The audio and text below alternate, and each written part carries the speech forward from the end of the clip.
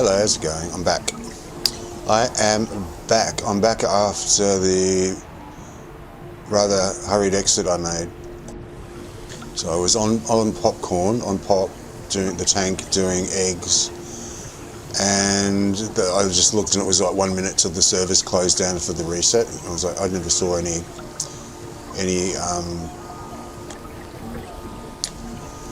announcements, so I said I'd be back afterwards. I went and laid down and went to bed for a few hours. So I just got up about, I don't know, an hour ago. So, alright, like what I'm going to do, I've worked out what I'm going to do, so I'll just do it and I'll say what I'm doing. Actually, first I'll go to the Stronghold and do resources.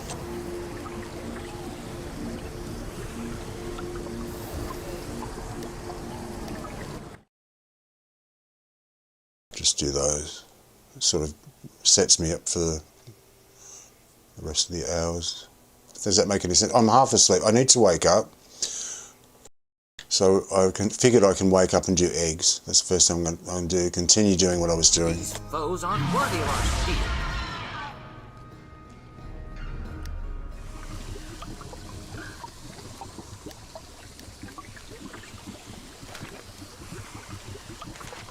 I'm a bit dopey, and I figured, okay, well, I've got eggs to do. Still got 8 characters to do. I just counted them. So I've got 8 alts to do to get through the eggs. Because I figured I almost stopped when I finished. After I finished the stream, I was like, there's like, I'm only getting rares. And they're only worth 5,000 each. The only reason I'm doing it is for the artifact fund, so he can get his Zagan can get his Night Flame sensor. And 5,000 a go is pretty pitiful. I don't know if it's really worth it. I can just do my 100k a day. I would rather do that.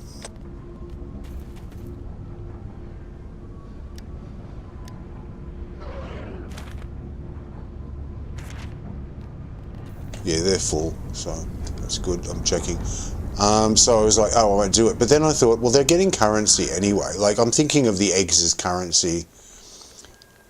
Not the eggs, not for what I can get the eggs to do, like open them with dragons and do for collections and whatnot. I don't give a shit about that. I'm thinking of them as currency for the event. I thought about them as currency for the event when I was collecting them and using them to buy the gold dragon egg. And I think of them as currency now that I can sell them for AD and get the Night Flame sensor.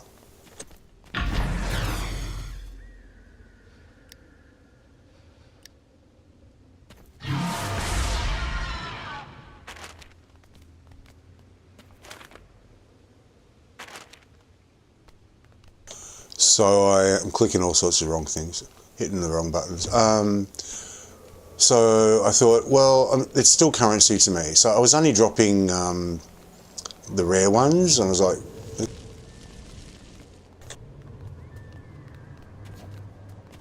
there's a graphical issue over there. Every time I run up lately, it flashes over there. I thought, well, I'm only getting the rares, so I'm going to stop because it's a grind and I don't want to keep doing it if I don't have to. But then I realised I'm still getting the other currency every day, which is okay on all the alts.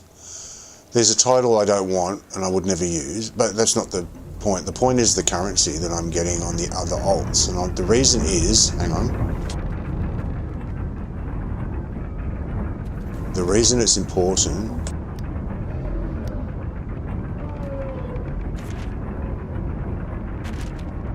or could be important rather, is that it's a new event, right? So they've put effort into designing it and, you know, bringing it together and, you know, like, whatever. It's a new Easter event for the game. They'll bring it back next year. They'll bring it back every year, right? And what do they do when they bring back an event? Hang on a sec.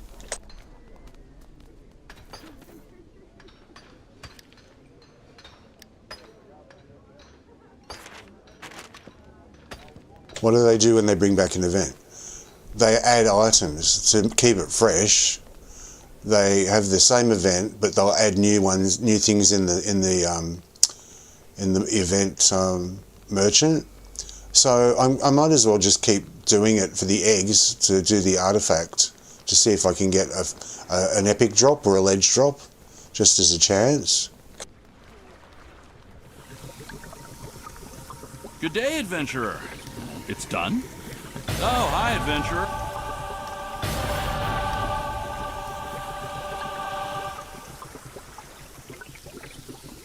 Oh, hello, adventurer. I have a few adventure-y things that you could take care of. Are you interested? Nope. And then so I thought I can do it for the.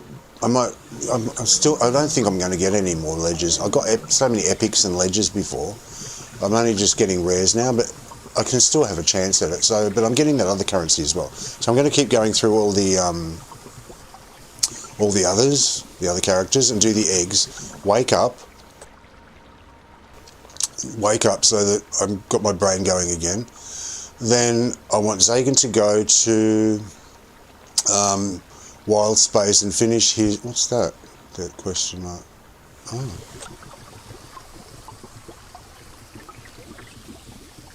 Good day, adventurer. Thank you, adventurer. Hopefully, some of my work. Saw that out the corner of my eye. Then so I want him in Wildspace.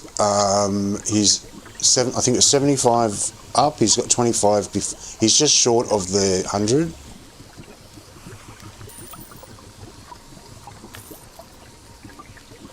Told you I was clicking the wrong shit. Where's Wildspace? He's 849, right? And the reason is I'm not actually short, I'm up, because I worked it out. When I was here, before I left, and I was doing ADOM all the time, Advanced Defense of the Moon Maiden, I was grinding it out every day.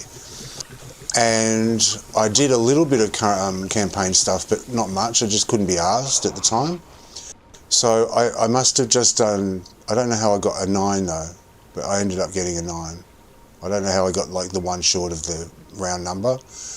But that's where that comes from. So I'm actually up, not down. So I'd normally be on 800 at the progress I've made since I came back. But I'm on 849. I think that's what it is. I think. But anyway, so what I want to do is go to Wildspace and get over the line for the 900. But it's all grindy. So I'm not really. I don't want to spend much time there. So then next week I can do the 100 and get up and finish it, right?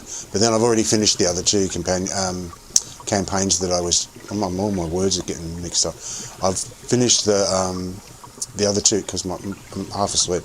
The other campaigns I've just done Pirate Skyhold and Mount Hope now finished today. So I'll do Wildspace next week. And then I'm ready to start the new mod campaign. And I don't have to do like fucking 4 at a time or 3 at a time like I was doing 4, wasn't I? I was doing Wildspace, Pirate Skyhold, Hope Now and Sharandar every Monday. I was doing all of them. So now I can just do like less and be happier. So we're going to do that. Just get over the line on Pirate Skyhold. On Wildspace. Then I want to go to Narbondellyn because where is that? That's the Menzo Branson.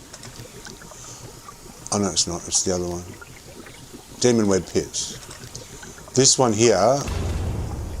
Oh, it's Insignia Powder. I thought it was actual diamonds. I'll get it anyway.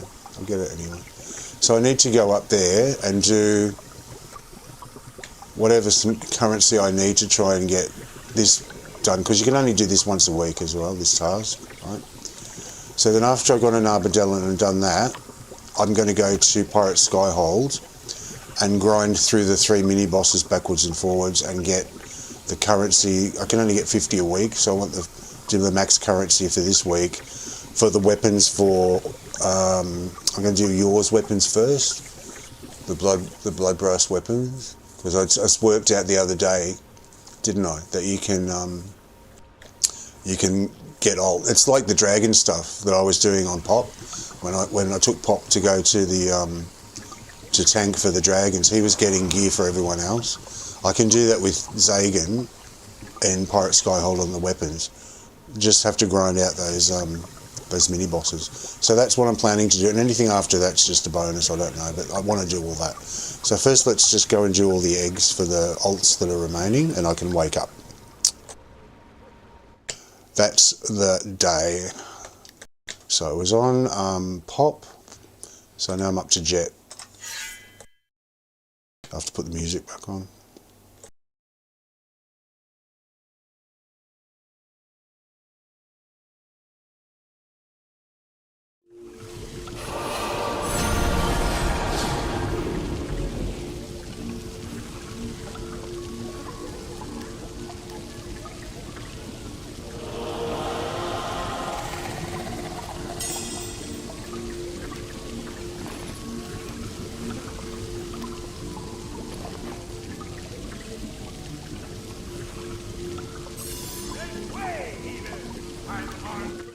Okay, so I'll go through, there's 8 of them to do. I'll just do the daily on each one and see if I can get an epic or a ledge drop. But I get the currency anyway. So what I was saying is that they'll add new items, won't they? So next year I can probably be ahead and I can purchase whatever new items they've got from the store if it's something that I want. Instead of that vanity pet, it might be something else. It might be a nicer vanity pet. It could be anything, you know. So I'm getting ahead on that. That's pretty cool. I don't think that was Undefined the other day. Someone in chat before was mentioning Undefined. I don't think that was him, because he didn't say hello back. He always says hello back to me. Welcome, adventurer. Blessings be upon. How can she see out of that hood? She's got like, it's like she's just peering out from under all that shit. I think they thought it was funny. I sort of think it's funny. What do you want? Zainly sent you, eh?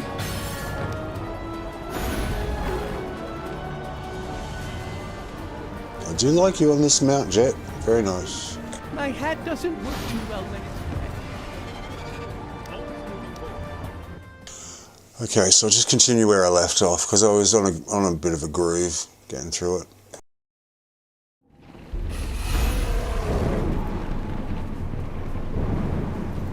Yeah, Undefined is this guy that was always in the game, sitting around shit-talking in Protectors Enclave chat. He didn't play very much content. I mean, he's much older. There was 2 guys that I remember that was sort of reminding me of each other. One was Wicked and one was Undefined. Wicked passed away a few years ago, a couple of years ago. They actually even named, when you see Wicked Help full title, he was so loved in the community that they named a title after him, but they spelt it wrong. His name was W-I-C-K-I-D, not E-D, I-D. Wicked. And yeah, he's no longer alive, unfortunately. Rest in peace, Wicked.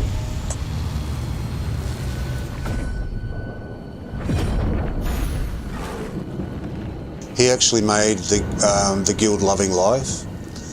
He got sick of the shit in other guilds, and I think the guild he was in at the time he was having, there was a lot of drama in it, and he didn't like the drama. Who does? So he made Loving Life, and people were all joining his guild. The Loving Life Alliance is still there, still going. It's got some nice people in it. And so, yeah, he was loved. He was, and then there's Undefined, who was, I think, of a similar age. He's like an older guy. But he's a lot more salty and a lot more trolly and like not the same personality at all. But Wicked and Undefined were the 2 who were talking the most in PE. So Undefined has been missing. I haven't seen him since I came back, and I thought, oh, he's. I often worry that someone's gone, like gone, like died, when they don't show up. And yeah, yesterday or the day before, whenever it was, I was doing a stream here. And I was like, he just popped up, and I looked at his handle, and it was the correct handle for him, because I know his handle. And so I said hello, but he never said anything back.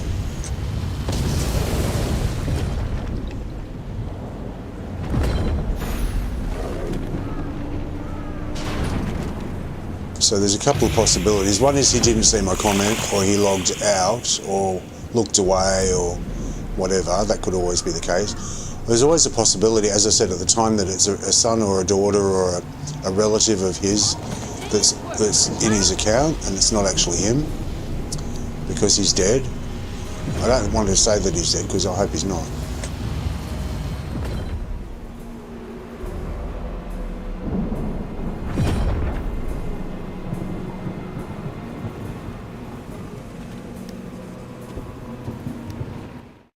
But that's a possibility too. It might not actually be him. It might be someone else. So he's going, who's that talking to me? I don't know you. Because he'd always say hello back. I used to to gig him about his man boobs.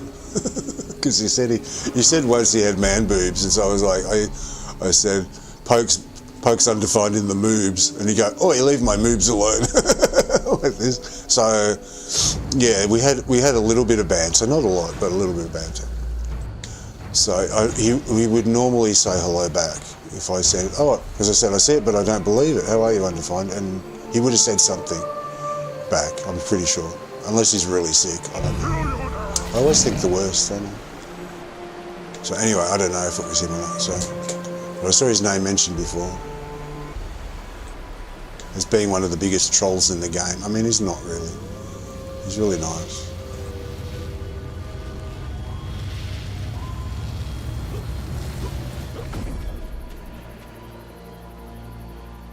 I like coming up that way because down that way there's mobs go there and you've got to go.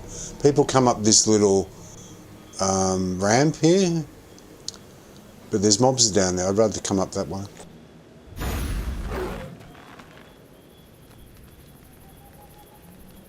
So if I see him again, I'll private him and say, is this actually, I won't say anything publicly, I'll just private him. I've privated him before and we've spoken, so I'll see if it's him. I say, is this you or someone else? I say, I don't care and I won't say anything, I just want to know if it's my friend or not. And you go, I was never your friend, and then I'll know it was him. So you know what I mean? I want to dig deeper and find out though. Because I don't want to talk to someone that's not him, that I think is him. Does that make sense?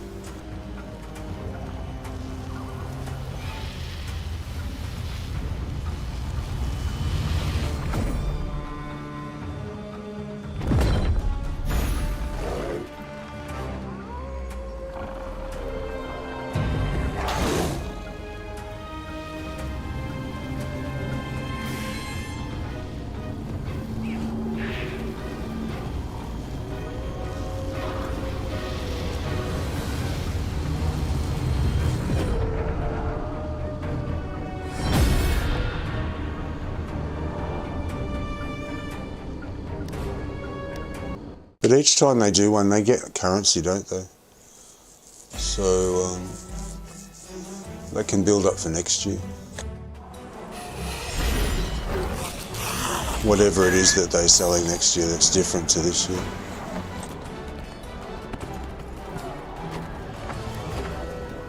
There you are.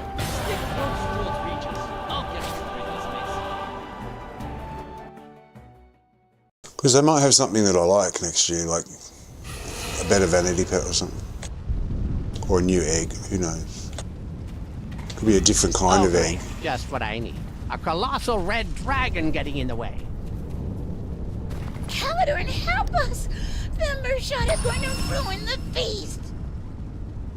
Where in the Underdark are those adventurers? Hang on a sec, I just thought about something. If you wish for a feast, I will be happy to feast on you. Bite-sized morsels.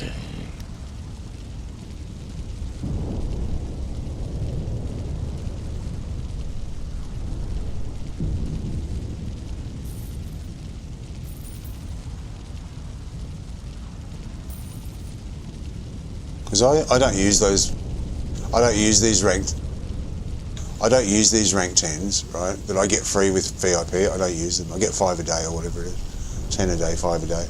So I can sell those at 35 silver each, I can sell them. So they really help. So I advise doing that. I use the +1s which give 350,000. Well, on this character, 350,000.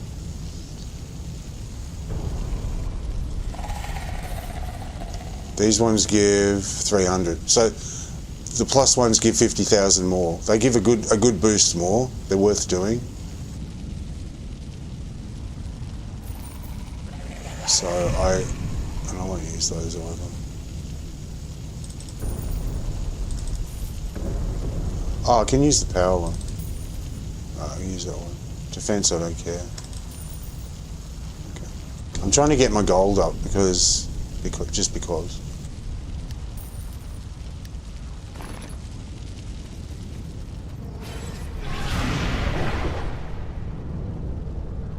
Oh, I put it on the wrong one, didn't I? Okay. I was in the process of swapping them all back over to, like, putting the owlbear on 6, where I normally have it.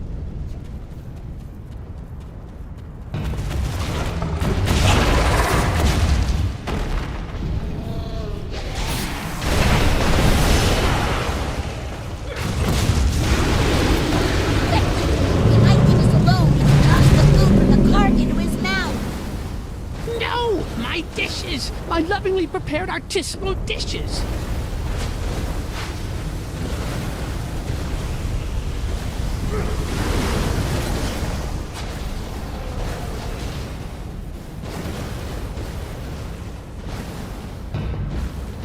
I'm not going to be 10 minutes after do it tomorrow.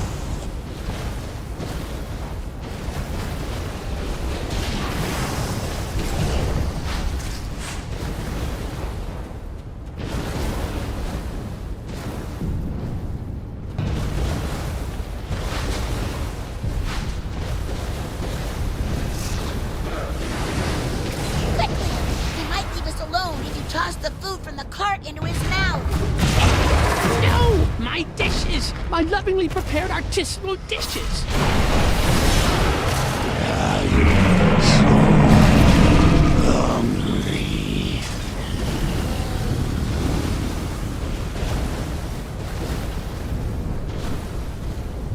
And the other thing I was thinking about I want to do is I want to rank up that enchantment I saw on Pop.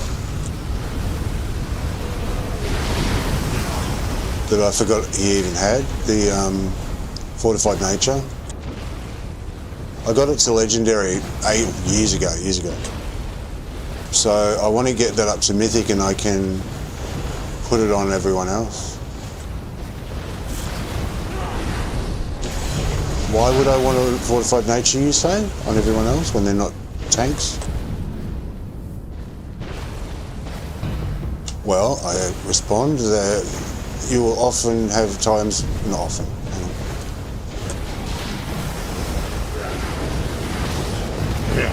These adventurers are far too stringy. Not worth the effort. You will, it only takes 2 minutes to do this. But my feast is ruined! Well, we can always go back to Protector's Enclave to try to gather more eggs.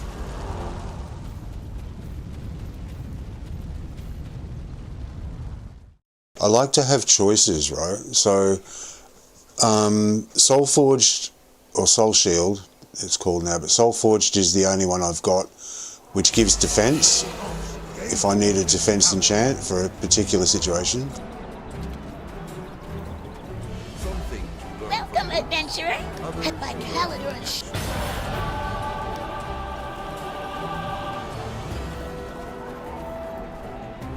What do you want? Have we met?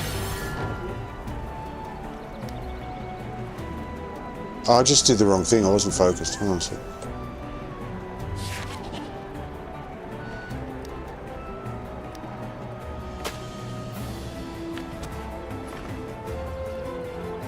Yeah, I just got another rare.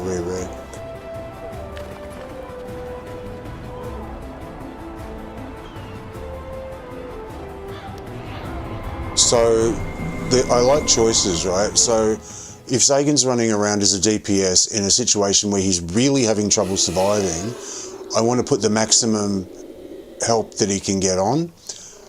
At the moment, all I've got is the Soul Forge. So, you know, like it gives him. There's some enchants give 10%. I give a damage bonus and some give a defense bonus. And so Soul Forge is the only one he's got which gives a defense bonus. I've got to do the pigeons, or the doves. Hang on a sec. I'll go out in a second and do that. So, hang on a sec. So, that's the only one I've got.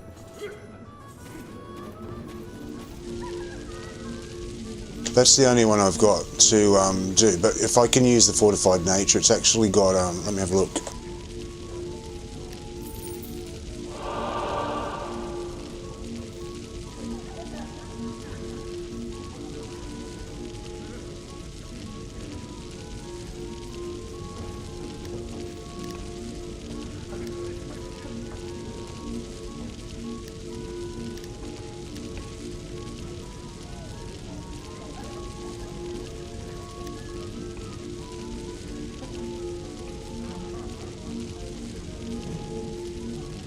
You'd think I was dyslexic, wouldn't you? I'm not. It gives damage reduction, right? But it also gives, I think it'll give 10% on Mythic, but it also gives extra damage. So it gives 1% once per second when receiving damage. Each hit stacks a 2.4 increase to your health, defense, awareness, and deflect. And it can stack a maximum of 5 times. So that's another 10% of each. Which I think if I'm, hang on, and refreshes its duration with each new stack. When reaching and maintaining 5 stacks, you are healed for 4% of your maximum health. And that can only happen every 30 seconds. So I'm thinking, really, now that I know that Pop's got one of these sitting there, what I want to do is rank it up to Mythic on Pop, and then I can rank it up on Zagan. I can rank it up anywhere. Rank it up to Mythic and then put it in the Reclaims agent, like trade it in and get it reclaimable.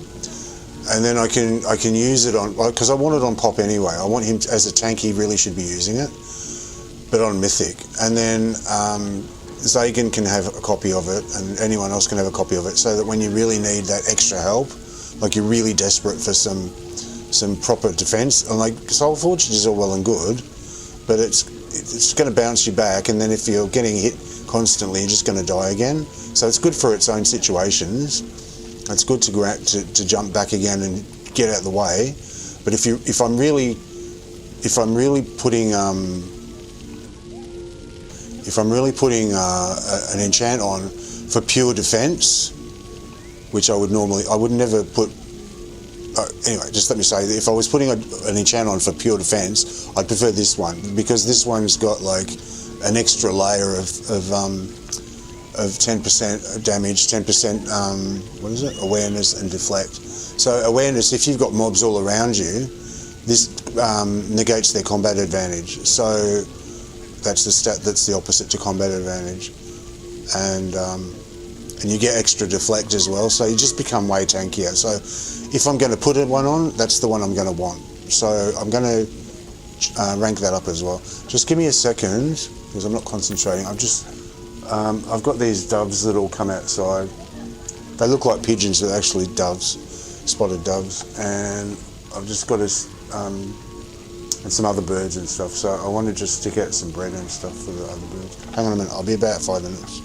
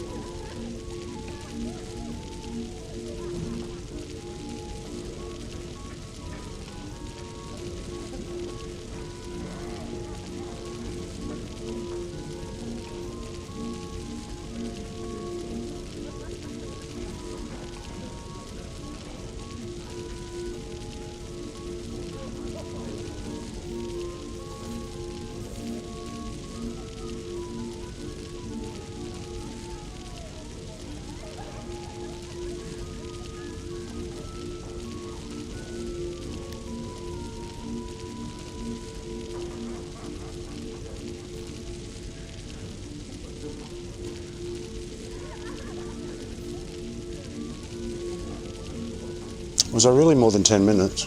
Oops, sorry, I'm back.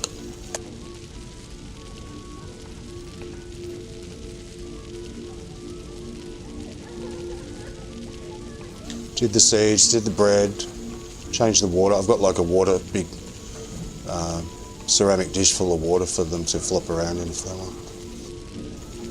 And some of the wildlife at night goes in there and washes its feet in there, so it gets really muddy. So every morning I've got to empty it out and put a new lot in for the birds to drink out of and stuff. So anyway, that's all done. Yeah, I was just thinking I might put that legendary enchant in the bank. I've got a coal ward. I don't need to worry about the coal ward. I got a coal ward dropping from the celestial chests the other day. I think Jet got it actually, didn't you, Jet? I think Jet got it. So I think I can upgrade it. I'll upgrade it on Zagan though. So I'll go to. Oh, I didn't do his egg. I didn't put his egg in the bank. I can put it in the bank, and then when I've got to scrounge out the components for it.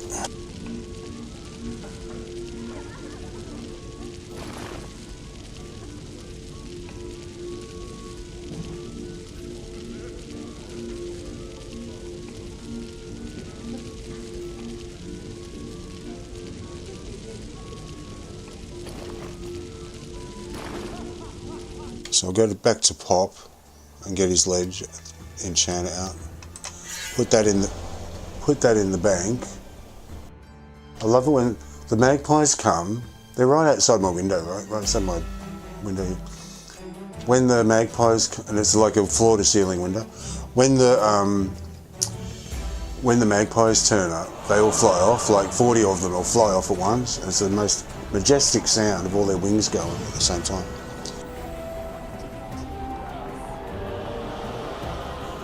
Who am I on? Pop. Oh, Pop. Pop, what are you doing here?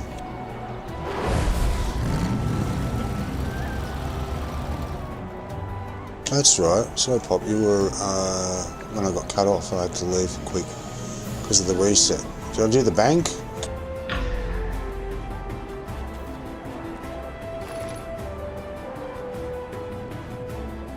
No, I didn't do the bank. All right. I can do the bank, the egg, and the enchant at the same time.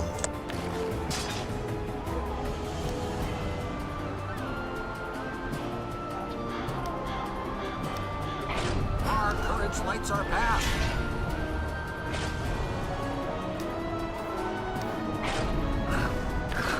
We will hunt!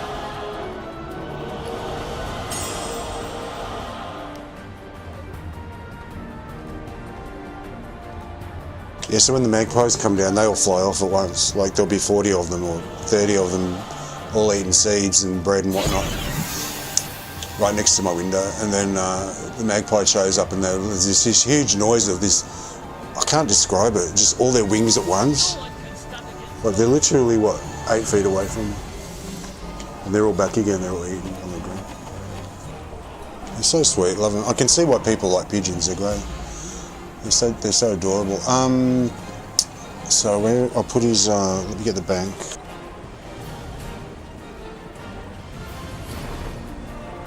Let me put his. I'm just taking your enchant pot out to put in to upgrade it for you. Hang on, where is it?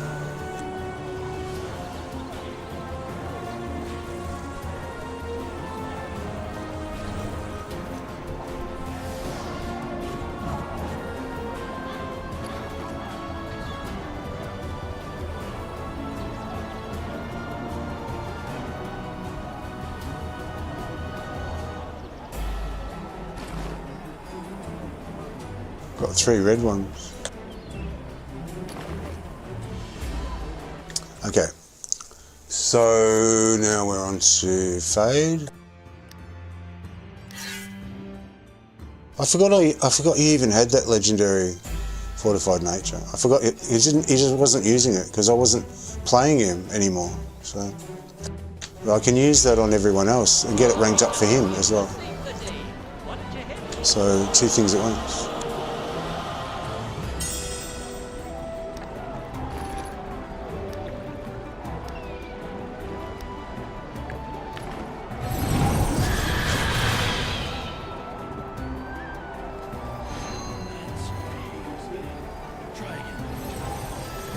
Blessings be upon you. Look at her looking out at you. Like she can hardly peer out from behind that thing. It's quite funny. She's like, I can hardly see.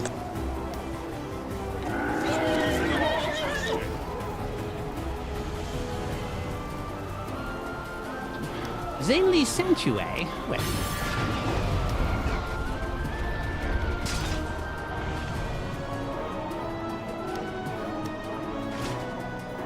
Just checking he's on in normal AoE for the wherever he's going.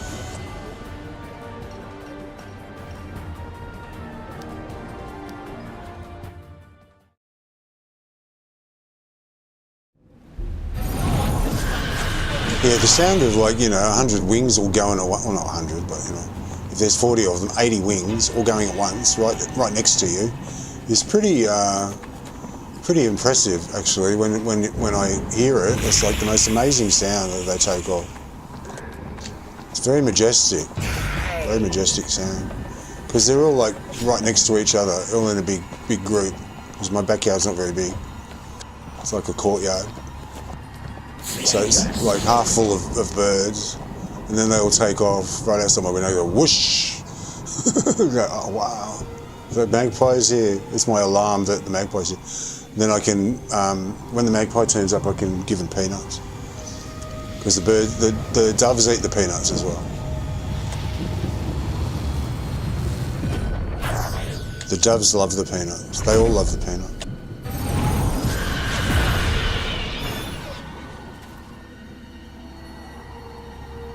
If you've got, if you want to feed bird, I'm just watching for the magpie, see if it's back.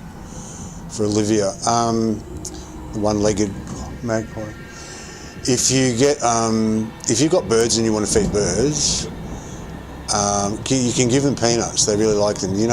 But they've not peanuts in the shell. I've seen videos where they're giving magpies peanuts in the shell, and they have to work to get them out and blah blah blah. Just normal roasted peanuts, but not salted ones. Don't give them salt. Salt would be very bad for them. Just give them unsalted roasted peanuts. And they're like in half already. Like they're little these days, they're not that very big. So they just throw them down. They just swallow them. They don't choke or anything, they just swallow them. They just hack them back. 1, 2, 3.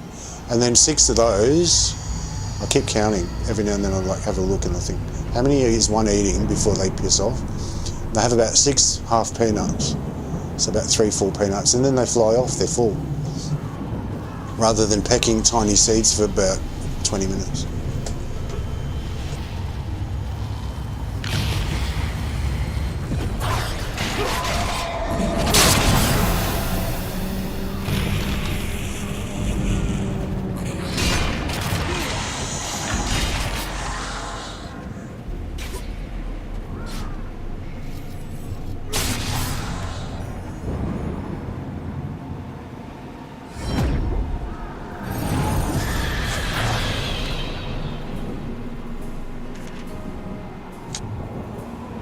They keep flying off, and then I think the magpie is here, but the magpie just has to be on the roof next door, looking at them, and they fly off. But then they all come back again, so they're still there. So yeah, I'll give him a seed mix and bread, and sometimes peanuts.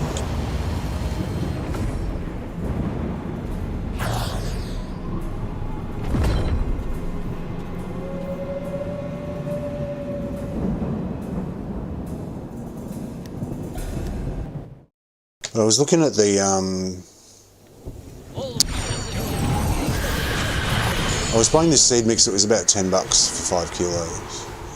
It was a mix of red sorghum, which is like a tiny round red seed, which they love the most. They all love that red sorghum. It's in everything, right? Like any bird mix you find, it's usually in it. from what I can see. I'm new to birds. I've never been right into birds. I love looking at them, but I never fed them a lot. Other than if I got stale bread, I used to throw it out over the road on the this big nature strip that's over there. But yeah, I'm new to birdseed and prepared stuff for birds and whatnot. But this red sorghum, it's in like everything. So I was looking at the seed and I thought, oh yeah. And then the one I was buying, which was the cheapest one,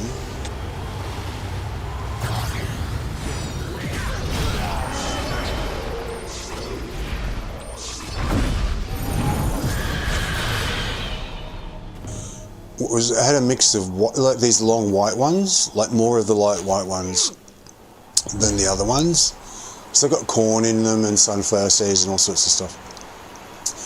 But that was all like, they used it as a filler, this other one, which is like, it's like a white colour, off-white colour, and it's sort of long, it's got skinny ends on each end. And they were using, I don't know what it is, but they were using that one. So anyway, the doves were leaving it behind and like eating the other ones, but not that one, so they don't like it that much. And then one day I was looking at the chicken feed, which is next to the, like this is in the supermarket, just in the supermarket, in the pet section, and saying if you want good eggs, feed your chickens good feed. And I was looking at it because it's fortified with all sorts of vitamins and stuff. And it's got practically exactly the same stuff in it that the bird feed has. So I buy that now. It's actually better. It's got like less of the shit stuff in it, more of the good stuff. And it's the same price. It's actually a bit cheaper than one of the bird ones. Oh, wrong way. So I buy that now. Oh, fuck's sake. Where am I going? Oh yeah. So I buy that now. So they love that. They eat everything that I put down of that.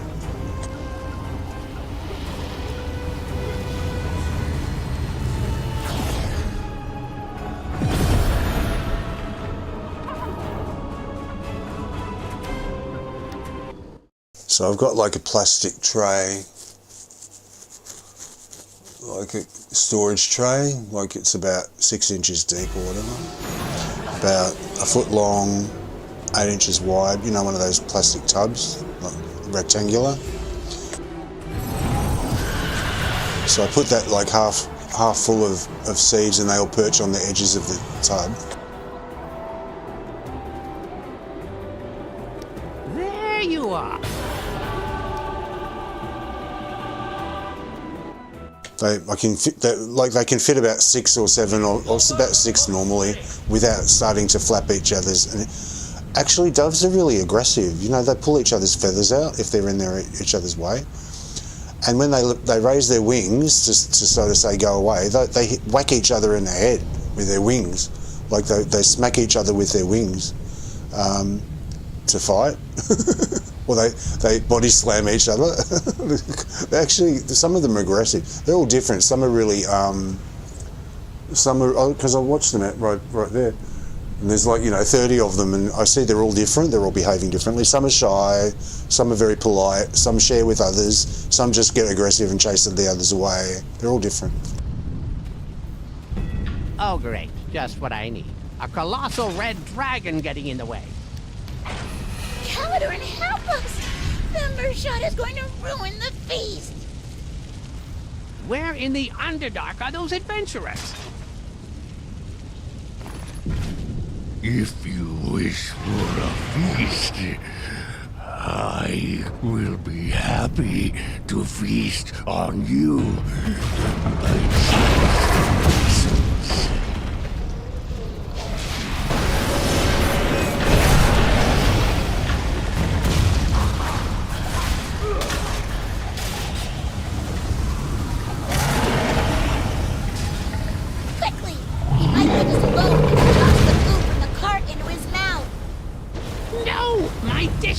My lovingly prepared artisanal dishes.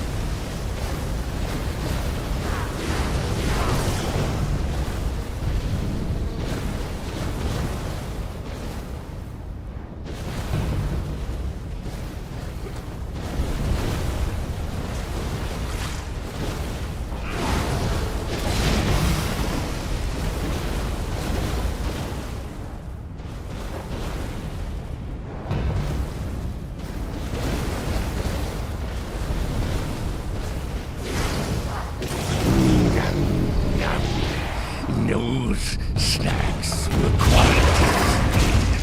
I will enjoy feasting on this.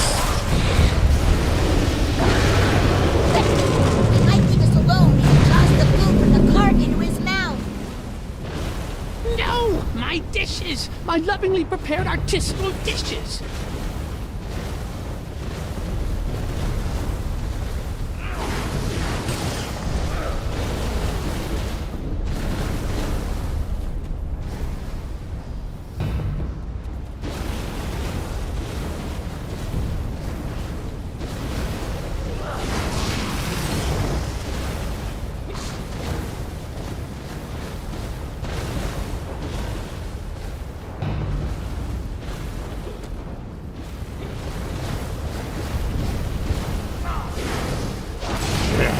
These adventurers are far too stringy.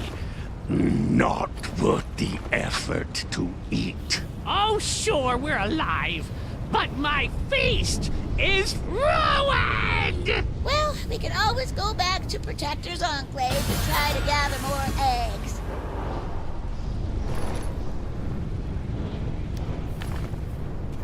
Don't want to waste stones on that.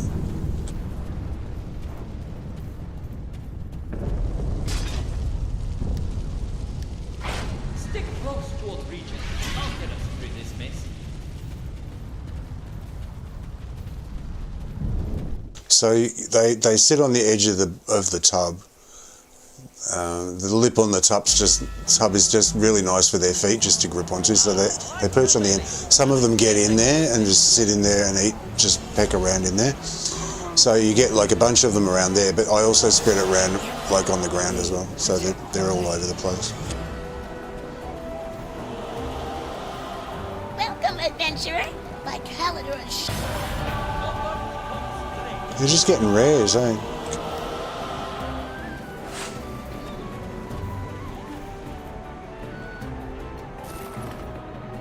We've got 1,500 currency though.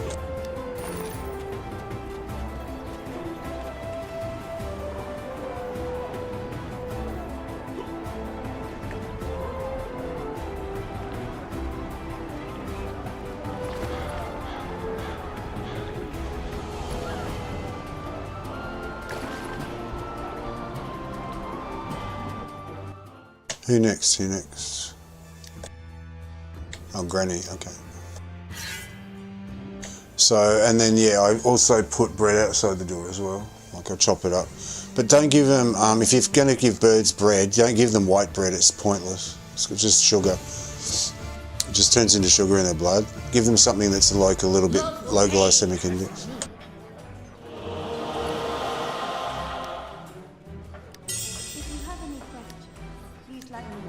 I mean, I would sell this Eclipse. I've got an extra Eclipse that I don't care about, but they're not worth much. They're only worth 300 or 400. How much are they worth?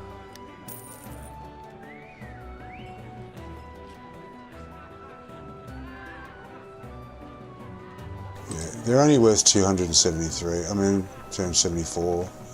I'd rather keep that. Just keep it, because you never know if it works for something.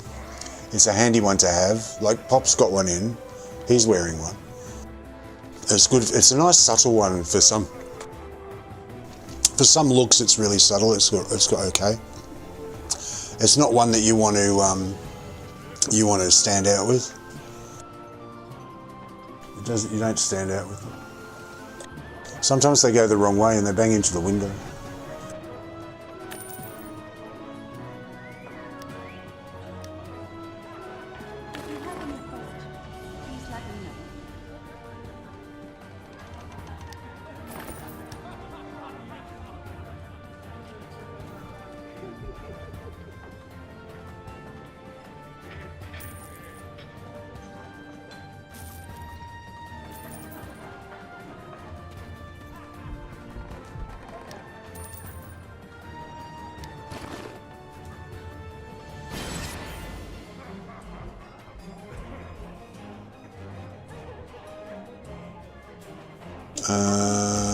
Oh yeah, she's got to do it. Yeah. I was going to go to the next one. No, she's still got to do it. So you don't give him white bread. Give him like I get like a seeds and grains bread. Like it's not even wholemeal. It's more than that. You know, it's got all the seeds and the grains in it. Give him something like that. I experimented with different bread. Some of it was a bit too soft and it was a bit too moist. Blessings be upon you. That headgear's hilarious. What do you want? Zingli sent you it.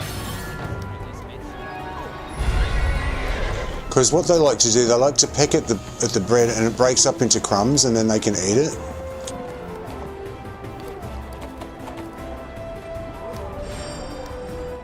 That's the way they eat it. They peck at it, they break it up, and then they eat the small pieces. So if it's too big, they can't eat it. If it's too big and fluffy, they can't eat it. So some bread is like, people like their bread very moist, and they don't like it to dry out, obviously. We don't like dry bread.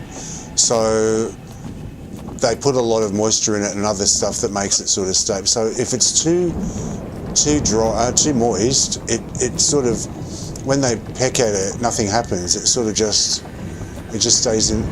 Oh, fuck off! It just stays in the same place. Like it doesn't break up, and they're just pecking at it, and it's rolling around, but nothing's happening. So I found this like tried a couple of different ones, and I found this. It's $5 a loaf, but it's just right. The consistency's right, just right. So it's got seeds and grains in it. And when they peck at it, it sort of breaks apart. And they love that. And then at night, I got possums come and wild rats come as well. And I feed them as well. Because they all deserve food. They all deserve food.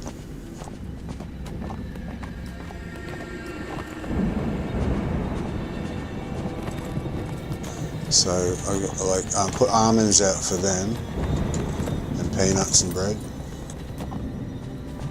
and clean water.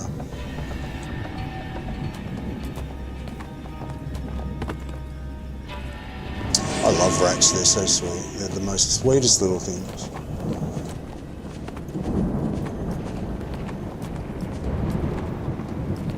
They wouldn't hurt anyone.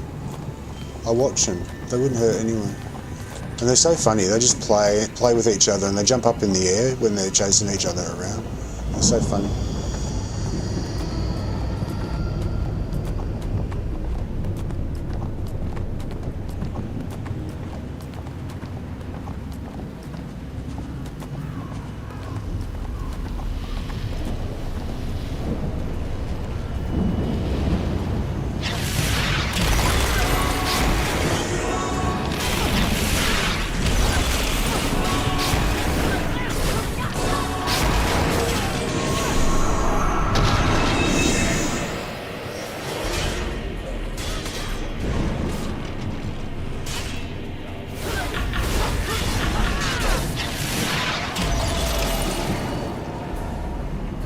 I should have saved a daily for the dragon, really.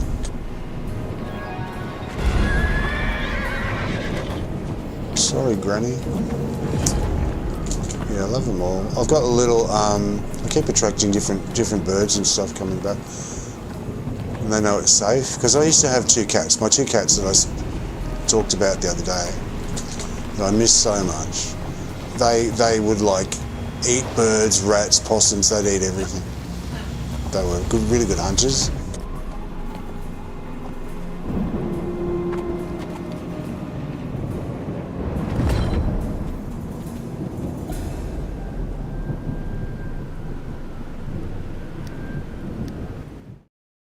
And especially Mojo, he used to come home. I'd be in bed in the middle of the night, right? Fast asleep, and I'd wake up and hear this crunch, crunch, crunch, crunch, and I go, what's that? And after a while I knew, but I'd look over the edge of the foot of the bed, like down the end of the bed on the ground, and he'd be munching the head off a rat or a bird or something, feathers everywhere. He used to bring it into the bedroom and eat it on the floor at the end of the bed and wake me up because of the crunching of the bones. He used to eat every single part of it except the stomach. I think the kidneys he didn't used to eat, and the tail of the rat. He didn't eat the tail. But he'd eat the head, the brains, the skull. He started the head and work his way down to the rest. He'd eat the feet, everything. But just not the stomach. He didn't like the stomach. He used to leave that behind. Some of the intestines, you know.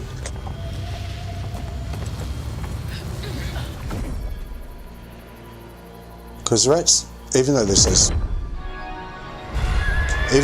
sweet, they form an important part of the food chain in nature. So owls eat them, wild birds of prey love to eat them, and foxes, I guess. I'm not sure what foxes eat, but I'm guessing they eat rats. So they're very low on the food chain, and they're scared of everything, poor little things. They're so sweet. But yeah, they're needed for the food chain. So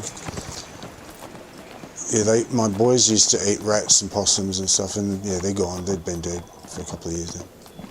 3 years, 4 years. So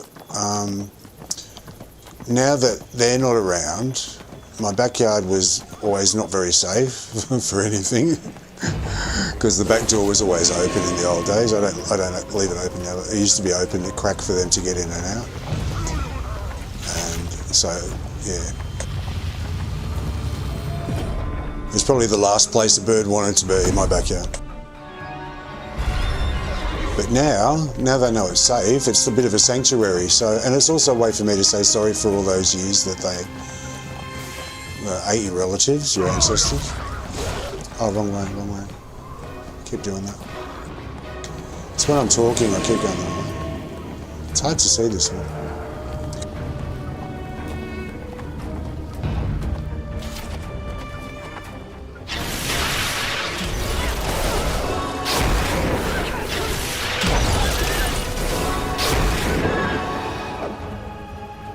I just wanted to show something.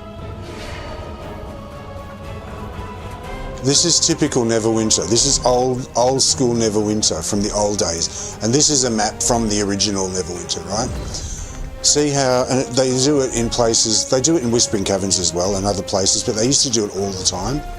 See, you're coming up here, right? And you can see your trail ahead of you and you go, oh yeah, that's where I go. This one, even if when you get up to it, if you look, it just looks like there's nothing there, right? They hide them. So it's hidden. It's not until you go right up to it, you know, oh, you can see that blue behind up here.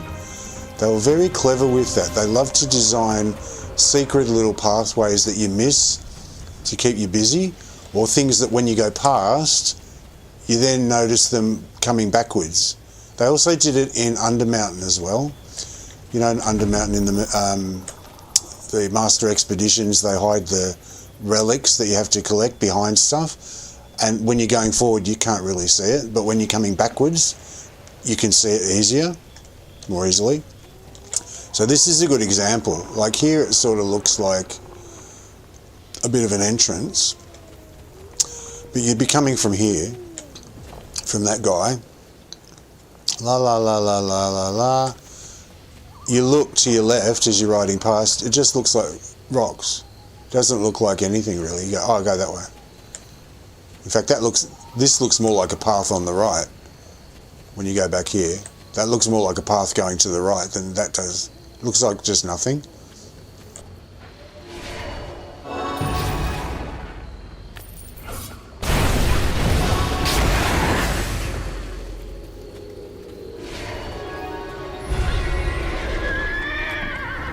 So, yeah, that's the way they used to design Neverwinter in the old days.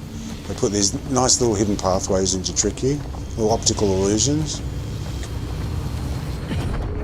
There's a really good one, I think it's the one where Wendelin swooshes in Whispering Caverns, that little pathway there.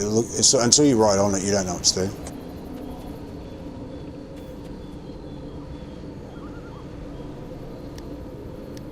Yeah, so feeding them now and making them, like they've come here, they know that it's a sanctuary for them to be safe, that they're not going to, because it's a dangerous world out there for the rats and the pigeons and the magpies and all of them. It's really dangerous. So it's a little place they can come here that they know that they're not going to get eaten by something, and that they can actually, on a hot day, they can come and, because I've got all like trees over the top, so they can come and get some shade, they can get a drink of water, and there's probably going to be something on the ground for them to eat. And it's like a meeting spot for them, so I feel like I'm giving them something of value after all the years of, it makes me feel good, after all the years that because I like letting nature do its thing. Like, we don't know as much as nature knows, and when mankind interferes with nature, things fuck up. Like, look at Fauci and what is it? What's the word of that? It's advent of action. No, what is it? When they make a virus stronger or a bacteria stronger. Anyway, whatever that is. Gain of function. Like all that shit, all the shit that's going around. If there is any, like, I'm very skeptical as to whether all these flus that are going, these animal flus, they're actually from monkeys and birds and whatever, if that's actually real, because there is very strong safeguards in nature that if one species gets sick, they don't it's species specific, because if, say, a hippopotamus got sick and then all the hippos got sick, it would wipe out life on the entire planet. Every mammal would get sick and die from the same virus. It's not the way it works, right? It's built that way on purpose as a safeguard. So nature knows what it's doing. And when people come along and like gardeners, for many gardeners, the idea of gardening is just hack and slash, just slash at everything, dig holes, dig everything up, pull everything out, cut the shit out of plants. The best gardening is to leave it alone. Just let it do its own thing. You don't get any weeds. If you've got good ground cover, like mulch and stuff, you don't get weeds anyway. So everything you cut off a plant, if you have to, you put back on the ground under the plants, right? So you have sticks, logs, whatever, so the insects hide under them, because that's habitat for them. That's real estate for them. And all the leaves fall, they just stay there. So if you're sweeping a path, you just sweep them onto the garden beds, right? And it builds up over time. It turns to new dirt, okay? And under the leaf litter, that's where all the little bugs and flies and the little insects like to breed, where it's safe, because that's housing for them, where the rain doesn't get them. So if you think about it from the point of view of an insect who's tiny, tiny little thing compared to you, it's all shelter. It's not even a leaf. It's like they can hide under a leaf, and that's like a big garage to them. So you don't take things out, you put things into the garden, right? And you don't remove stuff. You don't give it off to the council. You don't chop stuff off and put it out on the nature strip. You don't put it in a bin, in a compost bin. You just put it on the garden. Leave it there. So nature knows what it's doing, you know what I mean? So that's why I let the cats do their own thing. When they were alive, I let them roam around, I let them express their hunter side, and be cats, and be themselves, you know, and not put my human expectations onto, a cat should sit there and look out the window all day. That's torture. No. I want them to have a great life. I want you listening to this to have a great life. I want everyone to have a great life. So, you know, let cats be cats, let birds be birds, let dogs be dogs. Let them, like when they make a dog a vegetarian or a vegan, how fucked up is that? Say, my dog is a vegan or a vegetarian dog. Get fucked. The dog isn't a vegetarian. They're meant to eat meat. So don't give them just peas and carrots. Give them fucking a steak, or give them a bone to munch on, like a marrow bone with like a leg bone. I used to give my dog Glenn dinosaur bones all the time. I call them dinosaur bones, but they're actually like marrow bones, the leg bone of a cow. And he used to chomp on those, and he used to keep his teeth lovely and clean, you know what I mean? And give him all the calcium and stuff he needs. Raw bones are great for dogs, not cooked bones. Never give a cooked bone to a dog, because they splinter and can pierce their esophagus and their digestive tract. They change in the cooking. Don't give them cooked chicken bones or any bone that's been cooked, because it's dangerous. It can kill them, or severely injure them. But raw bones, raw chicken bones, raw any bones that are just raw, yes, they're fine, because they don't chemically change into this sharp shard breaking. When they break, they turn into sharp shards when they're being cooked. But when they're not cooked, they just sort of crumble. It's different anyway. But that's important. Don't ever give your animal cooked bones. Don't eat Kentucky Fried and then give the dog the fucking bone. It's fucking dangerous. So I believe in nature knowing what's best anyway. So they were being cats, but now the birds are being birds, and the rats are being rats, and the possums are being possums, and they're all being, they're all just living their lives in a very hostile world where humans just look at them and scream and go, this is their, oh no, like they're public enemy number one. They've done nothing half the time. People go, oh, I love nature, but I like it in a nature park up in the mountains or something. Like I don't want it near me. Or like if there's a big group of bats in a tree somewhere, they all try and bang drums and pots and pans to get them to move. It's just, humans are fucked sometimes, they really are. So the animals, we share our world with them. They're just as deserving of having a happy life as we are. Right, they were here first. They were here actually before we were. So I like to do my bit to help them, and especially after what the cats did, I like to sort of make up for it by making them extra happy and extra comfortable.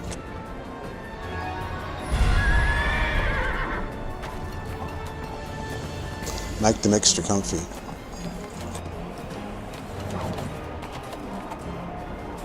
There you are.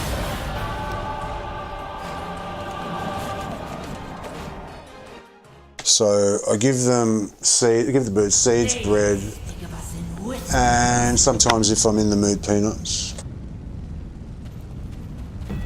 Oh, great. But I save the Just what I peanuts for the need. magpies. A colossal red dragon getting in the way. Calidor, help us! The Mershot is going to ruin the feast! Where in the Underdark are those adventurers? For a feast.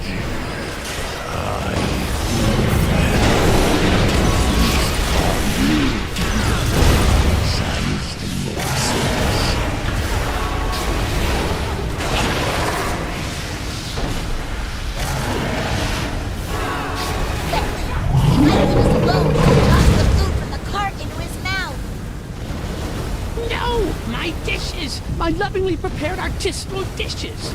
Because I don't go out there much anyway. I hardly go out the back. So that's where my boys are buried. They're buried in the garden, so...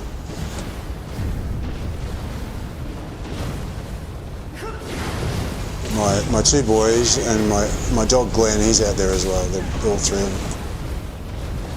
them. I like my little kids. So I like my family. So I don't go out there a lot because it makes me sort of sad.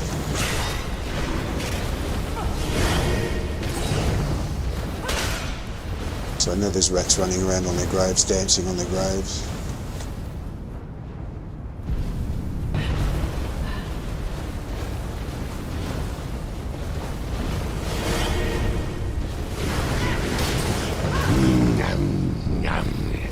Those snacks required. So I don't need to go out there much at all. I don't like going out there. Feasting on the rest.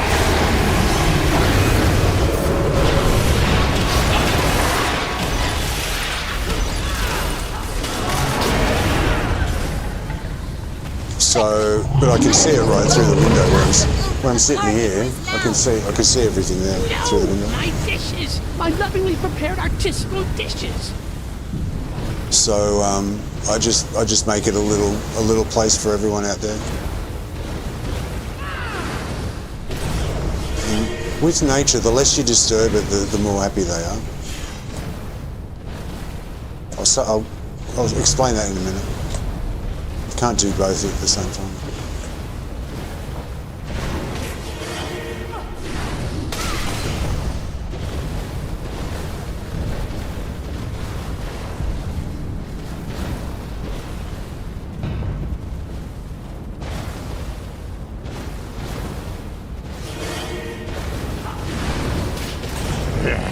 These adventurers are far too stringy. Not worth the effort to eat. Oh, sure, we're alive, but my feast is ruined! Well, We can always go back to Protector's Enclave to try to gather more eggs.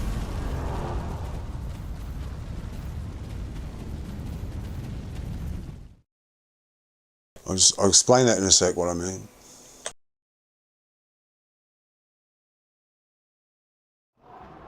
I am a Drider no more. Welcome, adventurer. Like Halidor and Shut.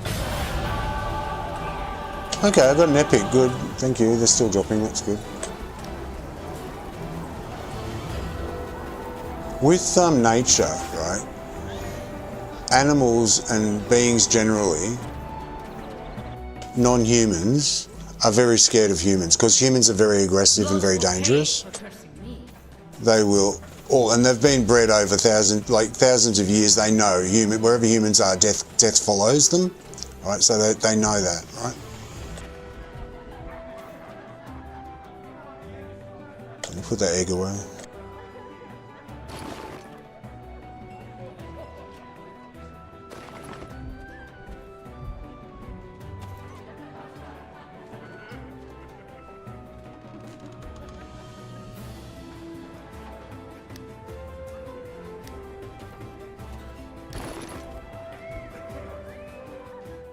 So what happens is, when there's human activity, they're very sensitive to it, right? From generation after generation after generation of knowing that where humans are and the smell of humans and just things being disturbed generally. That's why you find them in nature reserves and where people are not very often, and undisturbed, like abandoned places, you'll find things moving in and stuff. Because they know there's no humans there and it's safe. Basically, they just want to be safe like everyone. They just want to have a nice life like everyone does, right? They're no different to you. So I've noticed that the less I get involved, like the less I move things around, it's the same for insects as well. Spiders, anything. They're all terrified of humans. They're all like, they know how dangerous we are.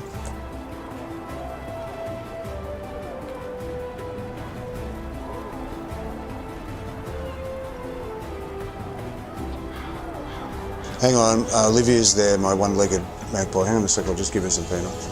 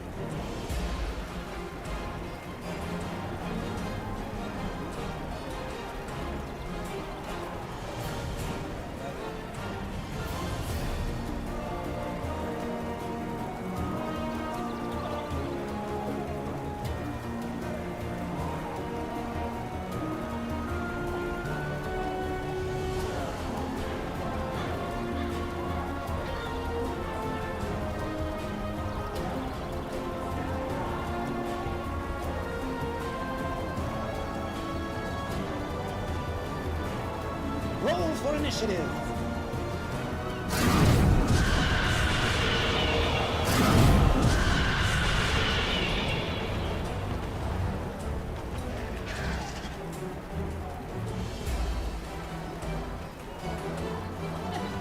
Blessings be upon you.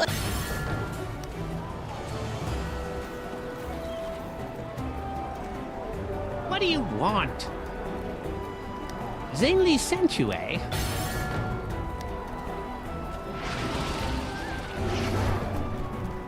Okay, I'm back. She's so sweet.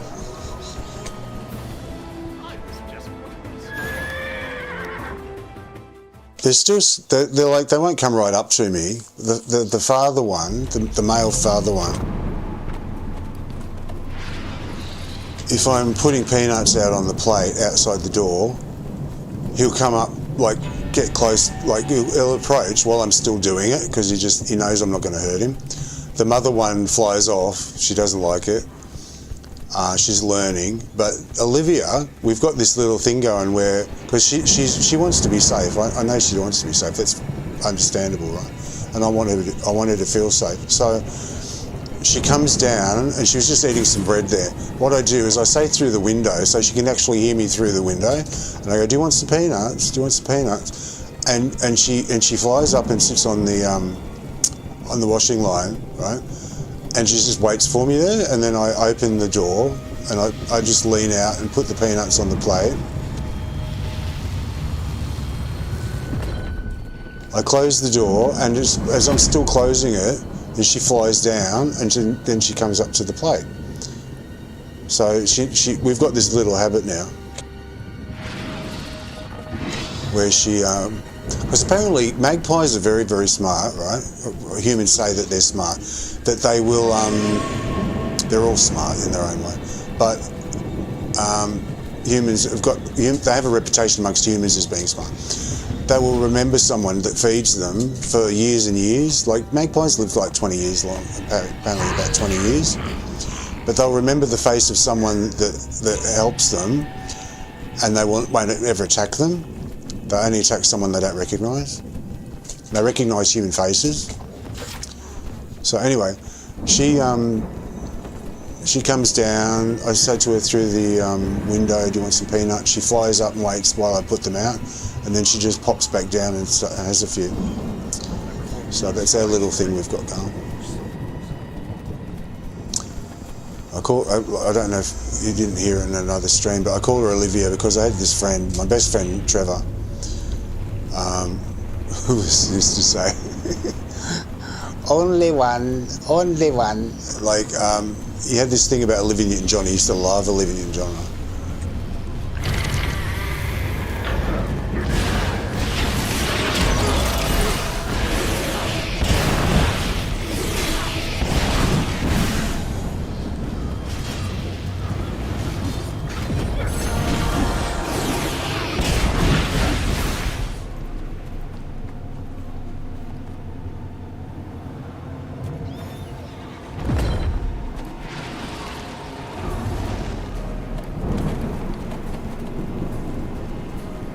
He used to love Olivia Newton-John. He was a huge fan of her.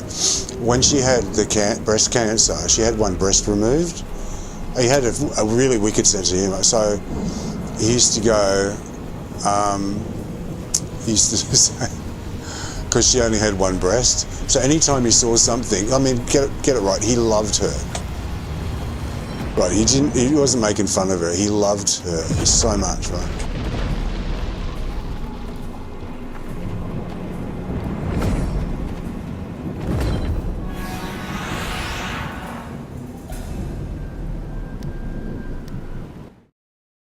And when you saw anything with one, like one this or one that, someone with one arm, or just one sandwich, or he'd go, only one, like in reference to Olivia having one boob. We used to laugh our heads off, like, only one. And if someone had their head cut off, you go, what would you do? What would you do without your head? What would you do? Like, as an actual question, what would you do without a head? Anyway, that was just, yeah. Anyway, but you go, only one. So when this magpie was coming, she had two feet, 2 legs, everything was normal. She's the daughter of the mother and the father. And she was coming in and like asking them to feed her, and she was almost fully grown, but she still had her mouth open, making noises, saying, give me the food, give me the food. And the mother would stick food in her mouth right outside my window. So I saw them sort of doing that, and then she learnt to eat for herself. I watched her do that with the bread and stuff. She learnt how to eat on her own. So she grew up, and she acts like an adult now, right? But at one stage,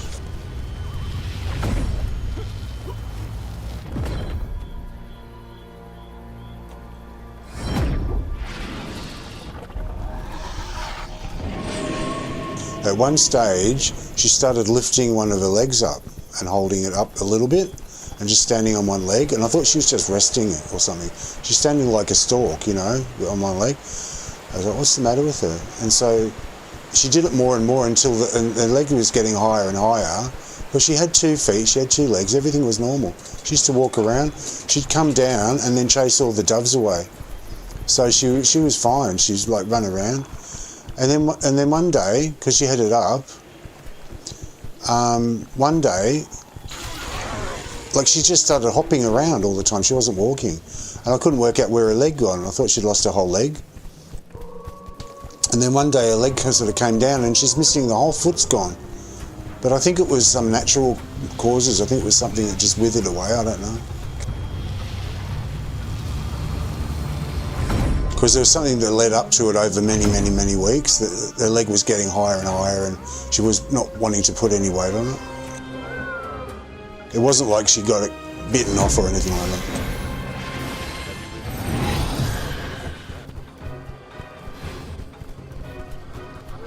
So, she's now just got one leg. She's got like she's got 2 legs, but one hasn't got a foot on it. She can sort of put her weight on it a little bit, on the stump, but she's basically hops everywhere. She walks around hopping.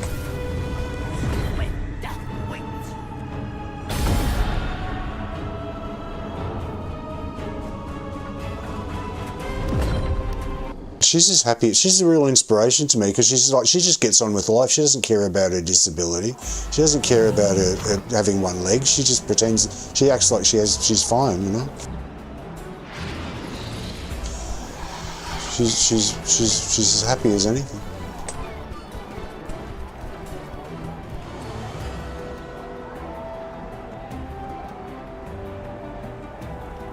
There you.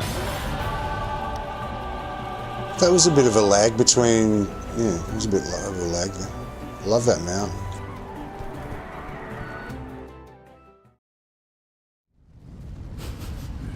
I smell death.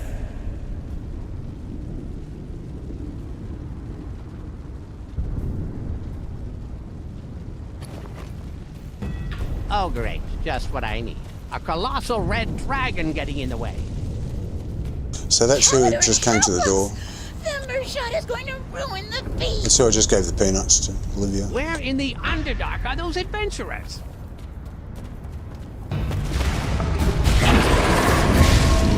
Feast. Happy to feast on you.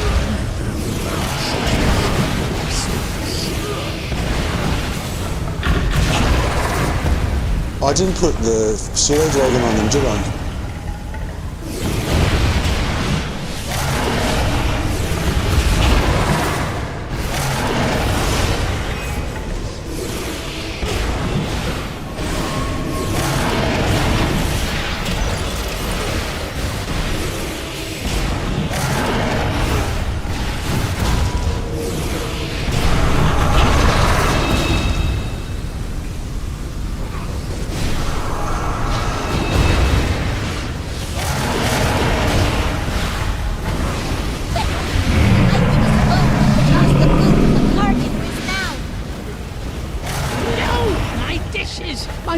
This is a good example of why a good way to illustrate the difference in damage between the Minotaur and the pseudo dragon. His damage isn't good. His damage, Minotaur Mercenary is not good for the damage. He's good for the crowd control of the mobs. That's why I would recommend using him, not for damage alone. Damage is pretty bad. So watch what happens when I change to the pseudo dragon now, right? I put the pseudo dragon on, and he will die way faster. Because it's the pseudo dragon doing all the damage, not necessarily these ults.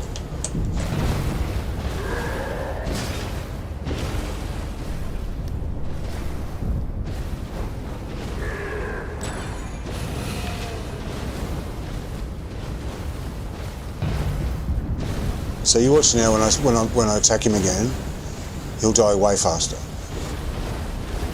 Because the pseudo dragon is just too powerful. He's just way better. The Minotaur Mercenary has got shit damage. not shit, but not the best. You can do better.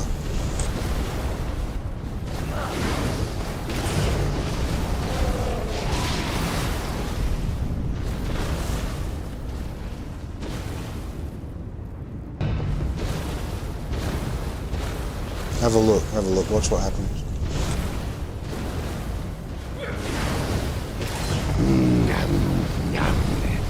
Those snacks were quite tasty. I will enjoy feasting on this.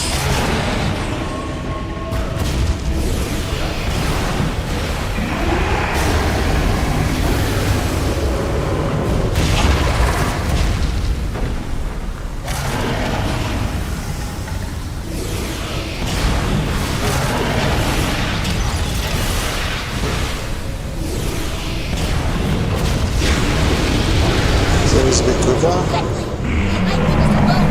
Toss the food in the cart and whiz now. No! My dishes! My lovingly prepared artisanal dishes!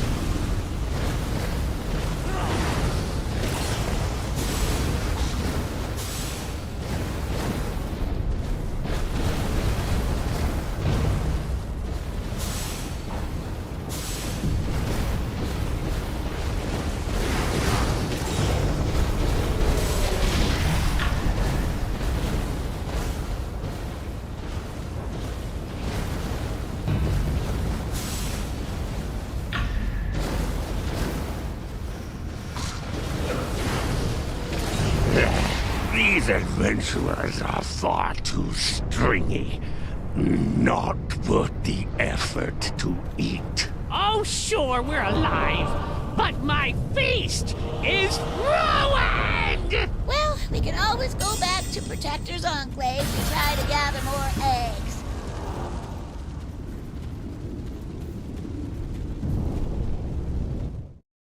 So what I was saying before about them being scared of humans, right? If you want to attract, if you want to keep, I'll do the opposite first. And I'll see what he gets. Welcome, adventurer. Have my calendar and shiny gem. Okay, got a legendary, awesome. That's going to help with my artifact fund, thank you.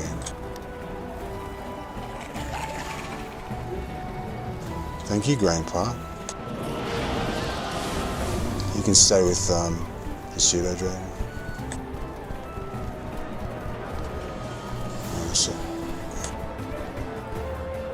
Oh, yes.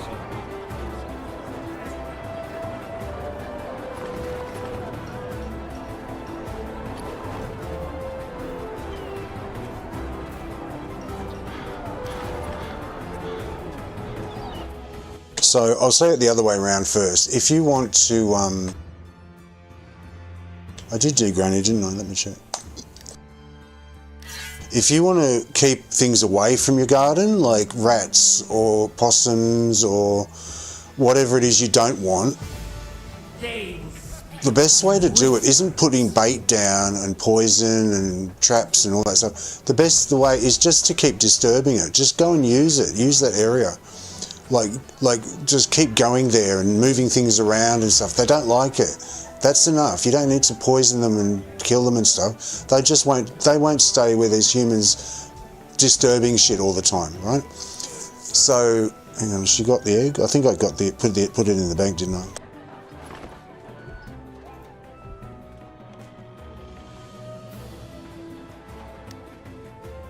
Yeah, I did. So the opposite is if you want to attract birds or you want to attract rats or you want to attract possums and you want to give them you want to donate part of your garden, and I recommend this. I recommend if you've got big garden, it doesn't have to be all of it, but just put one section of it, just like the back corner or somewhere where they're safe, where people can live, like little people. I call them little people, right? Birds, possums, any little animals, insects, spiders, you name it, anything that's not human. I call them all little people. Like they're all people just like us. They deserve the same respect that we give each other, right? They deserve a life too. We're not superior to them. We all live on the same planet, right? And humans are like, in a way, they're like a big virus on the planet. They just take over everything, put scabs of concrete over everything, make it unlivable. I mean, if we look at it from an outsider's point of view, humans are very destructive, right? They're killing the planet, and people sort of know that. Anyway, so all that aside, if you care about all these little people and you want to give them a home and donate part of your land to them to give them somewhere to live, just leave it alone. Don't go there. Don't disturb it. Just totally abandon it.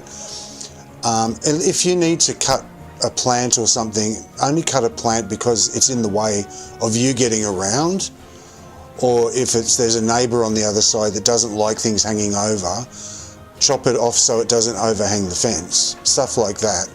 But other than that, no excuses, no exceptions. Leave it alone.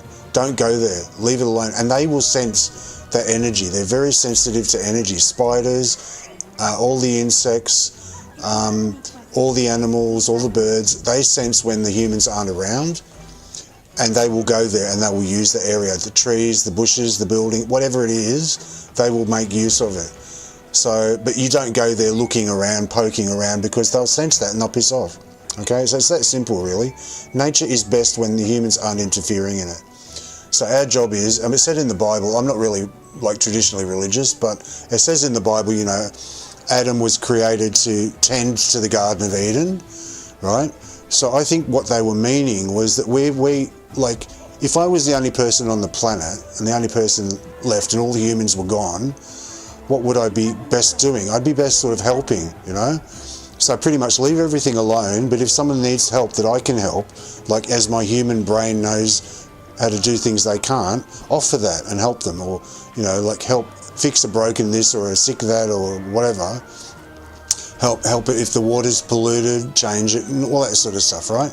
But be a servant to nature, not the other way around. So when you're fucking with the garden and fucking with other animals and things like that, you not fucking animals, but when you're fucking around with animals, you need to bear in mind that, you know, you're there to help, not to hinder. You're not there to control, and you're not there to do all that stuff. So with plants, don't cut the shit out of them. Don't chop off branches. Don't touch it. Leave it alone, and it will do better without you touching it, I promise. And the only reason you need to cut a branch is if it's overhanging a path you need to walk through, or if that plant is impinging on the room of another plant and the other plant is dying because, or having trouble and struggling because it's got no room because of one next to it, right? So you can help that plant by cutting whatever's in the way from the other one. So I will prune something if the plant is sort of impinging on my space to get through my garden, and even then I make allowances and I'm very generous to let them sort of come like almost right up to the pathway. But if it's in if it's in your way, cut it so that it's not, but only where you need to go normally when you're going to move back and forth and move around. And if it's in the way of another plant, so some plants go nuts, and there'll be a plant next to it and it'll start taking over the space for the other plant. Well, then I think it's acceptable, and I'll prune a plant if that's doing harm to another plant. I'll cut it back and just give the other plant a bit of a breather space so it can grow a bit better. So that's my advice. If you want to attract things to your garden, don't go there. Don't poke around, don't dig up the garden, don't cut things, don't move things, don't walk around and leave your scent everywhere. Just if you're going to be doing it, do it with a good heart, do it properly, and just donate that part. Say, okay, this section of the garden right down the back, I'm not going to go beyond this point, and I'm just going to let the rest grow. Like, don't cut the grass, don't cut anything, just leave it for them, for their little jungle to play in. Even if it's only, 10 feet square or something, just because to a little tiny mouse or a little insect, it's huge. if you see it from their perspective, it's like a huge jungle, right? Because we're like dinosaurs to them. We're this huge fucking mountain, and they're like, you know, like a couple of centimeters high, or millimeters high in some cases. So to them, the grass that's like 6 inches high, that's like trees.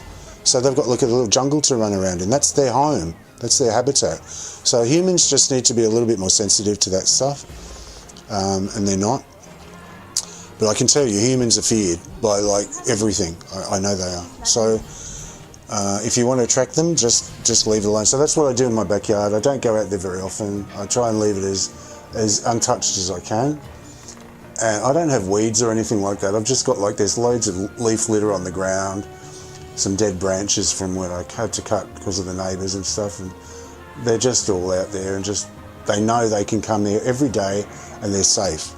And so they keep coming back. They keep coming back because they know that at the moment I lift the blind up and move the door, make a noise, they all fly off. Like, they're terrified, right? But when I just stay inside and leave it, because I don't go out there anyway, there's 40 of them right outside my window. Like, they're fine. So that's my advice. If you want to attract things to your garden, don't poke around. If you want to get rid of them, don't poison them. Don't poison them. It's cruel. It's cruel. They die a horrible, horrible death. Or traps, or moving them. Or don't do that. Would you like to be picked up from your suburb and moved to a different one, and plonked down in a strange place where you don't know anyone? I don't think you'd like that. So just poke around. Just go there and use it more, and they will stay away. Like, don't leave them food. Don't leave them water, don't leave them any reason to be there, and then also poke around and move it and disturb it all the time. Like, not just once a month, like once a week, go there and just walk around and move things and pull things and do whatever. And they'll stay away, they will stay away. But I'm the other way around. I like to attract them and give them somewhere space, like a bit of a sanctuary, that in a human world, in a city, because I live in a city, it's a very, very dangerous place for them, and it's terrifying. Everywhere they look, there's a human wanting to hurt them, or a car, or or a predator, or whatever. It's a terrible world. So it makes me happy to give them one little space where all these birds can come and feel safe and relax. And they sit there and they fall asleep and they walk around and they have a peck and then they just look at each other, and it's just a little hangout place that they come. And I've even got 2 sparrows now got a nest along the back fence, because they know it's safe as well. So they're going to have a little family next spring, so leave it alone and they will come. So that makes me happy that I'm giving them that after the years and years of it not being safe, because it wasn't safe for them at all. I did Grandpa, and he got a ledge. Good on you, Grandpa. So Anyando, he's the next one. That's my rant for the day. I call it a rant. It's not really a rant. That wasn't a rant. I'm not complaining. Only about humans being dangerous. That's a bit of a rant. I could go on about that all day. Humans are just so dangerous. From a non-human point of view, I can see it from a non-human point of view. I'm not bogged down in the human ego at all. Blessings be upon you.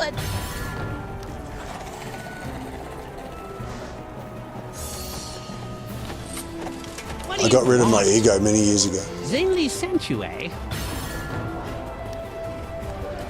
On purpose. I did it consciously, because I realised that the human ego is one of our biggest enemies. It causes so much pain and heartache for everyone. Like, your ego is what makes most of your problems. The ego, like I'm whatever the ego. Look up the ego. I'm not going to explain the ego, but one of the keys to happiness is getting rid of it. Or not. You can never get rid of it totally, because it's part of you. The ego is like separate but part of you. It's like a different part of you. It's like, I heard it described once. The ego is actually part of you, like.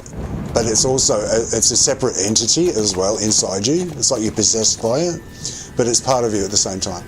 It's a very strange concept, but once you understand that you don't need it, as much and how much damage it causes you, you can work on consciously doing work to reduce it down and squash it, and being mindful every time it comes out, just remembering and just doing things to get rid of it, or like to reduce it a bit.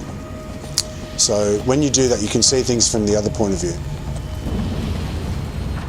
from the bird's point of view, from the animal's point of view, all that stuff. And they'll also be much more likely to want to talk to you as well, and communicate with you in their own way. Not obviously in human language way. But you can pick up their, what they're trying to tell you, thoughts and stuff. Like I said the other day, my cats used to talk to me psychically. Well, one of them did. And then the other one, Mojo, started doing it in later life and when he got a lot older. But Ryan, he would talk to me psychically. He'd tell me, I know it sounds woo-woo, but I experienced it. I'd be sitting doing something on the computer or walking through the house or something, and suddenly I'd get the very, very strong message, water, right? And I'd go, oh, and I'd look at the water and it would be like really, really empty. And I'd go, oh, and then I'd look and Ryan would be sitting there looking at me, right? He did it with food, he did it with the door, he did it with loads of stuff. He'd tell me what he wanted me to know, only when he wanted me to know it, but I'd get this very strong message in my head, water, door, whatever it was, in really simple terms, and he would give me that message. I'm convinced of it, because it was like he was just looking at me at the time. He'd just sit there and he was just sitting nearby. Go, oh, sorry, okay, yeah, you want some dinner? Yeah, okay. You're like, and they do that, and I think that's the way they all talk. I don't know it for a fact, but I think that's the conclusion I've come to after all the years of it, is that animals talk to each other psychically. And I used to see my dog Glenn, he was like a Labrador Kelpie cross. He would talk to insects, and when a fly came down, he'd be so annoyed at the fly. Like, but he used to talk like, and the cat and the dog used to talk to each other as well.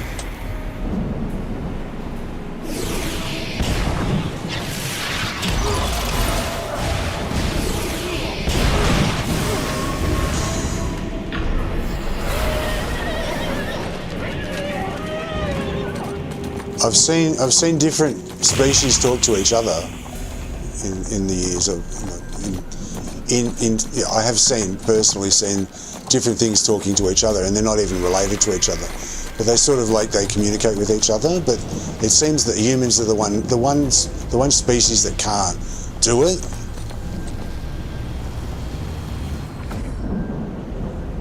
Which goes along with that biblical thing about Babylon and the language of Babel.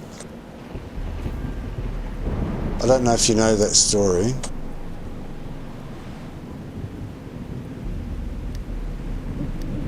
There's a story about everyone spoke the same language, but God decided to curse them. Like I said, I'm not religious. Don't think I'm trying to be a religious person or anything. I'm not a Christian. I'm not into Christianity and all that stuff. I'm sort of into different versions of it, like a bit of Buddhism, a bit of Wicca, a bit of paganism, a bit of Christianity, a bit of everything. But I wouldn't say I'm one thing or anything else, and I don't push it on anyone else either. But I'm just explaining this story. There's a story in the Bible, in the Christian Bible, about Babylon, and if you read that, they all spoke the same language, everyone on the planet. But to punish them, God made them speak all different languages. I think it was the Tower of Babel, wasn't it? I think that's what it was. I only heard about it a couple of times. Anyway, so I think that's the sort of a very ancient way of explaining what I'm trying to say.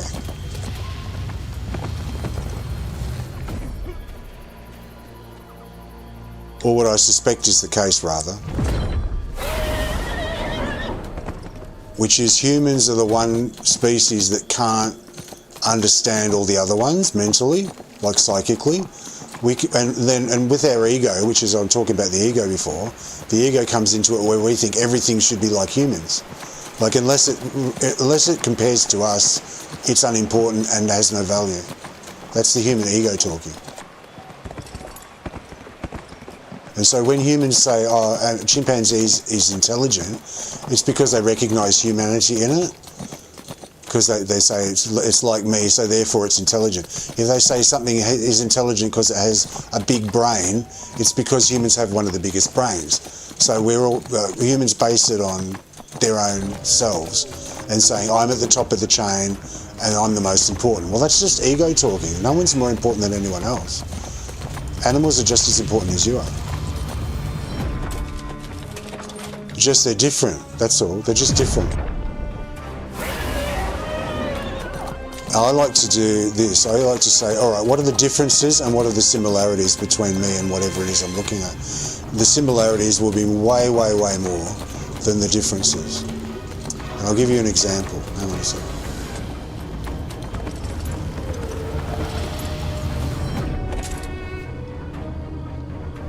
I'll use an example that most people would like, right? Because I could use spiders, plants, I could use anything. I'll use dog, because most people like dogs, right? But that will apply to every single mammal anyway, right? So if you look at the similarities between us and a dog, what's the differences? Well, we look different, we don't speak English, right? So we look different, we're a different form, and we don't speak English, and they've got slight different personality traits and whatever, and they think differently, whatever. So there are some differences, I admit that, right? But you look at the similarities, what are the similarities between a human and a dog, right?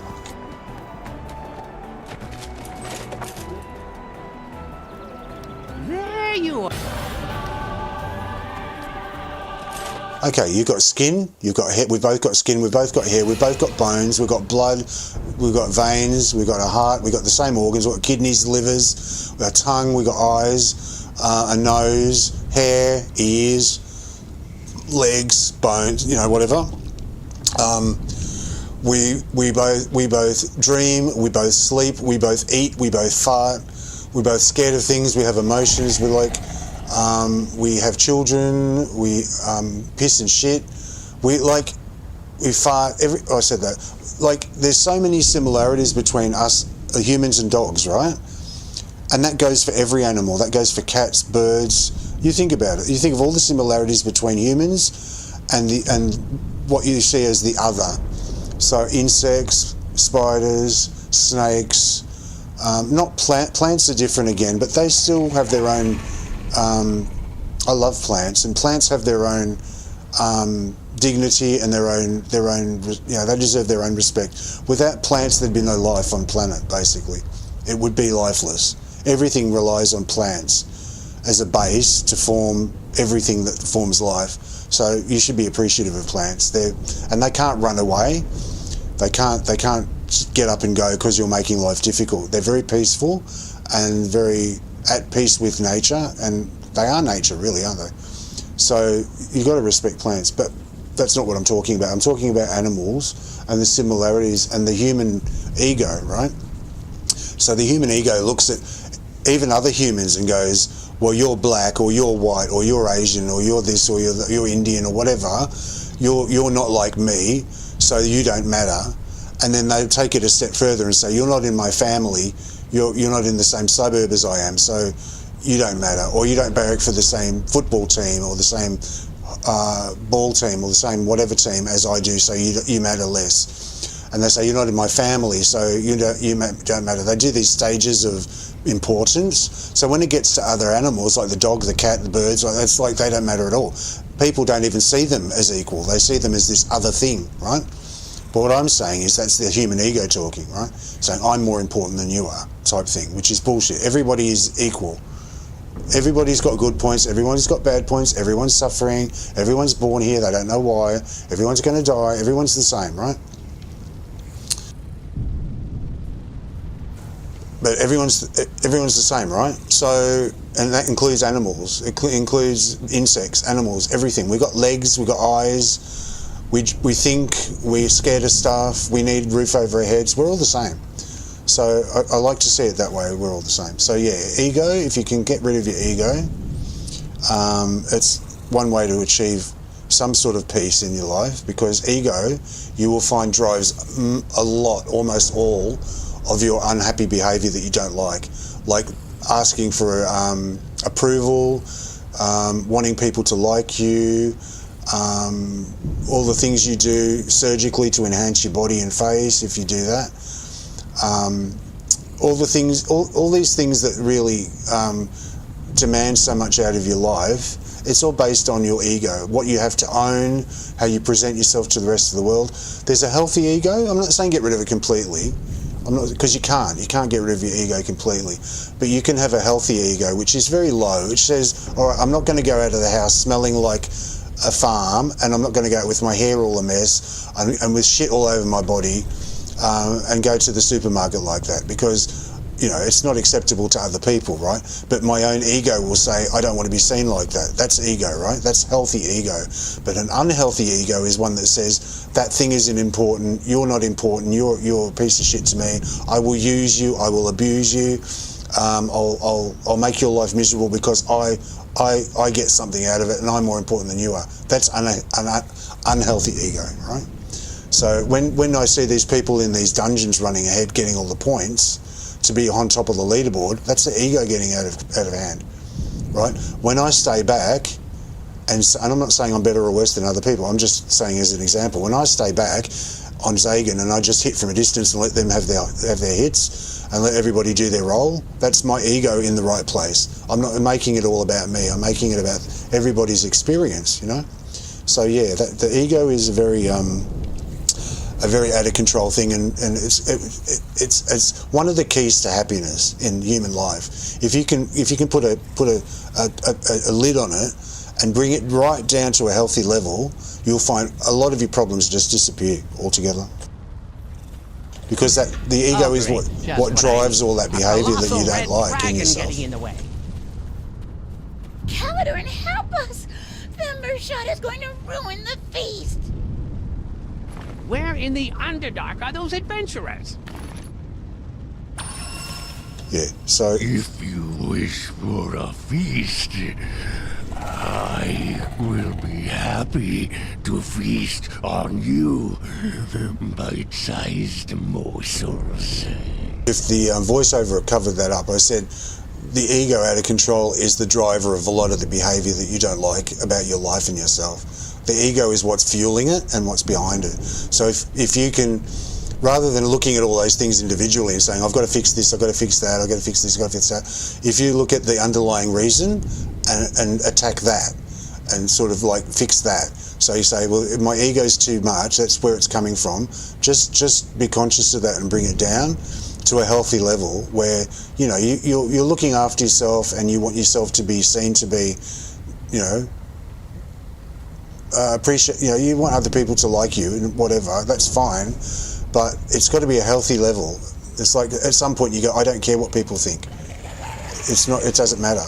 When you've got a healthy ego, it doesn't really matter a lot what other people think of you, and you don't go out of your way to affect them, because it doesn't matter. They're living their life, you're living your life, blah blah blah blah blah. Anyway, that's what about ego. That's my thoughts on that.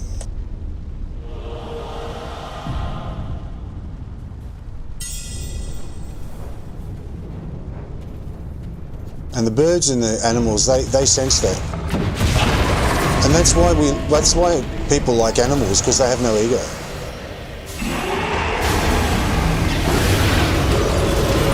That's why they feel safer around animals, because they are safe.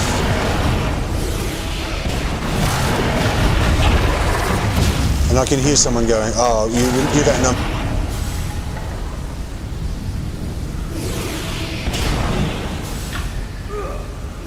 I'm talking human ego. Human ego.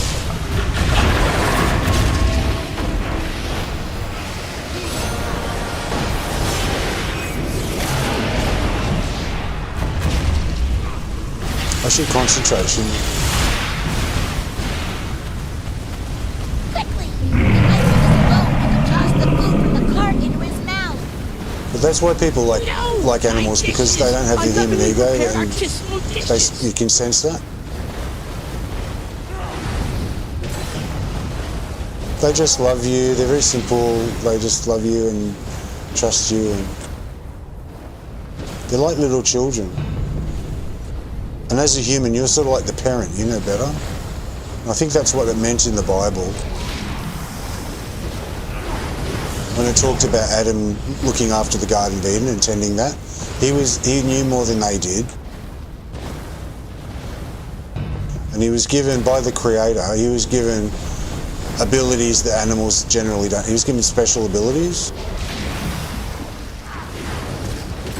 And the human ego has pushed that out of proportion and said, oh, I'm the top of the food chain, I'm the best, blah, blah, blah. I will feasting on the best.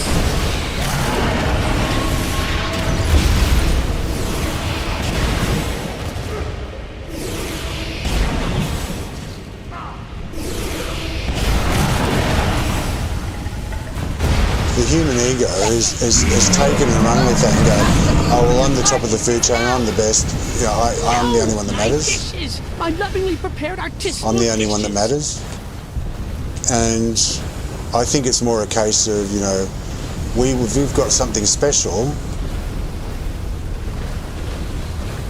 We've got something special to offer the world, and we need to use it properly. So I can help a bird or an animal or whatever with my human perspective. I can be almost like a servant to nature, put it that way.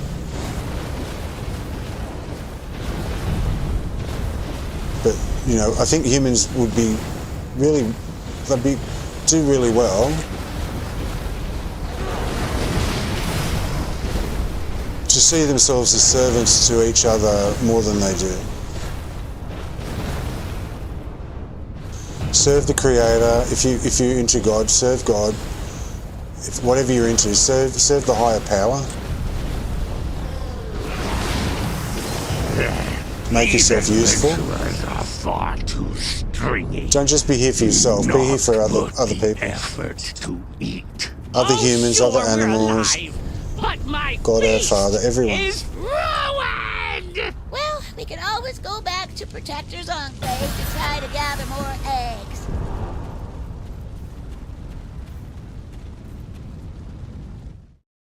People just sense that animals don't have this ego, and that's why people love them. So take a leaf out of their book. Welcome, adventurer. By Calidor.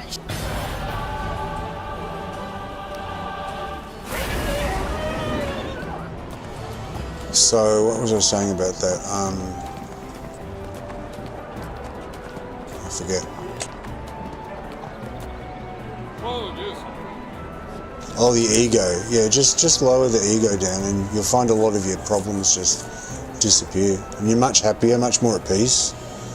Like so bottom line, and the end of the last thing I'll say about it, get down to a level where your ego is healthy at a low level, because you're never going to get rid of it, right? It's part of you, it's never going to go completely. From my experience, it's never going to go, no matter how much you try. It'll still be there, but you need it. Like you need anger, anger is a fuel to get stuff done. So you get angry, and you go, but if you get consumed by anger, it becomes like cancerous to you. It can form cancer and all sorts of stuff. So anger is really good as a petrol, like a fuel, a gasoline, to get things going, and just say, oh, look, I'm fucking sick of this, I'm doing something about it, and then you change that and fix everything up, and then the anger goes away, right? So if you're angry at a person, don't just be angry and simmer at that person and that behaviour. Do something about it, right? Because the anger is a fuel to incite you to do something to change that situation. If you can't change the situation, stop being angry. Just forgive them, forget about it, whatever. But if you are angry with something, use that in a positive way to change it, and then lose the anger, because that's what anger is. I believe that's what anger is for. It's there as a fuel to propel you to do something and make a change, right? And that's the way I see the ego as well. The ego is similar to anger in that it's there to give you a sense of self-protection, right? The basic self-worth it gives you, and it's very, very simplest. You want to be clean, you want to be presentable, you want to be nice to other people, you want them to like you want a nice partner, you want a nice house, you want a nice job, right? Up to a point, it's healthy, right? because you're doing good things for yourself. It's self-care, right? Self-love. But after a certain point, it becomes dangerous and unhealthy, and it will start making you act and do things which are really not in your best interests at all. And a lot of your most destructive stuff comes from your ego. So it's out of balance. It's way too high. So if you've got things that you're doing that you don't like in your life, look to your ego first and see if you can bring it down a little bit. And you'll find that most of the stuff just fixes itself up. Here's my tip for the day. Now concentrate on this, because that last one was abysmal, the way I was playing that. I was What like, do you want? I wasn't even using my artifacts. I was like, blah, blah, blah, blah, blah. Oh, extra credit. Oh, what was I doing? No. See, I'm not focused. I'm not focused. I just thought I just logged in on him and I had to go and do it. No. I just did it. I've got to do the bank. That's right. Hang on. I'm not very good at multitasking.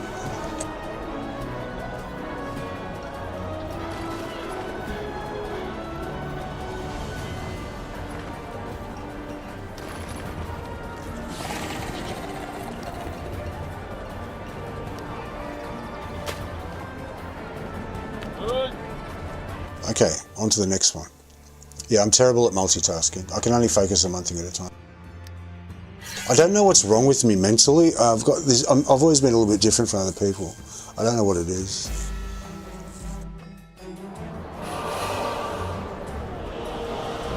I think I might have a little bit of autism, but I'm not quite sure. I'm not sure about that. But for a few years now, I've suspected actually I'm really high functioning.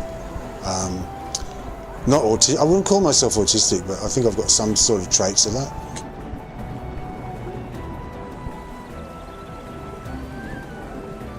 Blessings be upon you.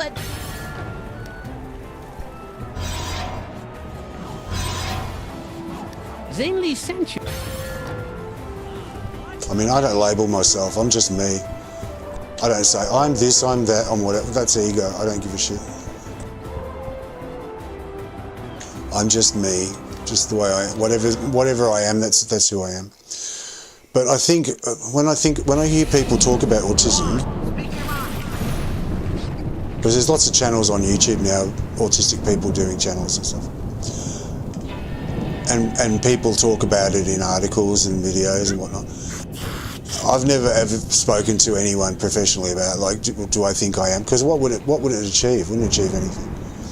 I'm just, whatever's going on, it's just enough to affect me and affect my life, right? I don't see myself as, like, I see humans in a strange way. I see them as, they sort of scare me sometimes, humans. And it's not even that so much. It's, I see humans doing things with each other that I don't feel myself. Like this is probably oversharing, but they like,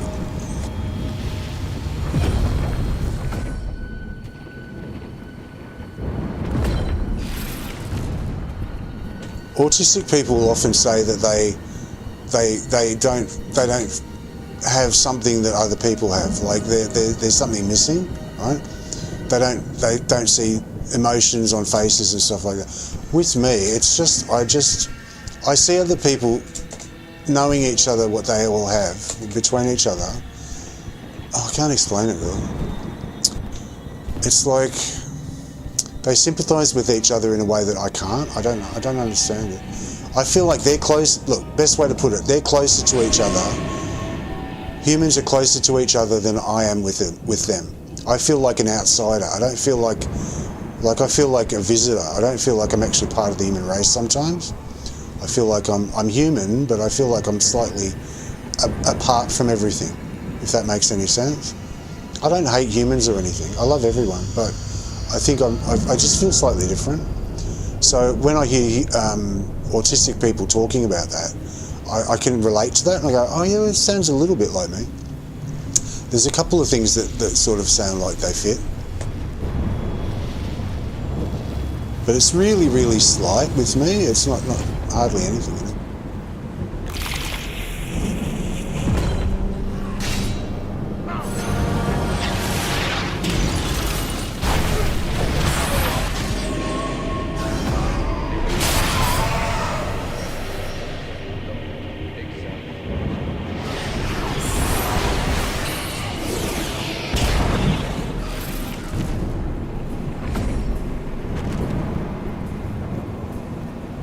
One of them is loud noises and all that stuff, and like really, really like strange surroundings, change, all that sort of stuff. That's not one, is it? There's a few things. Like, I don't like change a lot.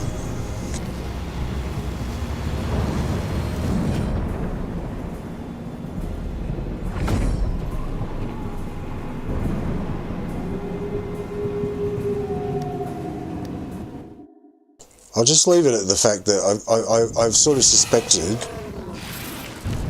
for quite a few years that I'm probably an undiagnosed, very, very, very slightly autistic person. I'm not sure. Because I've been able to go into the world and do all sorts of jobs, all sorts of things. I have no problem socially with anyone. I can read people's emotions and stuff like that. I've had no problems, right? But at the same time, I feel slightly alienated from humanity at the same time.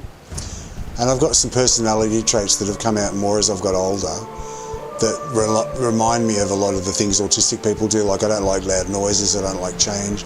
I like things to be reliable and dependable, and I like to know what I'm expecting. If something happens that I'm not expecting, I get really worked up over nothing. So I think I've got very slight, and I don't know what caused it, whether it was the vaccines I had when I was a kid or what. I don't care really what it was.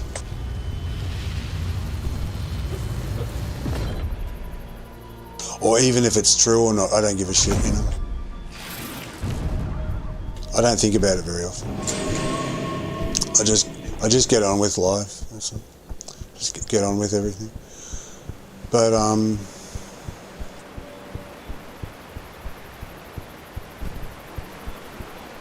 I forget why I brought that up.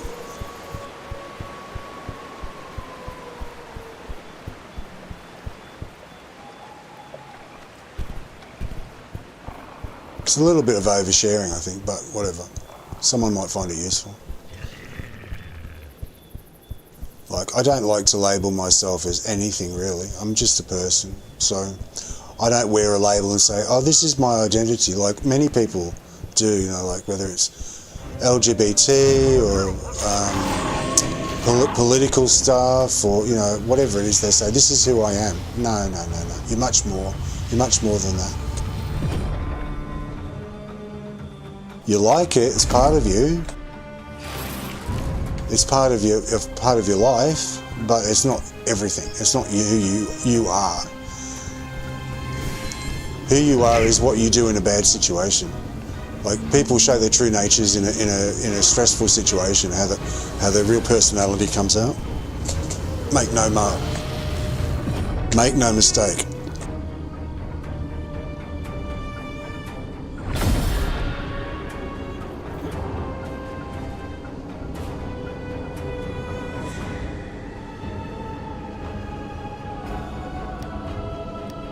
I have someone I knew very, very well for about 6 years. Saw them all the time, knew them really well. They were one of my best friends, right? And I thought I knew them really well. And not until I did something they didn't like one day.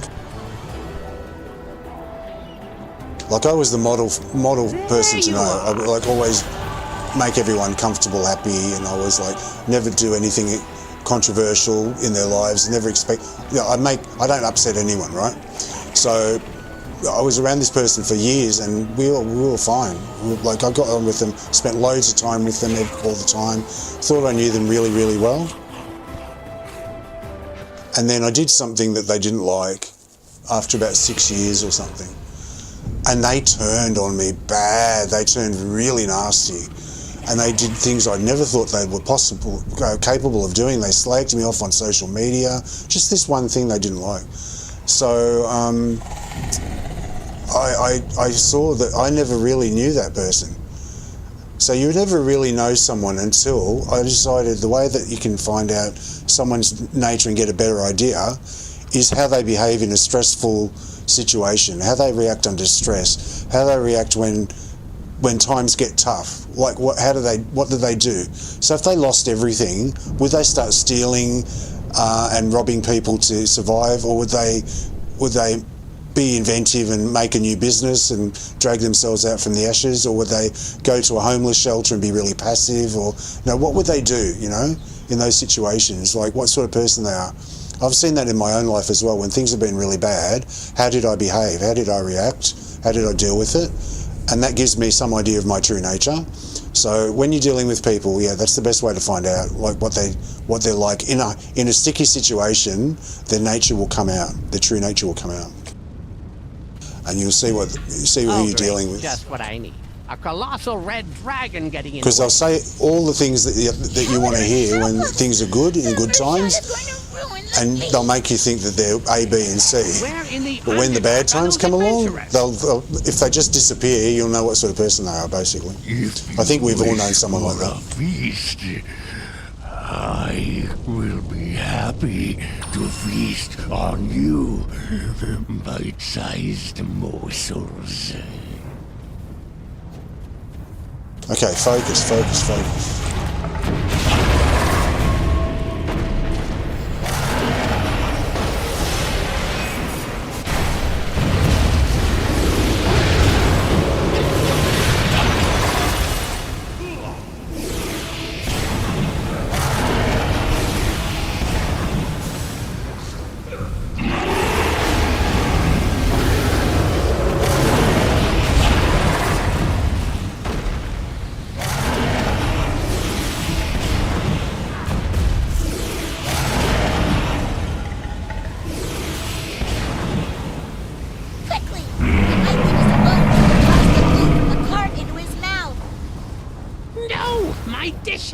Even a little level 8 can do this, Ben. It's great. I love it.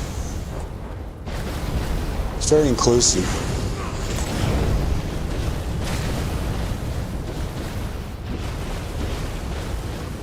It's obviously scaled really well, up and down, both ways. Nice to see them get something right.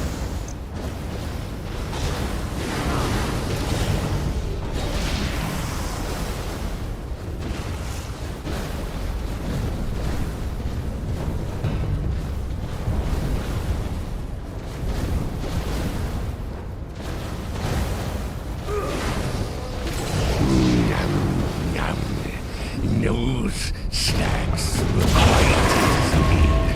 I will enjoy feasting on the rest.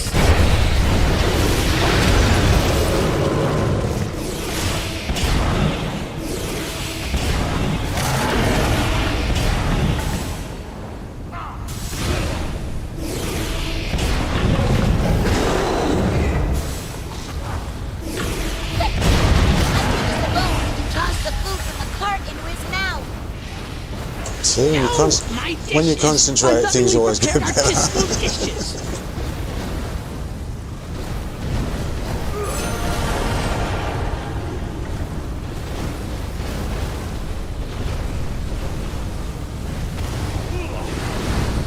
This is a new bug. He's standing looking down. It's a new one. Oh, a glitch. That guy called it a glitch in the video, but it's actually a bug. I don't like the word glitch. It's sort of like, makes it sound like it's less worse than it is. It's like a way to minimize it. Oh, there was a glitch in the system. Don't worry about it. No, it was a bug. Bugs usually come about through human error and some mistake in the coding, don't they? Because they didn't do their job properly. These adventurers are far too stringy. But then, being kind, not put the effort. You will always get bugs in new software. Always. Every company you'll get bugs.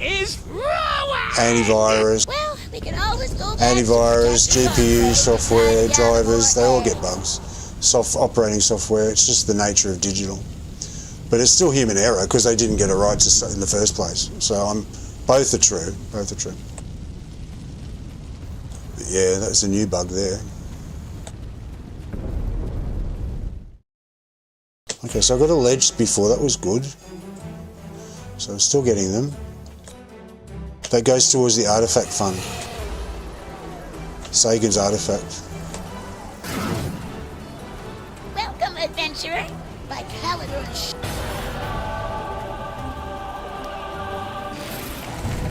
Another rare. It's all rares, but I got an epic and a ledge, so that's pretty cool.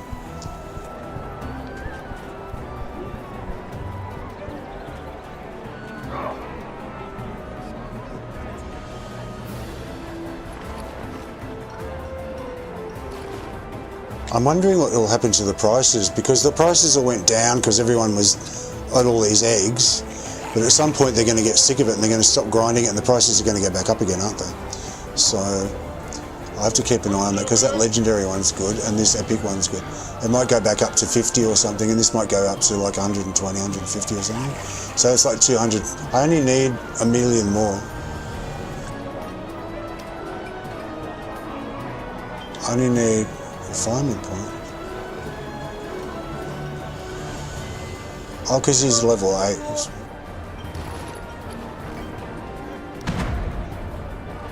Oh no, that's to refine something. Okay, I never used that. I'll wait the 16 seconds to invoke.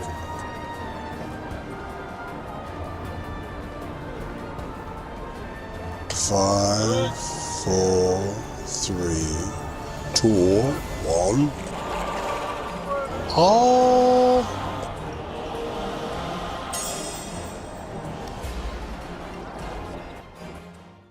So I'll see what the prices do. If the prices go back up, maybe they will. So is that Shapiro? It's Squelch. So 2 more to go. Then I can get back onto what I'm doing on Zagan.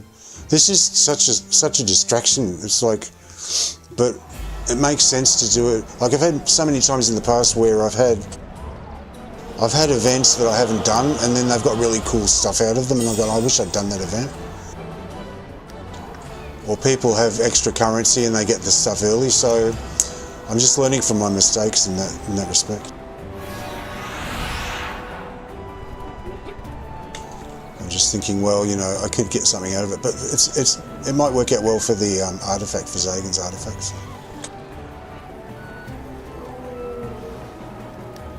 blessings be upon.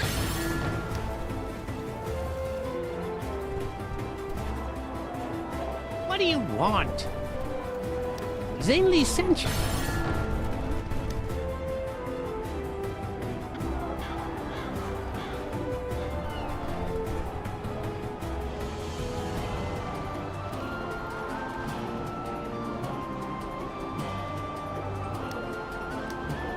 I've got to put his companion on, don't I? That's right. So I use this as a brain tool as well, to keep my brain sharp.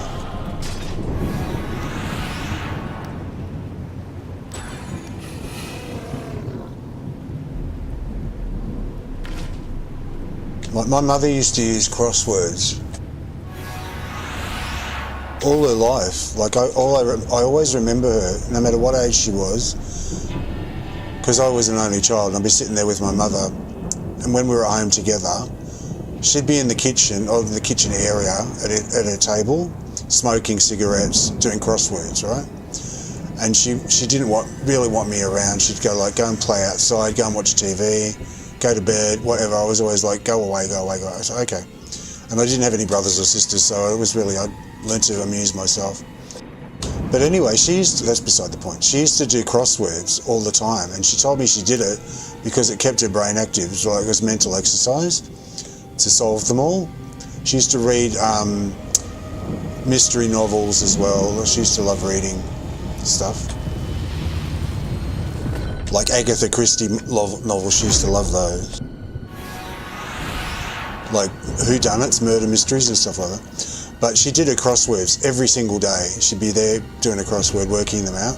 And she had a really amazing brain. She had a really good brain until she was on her deathbed when she died. She was still mentally all there. She was like as sharp as she ever was. She didn't get dementia, nothing. So I mean, she was confused because she thought she was in a hotel because she was getting really sick. She was getting a bit confused because she was so sick. And her brother, who was an asshole, said to her that she was, I think because he didn't talk to me, so I never spoke to him for years and years. But I think what happened was he said to her, "You've got to go to hospital," and she said, "I don't want to go to," because I know my mum really well. Go to hospital, because I wasn't talking to her for the last 5 years of her life until she was basically almost about to die, and then we saw each other at the end, which was really nice. We were fine, just like nothing had ever happened. So I saw her then, said goodbye to her, that was good. But I think, so I don't know what happened before she went to the hospital, but I got a feeling, Frank said to her, that's her brother Frank, I got a feeling he said to her, "You've got to go to hospital," and she said, "I don't want to go to hospital."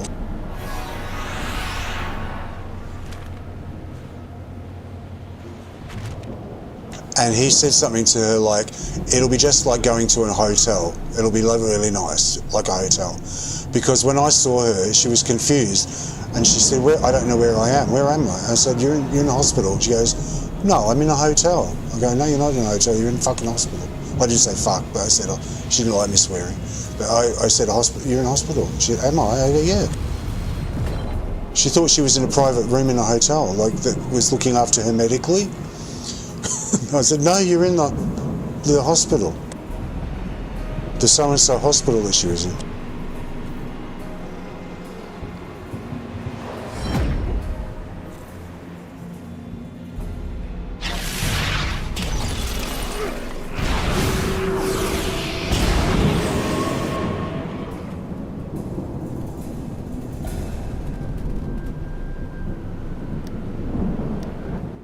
So she used to do her crosswords all the time. I mean, apart from that, she was really unwell.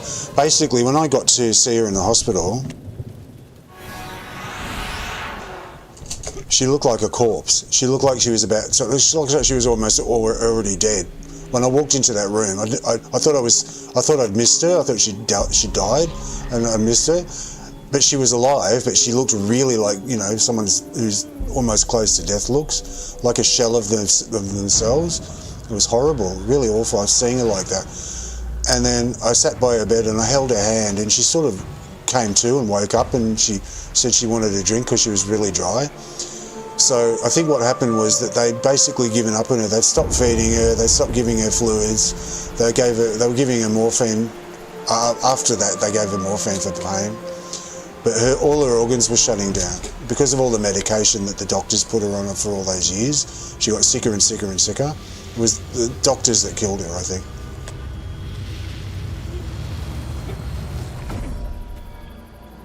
I tried years ago, years before she died, I tried to help her. But she never trusted what I said for some reason. She used to just dismiss everything I said and not have any confidence in what I said. I'd say something and she'd ignore it. She said, "That's ridiculous." My cousin, who was a few years younger than me, would say something, the same thing, and she'd go, "Oh, really?" She'd believe it. She didn't like men either. Because I think it was because I was a man. She didn't trust men. So anyway, that's beside the point.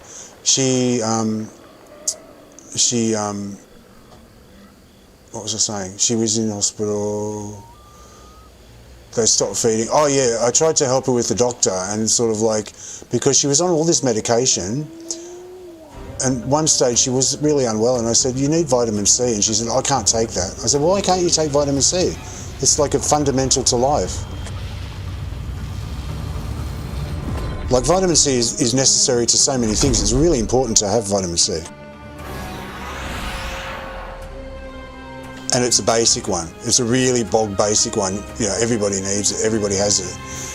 Without it, you get really sick. And she said, "Oh, it's because of the blood thinners I'm on. I can't have it." With the warfarin she was on for a heart thing. And I was like, "Oh, okay." So I got really concerned, and I said, "Look,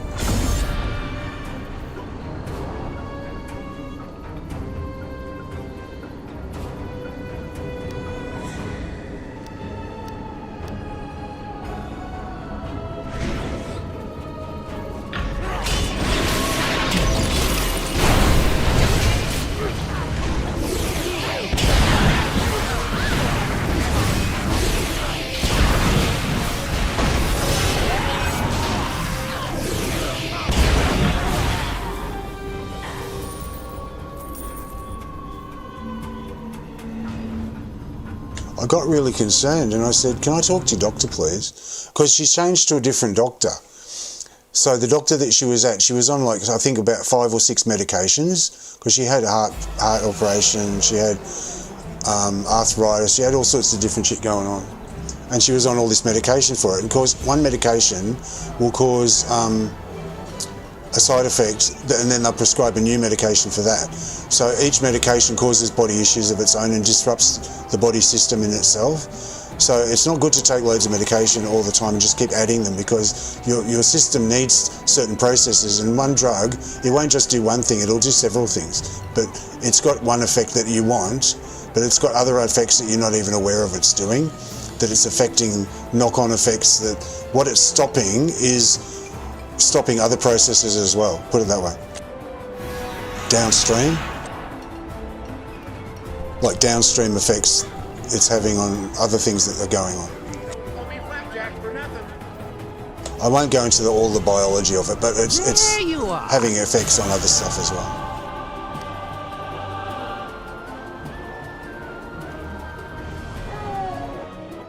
So the more medication you're on, the worse it is. And when people get old, like really old, like when someone gets into their 60s, 70s, 80s and beyond, the doctors doctors are pretty useless, they just keep putting you on more and more medication, right? So when you go to the doctor and they say, oh yeah, I'll prescribe you this, I'll prescribe you that, they've got so many patients to see, that makes them feel like they're doing good. They don't see it in holistic terms. Some do, but many doctors are just so busy, they just prescribe something and see the next patient. Like that's all they want to do.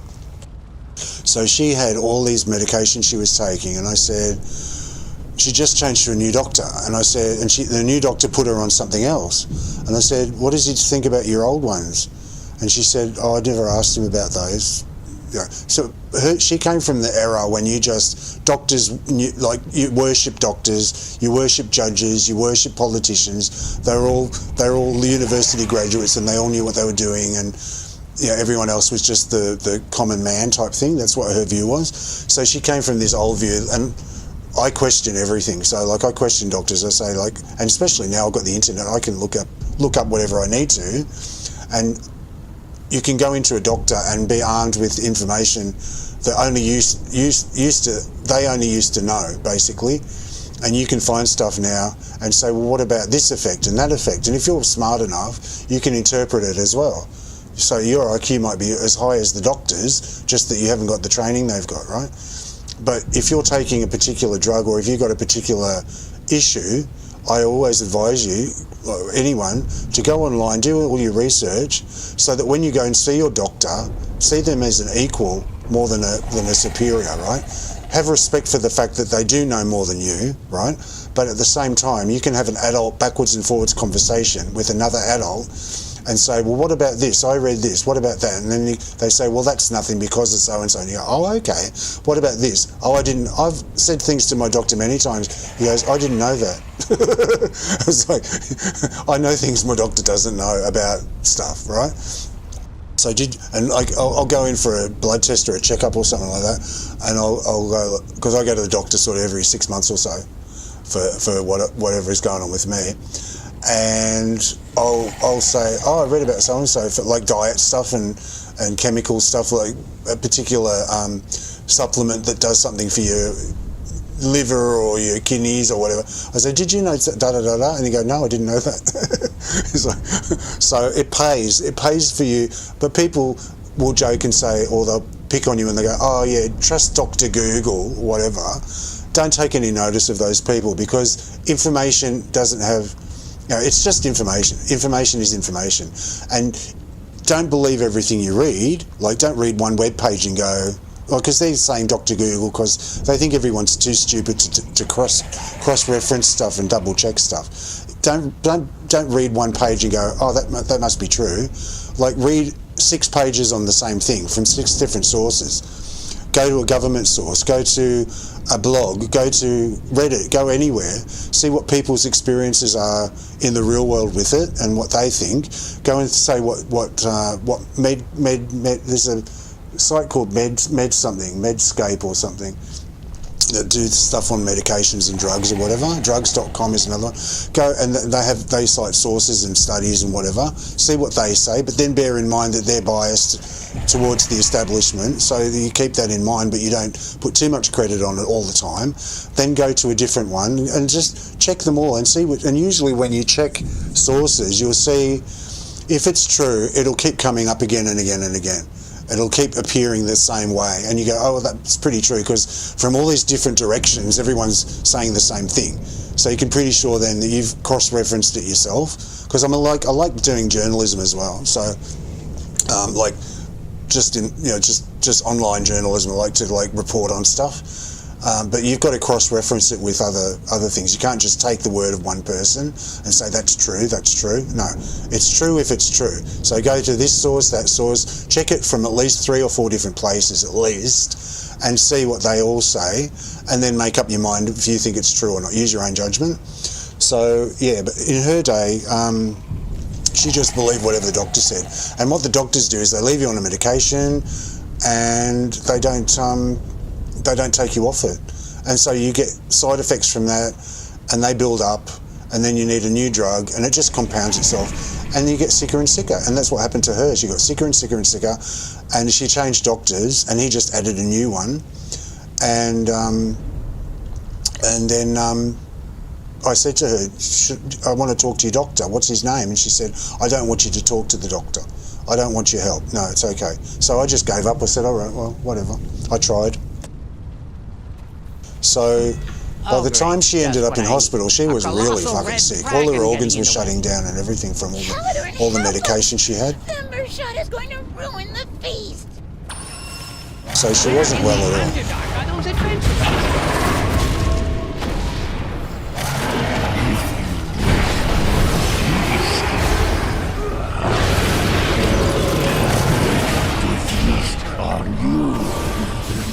Sized morsels.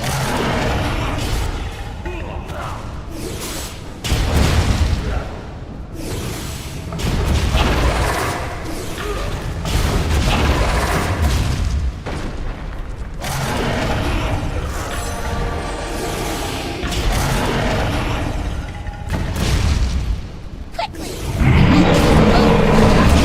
The cart into his mouth. No! My dishes! My lovingly prepared artisanal dishes!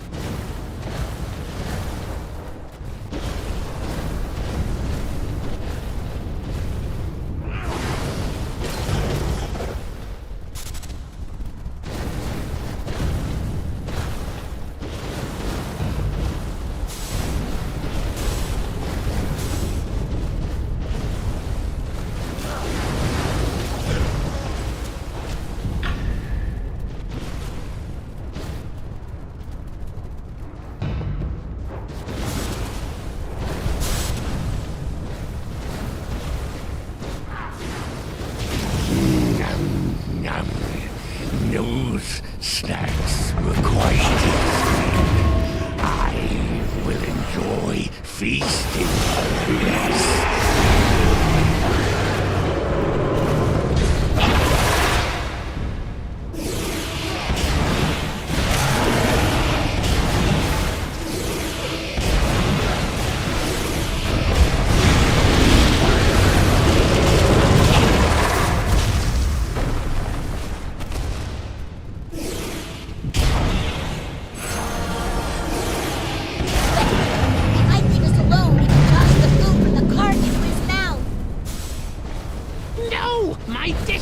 My lovingly prepared artisanal dishes.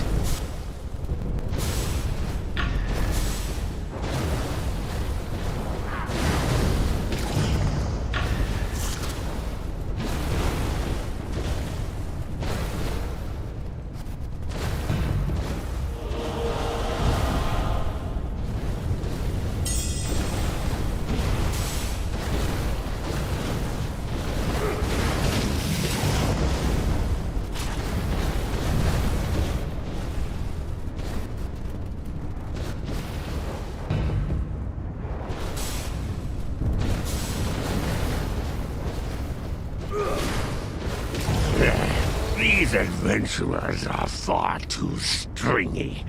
Not worth the effort to eat. Oh, sure, we're alive, but my feast is ruined! Well, we can always go back to Protector's Enclave to try to gather more eggs. So she was really sick on her deathbed, right?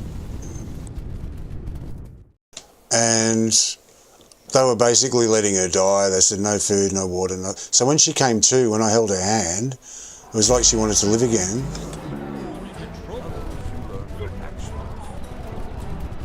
It was like she gave up and then she suddenly wanted to live again. Shiny gems. A legendary. Okay, cool. I got another one. Thank you. Thanks, Squelch. Good one.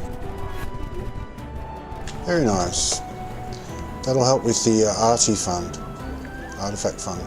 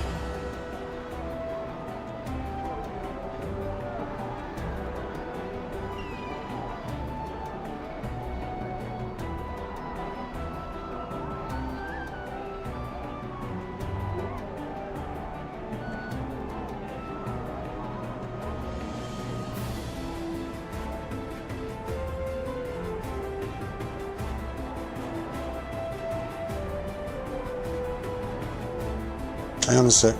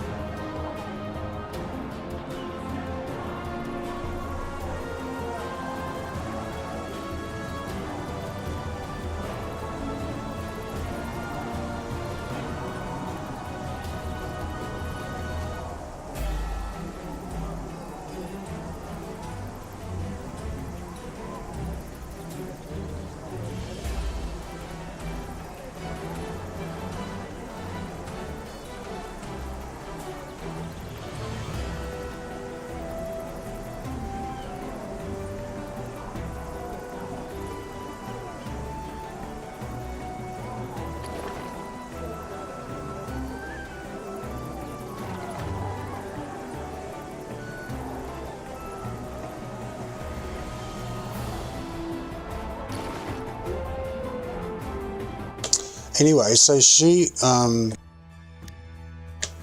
used crosswords, right, for her mental ability. So when I saw her and her body was falling apart and she didn't have any water and she couldn't eat and everything like that, and they just stopped feeding her and whatever,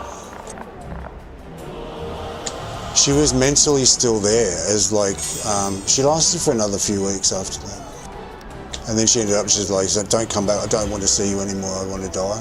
So she died. But well, she didn't say she wanted to die. She sort of said it in an unspoken way. She goes, I go, "Do you want me to come back next so and so?" And she just she looked down and looked really sad, and she said, no, she didn't want me to come back. So I was like, oh, okay, she's going to die now. She doesn't want me around. She doesn't want me to come back. It's too sad. So her body was falling apart, but her brain was amazing.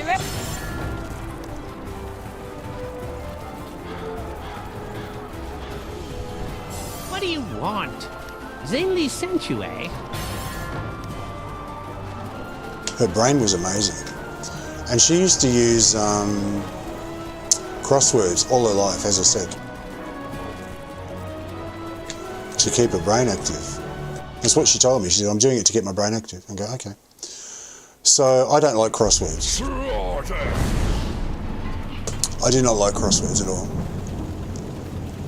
But I do like online gaming, and I can get to plan ahead and strategize, and I need this and where's that, and calculations and whatever. And I find that actually this serves, I mean, besides the fact I just like playing, but this serves the same function as the crosswords did for my mum back in the day. It keeps my brain going, keeps me problem solving, rather than just sitting like a vegetable watching TV or drinking. I don't drink anymore, don't do anything like that. But just being a passive consumer of entertainment, I'm actually thinking. I'm thinking like, where do I need to go now? What do I need to do? How much is this? If I get this, do I get that? Like, how can I wangle these, like I'm doing with his artifact at the moment, Zagan's artifact. And, working out how a new system works and how to do a build and do all the stats and balance those and stuff. It's all really getting your brain going. So, it's really got a good side to it. Just, if anyone ever tells you off for playing games and say, oh, you're just a no-hoper gamer, just tell them, like, it's good brain exercise. Shut the fuck up.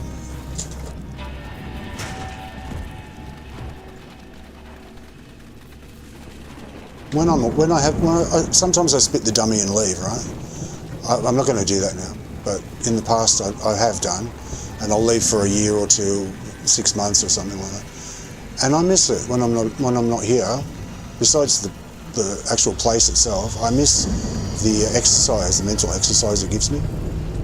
I've got other games I play as well, but I like this one the most. This one's my favourite. It always has been. Always will be.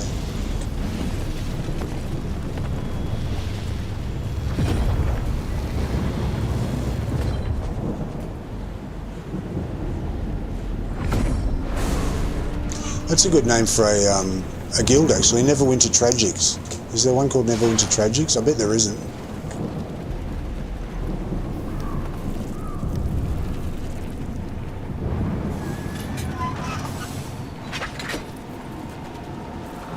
Nah, I mean, who'd want to call themselves tragic? But I think it would be a really...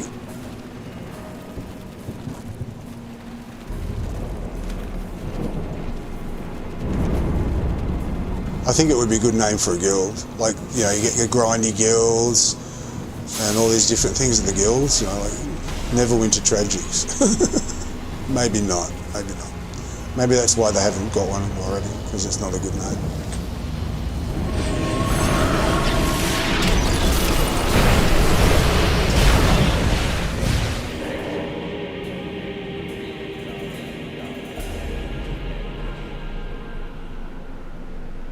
I'm on the last one. Oh, thank goodness. Oh, for goodness. Hang on, I forgot to change the companion. Hang on.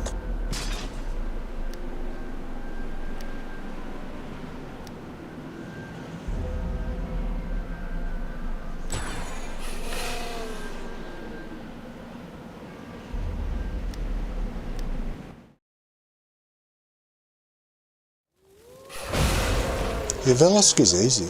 Once you know where they are, it's really easy.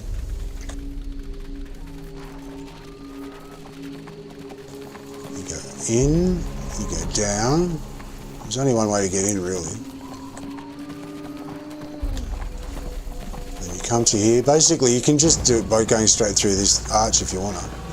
You just go through and down here to the waterfall, which is right there. Turn left.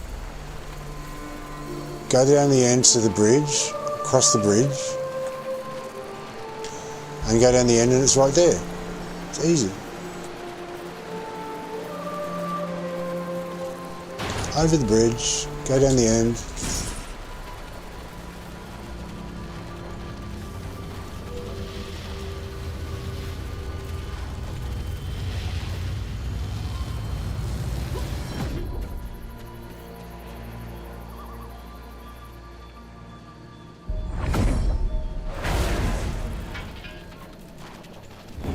Back out, over the bridge, turn left.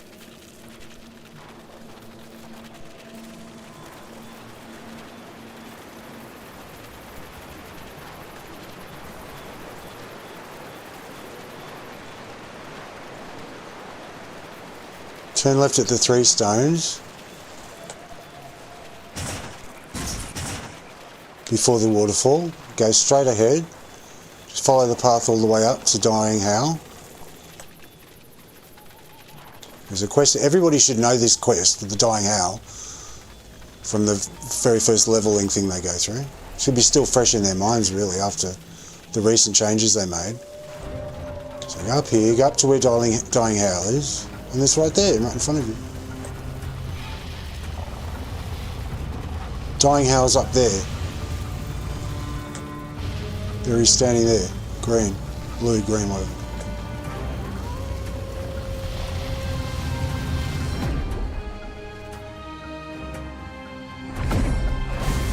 The next one, just go left here.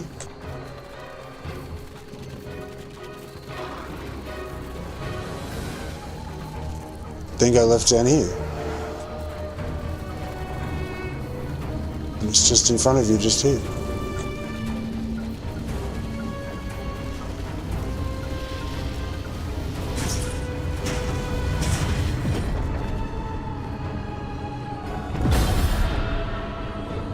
Easy.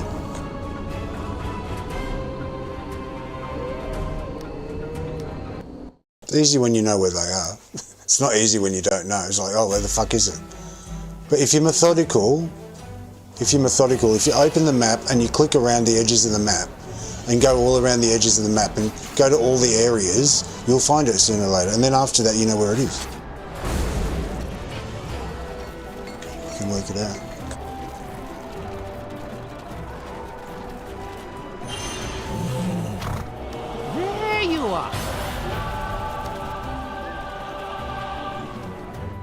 Last dragon, and I can move on to what I'm normally doing. Oh, great. Just stick those eggs up as well. A colossal red dragon getting in the way. Caladoran, help us! The Mershot is going to ruin the feast! Where in the Underdark are those invaders?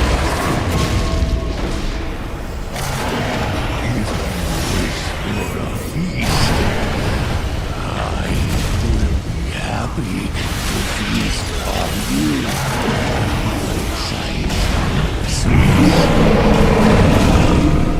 So hungry. Quickly! He might leave us alone if He's got better damage than all my other level 8s. No! My dishes! My lovingly prepared He did that real artisanal fast. dishes.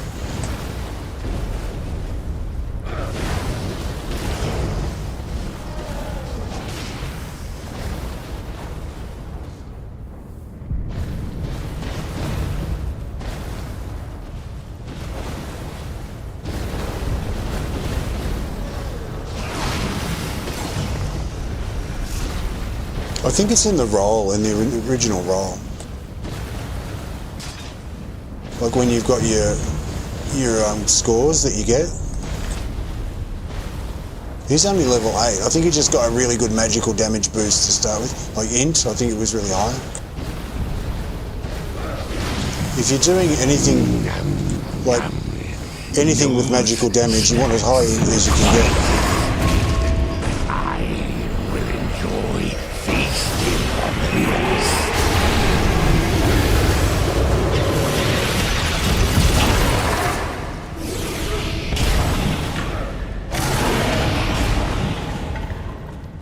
Quickly! He might leave us alone if he tossed the food from the cart into his mouth. No! My dishes! My lovingly prepared artisanal dishes!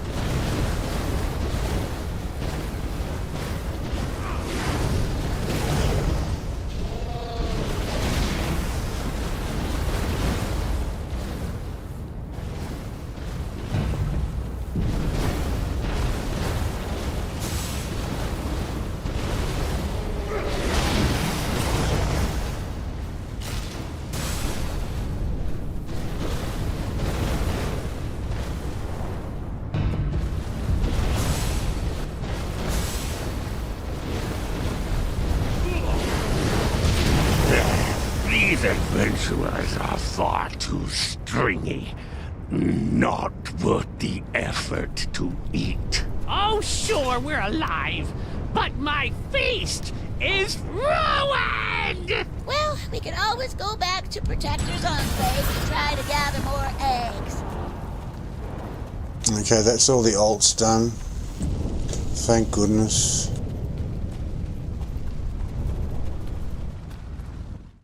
It's a bit of a grind, but I want the currency for next year anyway. So.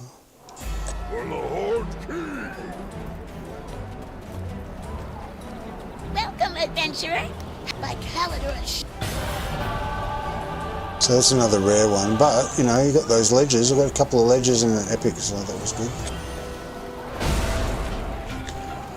So that's for the artifact fund for Zagan's artifacts. So I'll put those up first.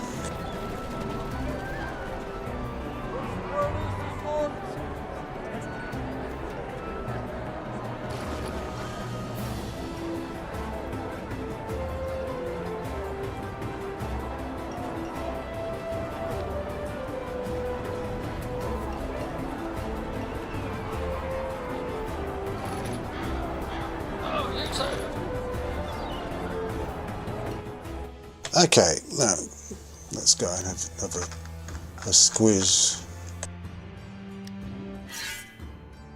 See what they're going for on the auction house at the moment. These foes aren't worthy of our steel.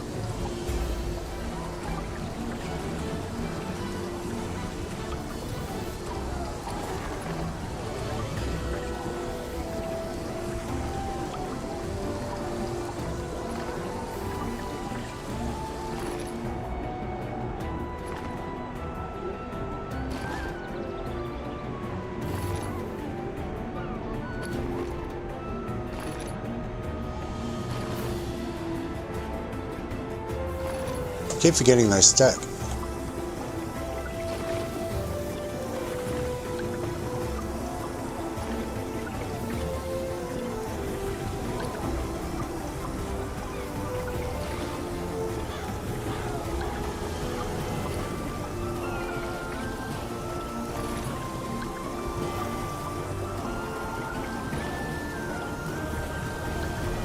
Okay, that's it. I know what I need for this as well. I've got the coal moat already. I've just got to see what ingredients he needs to rank that up, so I can rank it up and then everyone can have one.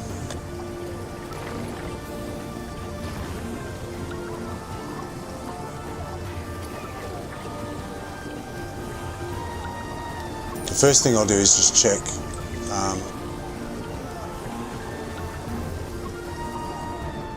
the prices.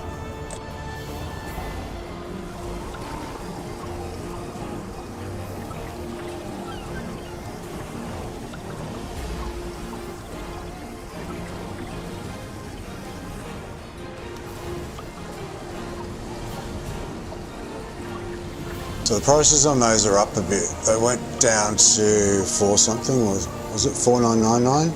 So they're all doing 5,000, so I'll do 5,000 on that.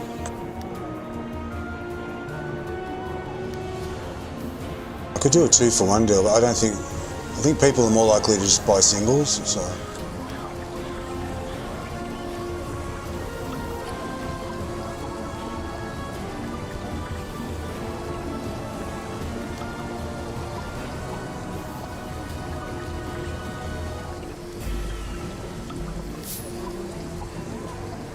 If everyone's doing them for 5, I'll do them for 5. It's the price they're going for.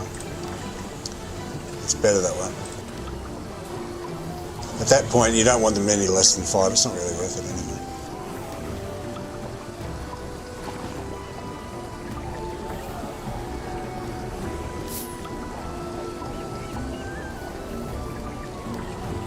Okay, what's the greens going for?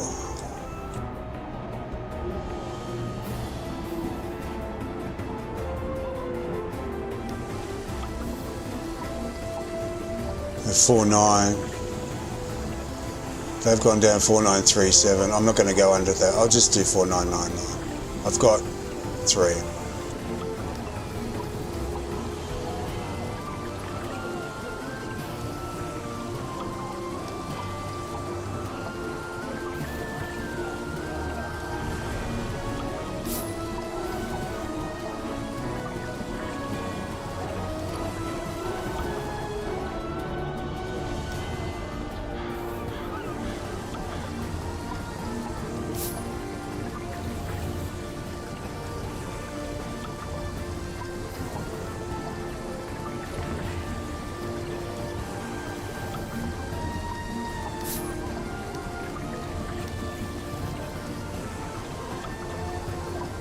Okay, so that just shows up on the first page. That's all I want really, just so it shows up. But I'm not going to go under 4.937. That's stupid. It'll just go down. The reason people don't do that, right, if you want to know, is because it would just go down to like 2 or 1 diamond. I mean, like, where does it end? You've got to have a baseline somewhere. So it gets down to 5,000. Most people will put, like, they'll get down to, like, it was 10, right? And then people started doing 5, and they're like, oh, I don't want to go below 5, so they start slowing down. When you get, and then the other day they're all 4.999, and like 15 people had them at the same price. So I'd rather do that, keep it at 4.999, keep the prices there, and then this person can sell their egg earlier. Who cares? For 60 diamonds or whatever. But if I did 4.930, then someone might do 4.929, 4.928, and it goes down, and you end up like with 10 diamonds each. It's stupid. It just becomes stupid. Like at this level, it's not worth putting them up. So that's 4.999 for that one.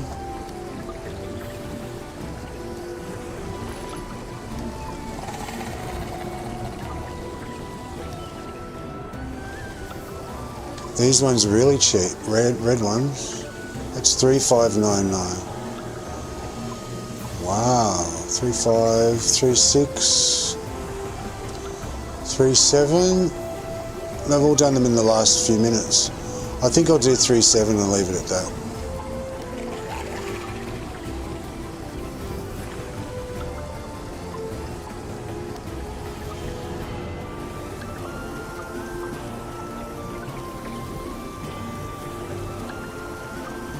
Or 3.699, it looks better.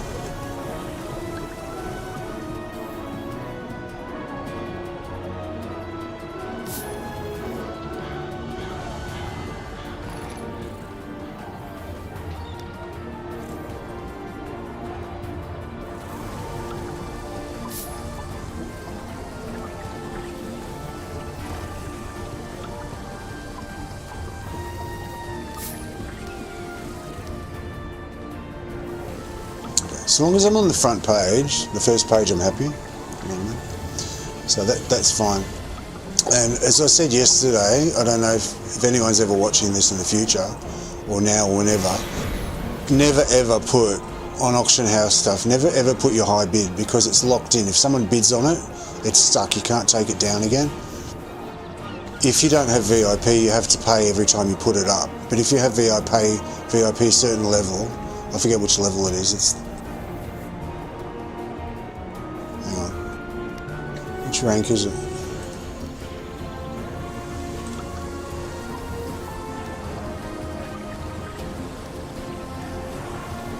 Rank 8. If you get it to rank 8, there's no auction house posting fees. You don't have to worry about that. So it doesn't cost anything to take it down, basically. So when you put it up, you normally pay a fee on top of whatever the commission is to put it up. When you've got VIP rank 8 and higher, you don't pay that. So I could take anything down. So I could put something for 1 million diamonds up, and then someone puts it for like 99999, 1 diamond less. I go, fuck you, I'll put it for 9,980,000, right? I can take it down. I won't be paying a fee every time I keep putting it back. That's how people can keep undercutting each other all the time. So, but once you put that low one in, to my knowledge, it's happened to me before, it's got stuck. I couldn't take it down. This was a few years back though, they may have changed it, but yeah, never put this. No one needs it anyway. No one does auction bidding, especially this. I mean, who cares? But it'll put a number there. When you put the consignment in, it often it usually enters something in as a suggested. And if you just change the high price you want and leave that, and then somebody bids on it, it's stuck, you can't take it down. So if you've got VIP rank 8 or higher, and you say, oh, I don't want to be undercut by someone else, I'll take it down, you can't take it down. You just got to leave it there until the auction's finished. So just do the buyout. That's why it's got ... most of the time. All right, don't do the high bid. Don't do the starting bid, the high bid one. Just like highlight it and hit backspace and zero it, so that you don't have anything there. And then you've just got the buyout price. People, that's what they use anyway. So, and it won't be stuck. If you change your mind, you want to take it down later, you can. You might decide you don't want to sell it. Even if you're not doing the undercutting stuff, you might decide, oh, it's something really expensive, and you think, oh, actually, I need that. You can't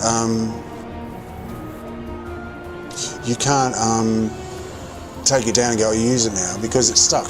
Someone bid on it. If you put a really low bid of like 100 diamonds, you wouldn't, but if you did, and someone bid 101 diamonds, they're going to get it for 101 diamonds. It's stuck there. You can't take it down. So never put the high bid.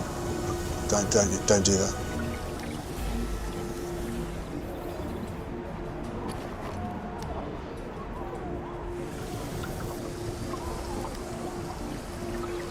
This one's really cheap.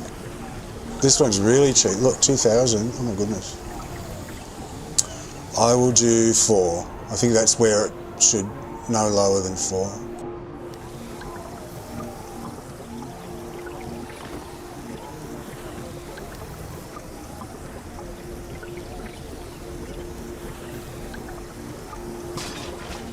Do 399. 399.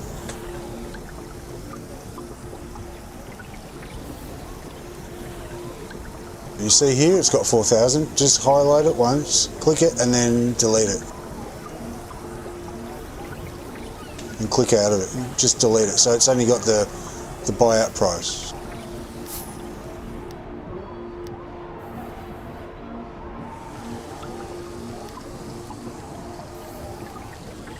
You can see there. So you've got nothing there. What is that? It's on the front page. That's all I want. Care about.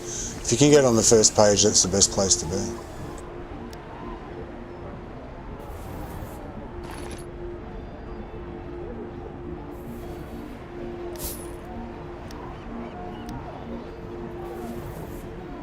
Okay, next one. Blue is the most common one.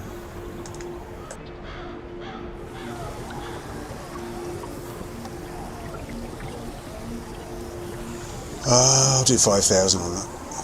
That's the one I got the most of. I got 11 of those when I was doing them.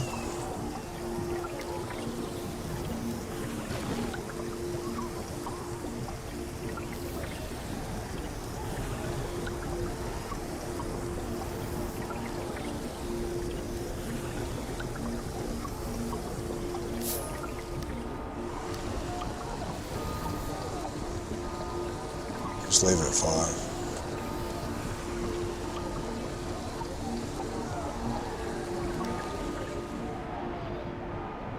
Okay, this is holding its value.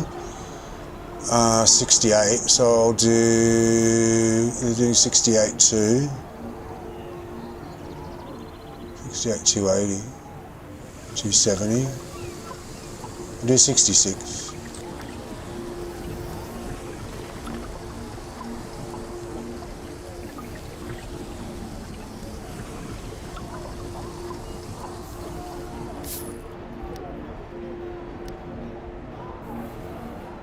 So there's that one. So I'll give them a couple of thousand off. Don't do the 1 diamond underneath or anything at that level. And if you're doing hundreds of thousands, please don't do 1 diamond. Don't do 5 or even 10. Do like, 20 or 50 or something decent, So it's not a slap in the face to the person you're undercutting. So at this level, I mean, that's a couple of thousand is okay, I guess. 72, 70, 68, 68. It's when somebody does 1 diamond or less than 10 diamonds or something stupid like that. Gets you go. Alright, I've got 2 ledgers. Let me see what they go for.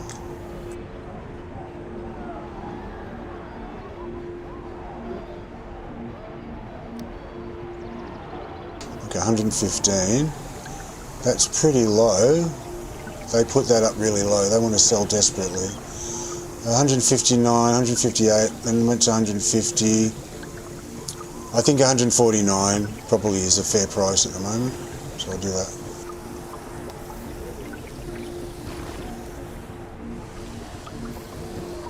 They were selling for 176.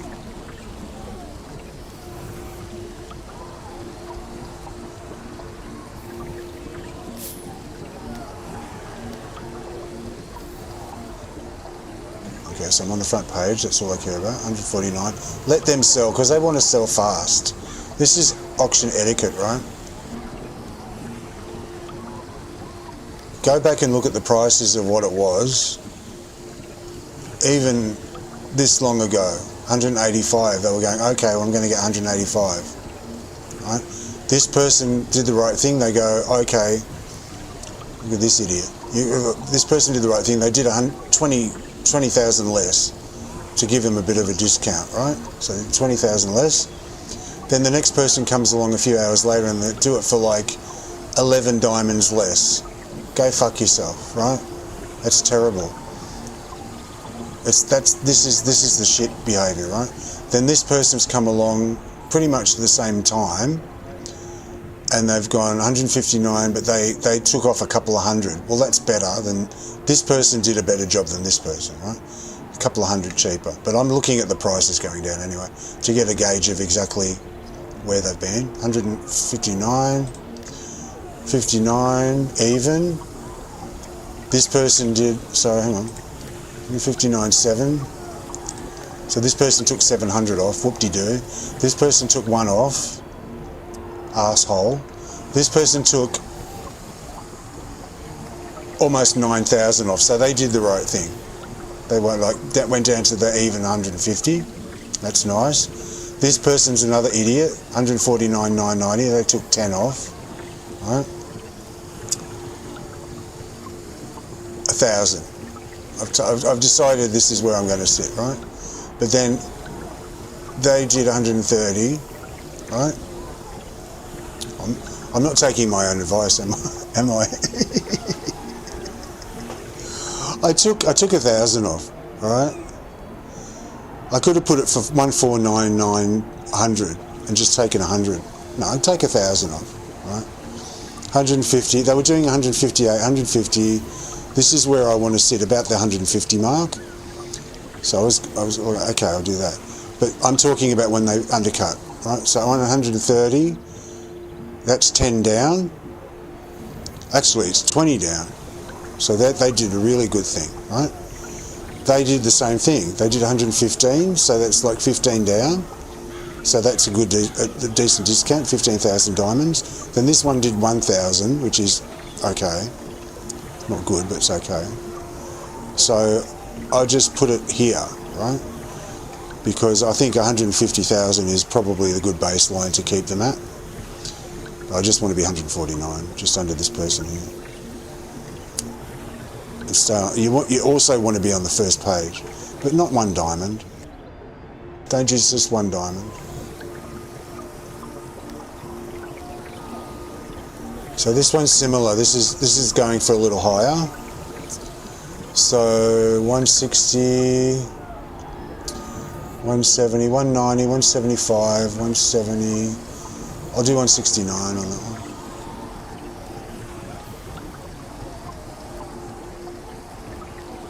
Yeah, 169 is fair.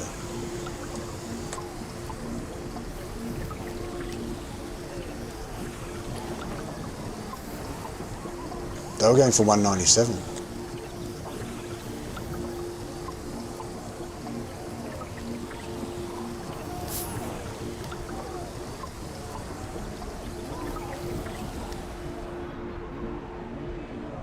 Okay, so what I've done, the thinking behind this is, right, it's underneath this one by a few thousand. So it's like 6,000 cheaper. So that's respectable. At this level, 6,000 cheaper is a normal discount underneath, right? And it's also 9 higher than that. So it's 10,000. So it sits nicely between those two. Okay? And we're all plonking them in at much the same time within the last couple of hours. So that's a good price. Okay? I'm getting the most I can, considering I want to stay on the first page and not get swamped by everyone after me and disappear into the ether and no one is ever going to see it or buy it, because there's always a cheaper one. Do you know what I mean? So you really want to be on the first page. And I also don't want it to go too low, so I want to get the best I can. But I also don't want to be rude to other people either. So I'm over them, under them, a good amount on either side. So I'm happy with that.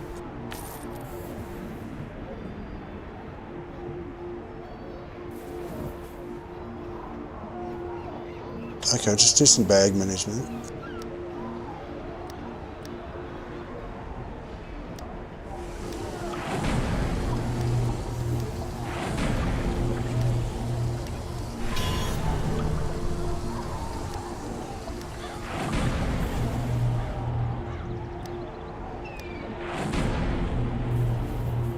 Oh yeah, I want to see what I need for this.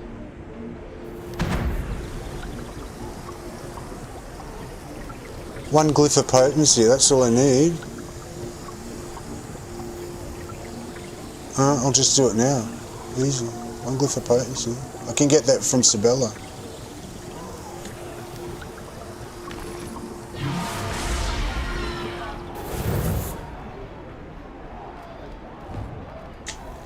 I forgot Pop even had it, because I don't play him anymore.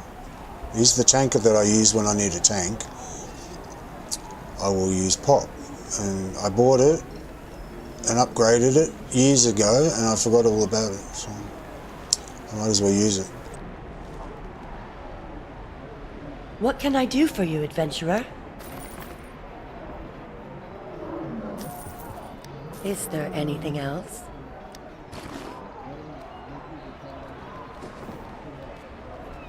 Because I think I upgraded that enchantment before they had the Mythic swapsies, whatever, you know, you put it in and you can use it on the other characters. I think the reclaim stuff, I think that was before they introduced that system, so it would have been just in my brain stuck on Pop forever. Because he needed it for being a tank.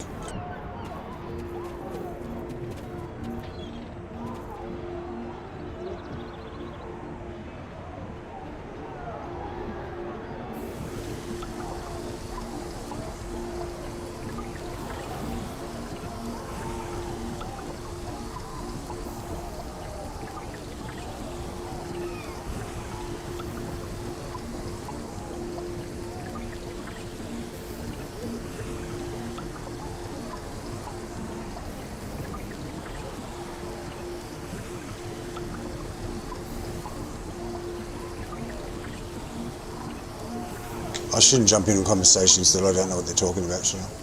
Okay, let me upgrade it. Because I've got this this coal moat from the celestial box I opened the other day. So.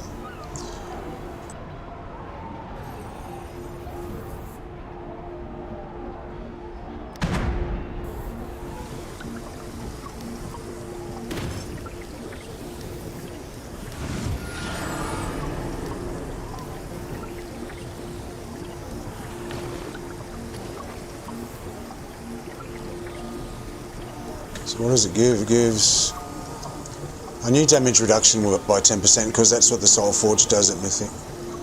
It gives 3% increase to defense, and that stacks 5 times. So 15%. Alright.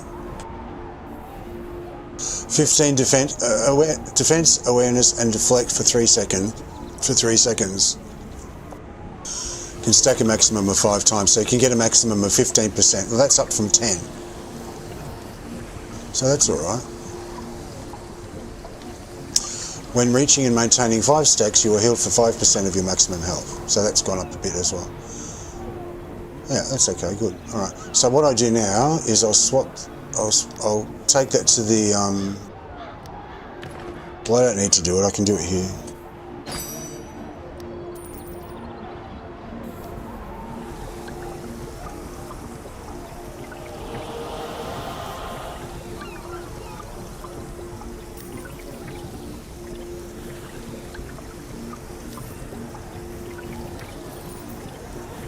So now they've all got one.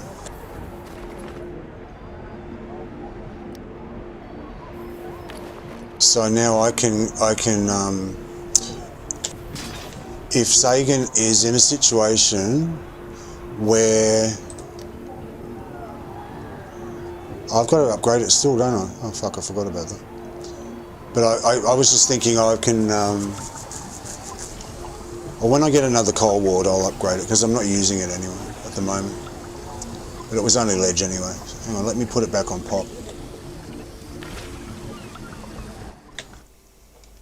Because I thought it was just going to be for popcorn on his own. But now he's got a mythic one, which is even better. When I upgrade it on Zagan, I can cash that in and then do a reclaim for everyone else, and Pop can get it for free.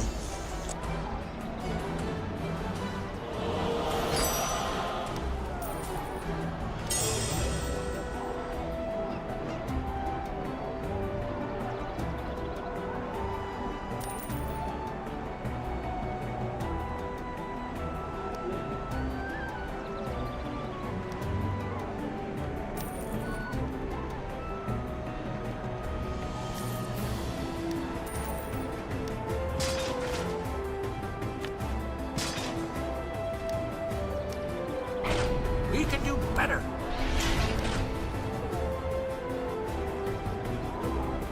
That's better. So he's got his... That's the best one for tank, really, of course. So now he's got that, but I can use it on Zagan as well. So basically what I want to do is if Zagan's in a hard situation where he needs to be really super tanky, the only option I had was a Soul Forge, or a Soul Shield one. It used to be called Soul Forge. Those aren't worthy of our steel.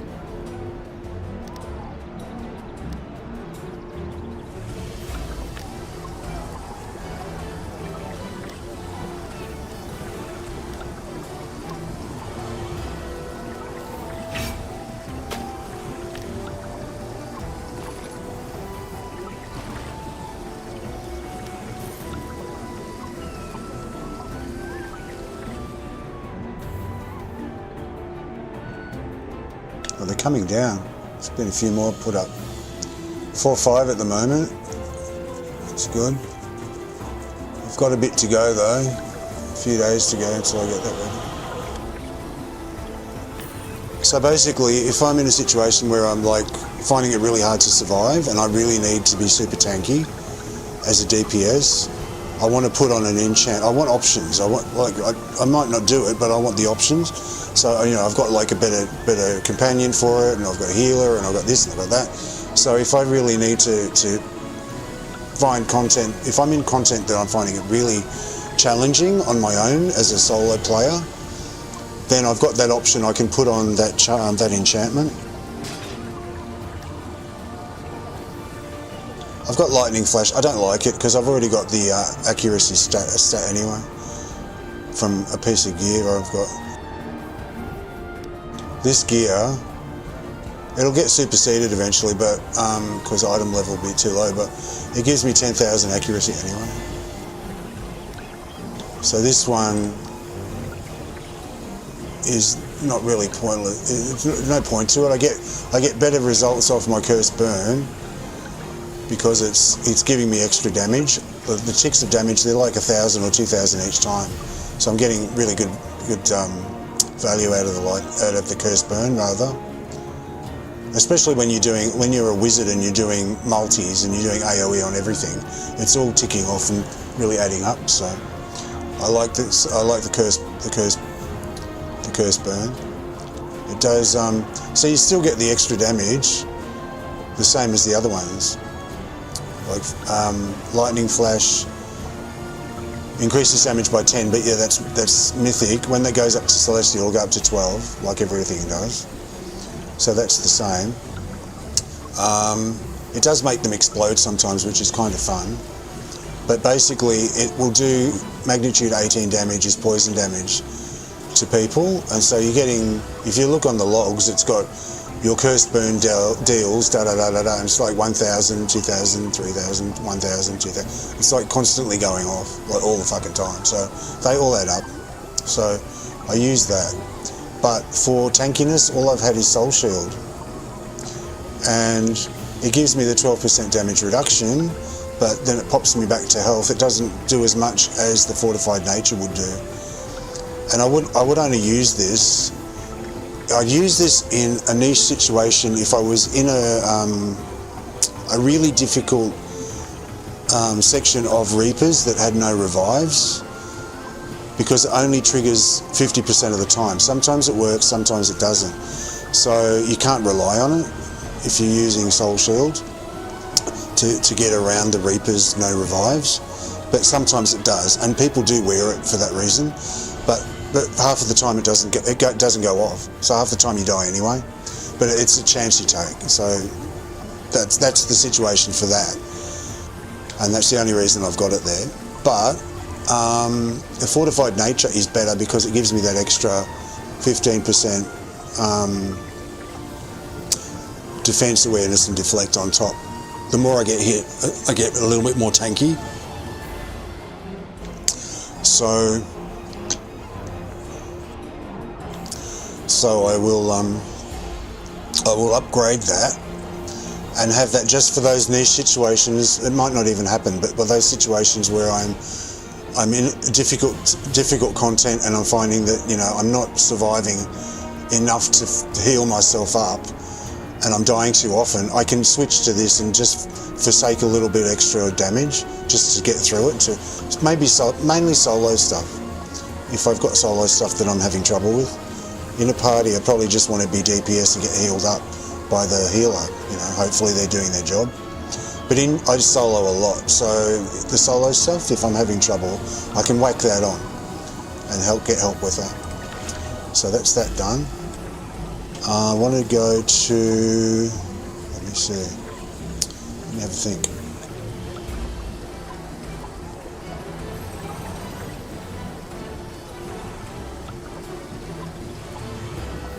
Okay, yeah, I wanted to go to, did I do Dread Ring yesterday? It doesn't matter. I'll try Dread Rings, hang on. I'll see if I got the quest, won't I?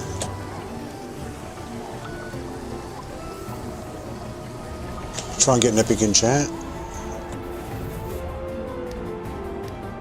I'll see if I did the quest or not. We can do better.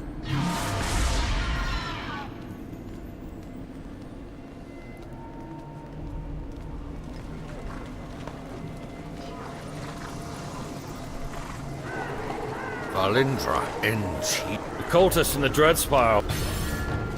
Nope, I didn't do it. Good. Means I can have a chance at another epic enchantment stone.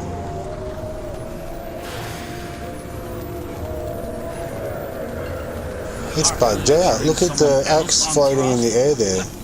It's not supposed to be there.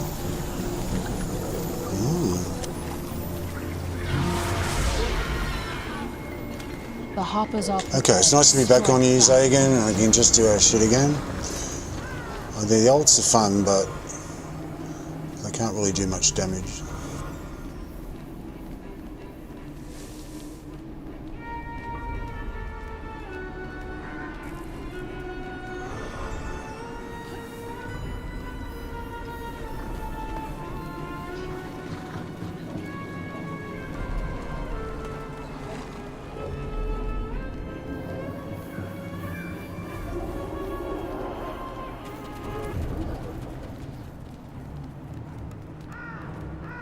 Zuna is apparently very good now.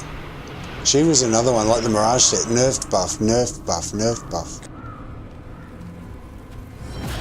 Poor Zuna. She was even in a meme. I saw a meme that the Grim Reaper going from door to door, and she was one of the doors. So, you know that meme that always comes up with the Grim Reaper, and he's in a corridor and there's all the blood coming out of the doors, and he's killed one, goes to the next door, and they've got names on the doors. Yeah, they did a Neverwinter one, and it had Zuna on one door because she'd been badly nerfed, murdered, you know. She used to be the best AoE companion in the game. Everyone had Zuna. Like wherever you went, it's like Regis now. Everywhere you went, there was a fucking Zuna. These foes aren't worthy of our steel.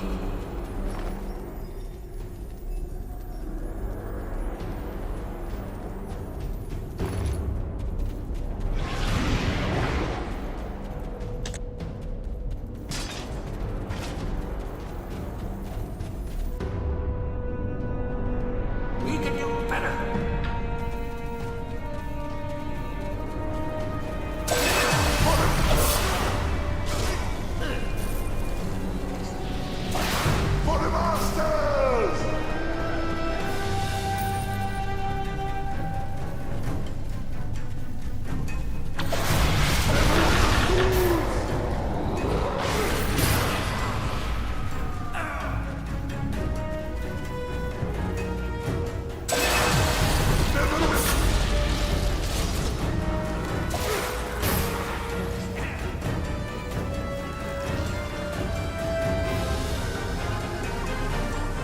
It's a nice quick way to try and get an epic enchant.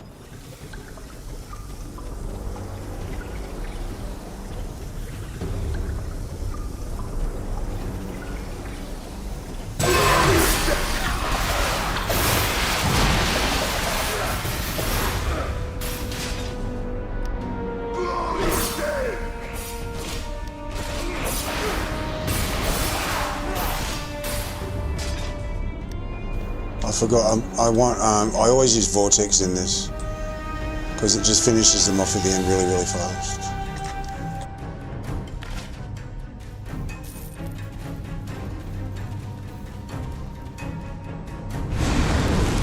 Because I've always got it on.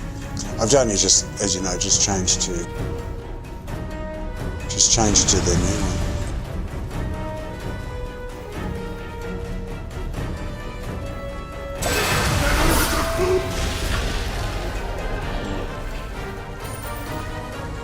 So I was using Vortex on everything anyway. But I'm just used to it in here, just it finishes them off because they're so squishy in here.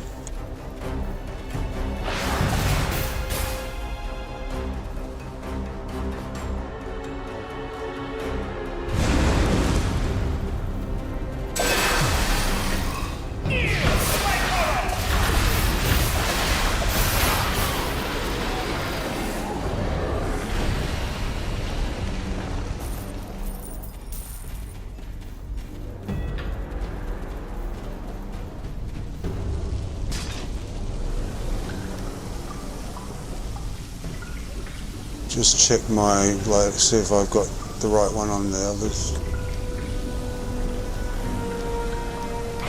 Our courage lights our path.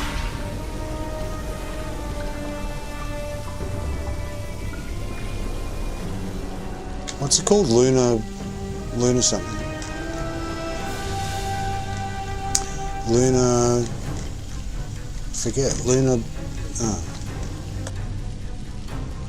Fireball.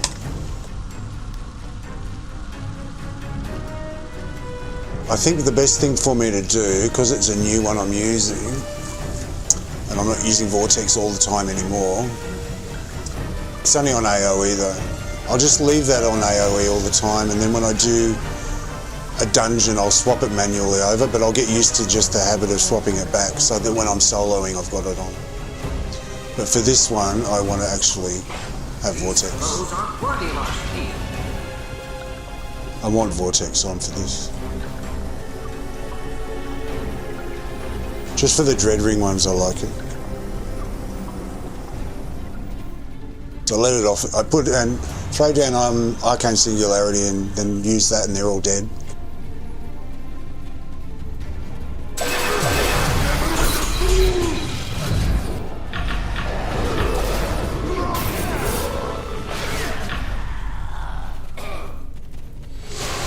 Throw down Icy Terrain, Arcane Singularity, and then the Carpet, and then they're all dead.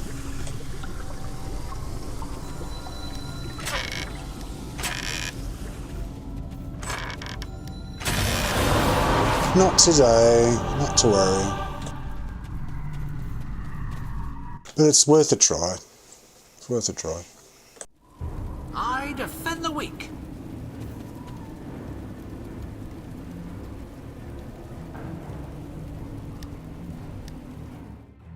So I'll just revisit the Stronghold and check resources and also check donations and see if I can donate anything.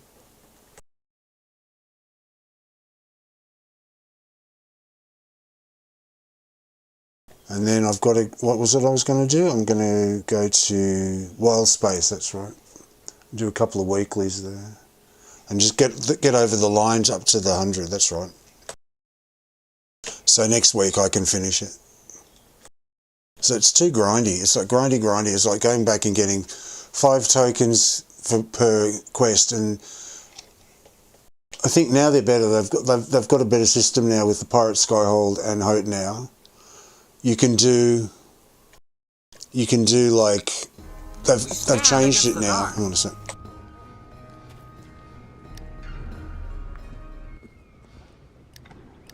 They've changed it now, so you've got basically 4 big ones you can do for 25 each. So you go up there, you knock out your 4 big ones, you go to the dungeons and whatever they are, and you've done your weeklies. And so you can do the other quests if you want to, but you don't have to. Whereas with Sharandar and Wildspace, it's like 5. You can only do maybe, was it 2 or 3 or something? Like you get 50 of your tokens of your 100 done of your currency, and then you've got like to make up another 50, and you've got to do it 5 at a time, and it's a pain in the fucking ass to go over and over and backwards and forwards and like 5 more. So yeah, I'm not a fan of that. So that's a good direction the game's going in as well. But hopefully the new mod will be the same, where they've got the same system in place. So you can knock out a few big ones for 25 and get your weeklies done and move on to other things.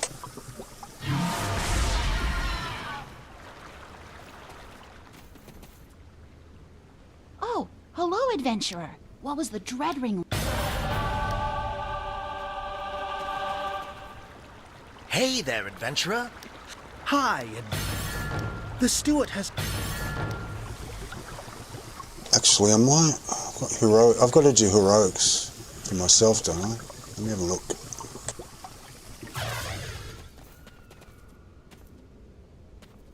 Yeah, I need heroic shards of power. Fuck donating to everyone else. I need them for myself. Let me see.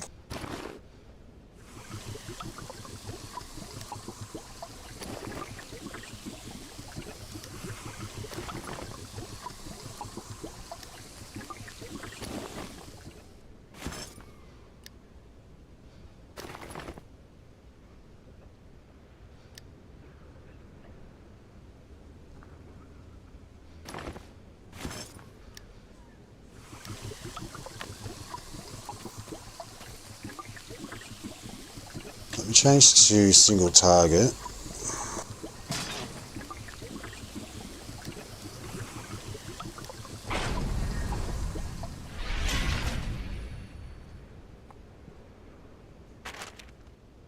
And knock all the, this is why I save them. The boss ones for the heroic shards. So I do them all at once, so it's really, it doesn't seem to take that long at all. Just go bang, bang, bang, bang, and they're all done. Instead of racing, oh, who next, who next?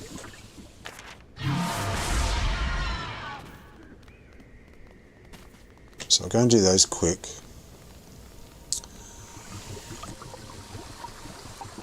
For myself for a change. Because up to now I've been donating them to the others because they needed them as well. But now I've upgraded the, I've built the first boon structure, finally. I can, I've got a need for the, for more of them now, so. See, if I was smart, I would have been giving them to myself all the time. Because no one's donating to me. That's okay.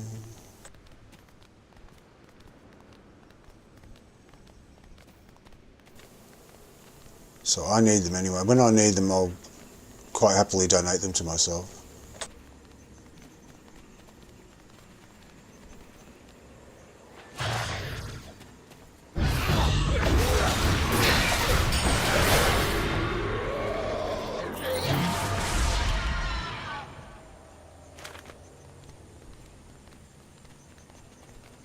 If I need them for myself, so.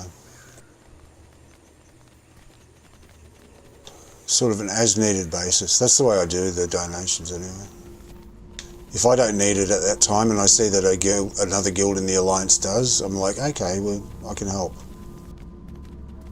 But if I need it, fuck it, I'm having them. I think most people would do that, wouldn't they?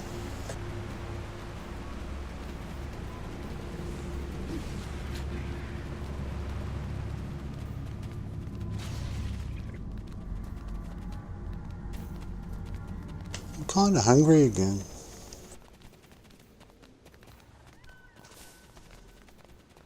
I'll get some chewing gum.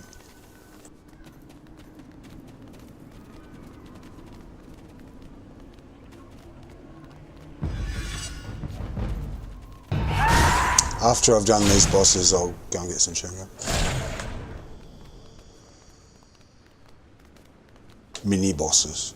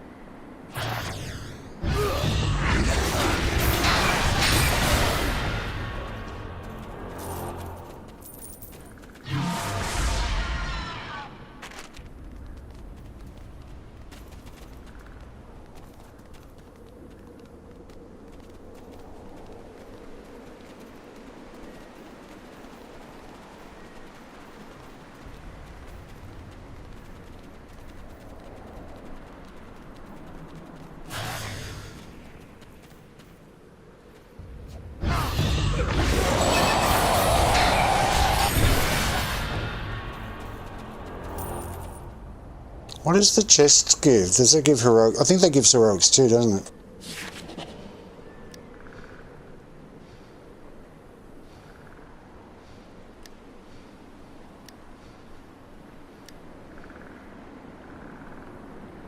Yeah, that gives heroics as well. I should do that one. Seeing I'm right here, might as well.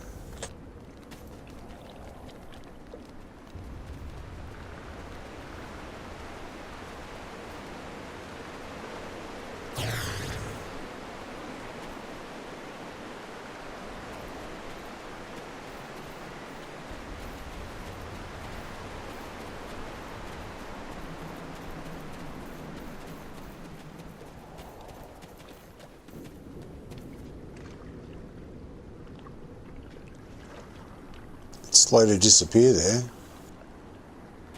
The sparkles. It means the server's laggy.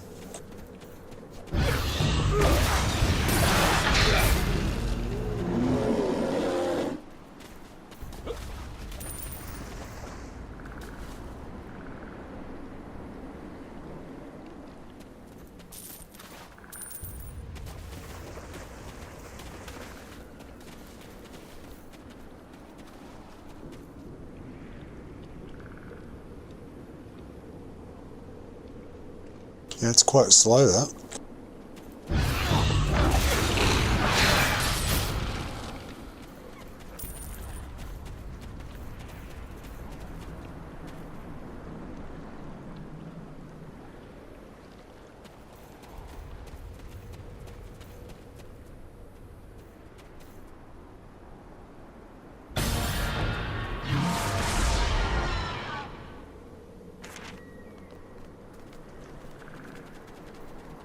I think I collected all of them. I think that was the last one I got. I felt that was the last one. Just before that, I collected that. I still thought, oh, I'm getting close to the end. I did say at the time, I think I'm getting there. You get a feeling after doing it 100 million times.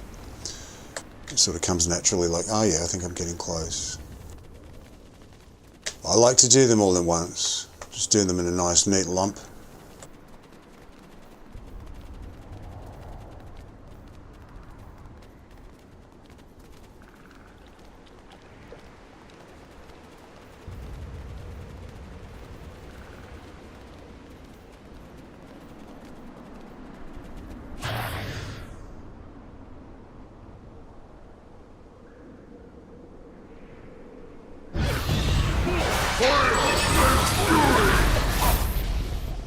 Fire and footy. They've been using that slogan for years, obviously, haven't they? Fire and fury.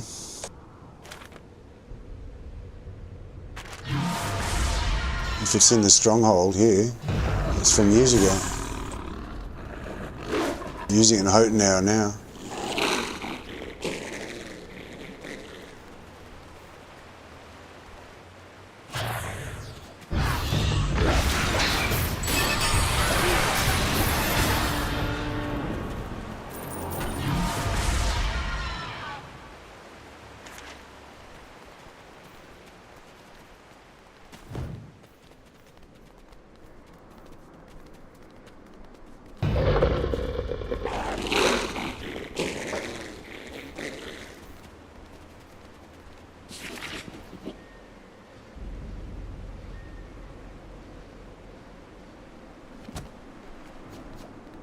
And that'll do, just for the heroic shards.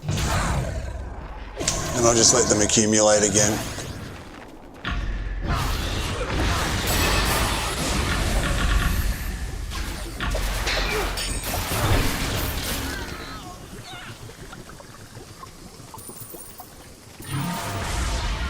I'll just let them accumulate again until they're all done again, and then I'll do them in one lump every time. I need these shards myself. So. Fuck off. Go away. Shove off. Not interested. No time. Sorry, bye. Hello, hope you're having a nice day.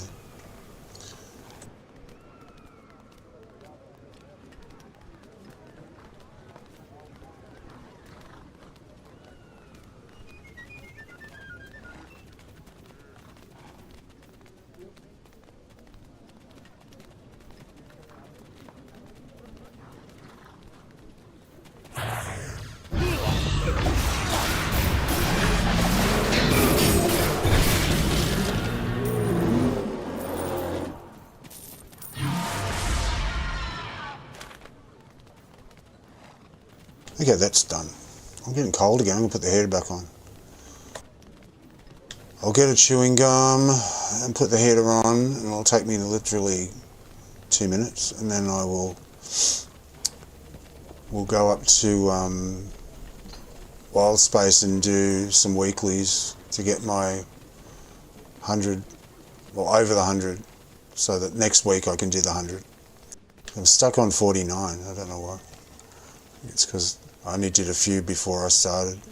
Before get it together. When I left the game, I only did some. I didn't do all.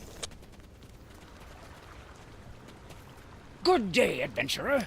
It's taken. Hopefully this will. Phew. Thanks for the help. That's one problem. So he. Great. Adventurer, the Master of Coin has entrusted a task. I'll do that one later because it's a lot of piss farting around.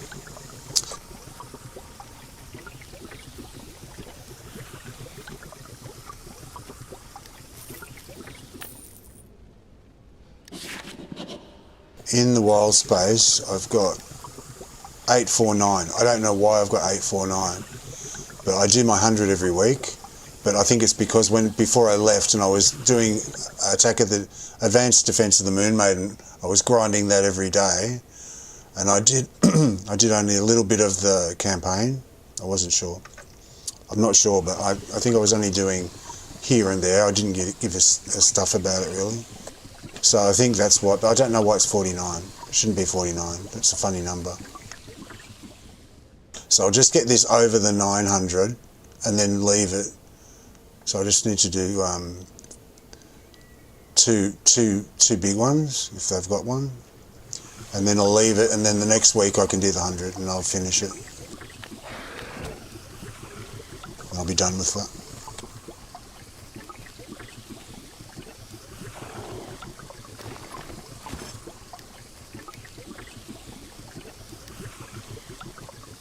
Okay, I'll be back in a sec.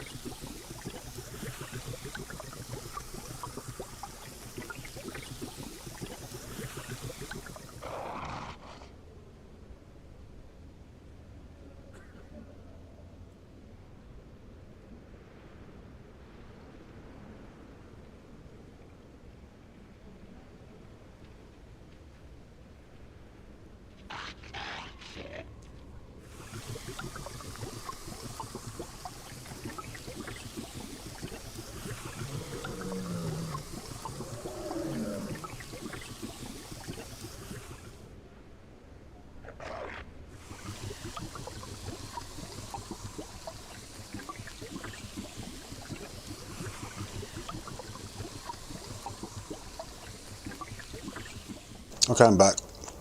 Got the heater on. I'm freezing. I'm fucking freezing. And I've got my chewing gum. Fine. It sounds like I'm eating, I'm not. I'm just chewing on chewing gum. Got Wildspace. Let me change to my AoE. Our courage lights our path.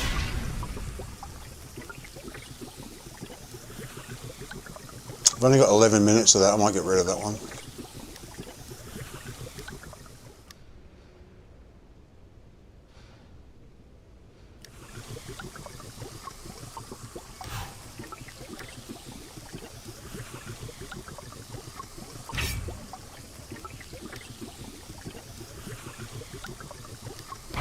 These foes aren't worthy of our steel.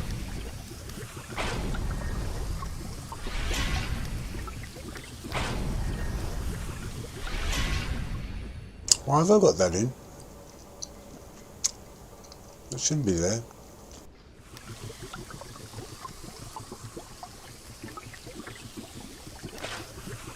I shouldn't have that in. I'm not using that at the moment.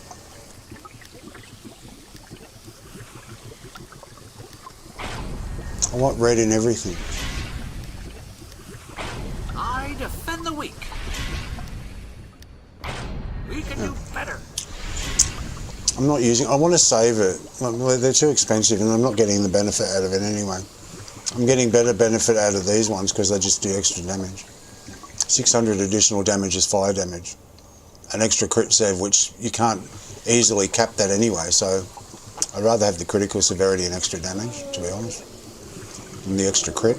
My crit's already up anyway. I don't need that anyway. I always need extra damage. So. Okay, let's go to Wildspace.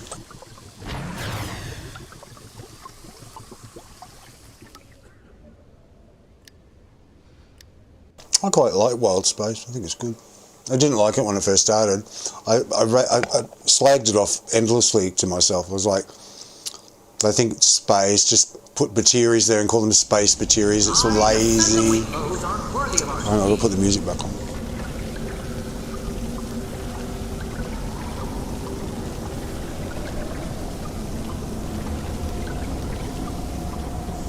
But actually, I quite like it. I'm getting used to it. I like it now.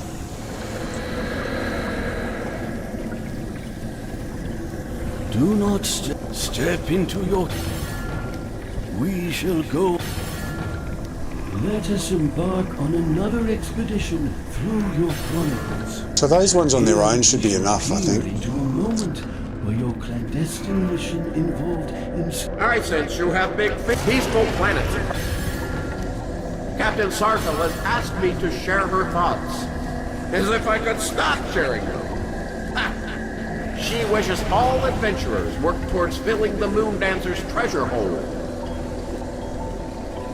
So I'll pick those up for next week when I do it.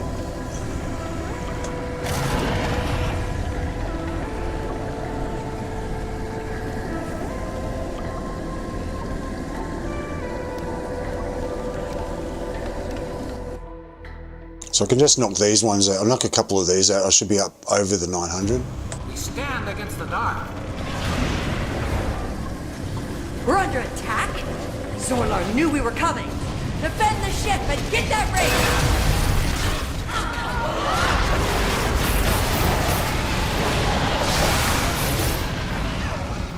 Forgot to take Vortex off.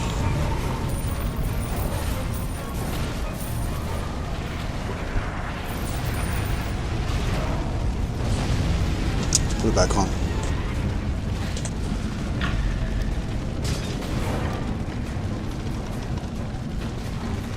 It's called Lunar Fireball, isn't it? LMN.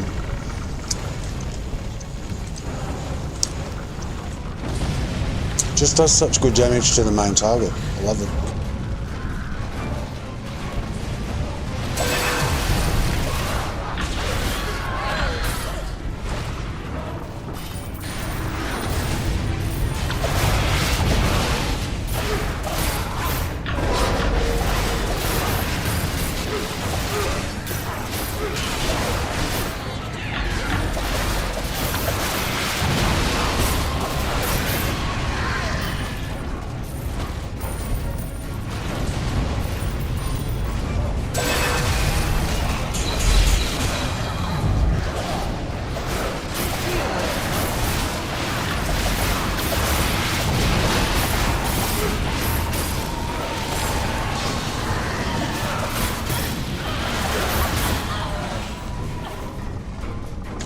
Sorry, you're just not cutting it in this content. Hang on, I'll get Regis back.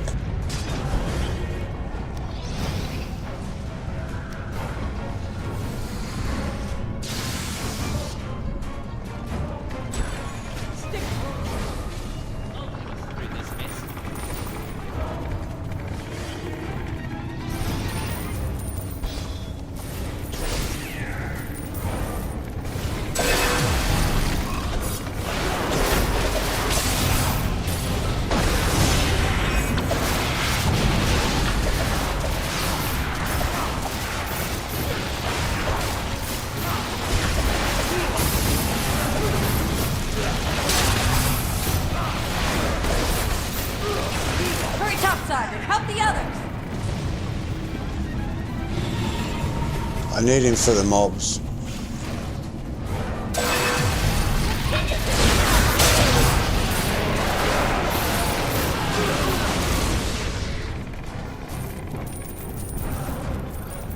Then I'll swap back to the dedicated. I've got to think of a name for him though. I don't want to call him Mojo anymore.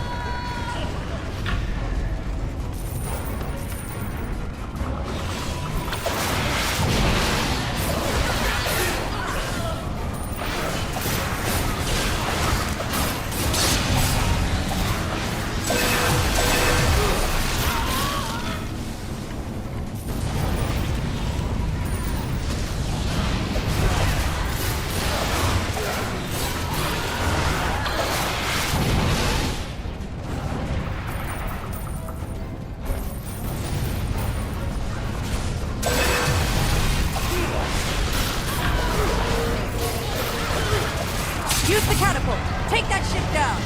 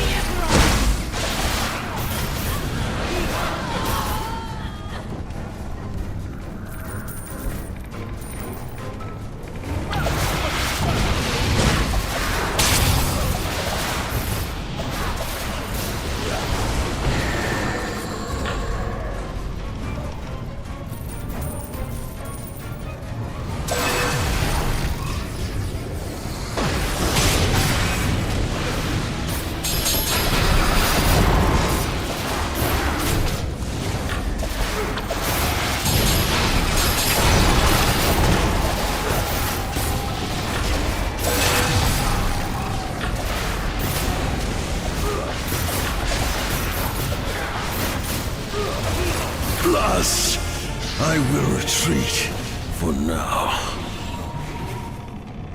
Get back to the ship!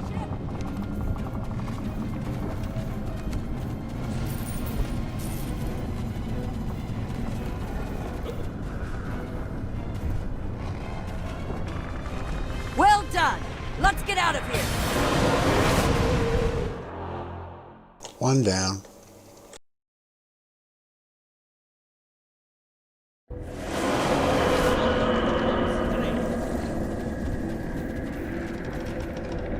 I just want to get over my 900, that's all. I'm only allowed to watch. Do not stare. I want to get to grinding those weapons for the others.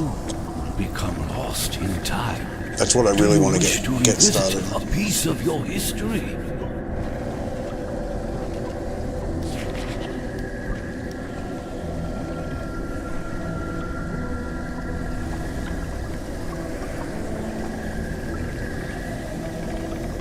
That didn't give me any currency? What the fuck? Vocath. Oh, Vocath vouchers. That's not. Oh shit! I'm doing the wrong ones. Hang on. I can't do the those ones. Oh, I see. Hang on.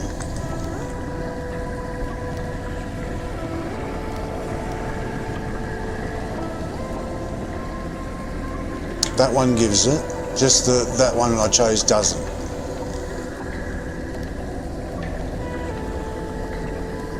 Okay, they don't give them. Alright, so I don't need that one. I need Vocath vouchers. Neverwinter outskirts, forget that. I'll leave it.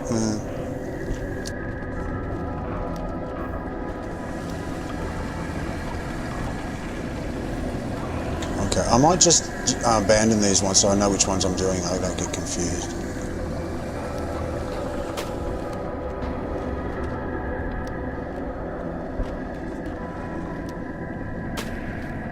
I can pick them up next week if I want to do them.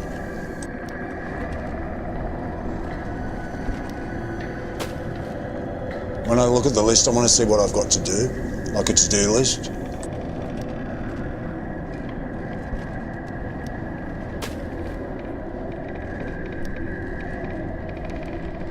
That one I want. That one I want. That one, maybe I'll do it, maybe I won't. That one I want. And that one I want. Okay. So I've got to do this one.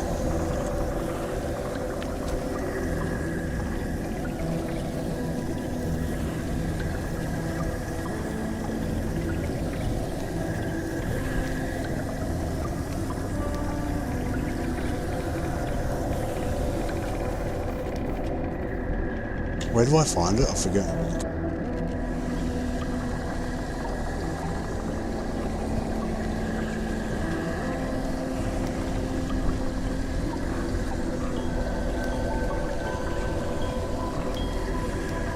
There it is. They've got all different currencies, don't they? No one can stand against us.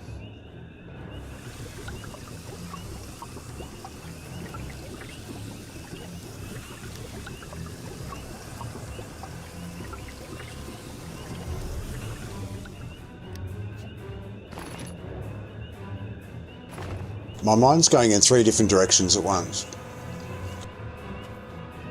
I'm thinking about those weapons I want to do. I want to get to Pirate Skyhold and do weapons there. But beware of its power.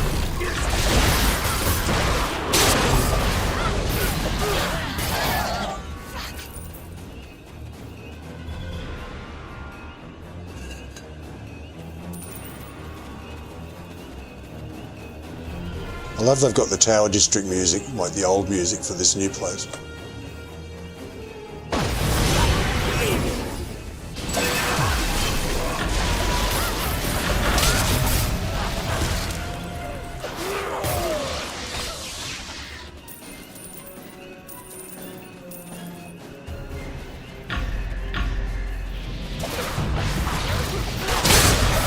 Or was it Black Lake? One of them.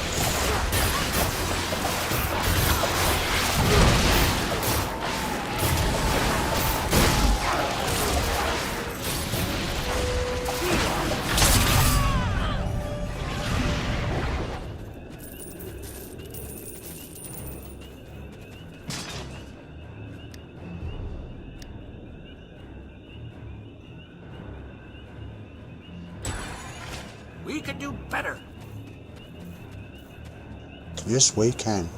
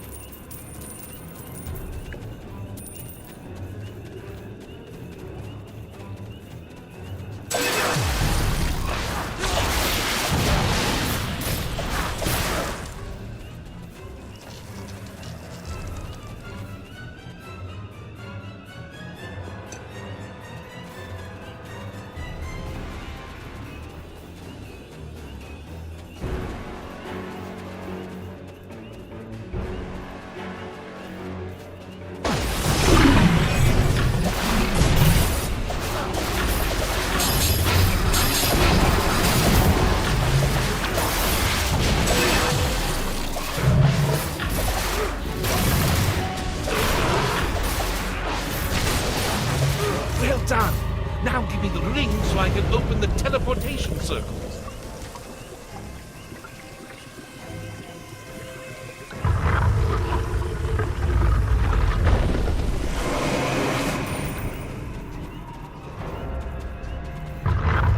Well met, High Priest Andavia. This is our chance to determine the weaknesses of the Citadel. We haven't much time. Follow me inside the Citadel. That's what's his name's voice from the River District.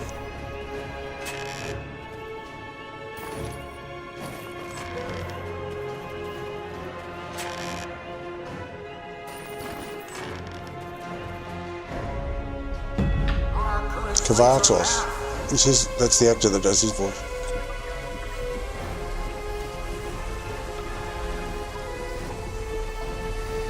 Fools! The royal ring is mine! And you've fallen into my trap! But it is I, Prince Zagan. Now you die!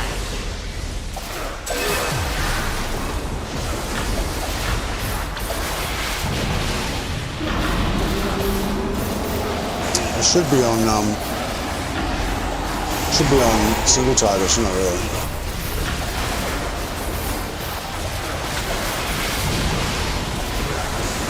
He's giving me some heals.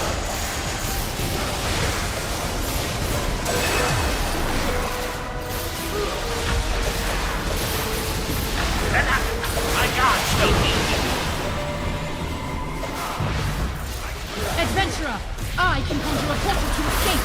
Defend me!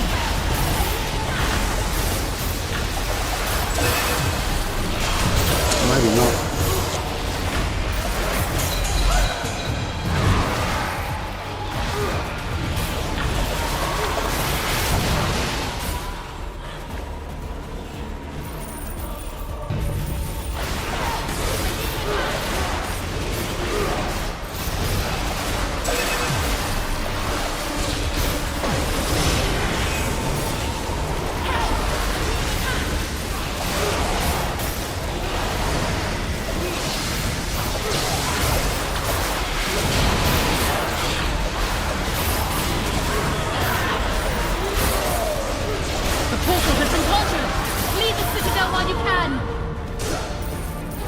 Only after I get my goods. Hang on.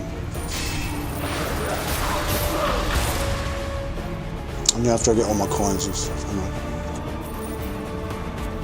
Okay, we're gone. Yeah, actually, so I do need AoE in there. I've only done that, I think it's about the third time I've done it. Maybe.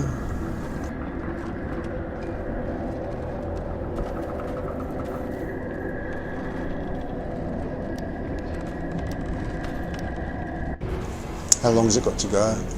Our courage lights our path. 9 minutes, so that's alright.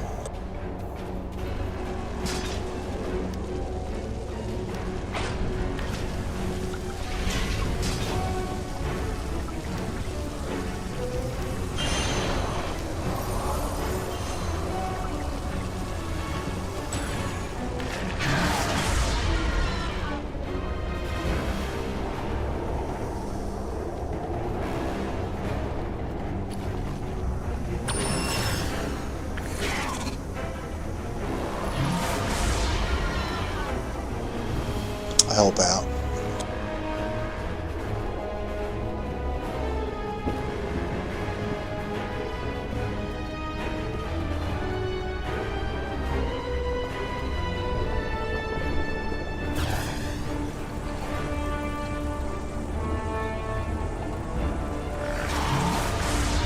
I'm not getting any buzz jewels because I'm full, but you can still get gear out of them anyway. I might get some gear. Just find who they're fighting and start following.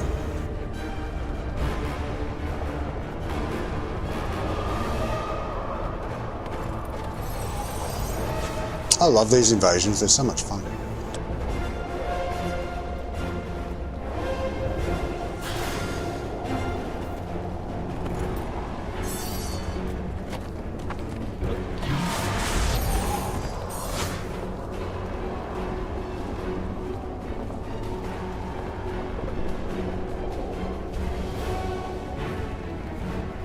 love the music too.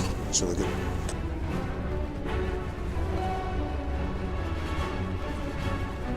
Really dramatic. This music and the Night Terror music from Barovia are my favourite. They're my two favourite musics.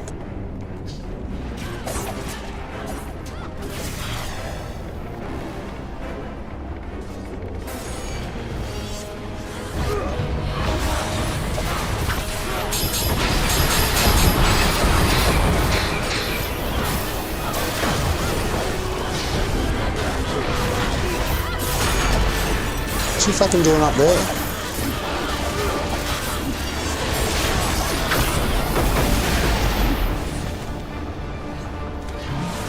Lord of the Fleet's in.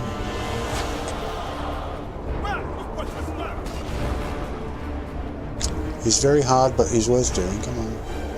Come on, everyone. Don't be shy.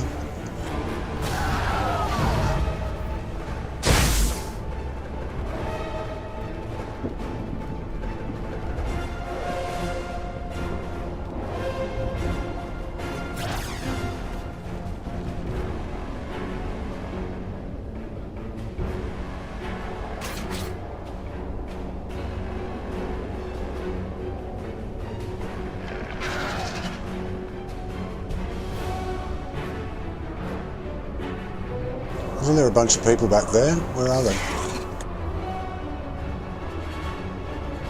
I'm not suicidal. I'm not going to do them on my own.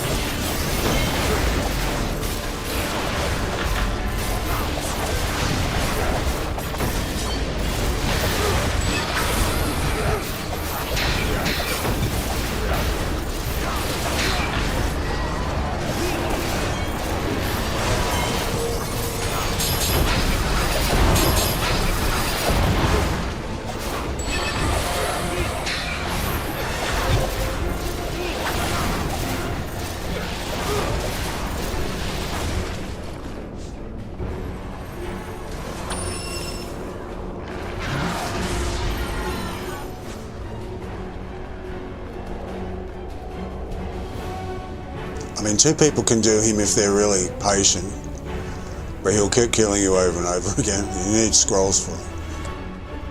Because he's like one-shot you all over the place. But you can sort of like be like a tank swap without being a tank. Like one person keeps him busy for a bit, and then the other person keeps him busy for a bit.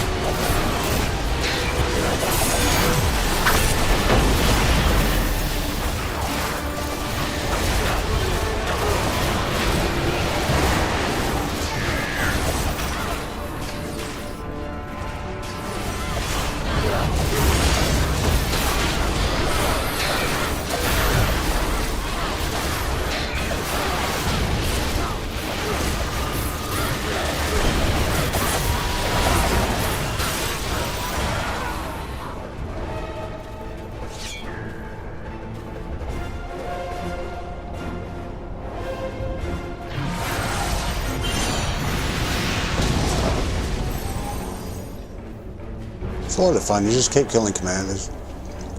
Those rotten commanders, just keep killing them. Pretend there's someone you don't like. It's like, you can't... Oh, sorry, am I allowed to swear? I do anyway.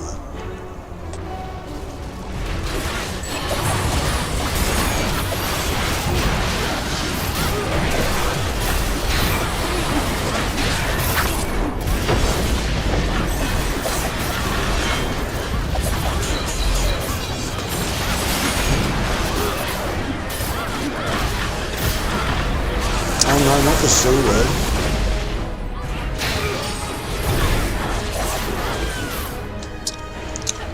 I don't like it, but I use it. I don't know why. Just for emphasis, I think.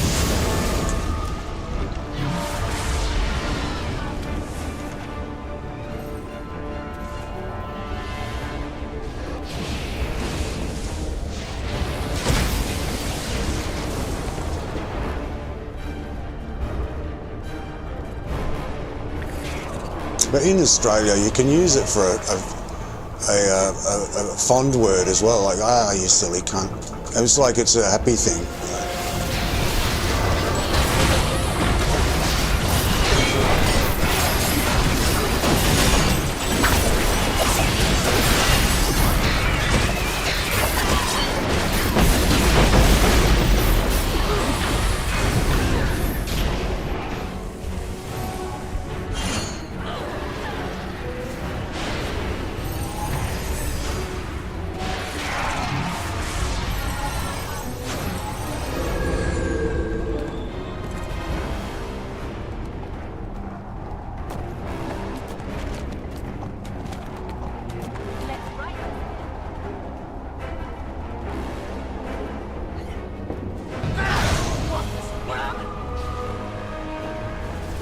And that's like talking to someone that you really like.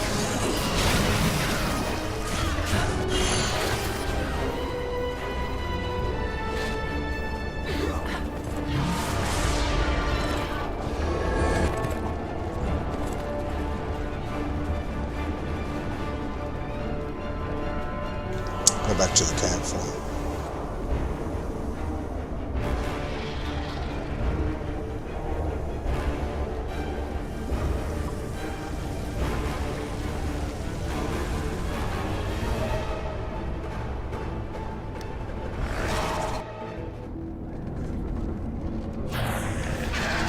Yeah, and that's just someone that you really actually like, and you're like, ah, you silly cunt. And they're being funny or something. But I don't say it very often, because I know it's offensive. I try not to say, oh, I sold something.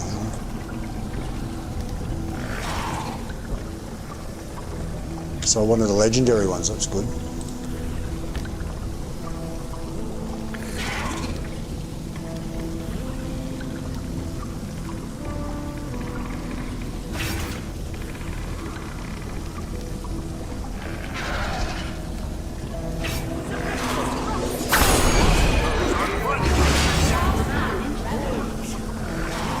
Okay, have I done my... Have I got over... I still need to do one, I think.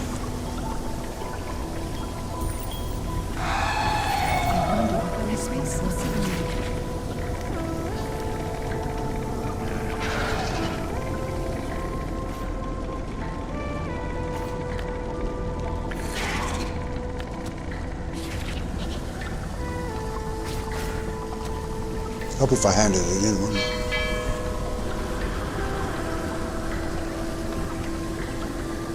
Do not stare. I am but... Sirloin.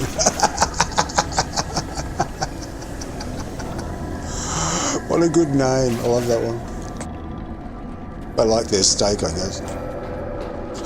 Sirloin. I like that.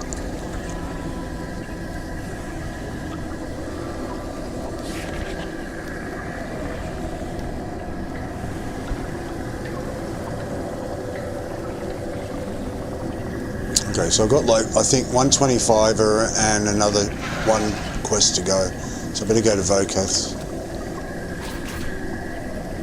Vokath's moon base. I have to change it.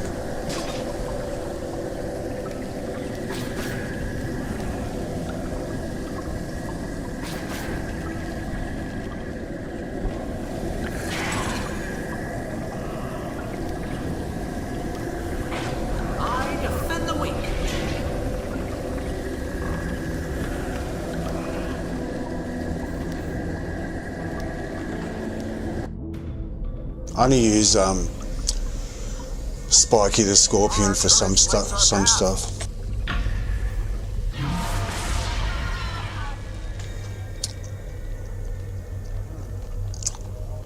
the time.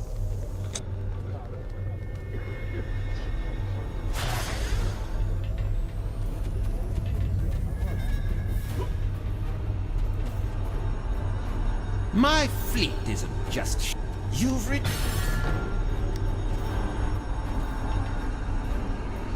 We have done well to weaken the Empire. We are still working hard to push back the serene planets in what? It's so grindy, oh my goodness.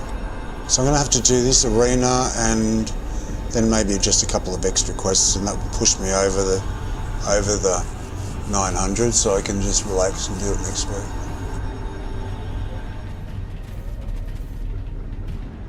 I've just had too much to do with this egg hunting stuff.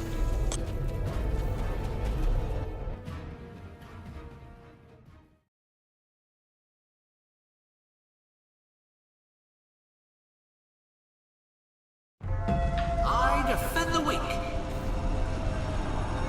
Okay, I think I'll go back to a traditional. Yeah, I think the traditional one's working better in here.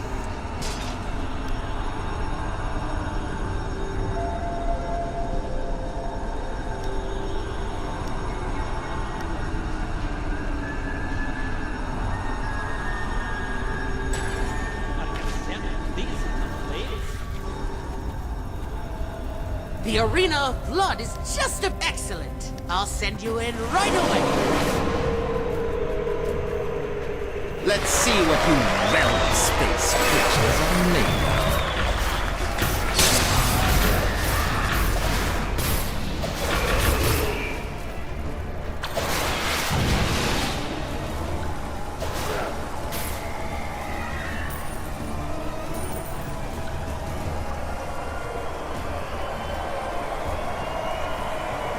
Try this returning champion on the side.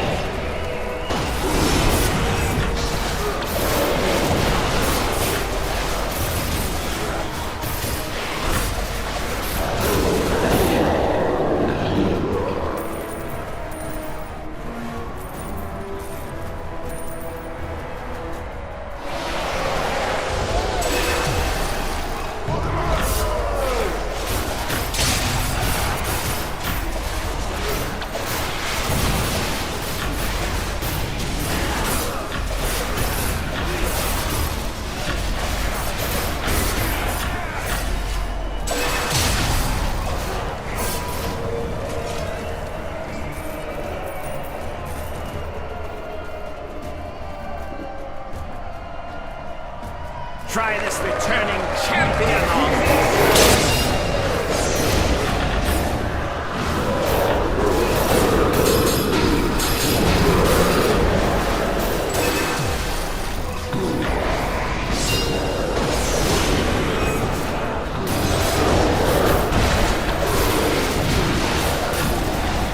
Not bad. Care to keep going?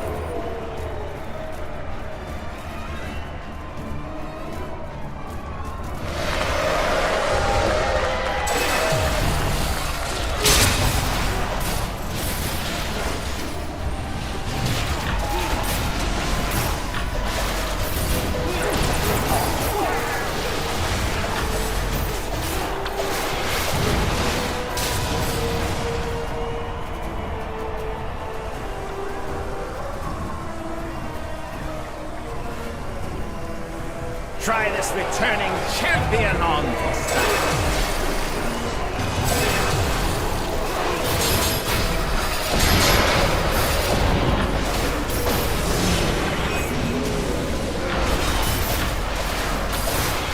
Use them in the wrong order then.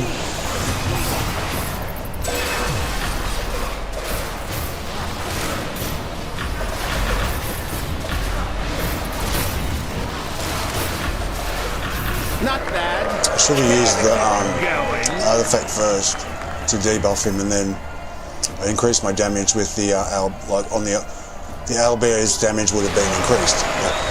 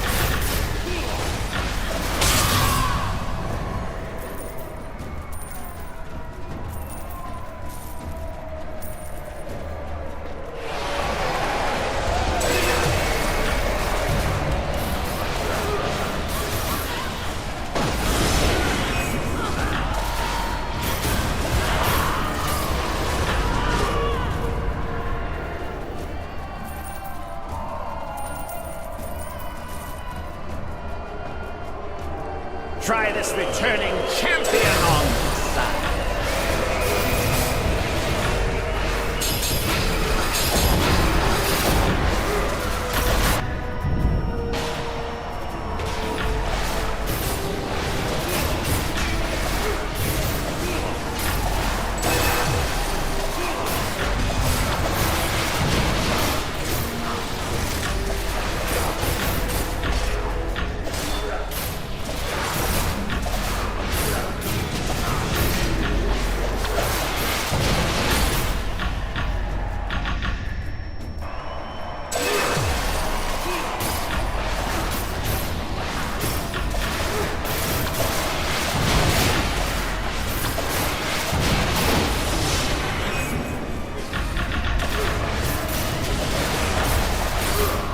Not bad. Care to keep going?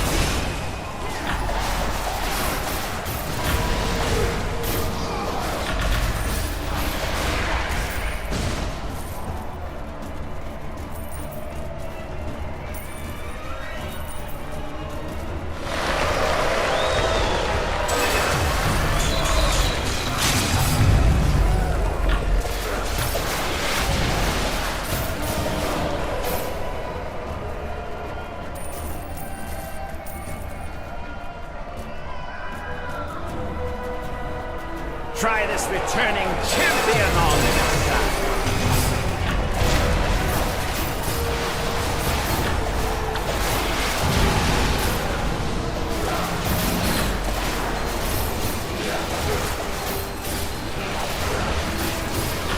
He looks like the Iron Golem, a lot like the Iron Golem. It's the same. Pretty sure it's the Iron Golem companion. He's really good. I call mine Pumper. Don't ask why.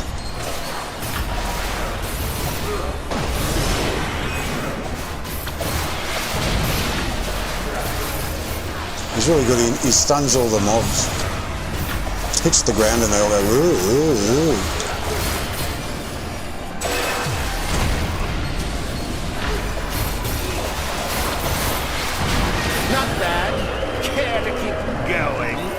No, that's it. I've done my 5 rounds. Thanks very much. Not interested.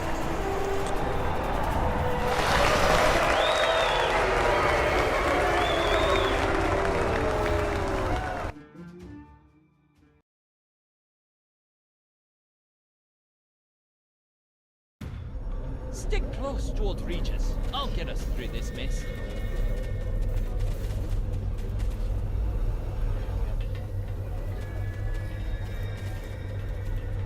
Friends may turn.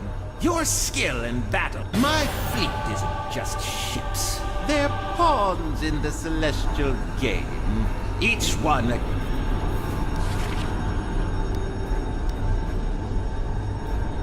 Okay, so I've just got 1 more to go.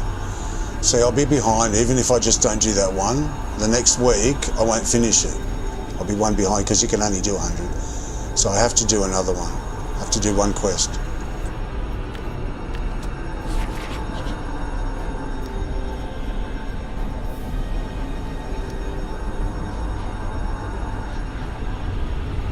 I'll do this one.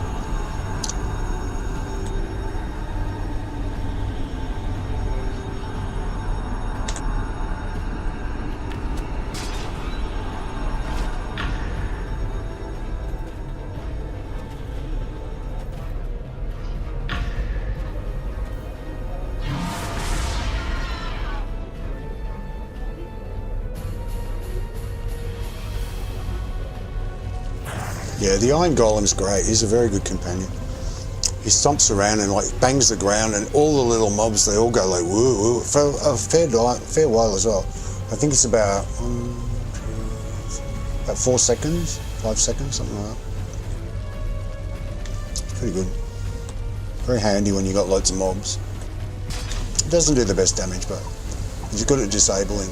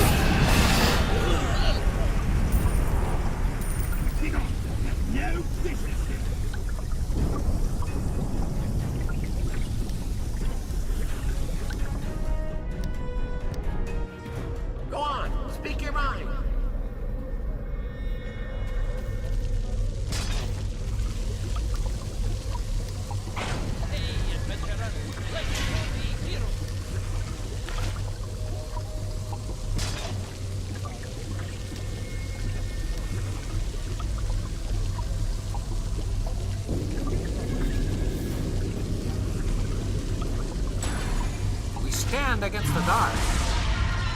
What can I call him? What can I call him?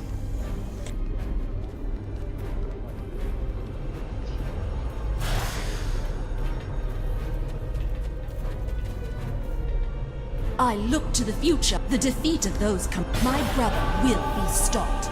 With my ring returned, my legitimacy to the throne is assured.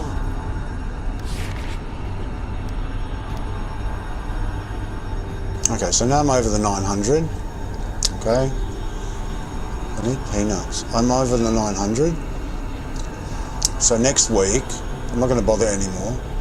It's too much grindy, but the next week I can just do, because I won't have the previous, I've been doing Pirate, Skyhold, Mountain of Flame, Wildspace and Sharandar every Monday. No, was it Monday? Sorry. Monday night for me, Tuesday, whatever reset is. I've been doing it again and again and again, those 4. Then I finished this the other week. I've still got these 3. I've just finished these 2 yesterday, whenever it was. So I've just got this one. So I'll do this and it'll be much better because I won't have all these other shit to do. I'm doing the eggs. The egg hunting has been taking all my time. Okay, so I'll get some peanuts and I'll be back, and then I'll go and do the grinding for the weapons in Pirate Skyhold.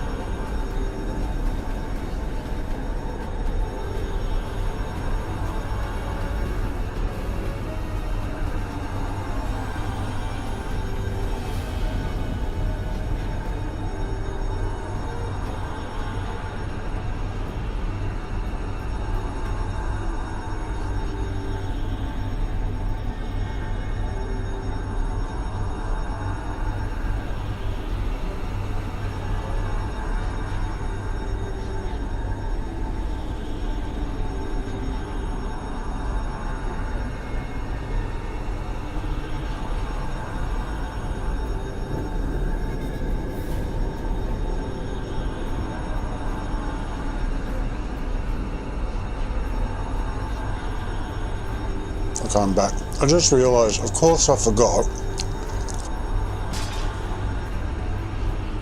Of course I forgot to put my Wildspace set on for the bonus. I always do. Oh well. Right, for the grindy for this other thing, I'm going to need my single target because I'm just doing the 3 bosses over and over. Well, hang on, but there is also no, it's okay. There's also mobs everywhere, so no, I'll stay on AoE.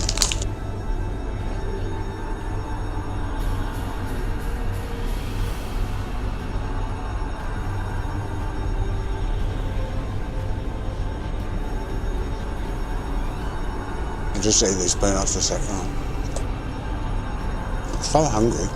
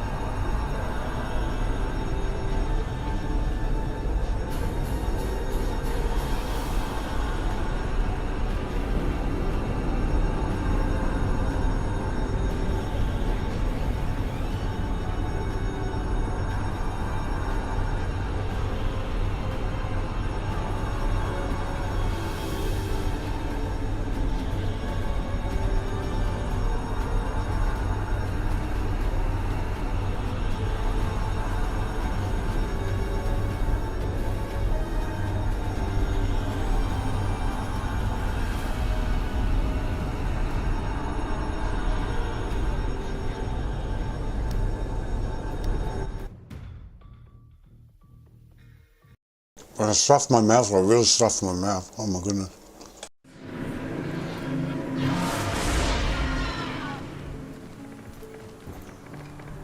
That's the only way to shut me up.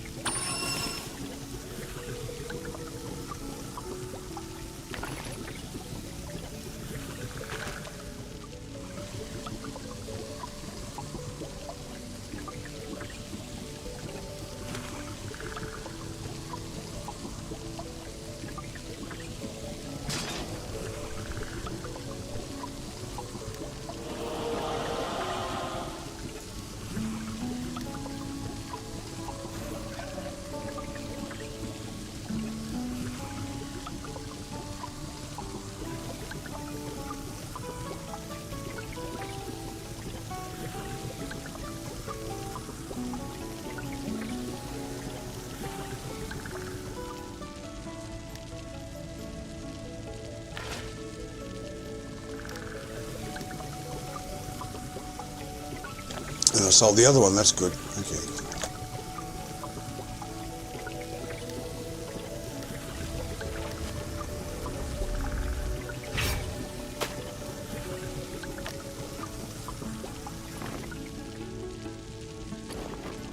It's got 4-1 now. It's all going to the Night Flame Fund for Zagan's artifact. 4-5, I'm only 400 off. Is there anything I can sell for 400? Let me think. Not really, not that's going to sell fast. I've got artifacts and things I could sell, but I don't want to.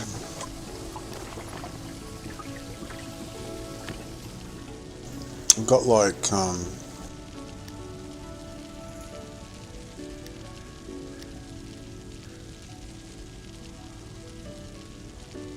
Sigil of the Paladin I use, that I use, that I use, no I don't use that one.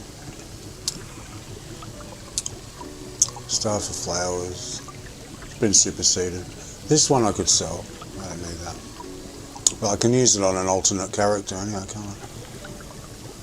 So I don't want to sell any of it.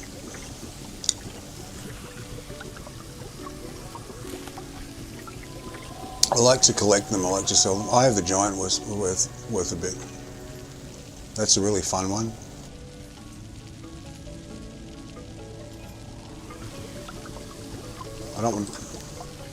I want to keep them all, I don't want to sell any of those, so I'll just wait. It's only 400.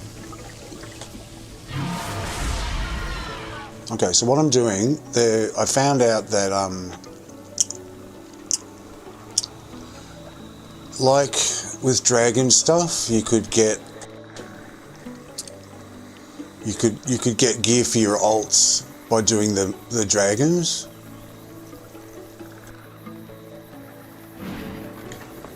And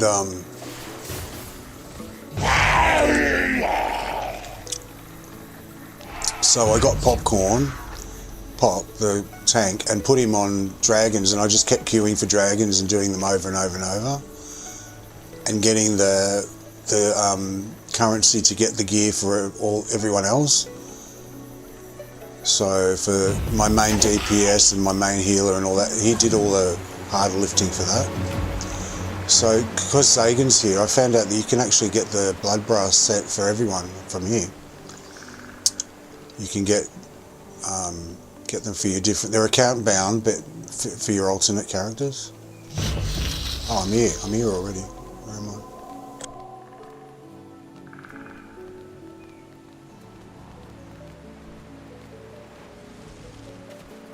Okay, where am I going? I'm going down here.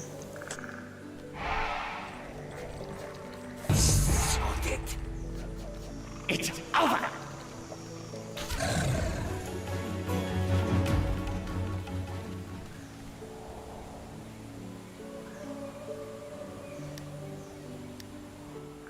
I'll go to a nice quiet one where there's no one.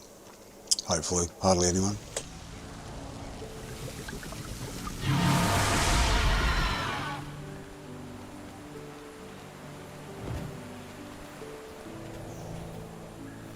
I always advise that. Go to a nice quiet instance. You can't do it often in the older ones.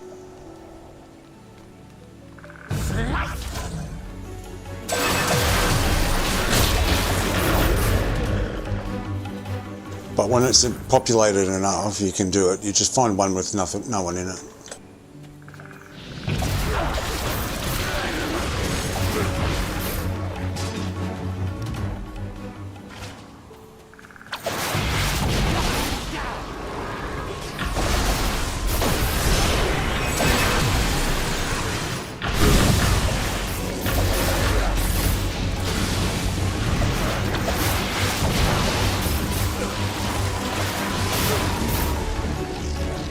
So we're doing it for the polished black dagger gold coin.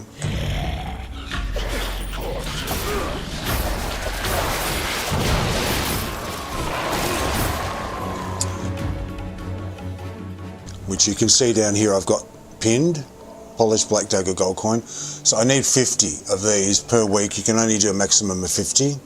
And then after that you can't get any more. See, it says maximum 50.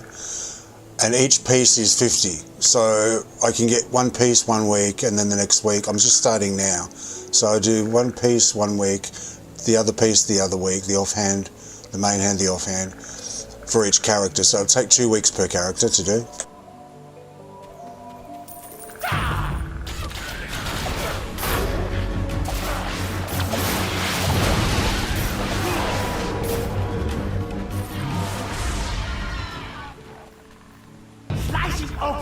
So the first character, like Zagan's already got his.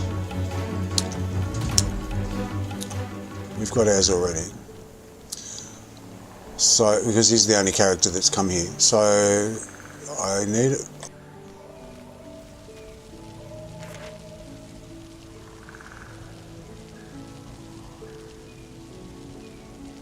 How can I remove that?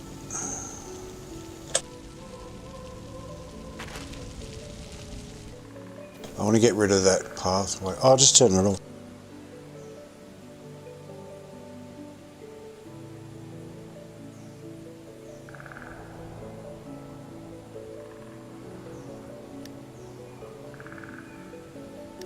Skull Fortress, good name.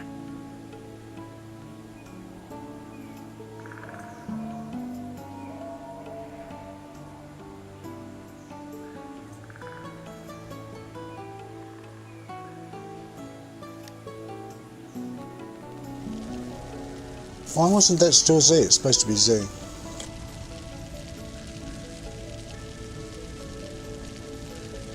So, These lizards weren't here. This would be so much easier. I want to do, you're the healer first. Anyone I want to rank up and get higher. So I'll do your first and then I'll decide who after that. I'll probably do your, then pop for the two. So I got my healer, Zagan's the DPS, yours the healer, Pop's the tank, and then I'll go Varo, Fade, Jet, whoever I need to, and get them all better gear. So this is going to be a long-term thing. So this is day one of like probably a year of doing it, right? Whatever. So there's 3 bosses. One I just did, this one here.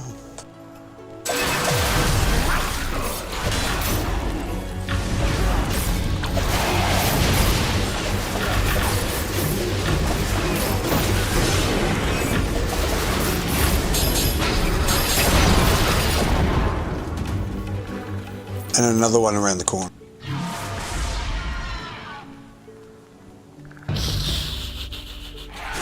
I might change to Bat Swarm actually.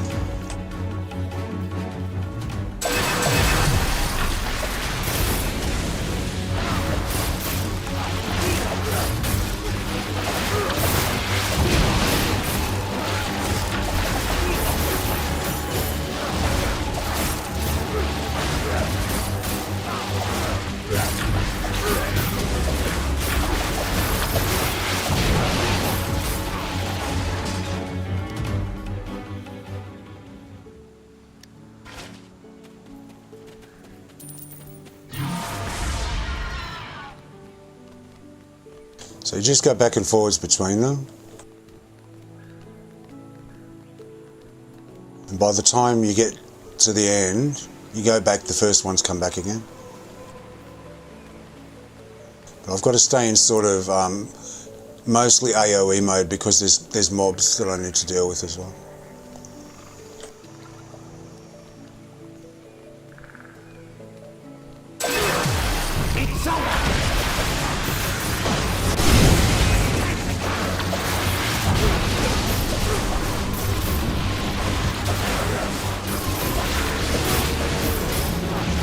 Yeah, that worked better.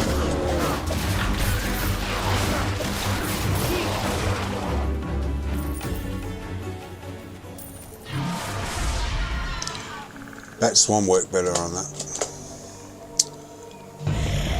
Which I do like. I like that one.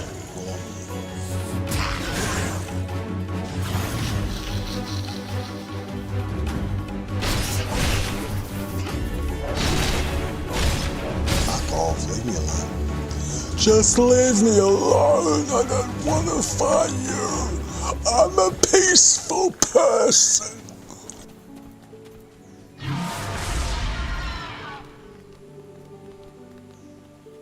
So just come back and wait until they're back again. Yeah, I have to have it on AoE, unfortunately, for the mobs. If I get stuck and have to fight them. And that one I just did, there's mobs at the beginning, like the entrance and the sides, so if you trigger them, you've got to deal with them as well.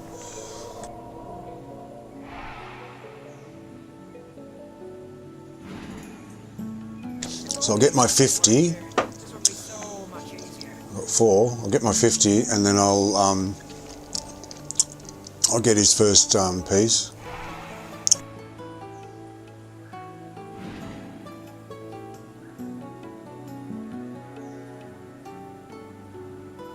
I'll get his main hand. Because they've all got Stormforge sets. Yours got Stormforge because that was the last set he worked on back in North Dark Reaches. That's the last one he did for campaigns. And Pop the same. They both did. They were both grinding out that. They haven't done anything since. They didn't do here or anywhere like that. They've been on Zagan ever since. So. But this is a great version. This is a great idea, I mean. That you can, and well done to the devs, because you can earn gear for your other characters.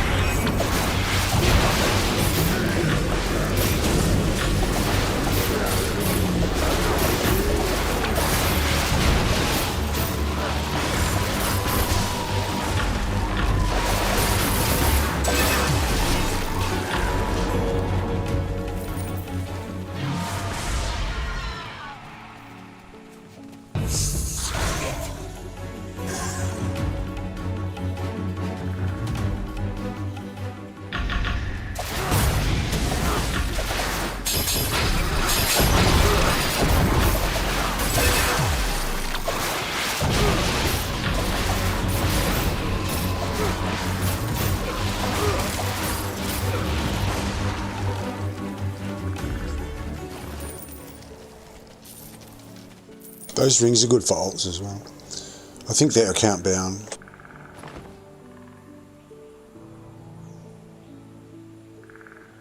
Yeah, they're account bound. They're like 2,800 levels, so I can stick them on everybody. Like all my alts will have good, like a big item level boost just by having that ring. So I could probably put 2 on, 1 on each finger, 1 on each hand.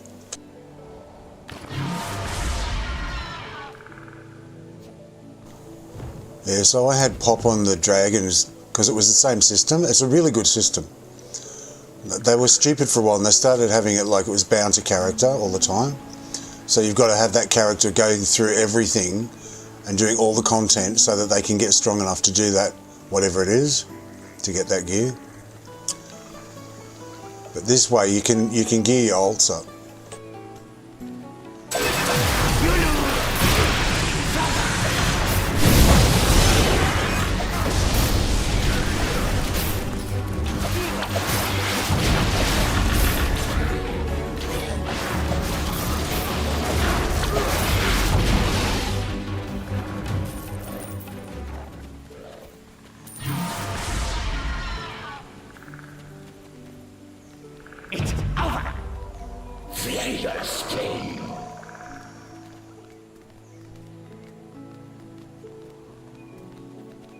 Okay, that's a better way to do it. You have to go around that one. You just avoid them, just. Wait, when I grow them, I'll do that. Instead of going straight up.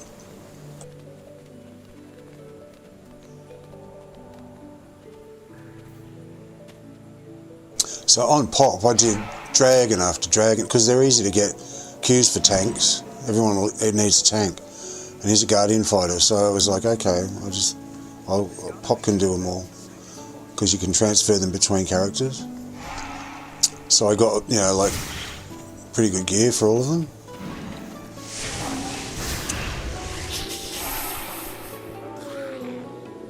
And so I can do the same with all their sets on this.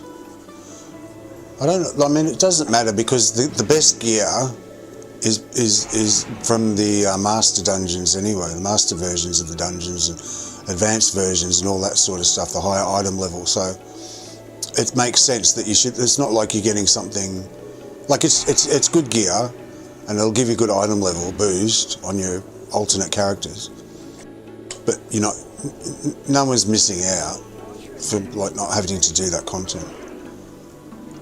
Like, it's not like someone who's doing the content and getting the gear and then you're just giving it to your alts and they're getting it like virtually for nothing. It's not like, because it's not the best gear anyway. So. But it's better than what they've got. They've got just the Stormforged, and the Stormforged is, I forget what the item level is.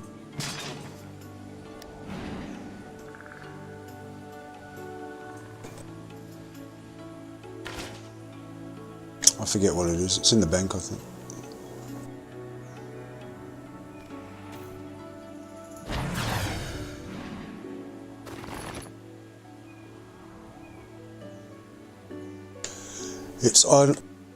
It's item level 2000. So I'm giving them 750 item level per piece. So it's a bit of, is it really worth it? Is it worth all this shit? Yeah, it is. It is. It's got better stats. 2 of a set, combat advantage damage, you have 10% chance to gain 5% days. Yeah, I'll do it anyway. I want to upgrade their gear anyway.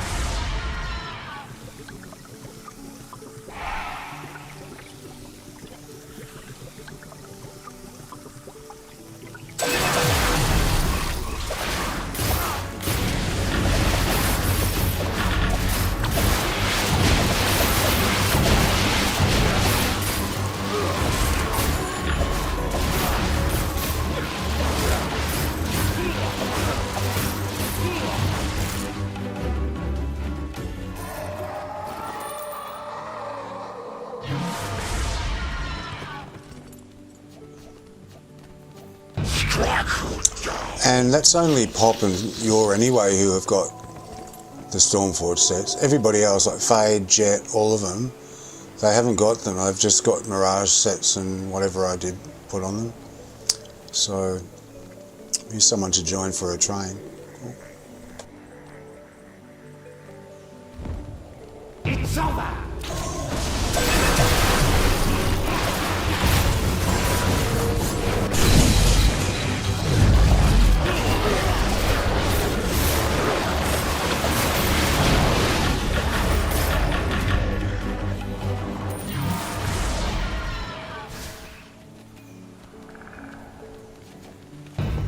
make our own little train.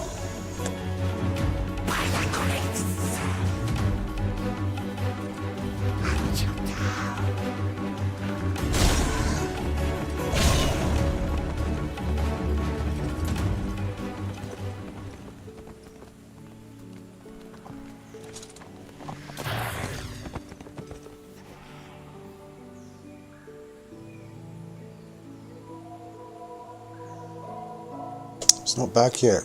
Come here, come here. Just wait here, wait here.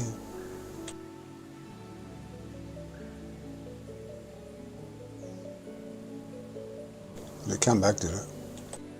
She fucking up my rotation, is she? If only these lizards weren't here, this would be so much easier. Come and wait here.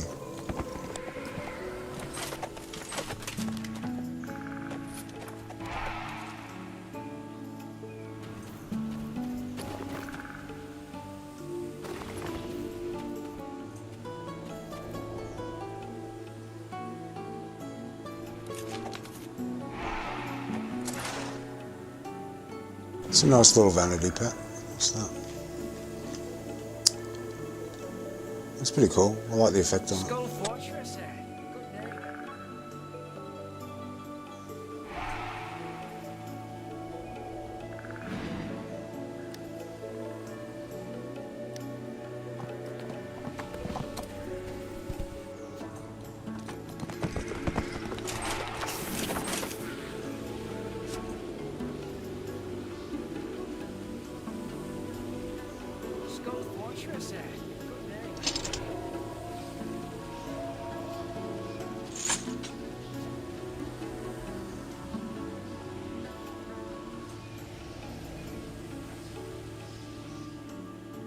Oh, gone.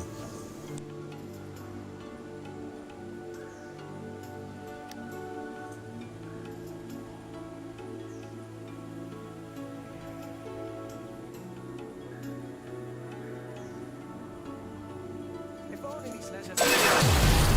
You lose.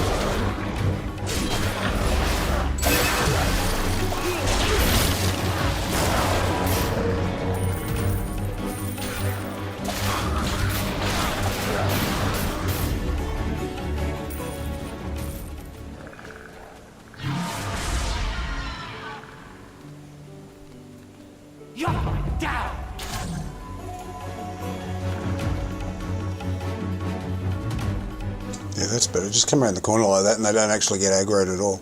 Alright, I'll remember that. I was with the person that showed me where these other two were. I was only going back to that first one and I was just waiting there for it to keep coming back. And there was a guy called George Costanza doing it. He said, come with me. And so he said, did you know where the other ones were? No. He said, follow me. So I came up here and then he showed me the other one. We've got 3, just the 2 of us were doing it backwards and forwards for, what, an hour or 2 or something like that.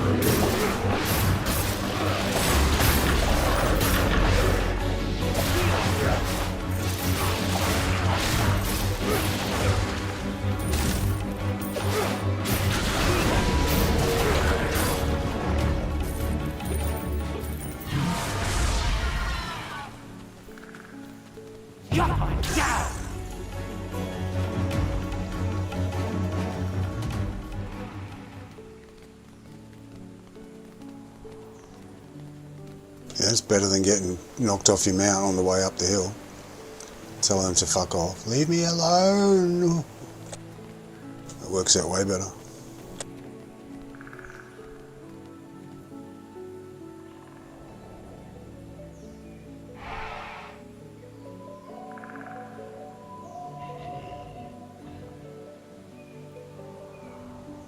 So you can see, you can look over there and see if anyone's fighting the boss up on the hill, on the bridge up there, on the raised bit.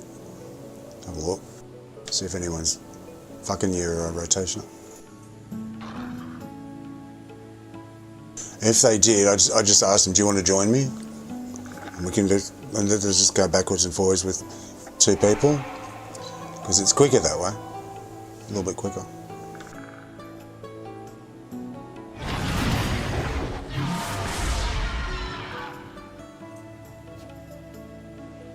I've got 16, I need 50s.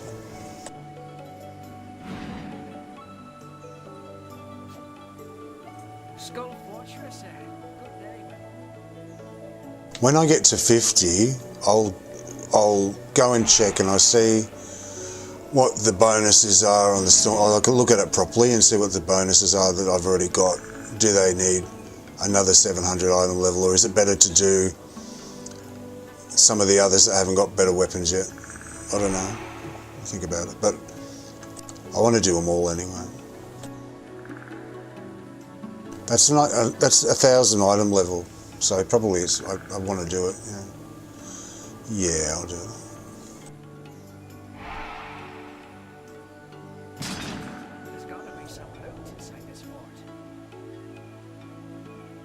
Oh yeah, definitely, because it's got outgoing healing, tank get out awareness. Yeah, they're there. Yeah, no, I definitely want to do it for all of them, for sure. I just remembered. Yeah, the bonus is role specific.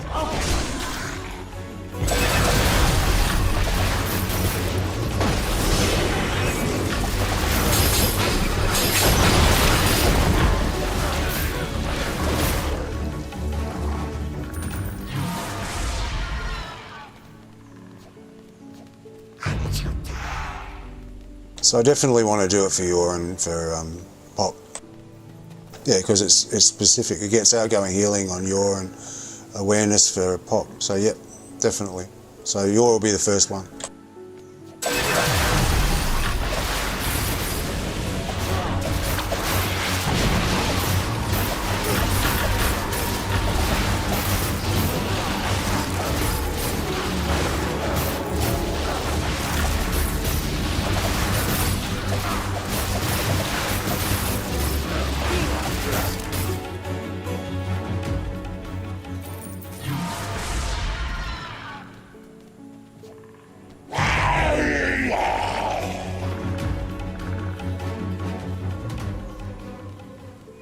This is called grinding.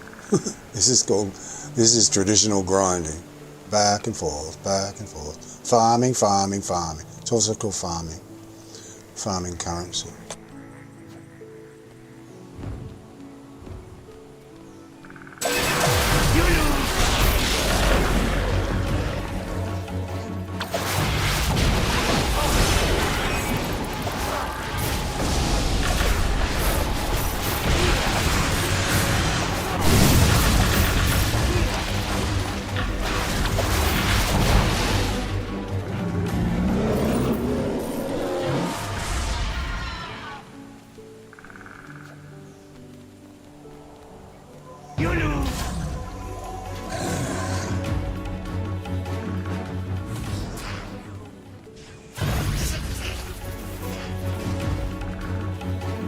Go away, I don't want to fight you, I'm a pacifist. Leave me alone. I'm just farming, I'm just a farmer, just a peaceful farmer. Go away.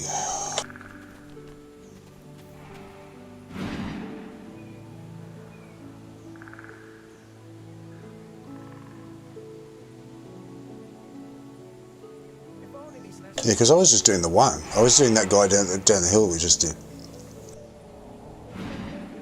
And it was like, I was waiting. I was lying down on the altar that he kneels at, waiting for him, and you get a really close-up view of his face. He's really quite ugly. You're lying there and just wait like 4 minutes or however long it is. And he comes back, and you just do it again and again and again.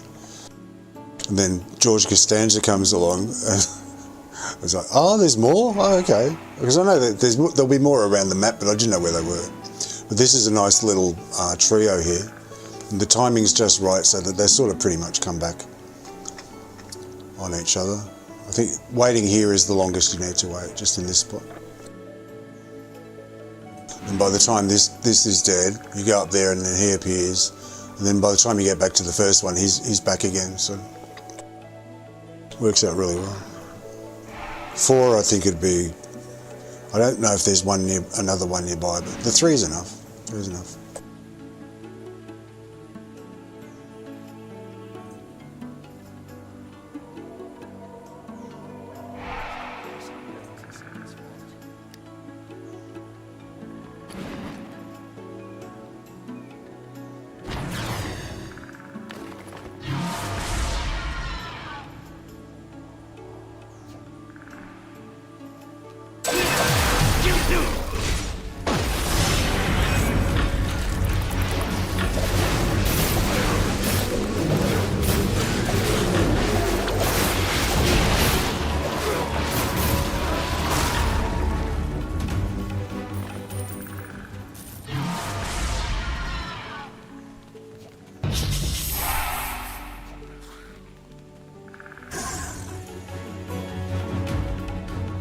And they won't follow you over the bridge, so you just ignore them.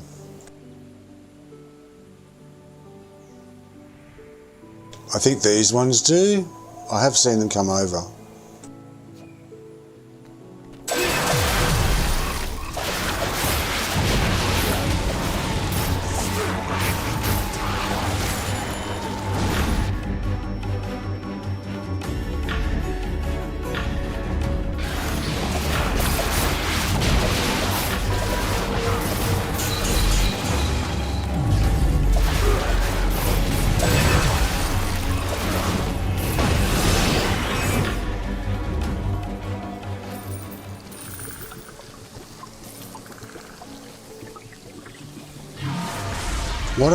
What would I do without my arcane singularity? I don't know. Saved my ass so many times.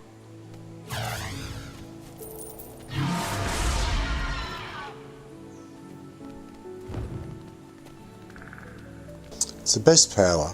It's the best power. That one that sucks everyone into the middle, gives them all the damage, blasts them up in the air.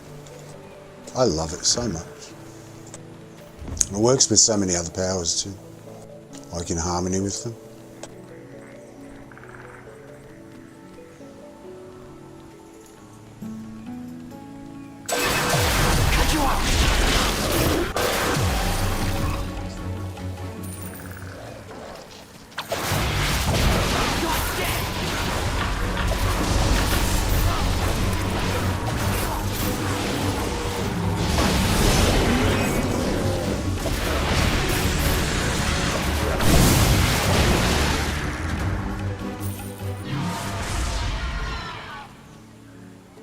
If you kill, I forgot, if you kill these ones here and stay on this side, you don't have to worry about those or those.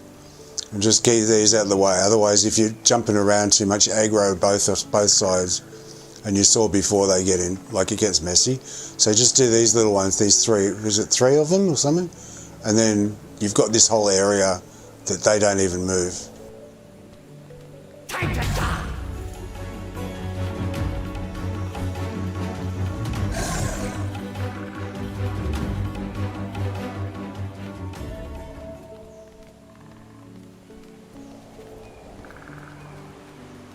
I forgot that's what we were doing. We were getting there and bumping them off first and then doing the boss. Then come back here and just wait.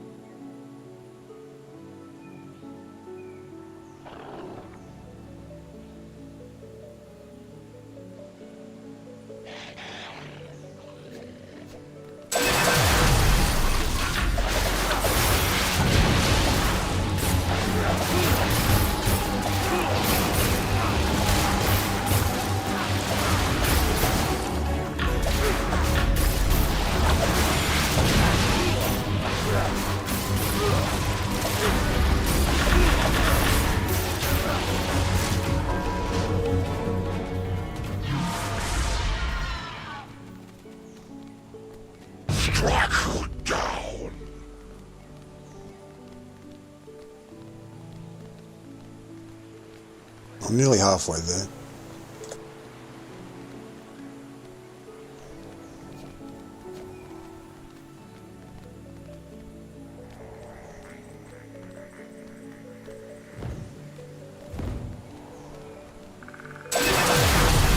Yeah, there's only 3 of them, so throw down icy terrain and they're all gone.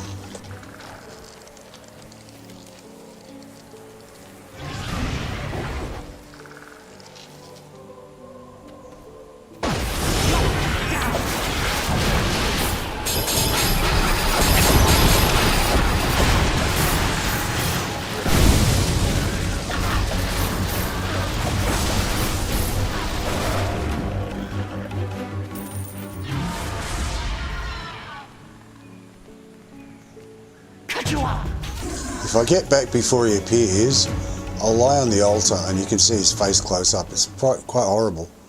He's quite ugly.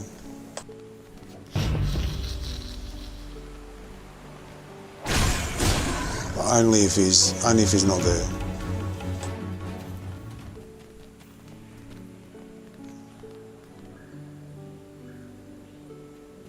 So that's 25, so I'm halfway there. Yeah, I forgot about the class-specific bonus. That makes it perfect for these. Because the bonuses on they bring out new gear, the item level creeps up. That's fair enough.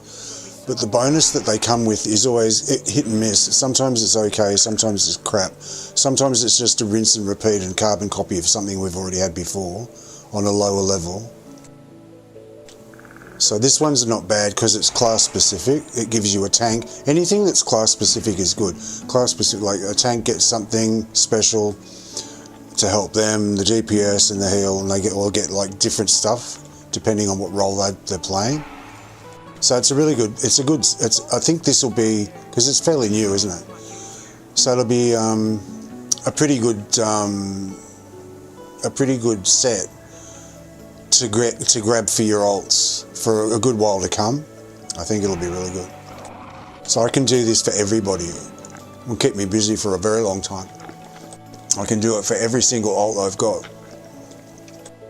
Even all the clerics, all the little number 8s, everyone. All the level 8s. Although you've got to be level 20, don't you, to use it, do you?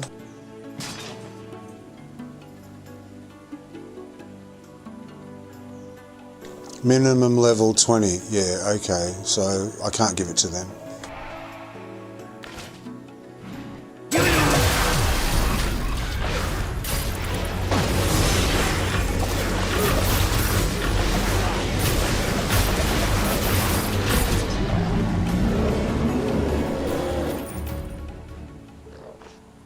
I've got a vanity pet. Have I already got him?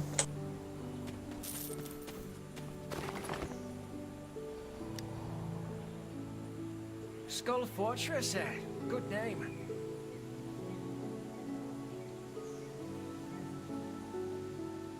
I've got a load of them already. I've got a load of those already, look. Mind control Kuotais. Got the normal one. I've got heaps. I could sell those. I didn't know I had so many. Oh, I can use it for the artifact, what's it? Hang on, how much are they? I didn't realise I had all those. Let me have a look. How much are they going for?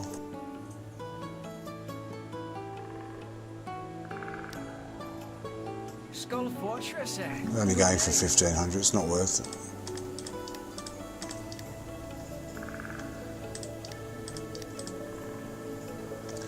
And no one's buying them anyway, because it's like that's been up for 10 hours, that's been up for a day. No one wants them even at 15. No, so forget that. That's a bad idea. Okay. Oh, it was worth a try. There's gotta be some loot inside this fort.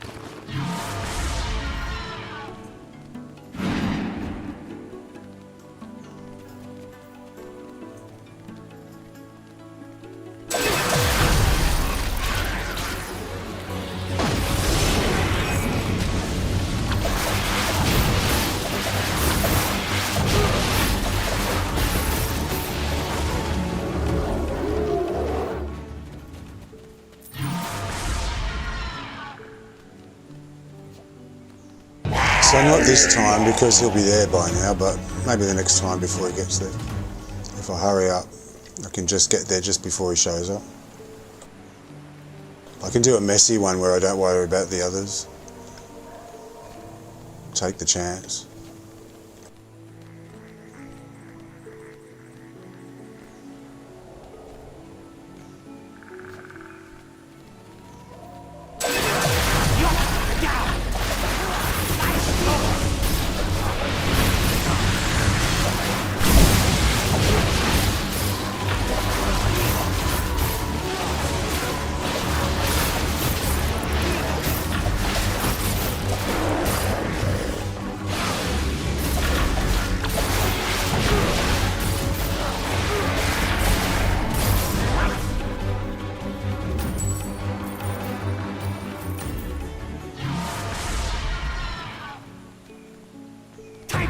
I should check these things and see if I can sell them as well. I'm very bad at that. I get things and I'm like, oh yeah, I got that. But I don't check to see if it's saleable or not. Even like some things I do. Like mounts and companions, when I get them dropping, I go, oh yeah, what's that worth? But these other things, the new things, I like, I don't even look at them.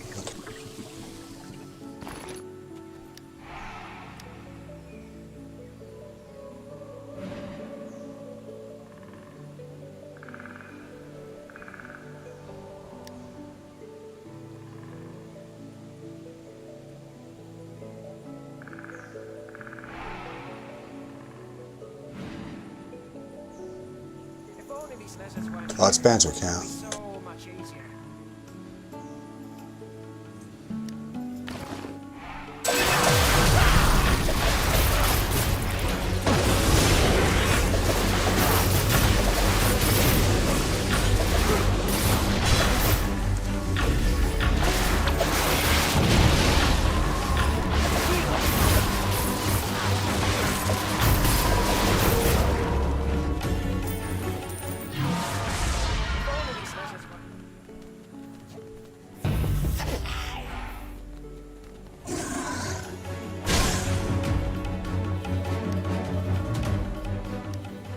That's nice. 125 unbind tokens. That's pretty cool.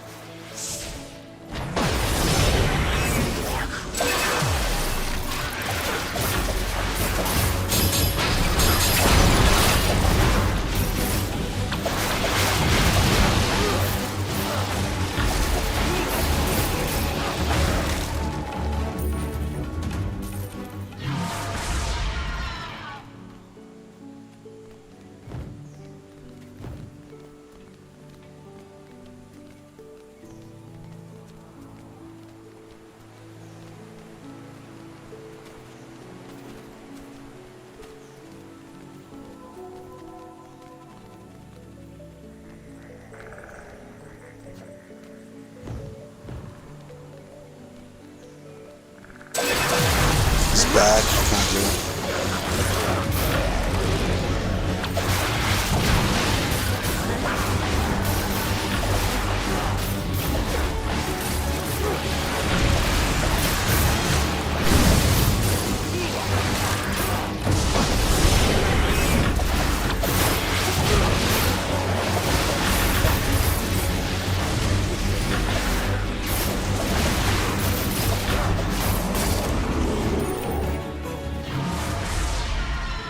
If he's not there when I come back at any time, I'll lie on the altar and show you what his face looks like.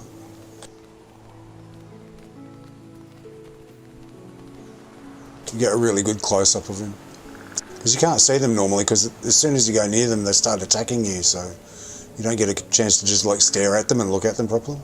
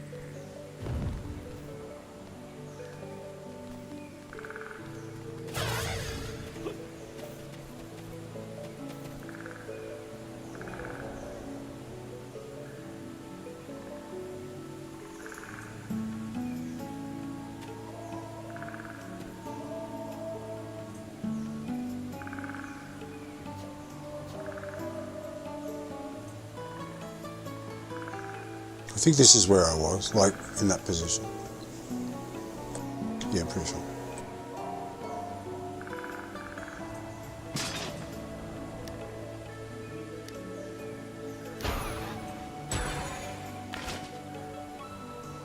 See? Look how ugly he is, look. It's horrible. It's over.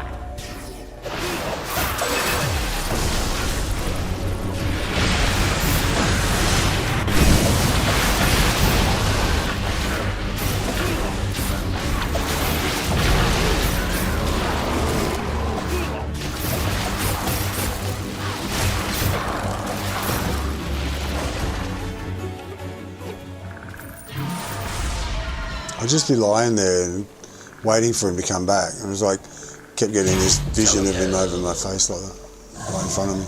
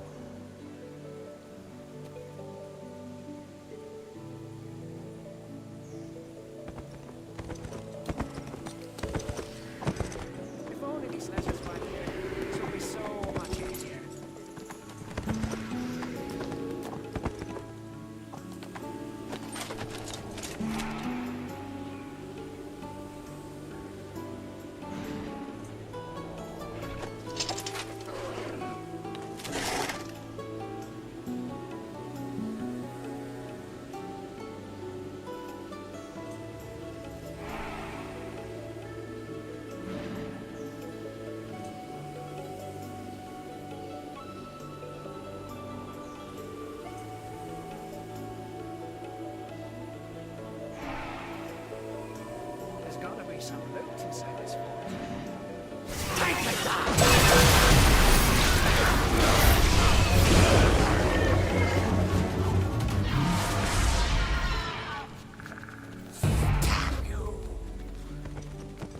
They're strong.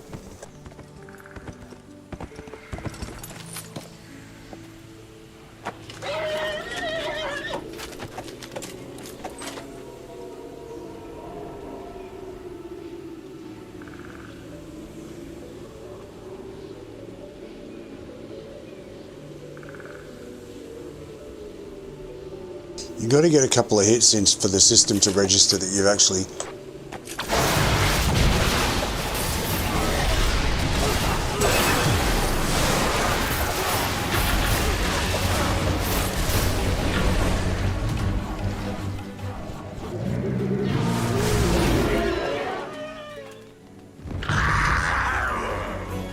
For the system to register that you've actually participated, you need to get a couple of hits in. I'm not sticking around to look on the ground to see what dropped because she's very strong. If she gets there first, I'll lose my my target.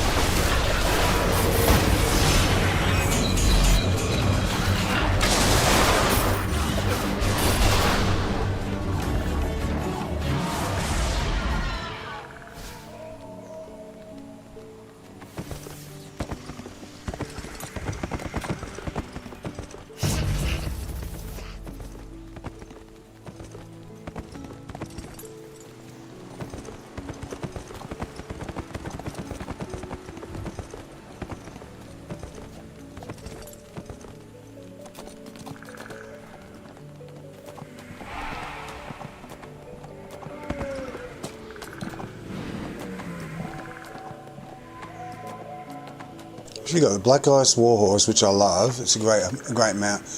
She's what? Oh, she's got negation on. That's a really old, original was an armor enchant before they turned it into an illusion. It gives you,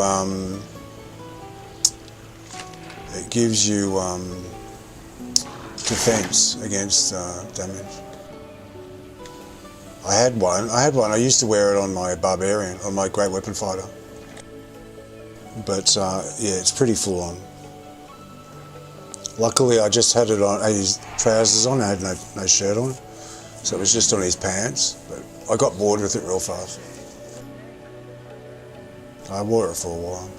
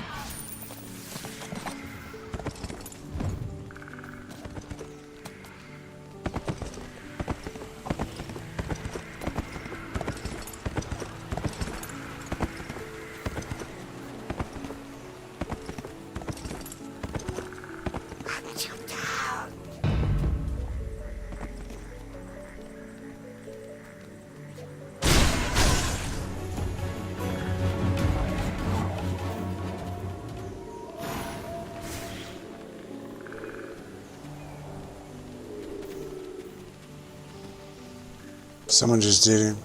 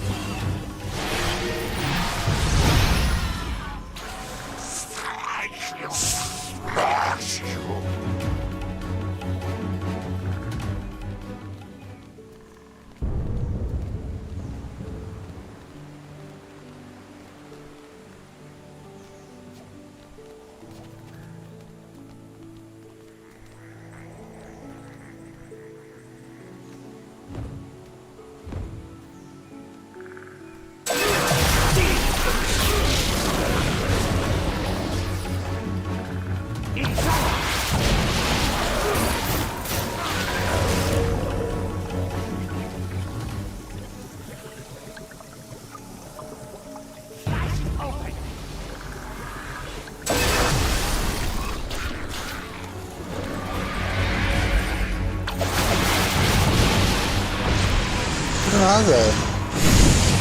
Look at this way.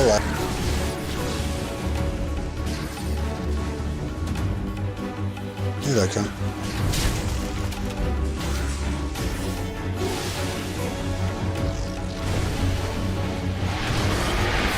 I have to get hits in, so.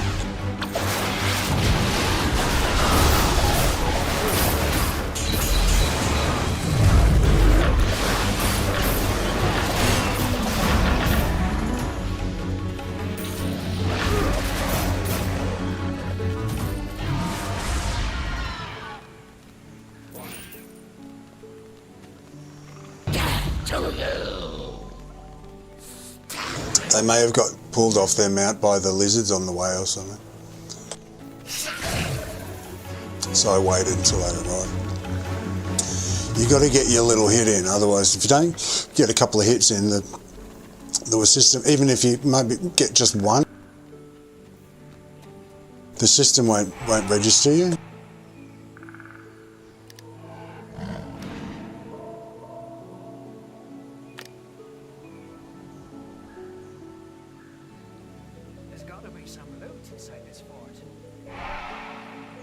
So I've got 8 to go now.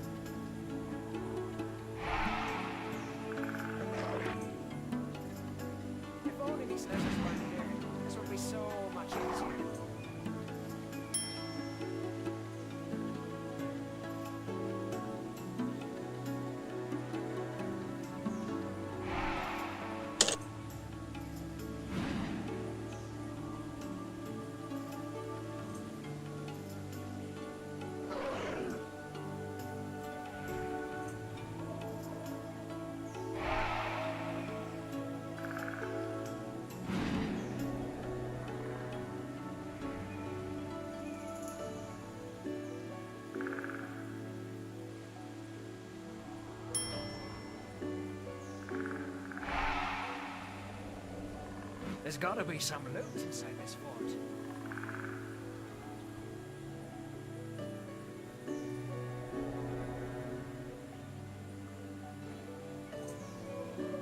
Slice it open!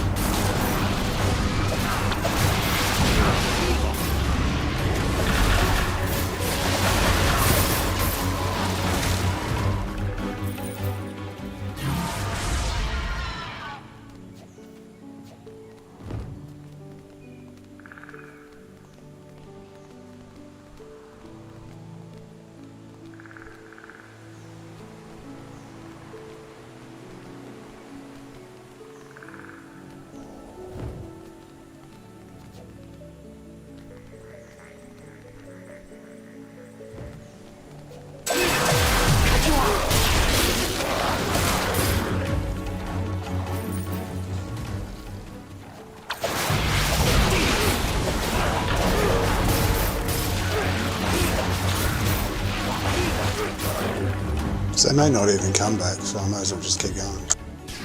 Only got 3 to go.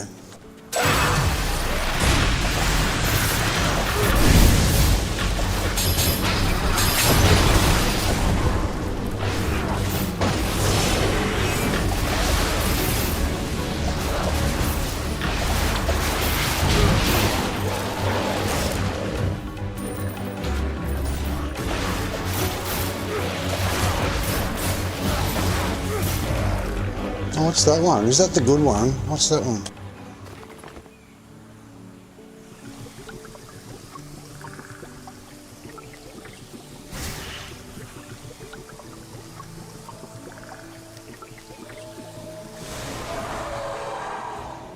That's the one I wanted. It's like a vest. Oh, awesome.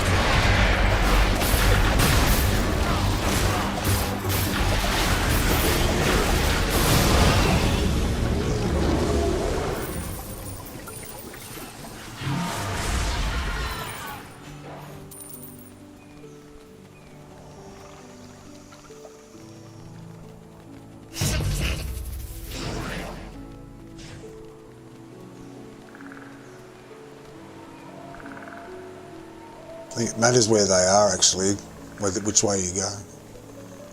The wander around.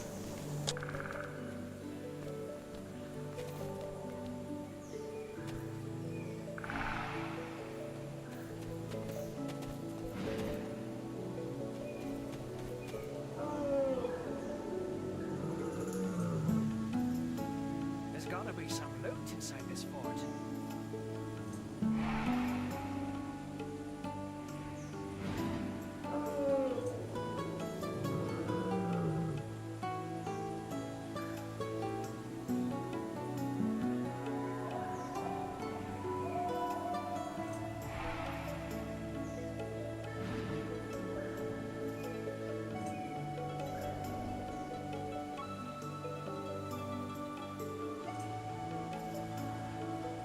There's gotta be some loot inside this fort.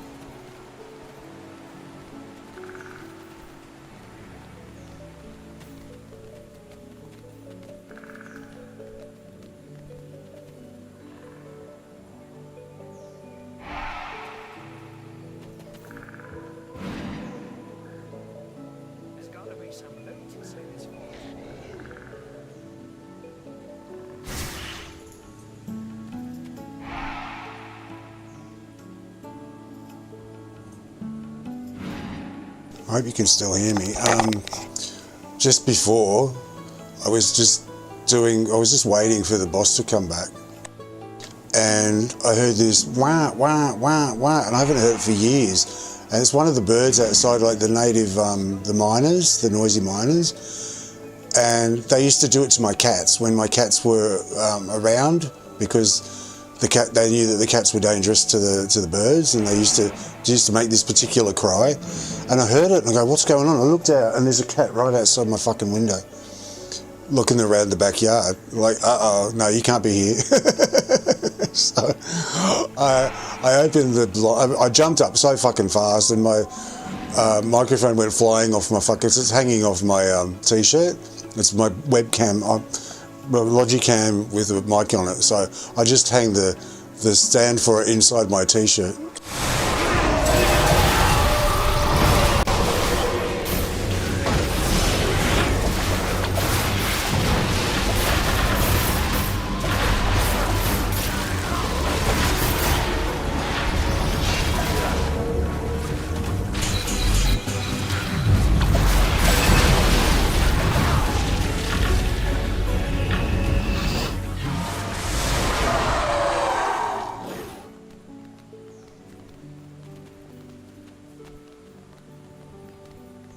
So I jumped up so fucking fast, you wouldn't believe it, and I went flying, and because it's the base of it is, hang on.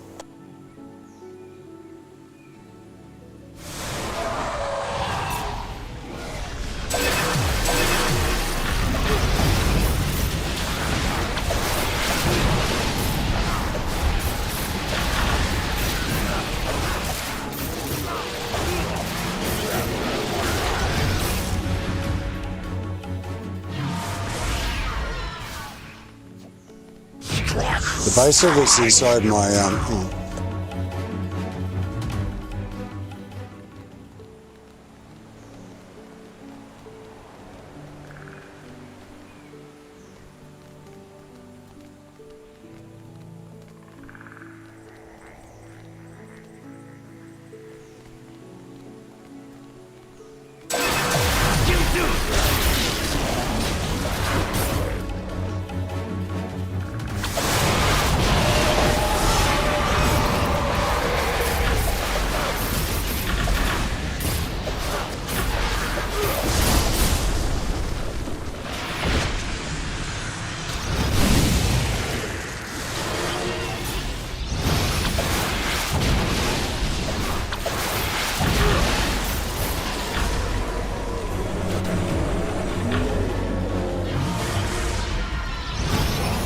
I had, it's just an improvised system I've got, because I was using it on the desk, on the computer desk in front of me, and it was really bad quality sound.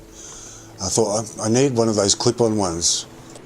So I bought one, and it sounded worse. It was really bad. Like, just the terrible mic. So I thought, what can I do? So I grabbed the Logicam one, and I figured out, I'll just whack it down the neck of my t-shirt, and then it can just sit there.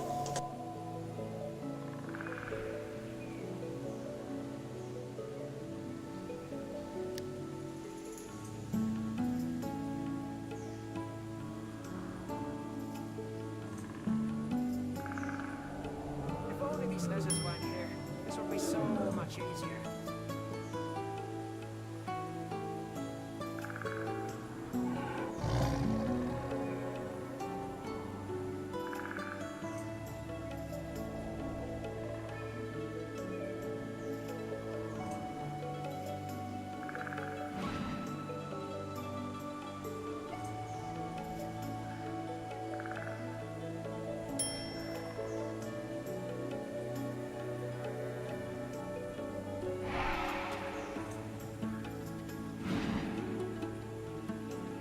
So, yeah, I've got it shoved out my neck. And when I jumped up, it went flying out of my t-shirt on the floor. I thought, oh no, I've ripped it over the fucking plug or something.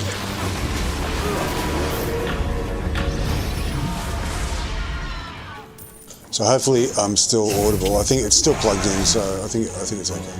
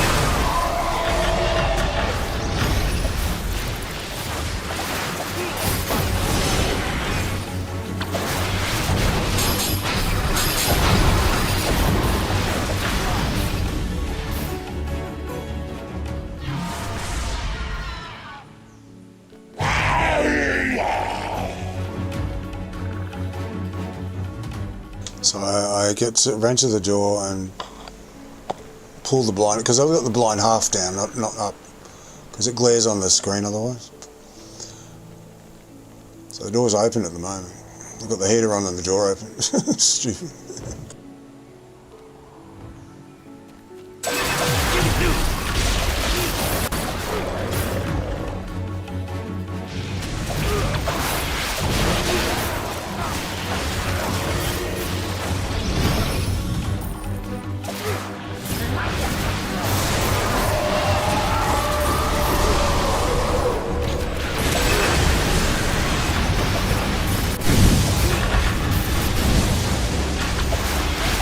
Brings them all with her.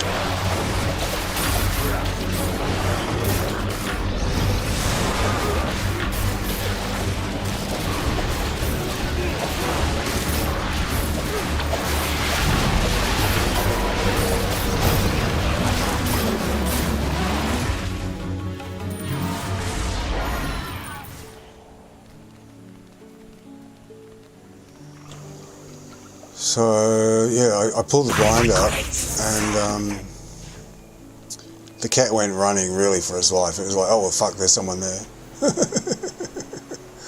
I thought it had a collar on, so it's not straight. If it was a stray cat, and although my cats never used to have collars on because they used to pull them off when they were kittens, like when they were like 6 months old, 7 months old. They wore them for a few months and then they stopped wearing them. If only these lizards weren't here, this would be And I gave up in the end. I wasn't going to keep buying fucking collars all the time.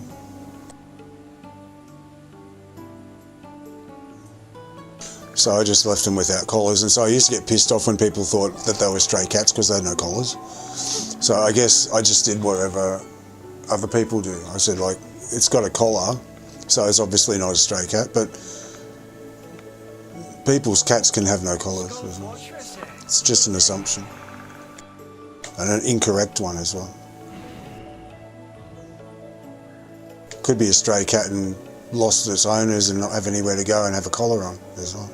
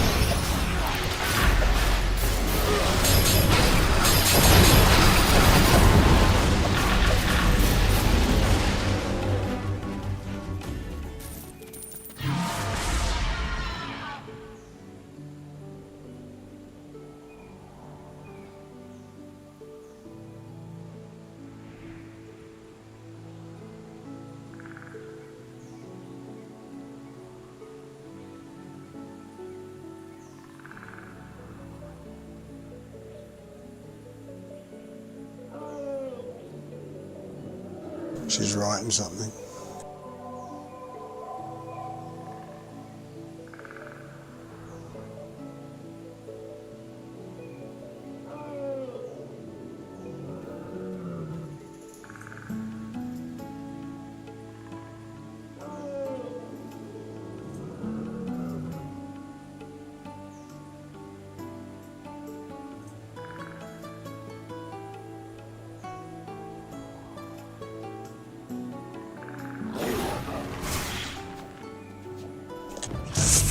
Night Shield Tower!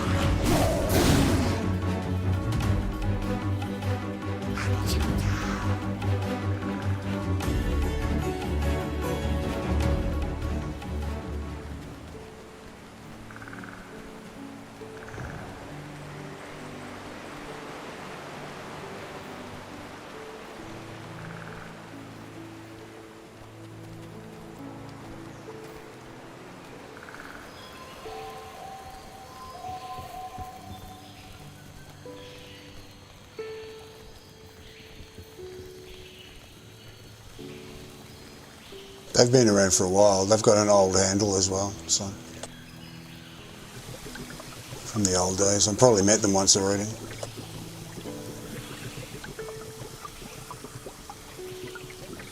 Captain Yargo's gone off somewhere, so I'm in charge for now. Okay, so where's the bond? There they are over there.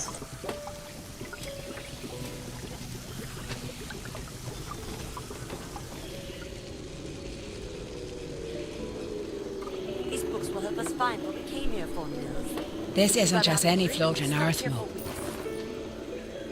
So this is the store where you get them from, right? There's another one down. I thought there's one near where you go to, what's the name? The Garandar or whatever it is, the dragon one anyway. There's one there, and that's where I first saw it, and I go, oh yeah, and that's where I thought it was the only place you could get it. So I was going there to get to buy the weapons for Zagan. But I didn't know there was one up here as well, which makes perfect sense. So I want the cleric one. So they're 50 each, right? So I'll just get his main hand first.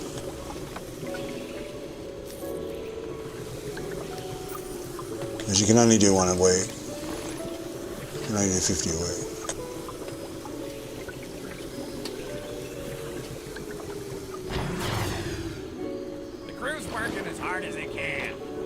Have enough hands.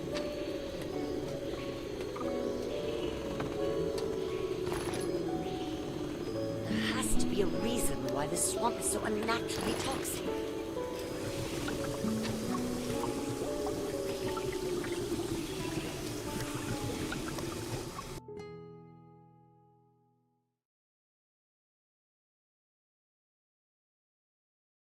That cat looked exactly like Ryan too.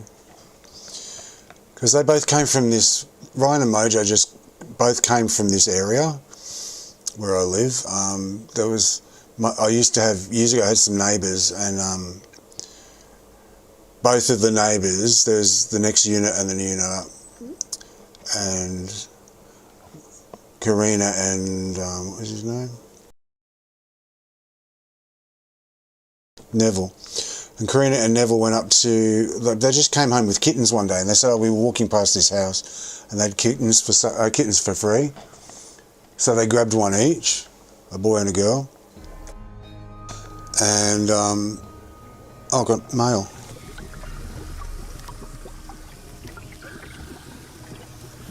Okay, cool. So, Karina didn't really look after hers much, and that girl one ended up with Neville. He had both of them. But then the mother one, the daughter, so the sister, what am I talking about? The female one, she used to come to my house all the time and sit on my lap when I was at the computer. So she ended up getting pregnant, and she had her kittens here in my house. So I ended up having her 2 kids, and then she disappeared. She got attacked and died by some neighbour or something. So her 2 boys, I had them since they were born, since they were like babies. And so they came from the area. So, and I often saw, there's 2 kinds, one was tortoiseshell. Hang on.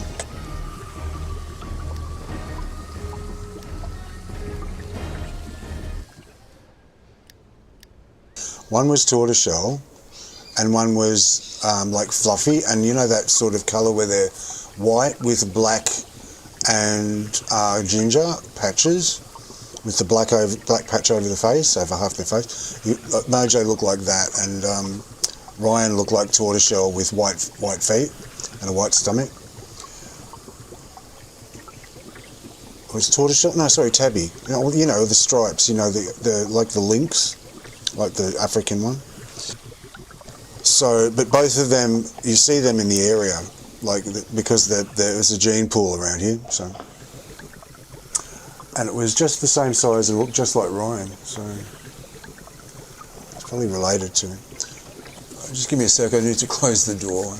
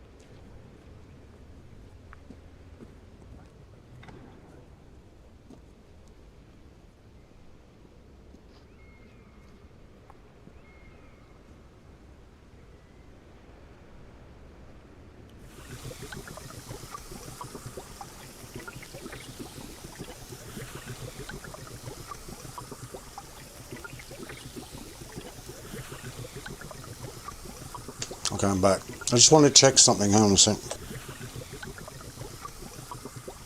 I just want to check that the microphone's working. Hang on. Testing, testing. 1, 2, 3. Test, test, test. Seems to be. It didn't get pulled out, so. Okay.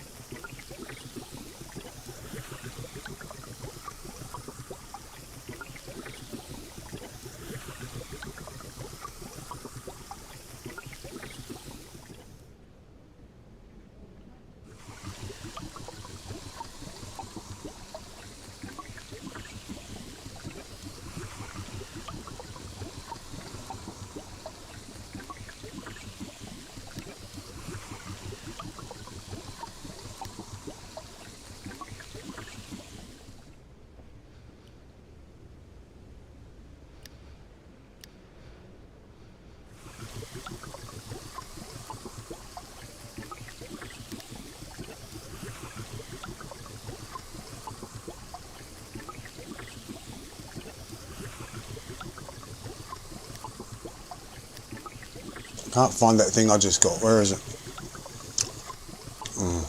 It's such a mess in here. Such a fucking mess. What is it, that one? Yeah, it is red. Jerking. Yep. That's awesome. I wanted a, I don't like the neck on it. Like, it's a bit wide, but still, sleeveless, it's alright. You can use it for something.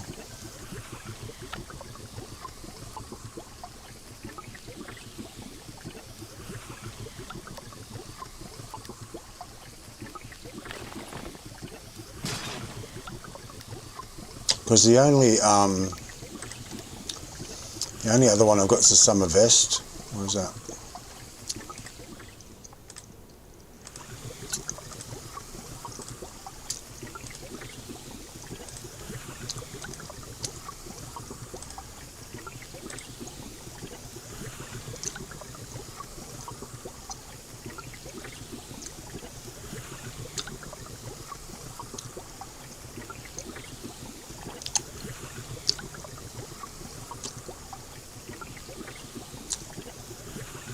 He's got the summer vest, where is it? Battle Rager, Hero's Garb, Blade of the Hollow, Basic Tunic, Rabbit Top, Dark Fire, Iceman Peasants, Seawolf's Coat, Blazer.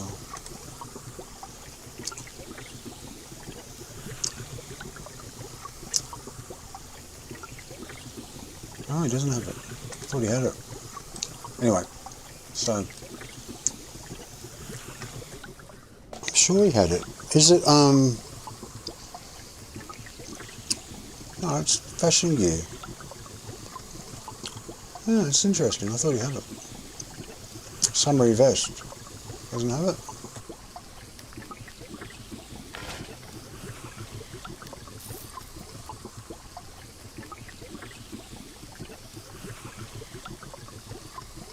$211,000. 211,000. Go fuck yourself. That's ridiculous. That's a lot. That is a lot.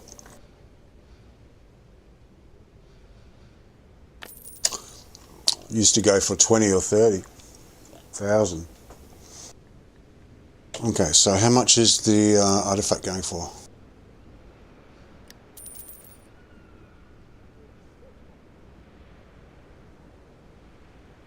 Still 4.5. So I need 400, 300. I need 300. What can I sell for 300?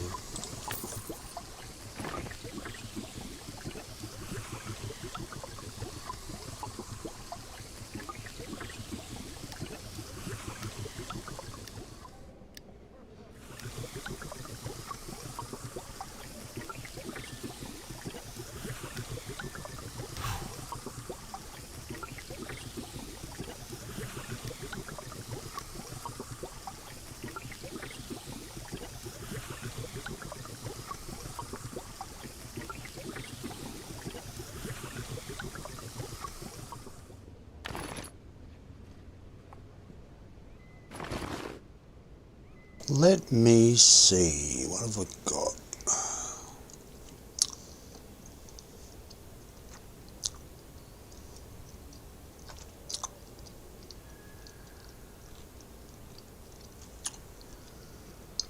That's not. Standard, mate. How much are they worth?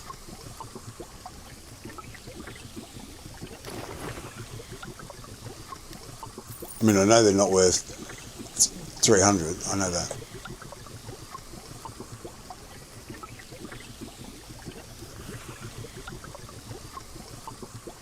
$18. No, it's not worth selling.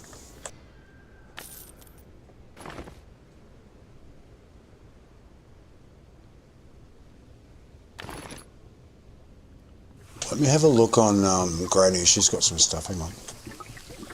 I'll go to Granny and have a look and see what she's got in her bags.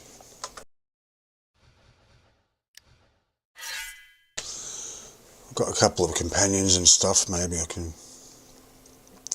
they don't sell very fast. That's the problem. By the time you sell them... Oh, sorry. By the time you sold them, you would have earned that money anyway.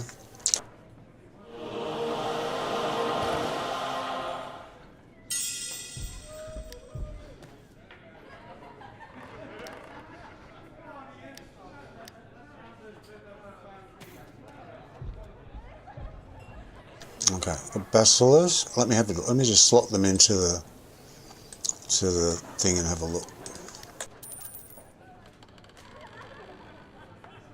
If you have any questions, please let me know.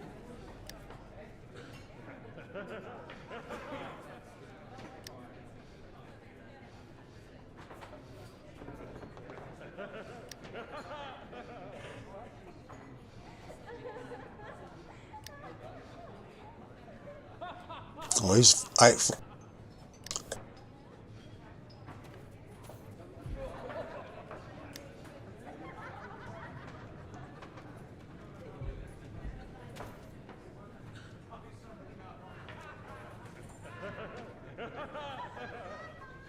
Did I click something and go backwards? What am I doing?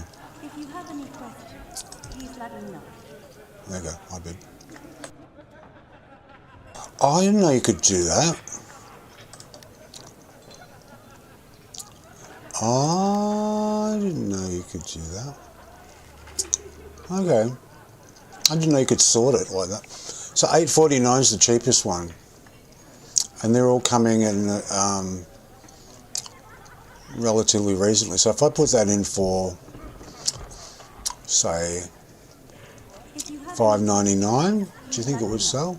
Let me see what else there is.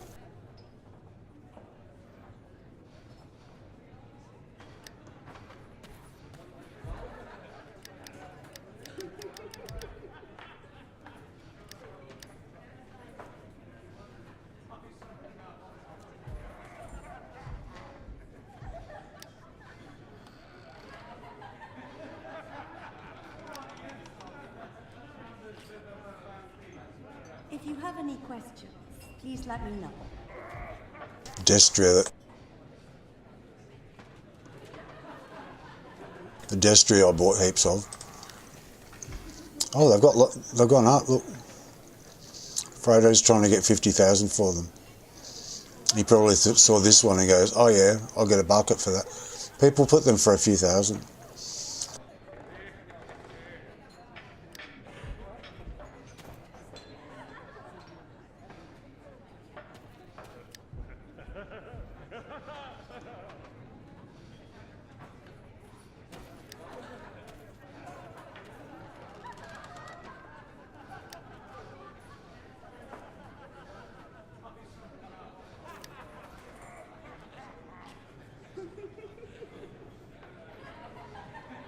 That's selling for alright at the moment, 30.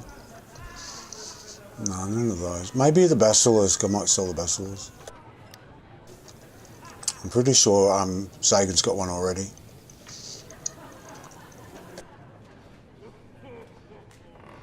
What am I looking for? Enchantment. Let's see.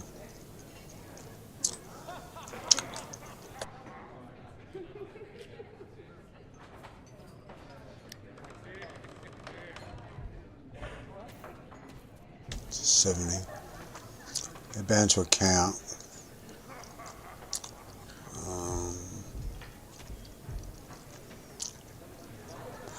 I've got, you know what I've got? I wouldn't really sell them though. All my scrolls of life.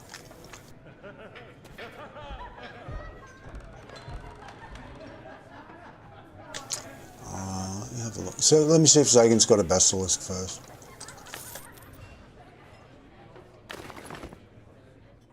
I'm pretty sure he's got one already.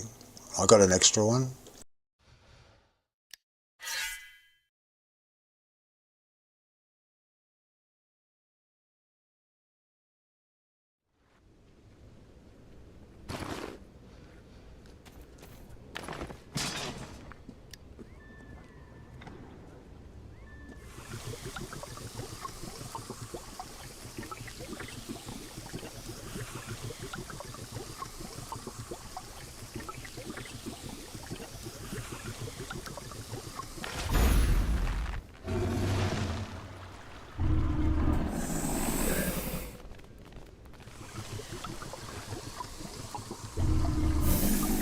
He's got one. I got an extra one at the time. I'll sell that. I don't like the way it runs now.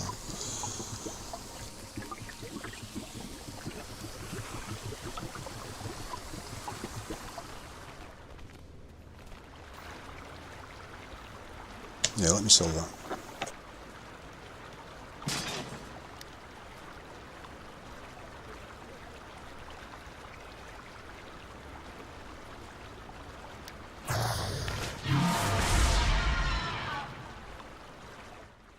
Just get that.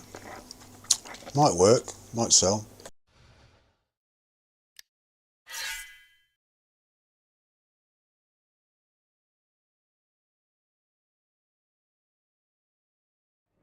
They will speak of us in whispers.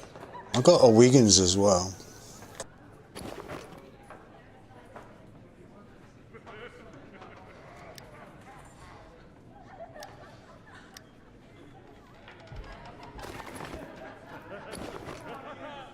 I've got Wiggins the Undead Intern, he's worth a bit. I've got two Wiggins. Maybe I should sell one of the Wiggins. If you have any questions, please let me know.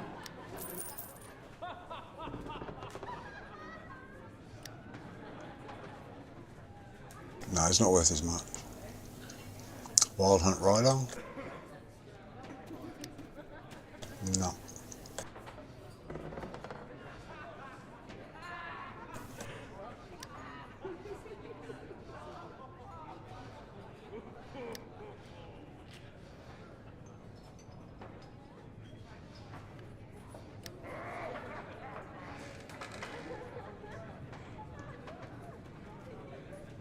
If you have any questions, please let me know.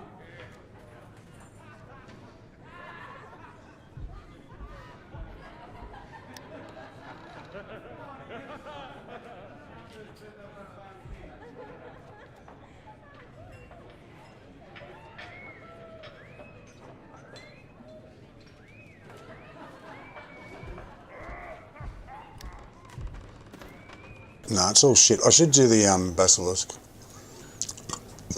because it's come up really recently. I want to try out Wiggins anyway because apparently his single target damage is very good. I've never had him, never tried it. So okay, I know what to do.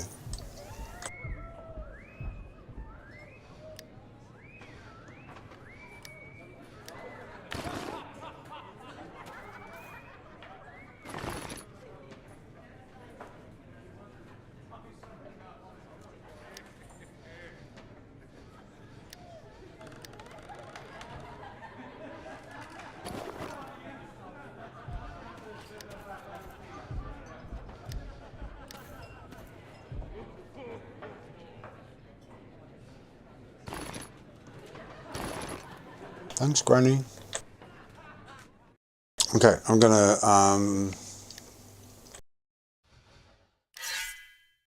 put that up on the auction house. How much do I need? 300. then I'll have nothing. So I'll put it up for, what was I going to say, $4.99. Might not sell anyway. Mounts and companions are iffy. Things like cold wards,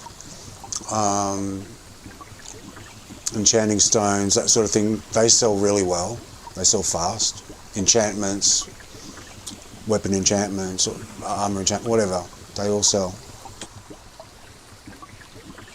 But the others can be hit and miss.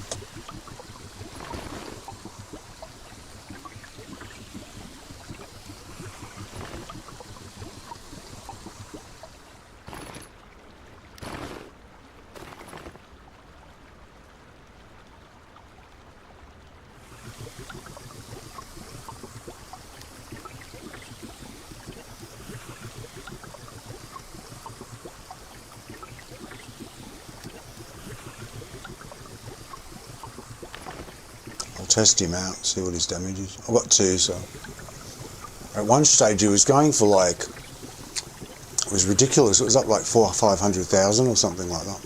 But they always come, the prices come up and down, up, down, up, down. That's why I should try and sell the Basilisk now. You know?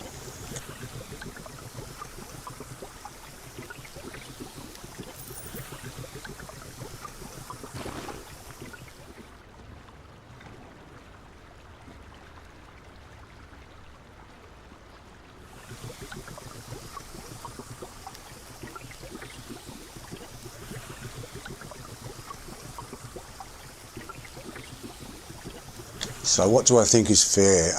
They're all in the 800s. I put 8. I want to sell it. I want to sell it fast. I'll put it for.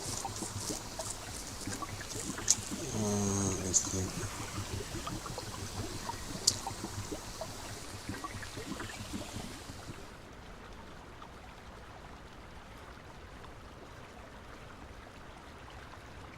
$666. Whatever. Put it for 666.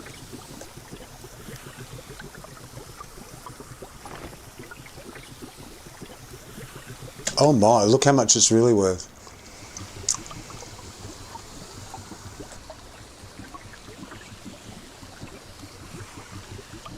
I'll put it for $5.99.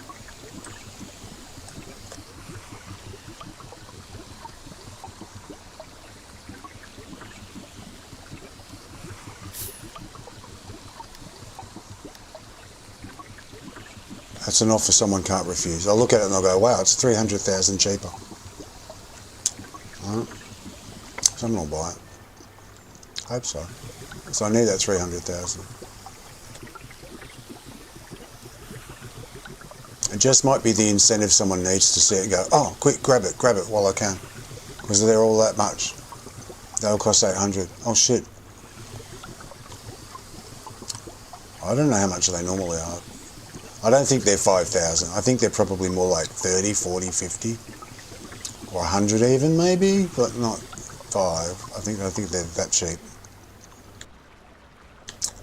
I don't know what why the system thinks that. So they do 666.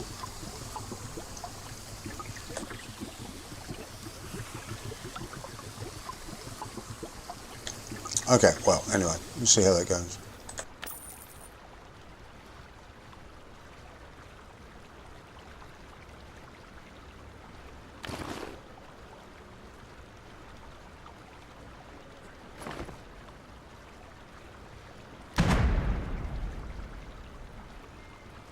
Okay, to refine it, I need 6 glyphs of potency. And I don't have any. Has Granny got any? Oh, hang on, can you get... where can you get those from? Get them from Sabella. I'll wait until... Yeah, I'll wait for this until I've done the artifact. I could probably do that afterward, after the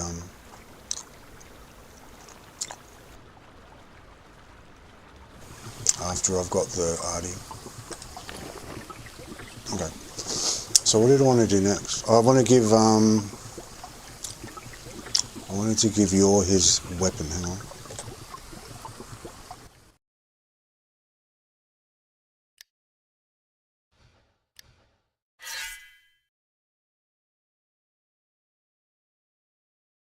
It's quiet without music, isn't it?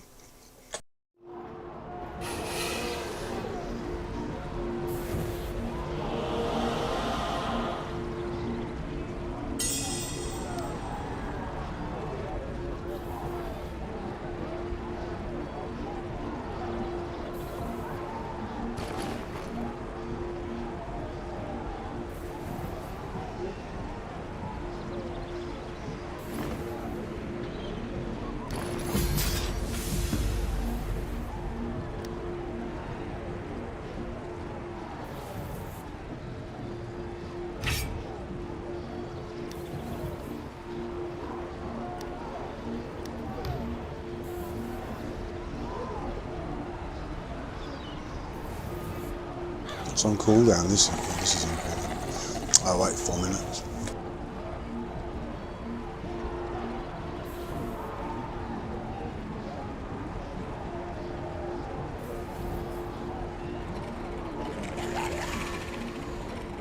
All the birds are back, so I guess the cat's gone.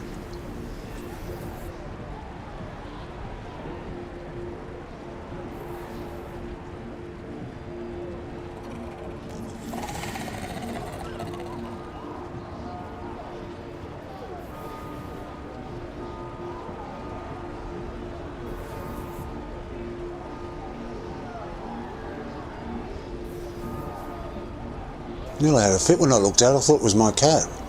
Come back from the dead. It looked exactly the same. Same size, same weight, same colouring, same markings. That I could see anyway.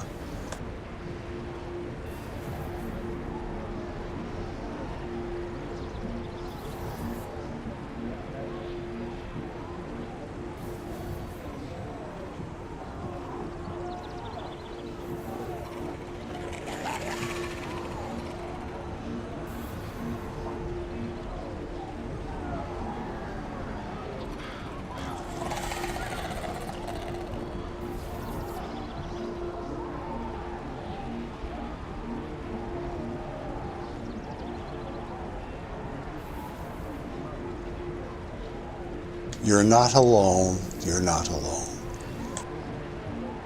Let them know they're not alone.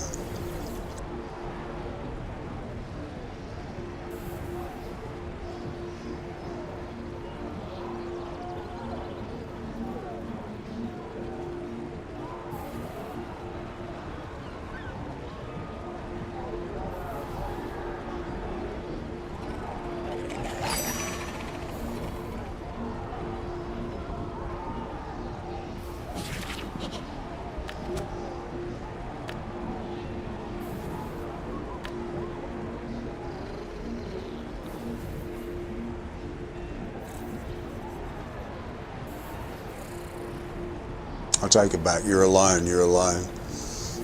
You're a sad fuck.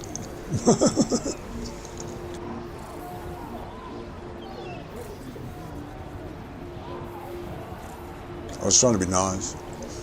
That's what you get for being nice. There's this old saying, it says, no good deed goes unpunished. It's so true. So true.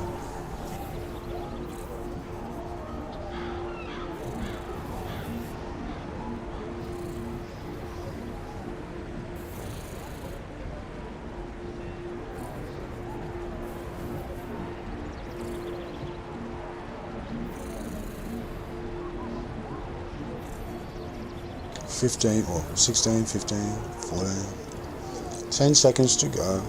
I must have it. Where is it? I have to put them in the. This is what I mean. Something. Well, the artifacts as well. You can't swap them around when they're on a cooldown.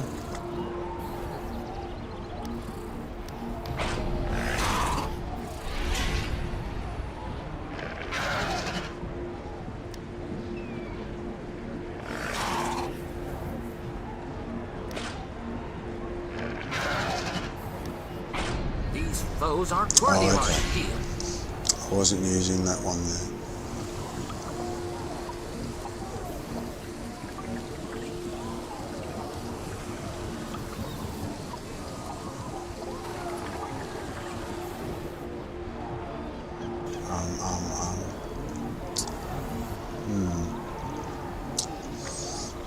Let me think.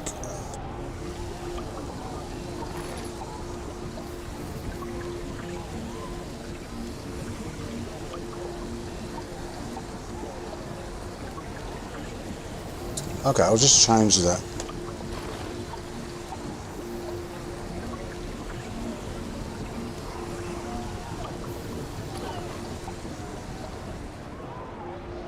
I'll stick his Forger's box in the middle, where the other one was. So then it doesn't matter if it's on a cooldown, I can change.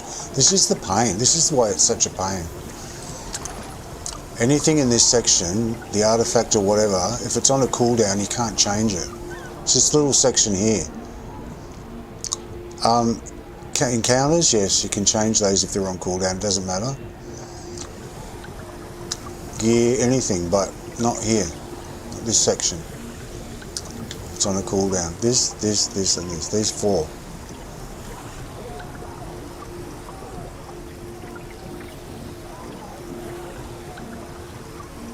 Anyway, he's got his first.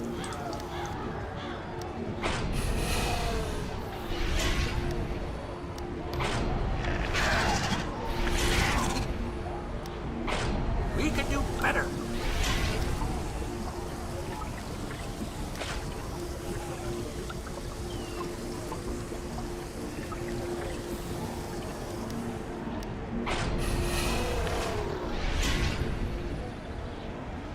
Okay. Go back to Zagan.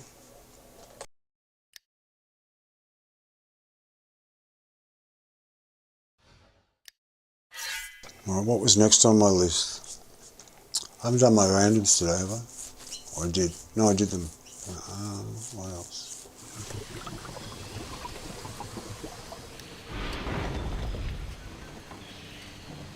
The crew's working as hard as it can. We just don't have enough hands. Sooner or later, the grog is going to run out. I need to figure out a way to find drinkable water for us before then.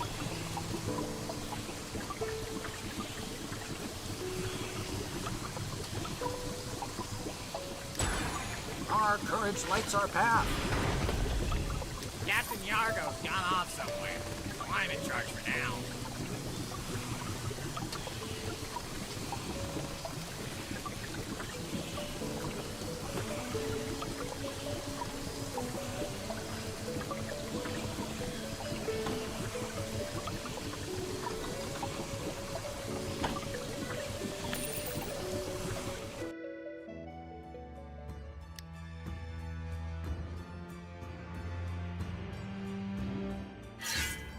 Dude, what am I doing? What am I doing? I'm not even thinking straight. Hang on a minute.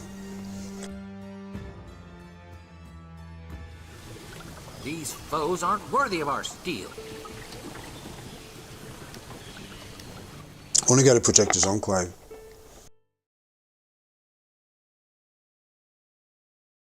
I defend the weak.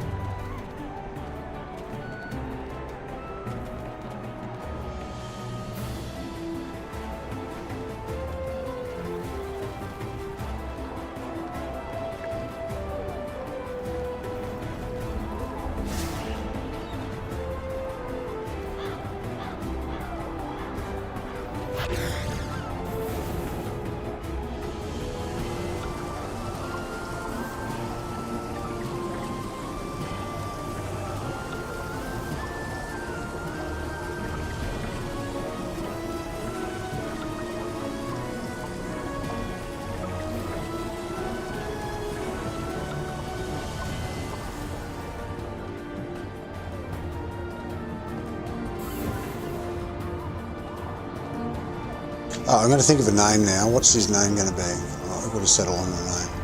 Ed? The name after my friend Ed, who's not alive anymore. I don't have the same emotional connection as I do to Mojo. I wouldn't mind. I should just call him something strange. Let me think. What's his name? Somewhere random. Just think for a second.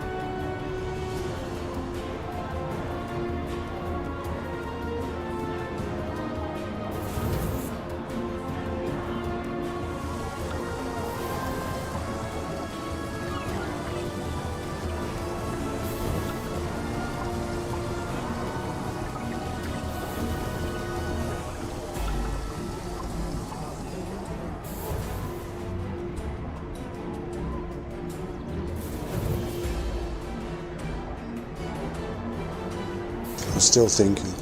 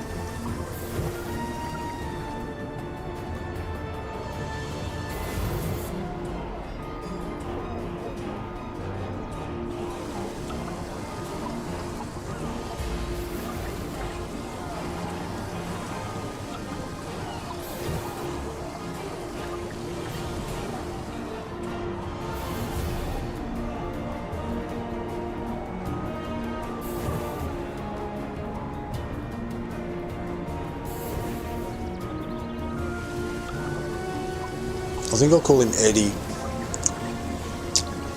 I don't know why, just Eddie. Maybe. I've got to look at it all the time, so I've got to see this name all the time. So it can't be something that I don't like. It can't be something stupid, because I'll get sick of it.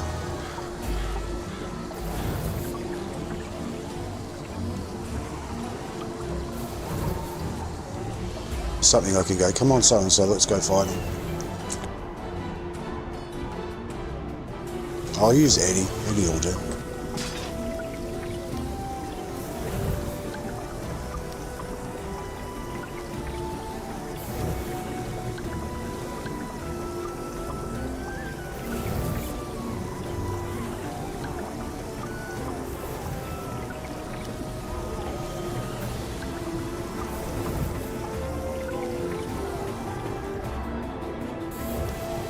Our courage lights our path.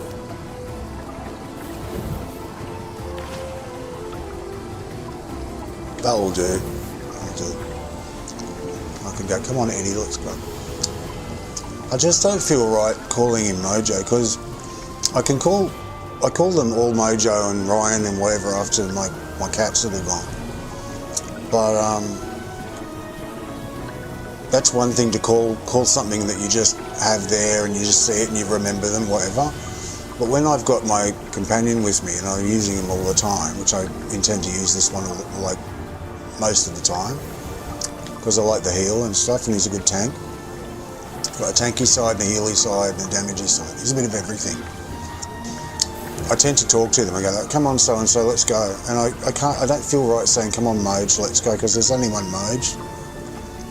And I don't want Mojo to hear me from heaven or wherever and think I'm talking to him. Because I do talk to him sometimes. So I just thought I'd change his name. That'll do. Okay, next. What's the next thing?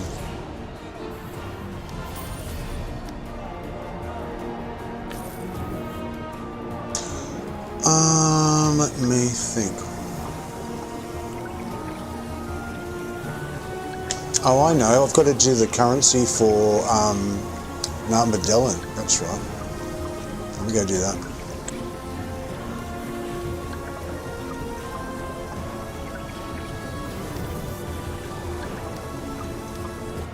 That's right. I've got to get some currency for the so I can get the insignia powder. These foes aren't worthy of our steel.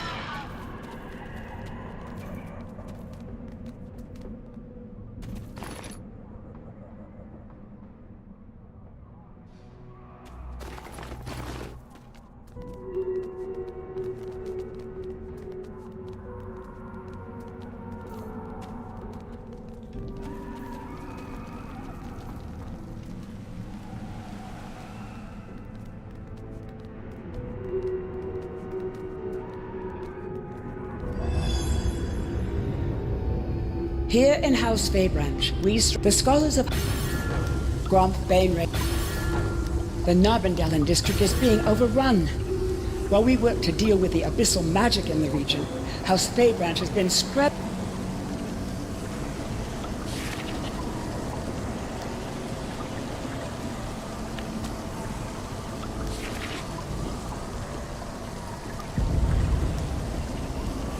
It's for this one. 50 insignia powder. I need, I've got all these. I've got 5,000 of those, 670 of those. But I need these, and I get these for the quest, so I've got to do these.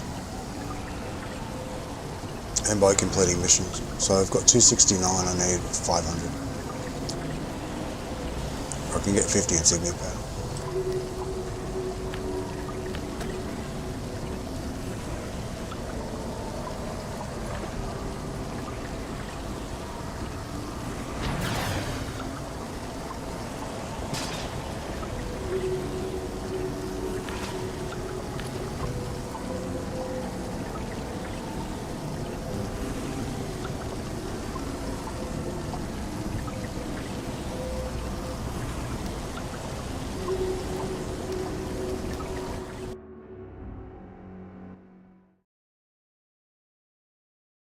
I think it used to cost a lot more than that to change a name. Our courage lights our path. Come on, Eddie, let's go. It's finally time. I need you to clear a path to the ritual site. When you've cleared the area, send a signal, and we'll get the realm into position so we can close this rift. I've got the wrong fucking mount on, haven't I?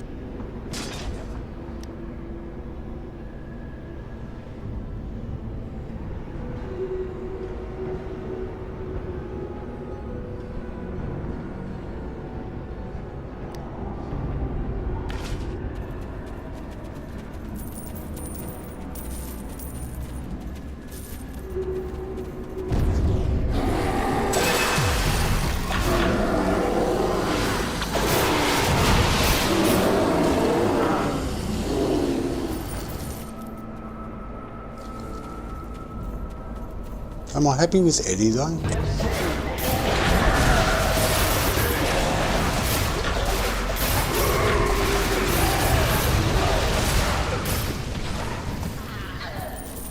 Like with the name? Yeah, I'll get used to it.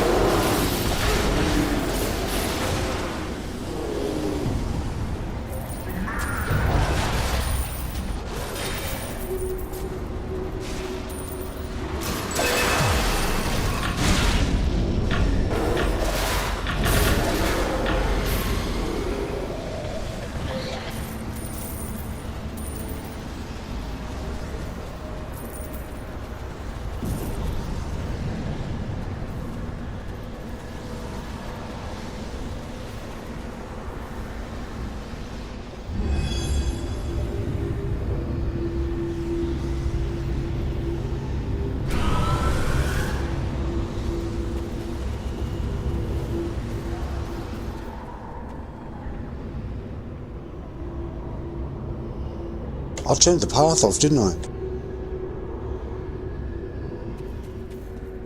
That's right.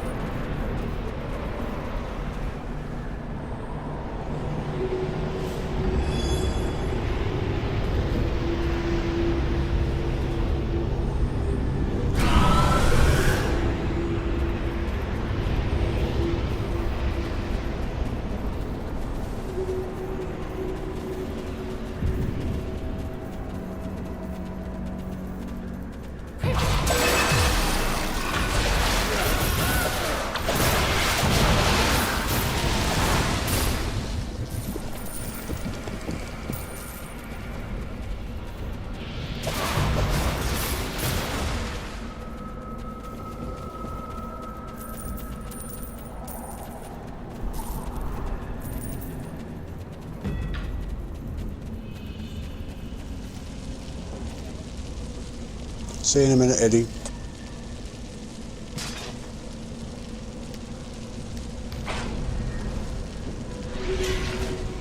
Fools! You're disrupting the ritual!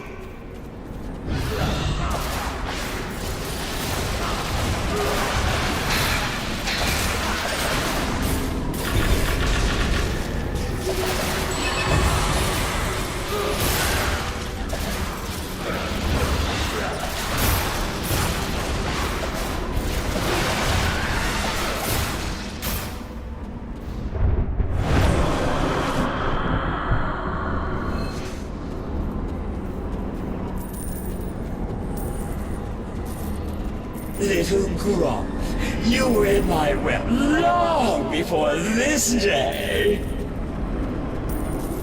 She's not overacting, Retreat is she? for now! We will return!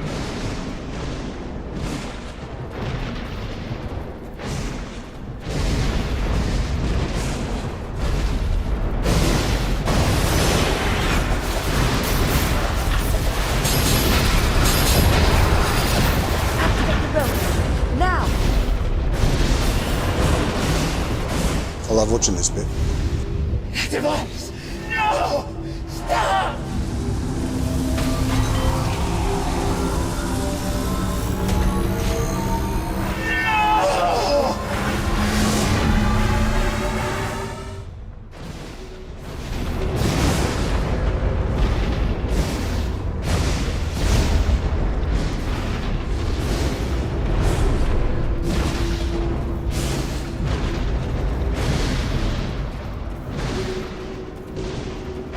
Actually, I was right there anyway, wasn't I? I was right near a farm, a campfire.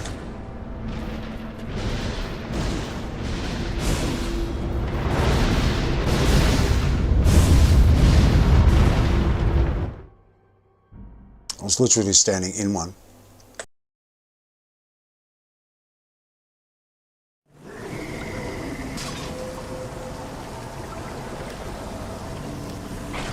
Stand against the dark.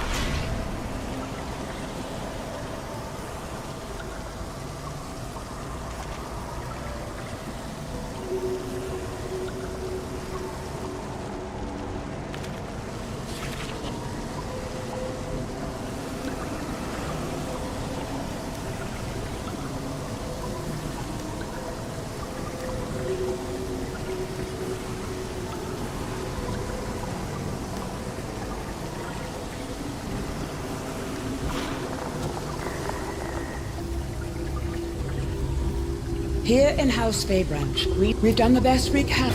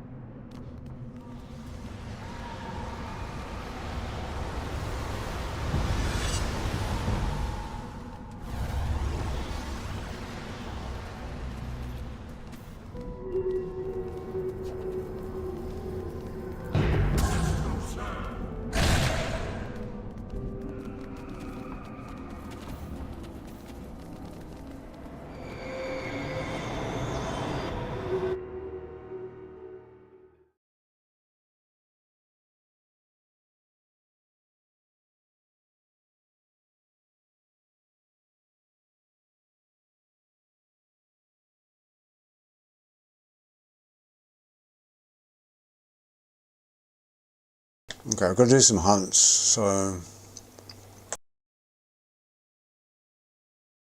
get that chewing gum out of my mouth, have a drink of water.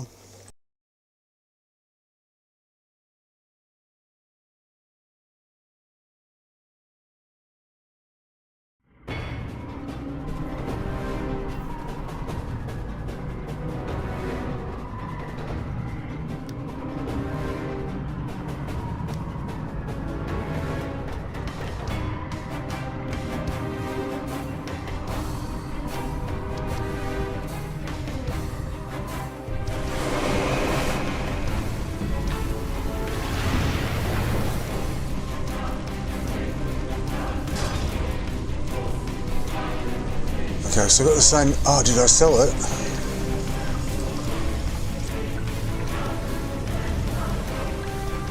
No, I didn't.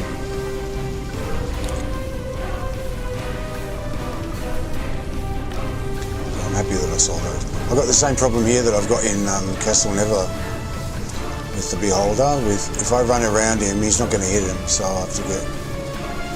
I just put Spiky on for all of these hunts.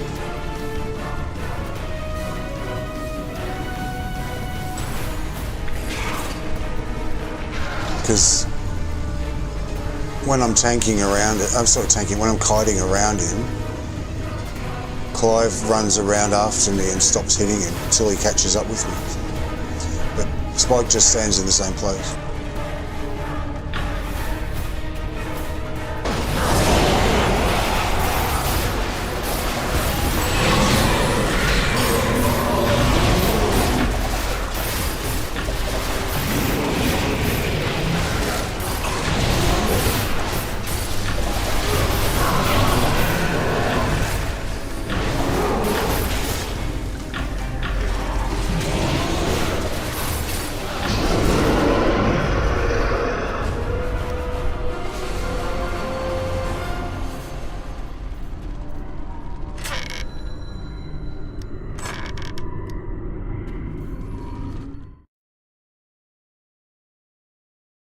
I'll just put the owlbear on as well.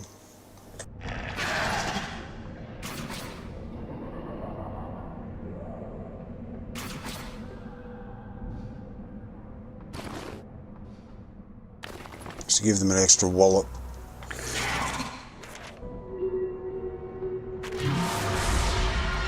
And Spiky, let's go.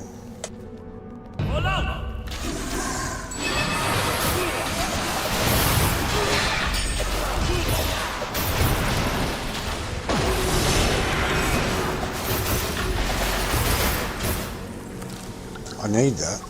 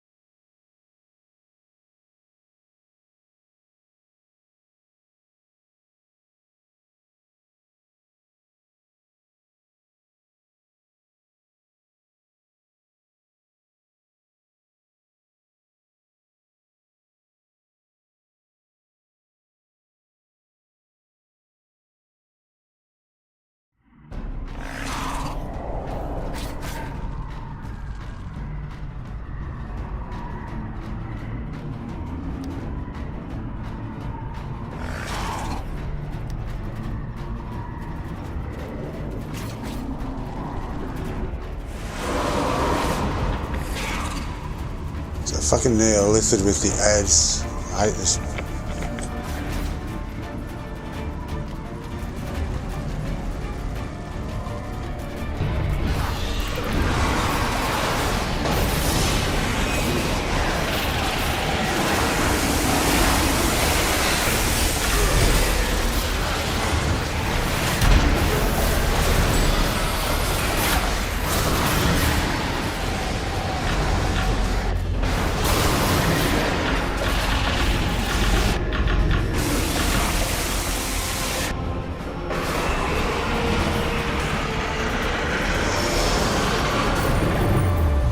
Dreadful troubles in this one.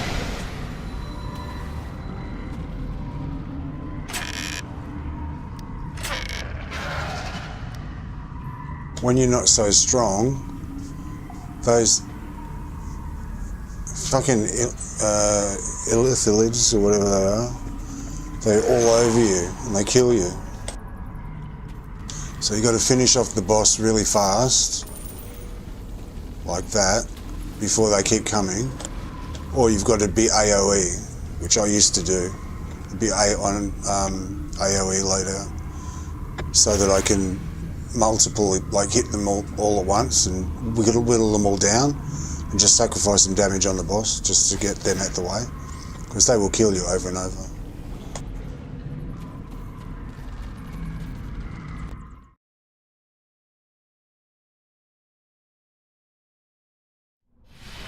Good job, Spikey. I still love you. You haven't been forgotten. He's really good for what he is. He's really good.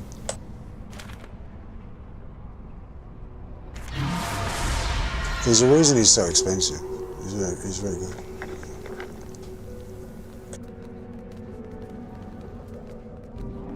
There's great damage as well.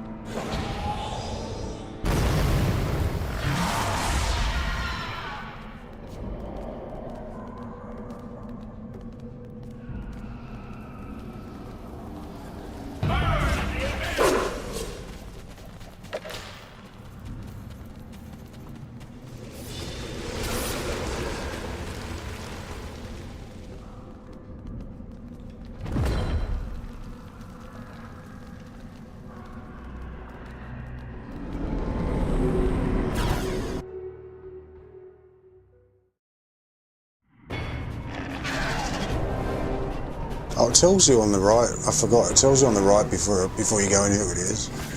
It's grease straight. It's easy.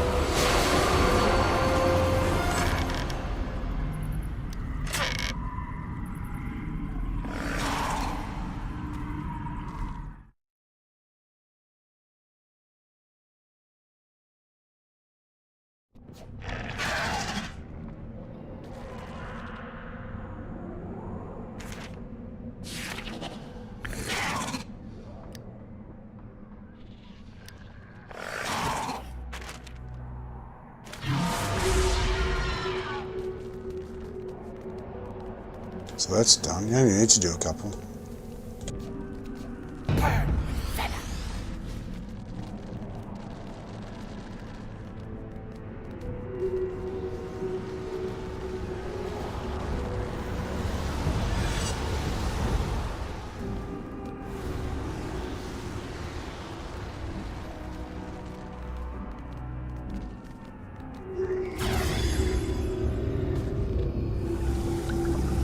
I have heard from Virais that you have made a...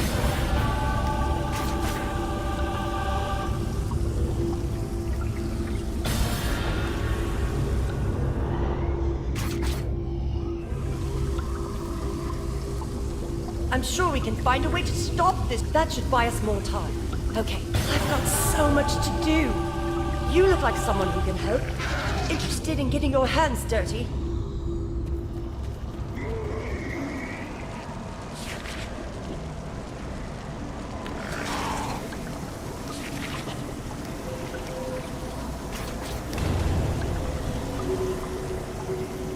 So I need 100 more. Favour to favour.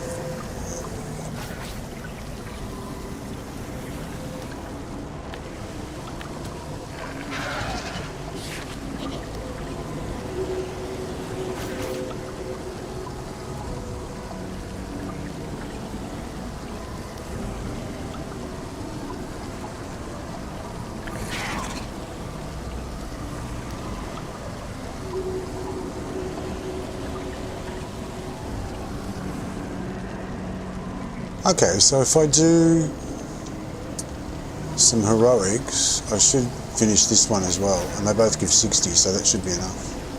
So let's do some heroics. I'll just change onto my AoE. Thanks, Sparky.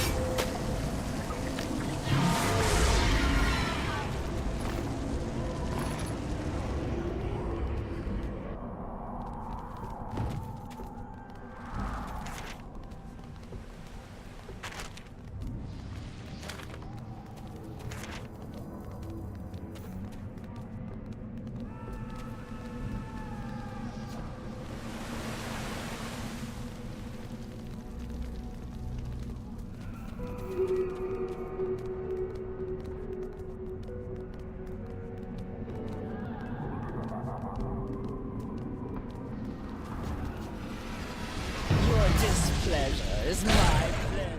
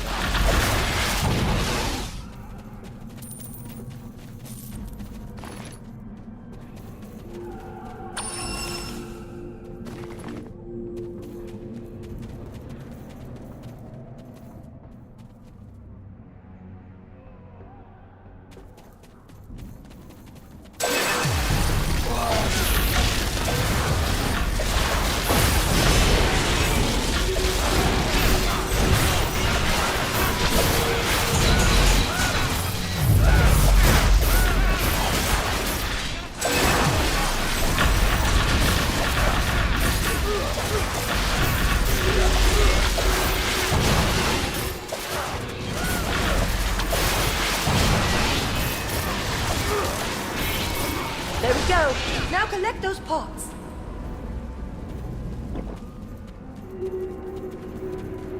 More aggressive Drow? Defeat them and get those parts!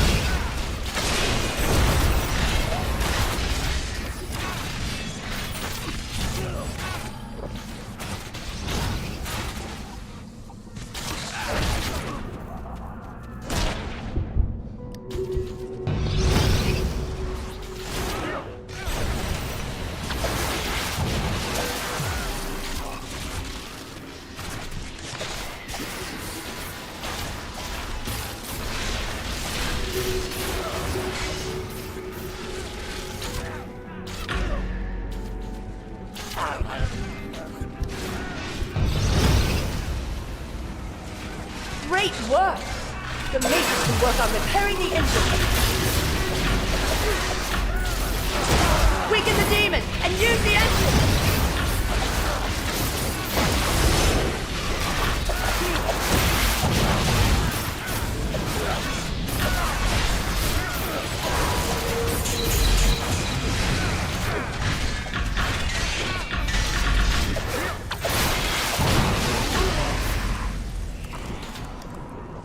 Stand against the dark.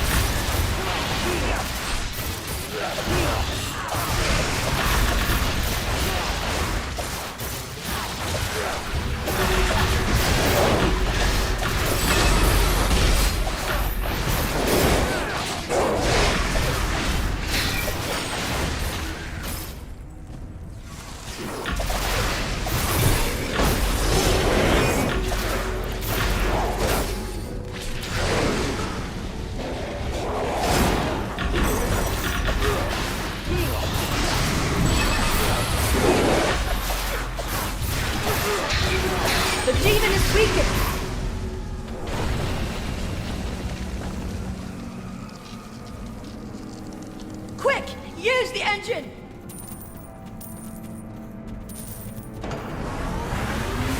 All right! The prototype works!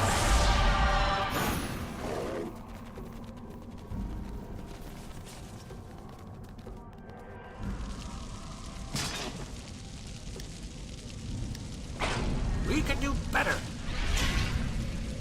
Yes, you could. You didn't heal me much, mate. I should have left you called you Mojo. Jeez. Should I change it back?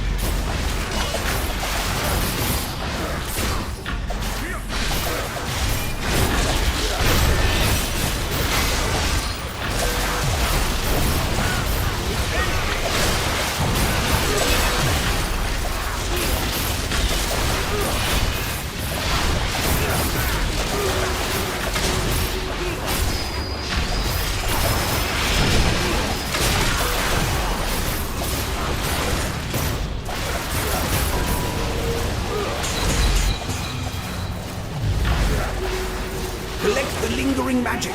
We need it for the realm engine.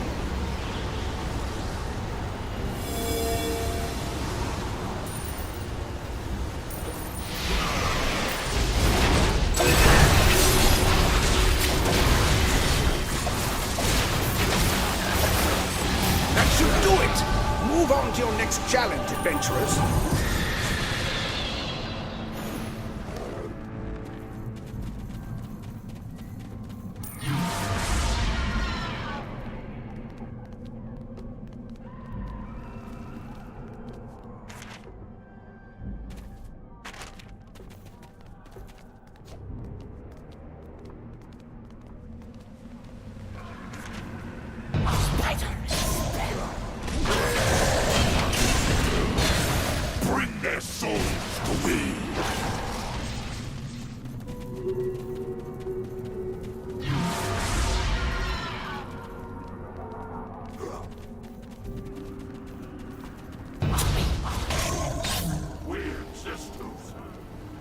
My sacrifice will please my master.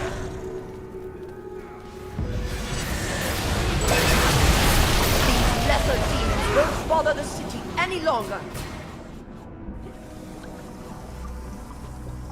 A temporal anomaly has opened its door. Something powerful comes.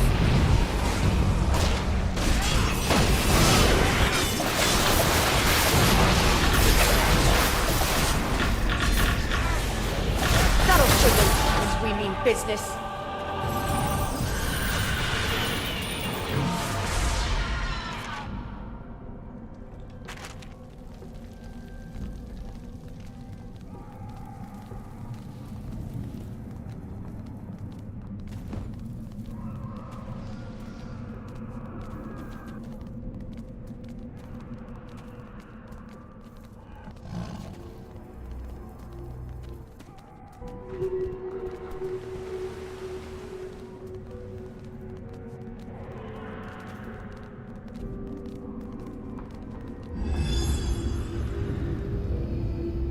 Here in House Vaybranch, such expedient.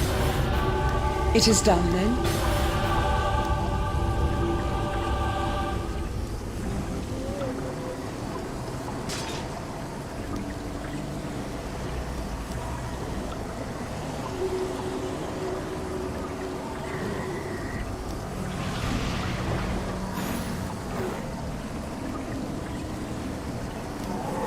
These foes aren't worthy of our steel. Don't ask, don't ask, don't ask.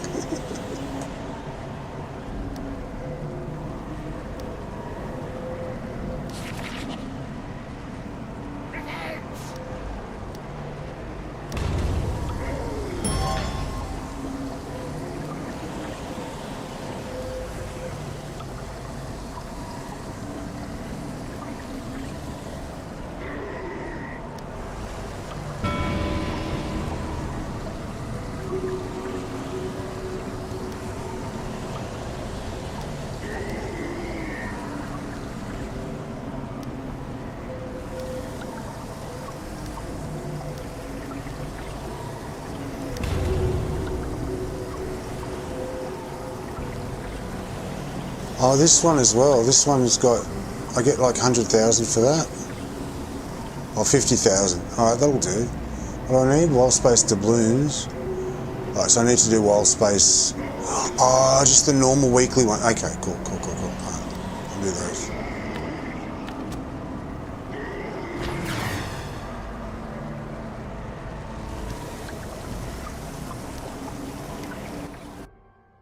I'll do those. I need the diamonds. Especially since I'm wasting them on name changes for no reason. Defend the weak.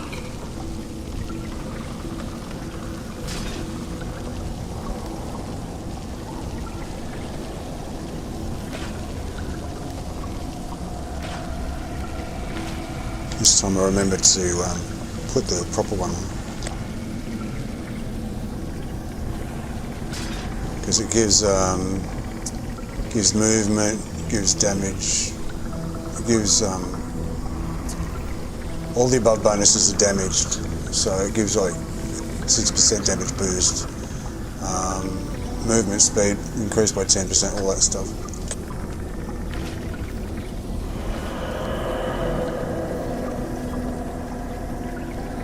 Do not stare to step into your history.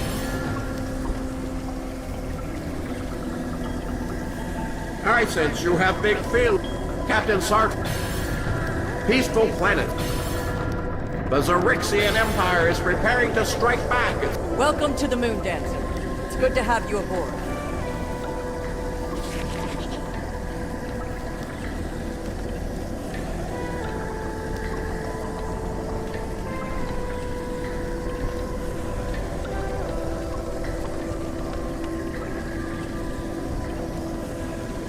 Did I lose those because I dropped them and I can't get them back? Is that right? Is that right?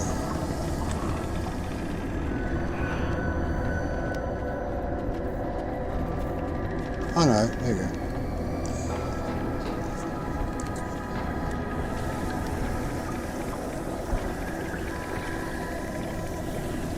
Yeah, I'll just do these. What else can I get doubloons from?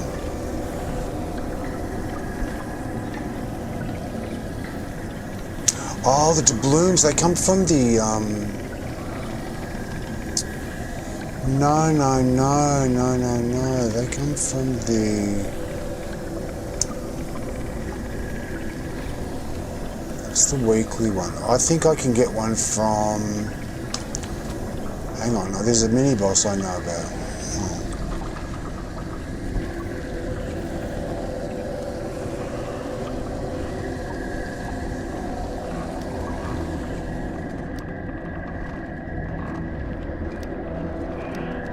I think it's this one. Yeah, I think it's this one. Hang on a minute.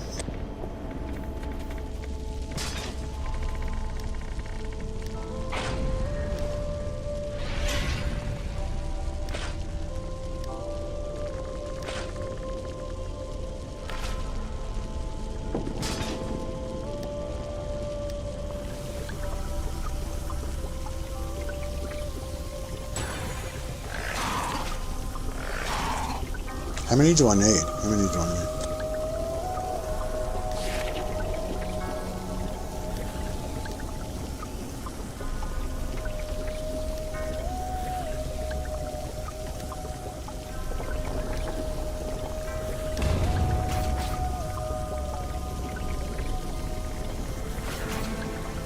A few. I need... 100%.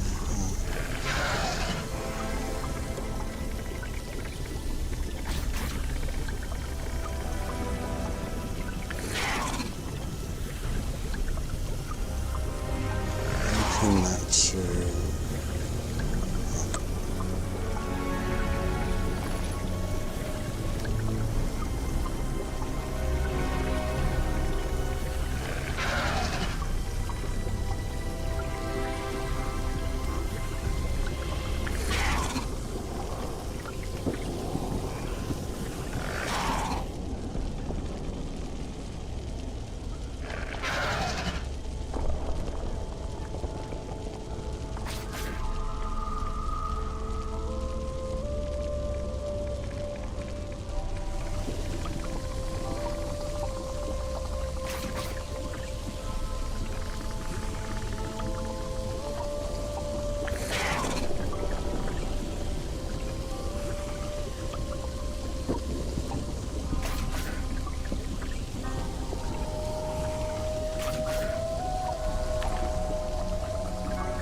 Oh, they changed it. You can pin extras now. Oh, really? Really? You can pin more than 2. Okay, cool. I did not know that. I must have done that since I left. When they introduced this system, they only had 2. You can only do it for 2. Well, that's handy.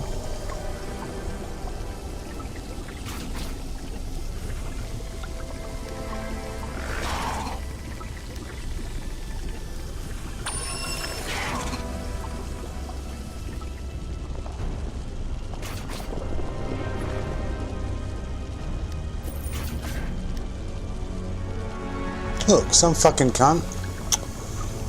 Cousin does that.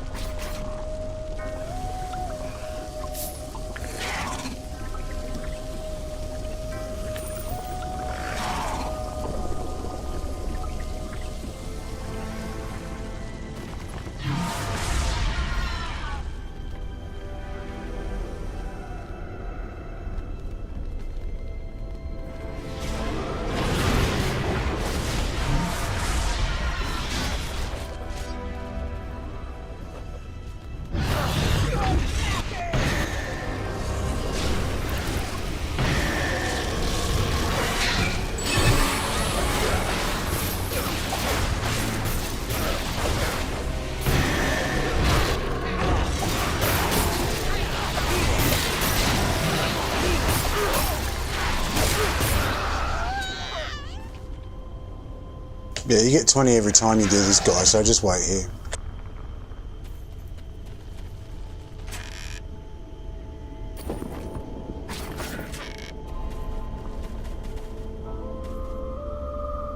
Just wait here till he keeps coming back, and then just keep killing him over and over again. I need 500.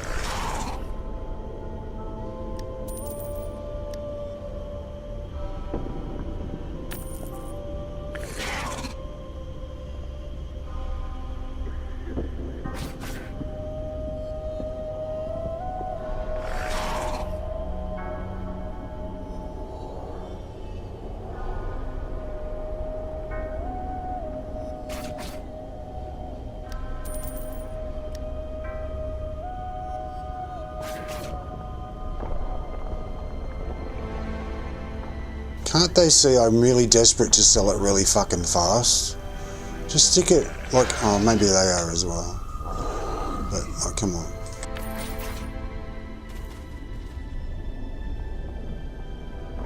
come on. Like, I'm not taking hundreds of thousands of diamonds in a hit. I could just leave it up there for 700 or 800. You go, oh, I'll sell it in the next few days, that's fine. No, I need it now. I need it ASAP. While there's so many, because the other day, there was the Night Flame Sensor, there was only 4 of them, right? And they're up around 1.6 or something. I forget how much they were, but they were more. And now that there's more, the more there are, they're coming down in price. So I want to take advantage of that. I want to sell this really fucking fast so that I can get that straight away before they go up again.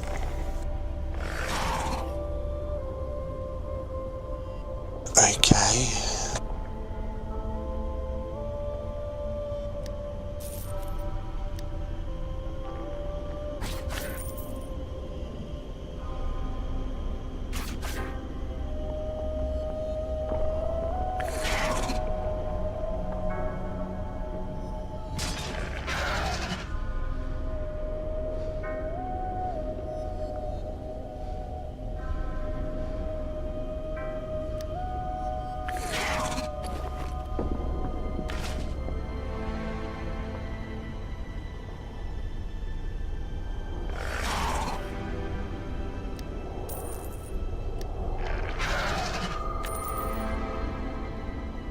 I think it's about 5 minutes, 4 minutes, something like that, before he keeps coming back. Like, before he comes back every, I think it's 5 minutes.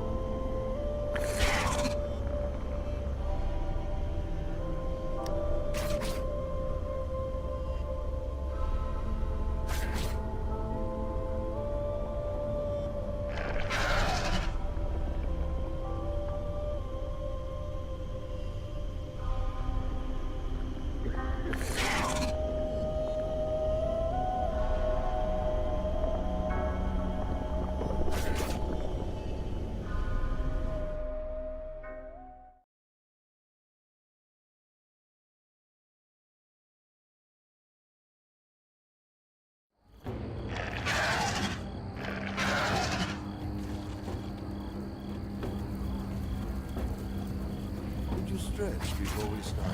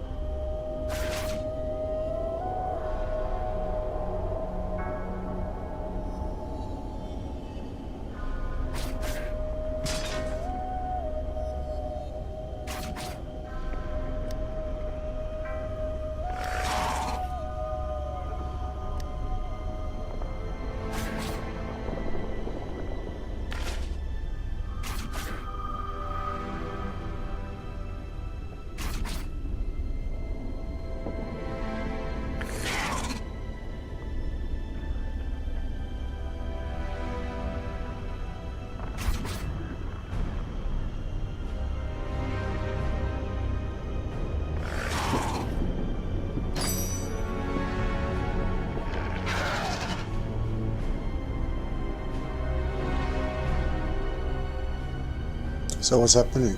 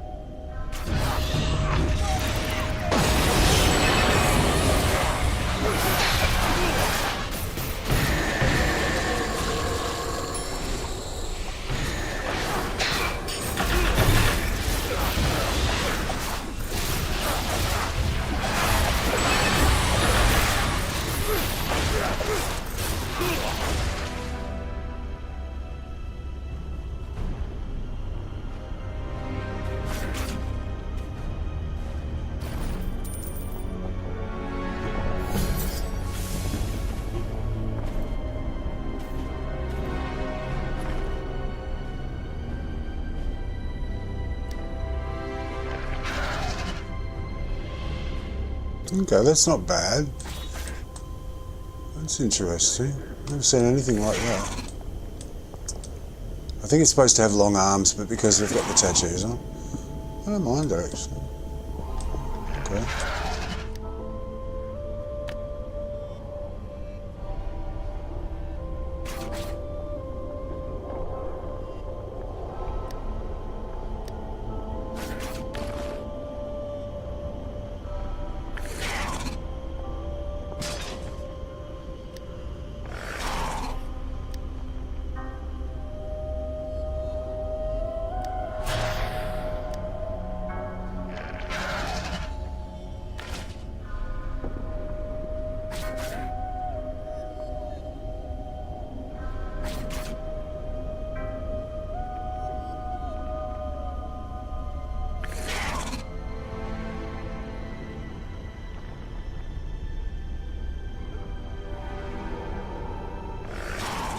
I generally don't like capes though, so I probably won't wear them.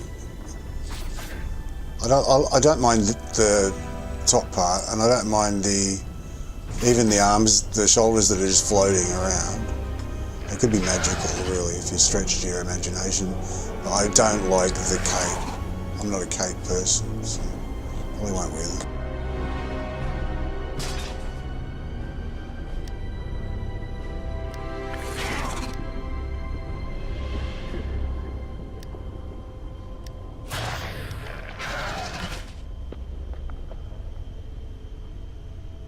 No, it looks poor. It looks like he's just stepped out of an orphanage.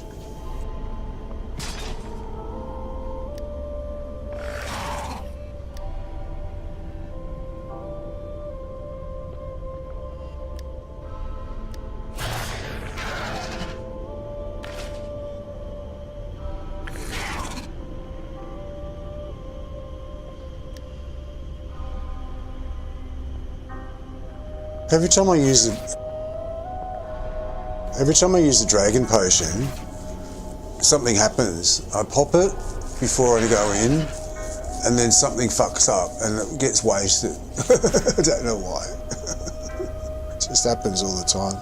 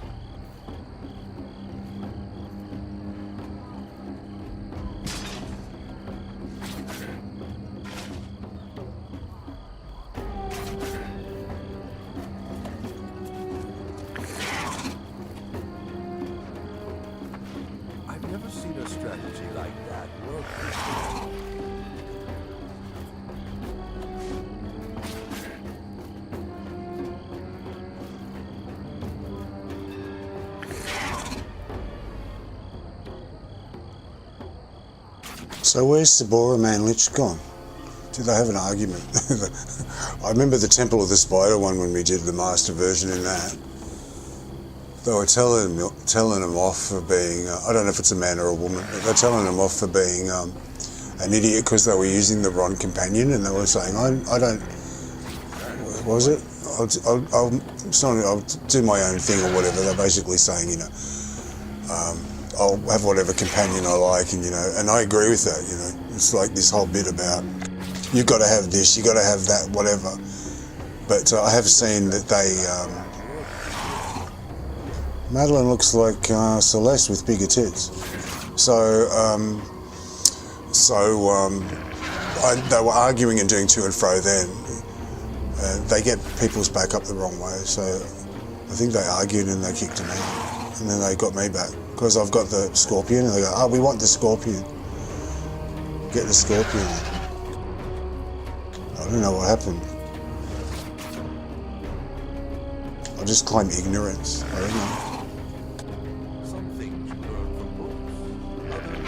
I need to do dragons, I need ancient dragons because I need that boon point. And it's really hard to get these groups together, so. The queue's dead nowadays, you can't do a queue to save yourself.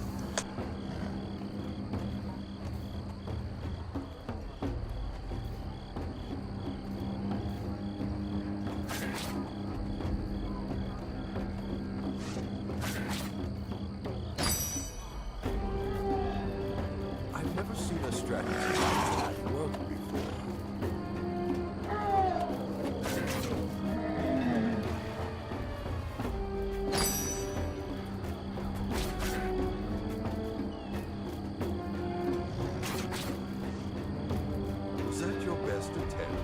Let's try it again.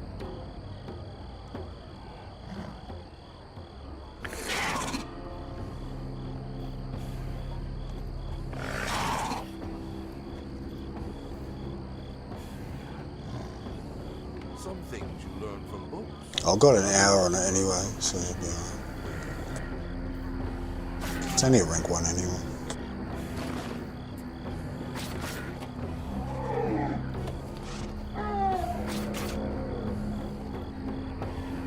I've never seen a strategy like that work before.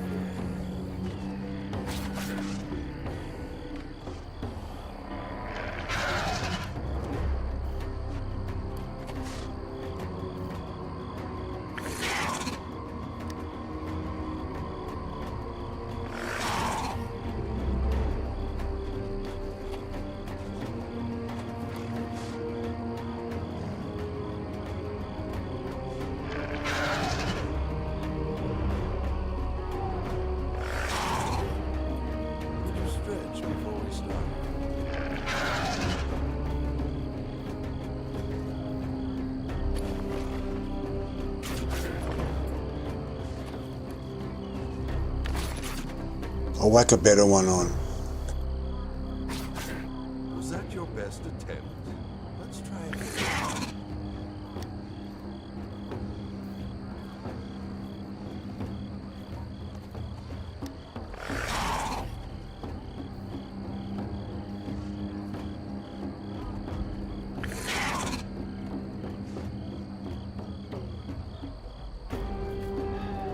So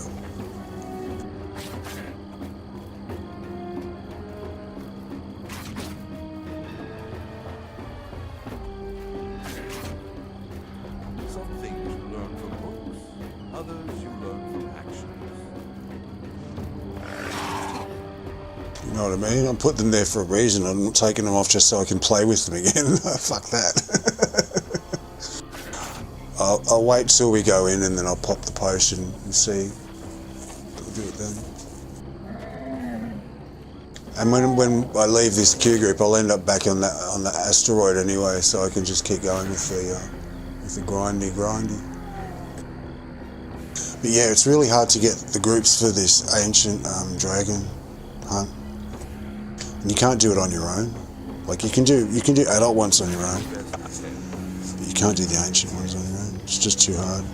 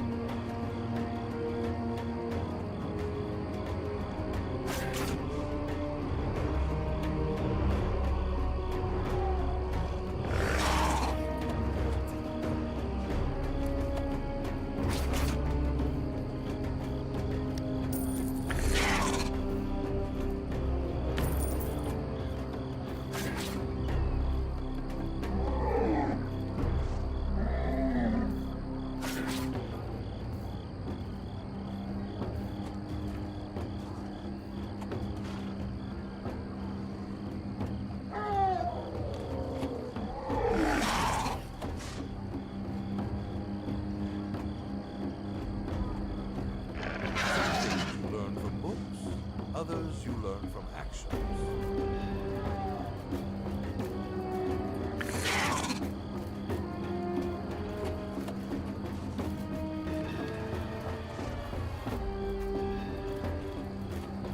Would you stretch before we start?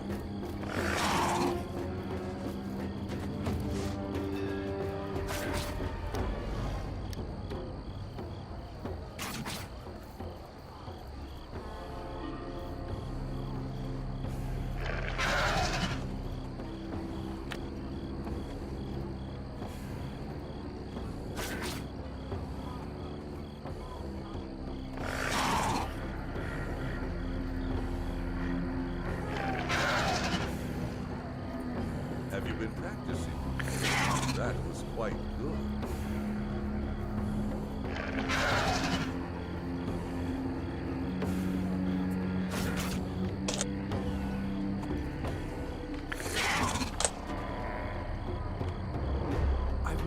strategy like that work before.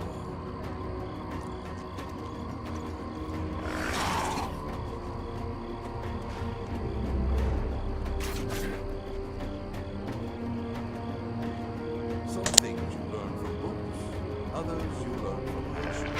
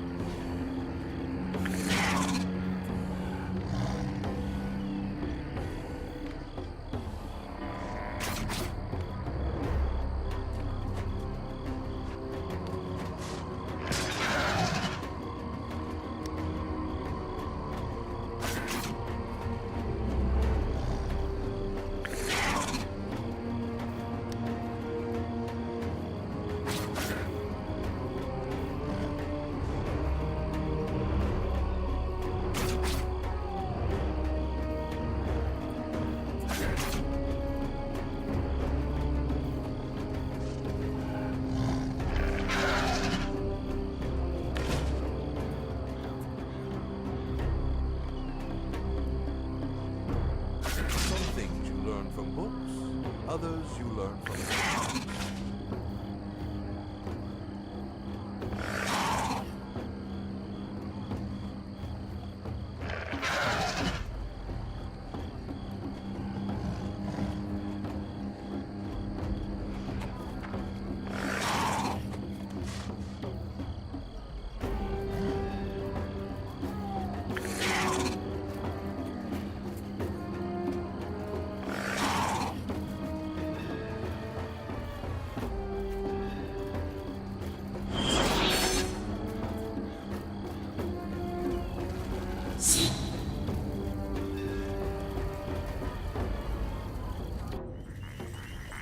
There's never any time to run. I've never seen a strategy like that work before.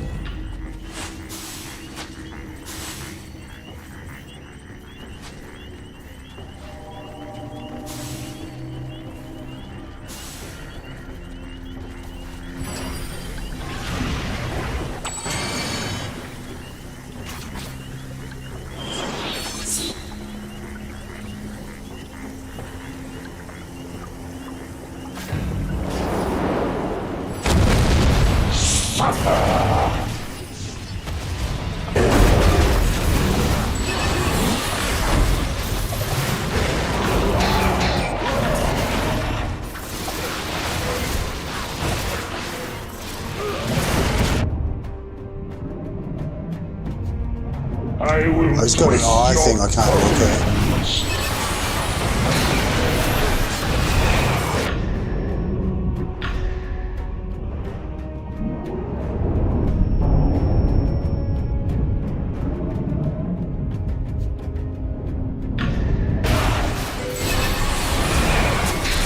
I will liquefy you!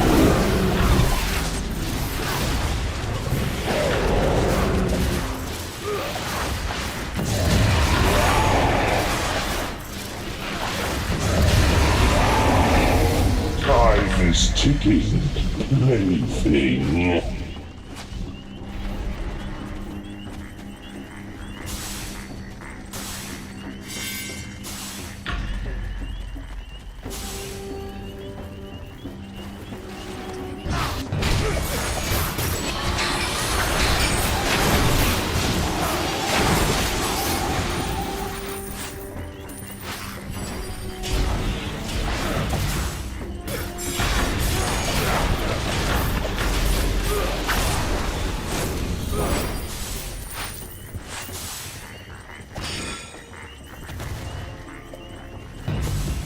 Insignificant!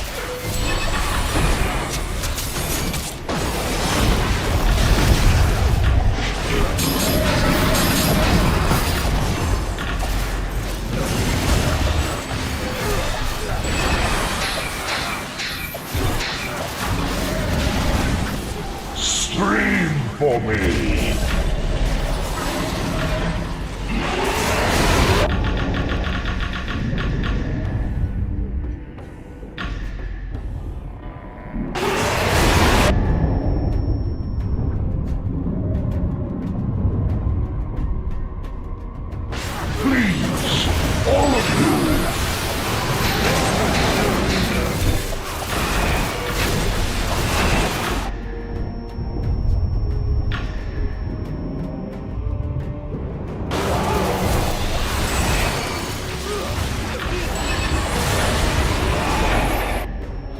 You can't go on forever, but I can.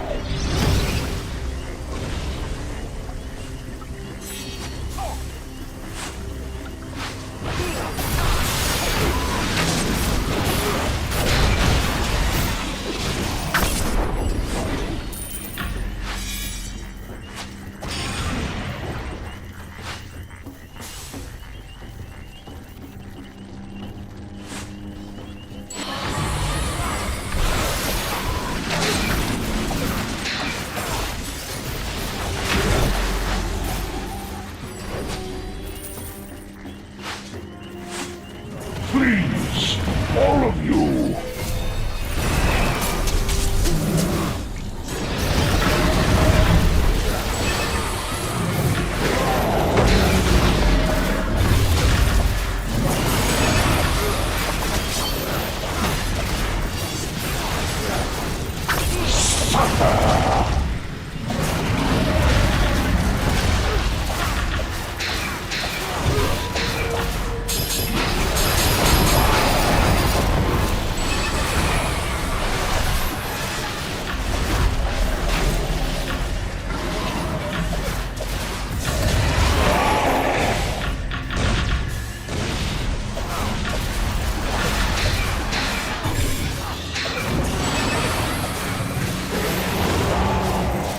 I shall dissect you!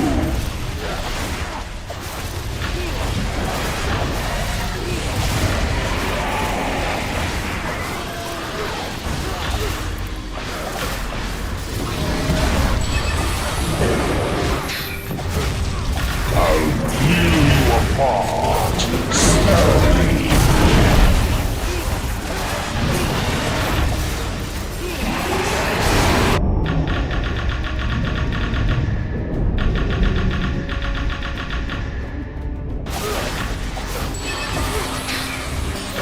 I shall dissect you!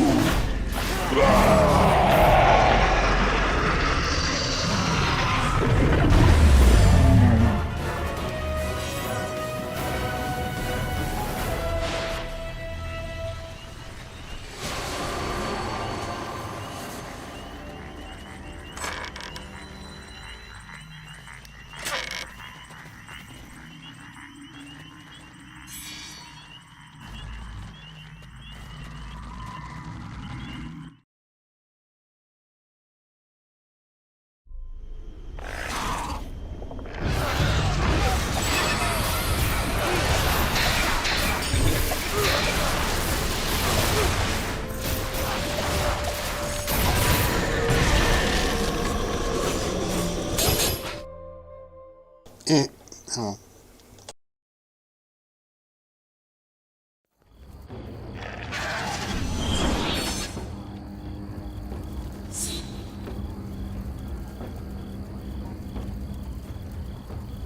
your best attempt. Let's try it again.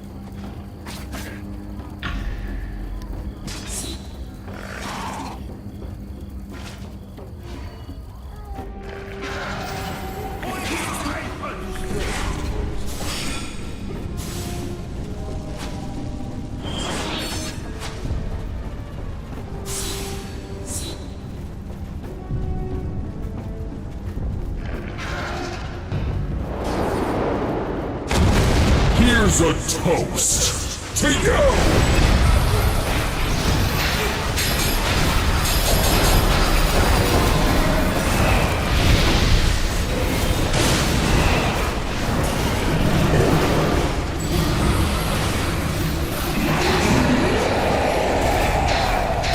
I will broil you alive!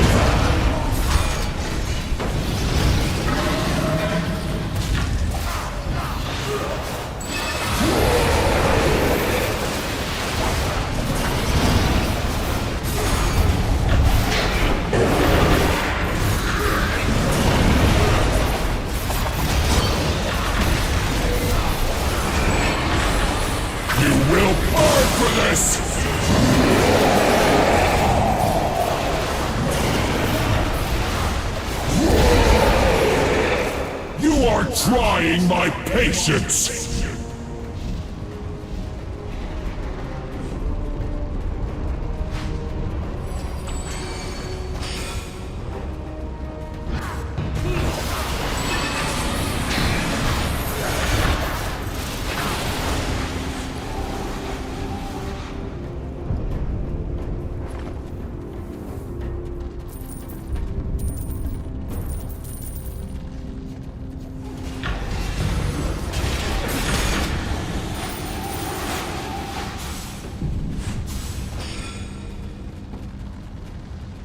Pathetic whelps!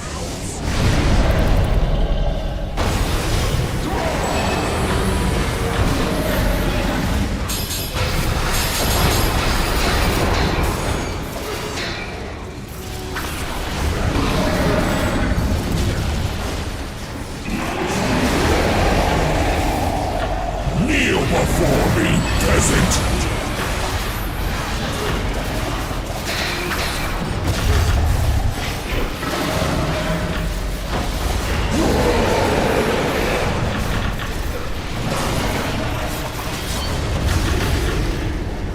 You're stronger than I thought!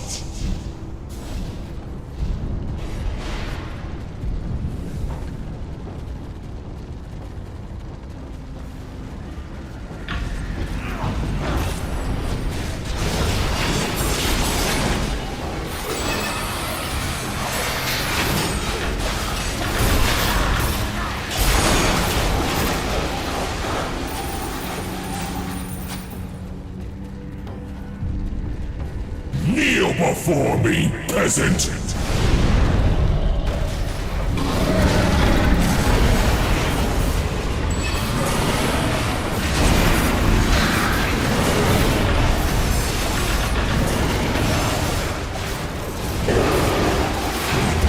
Here's a toast to you!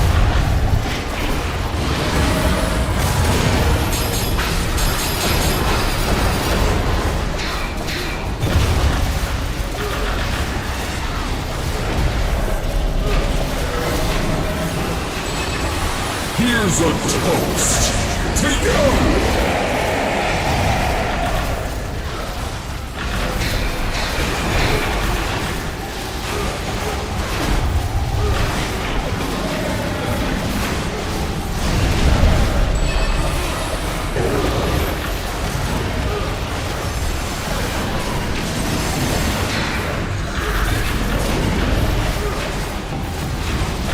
Here's a toast to you!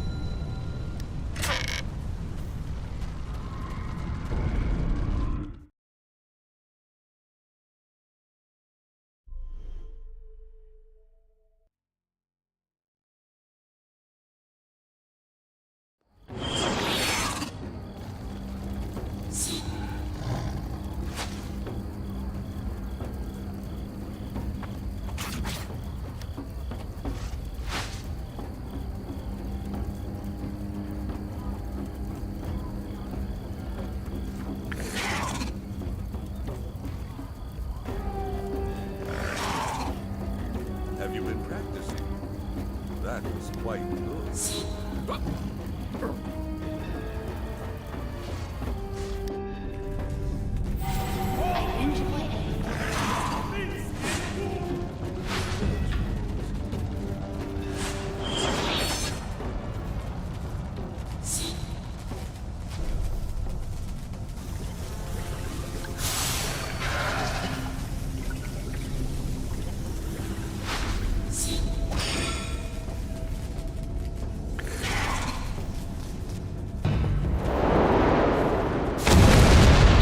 Think me a joke?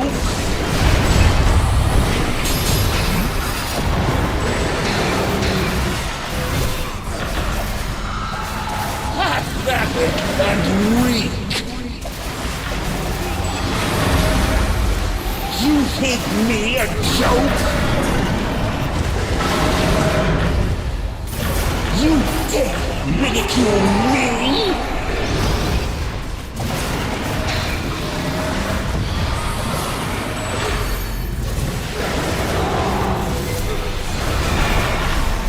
You think me a joke? Remember your place! Remember your place! You fool! I am pure power!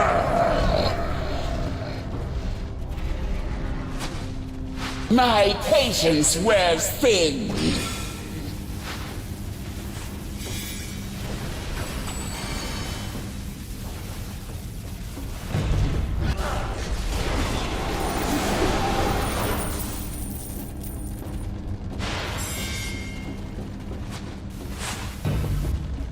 Suffocate already!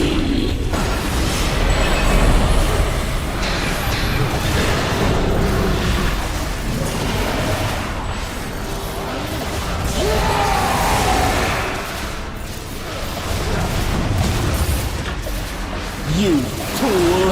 I am pure power!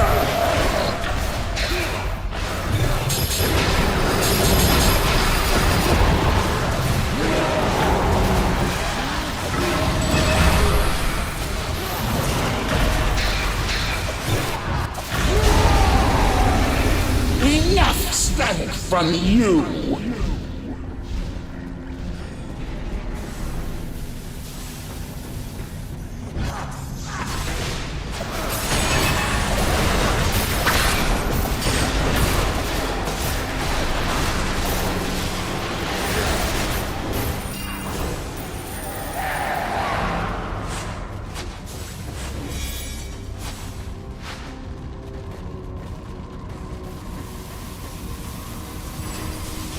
You dare ridicule me?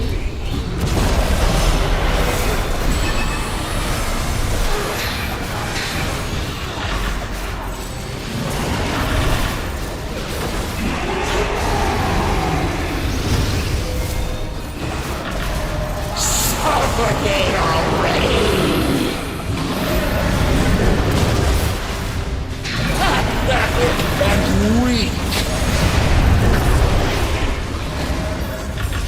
There is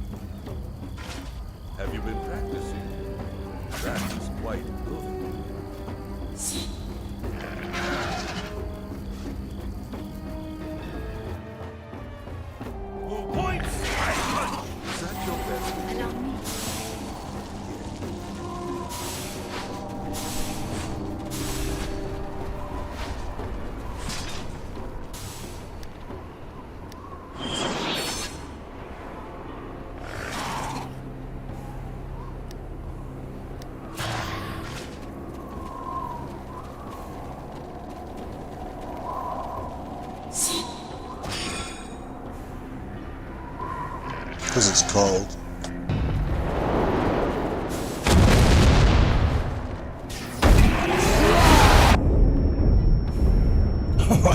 Such tender flesh.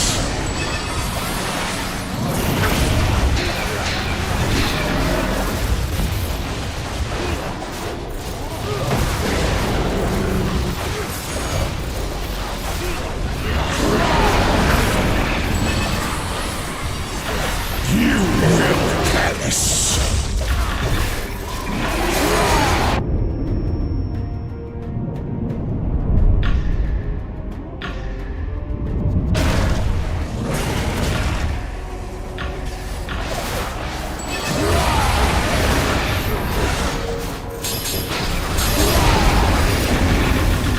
Temporary retreat.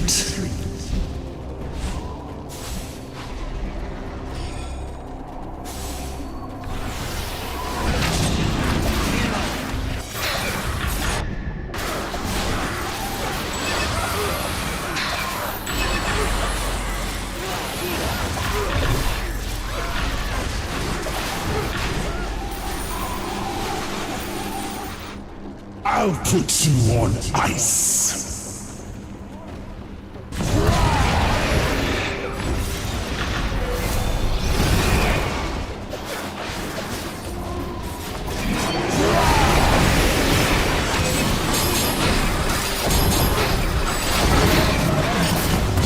I'll break your head off!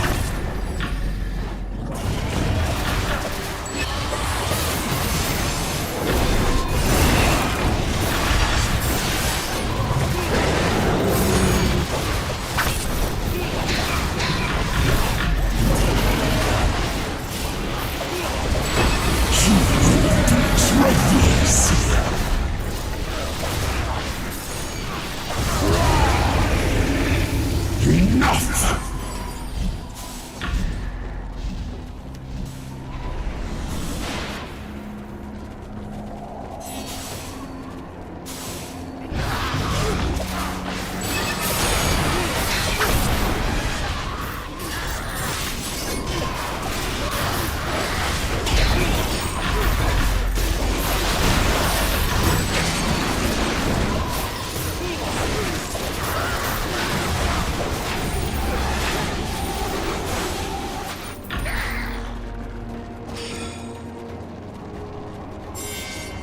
I'll crack you open!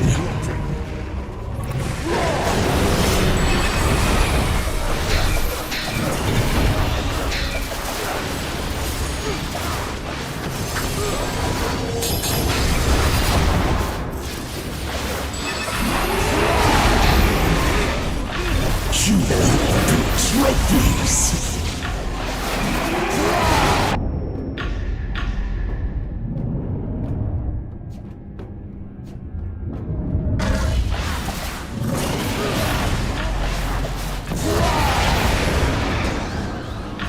I will tear you apart!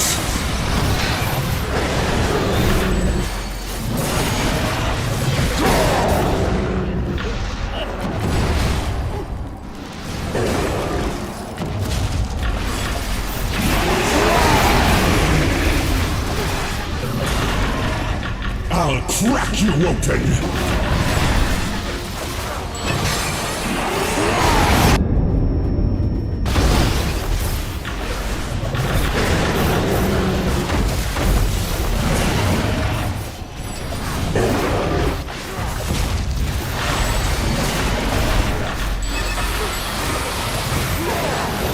Show me what you're made of!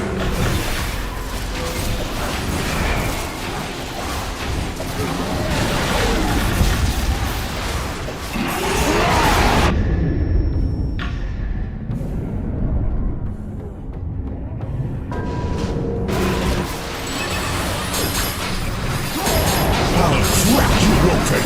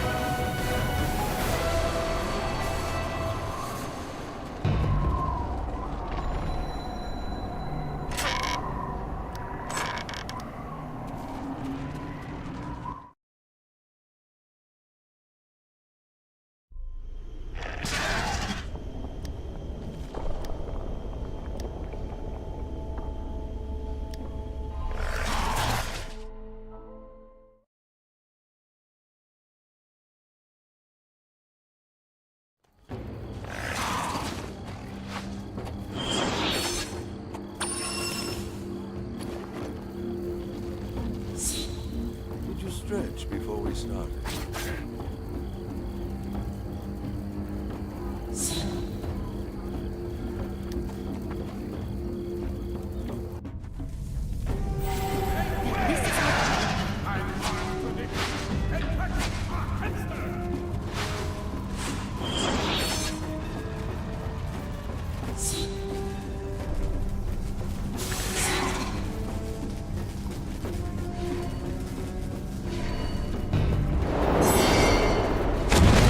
Your skin will crackle and peel.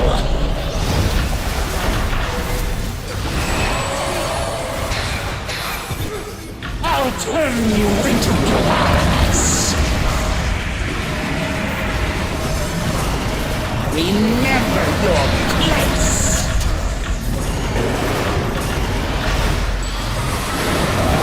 I'll turn you into glass.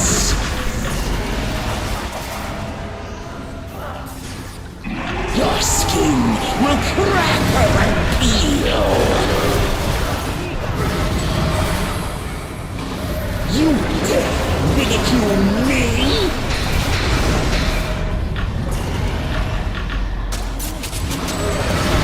I'll turn you into glass.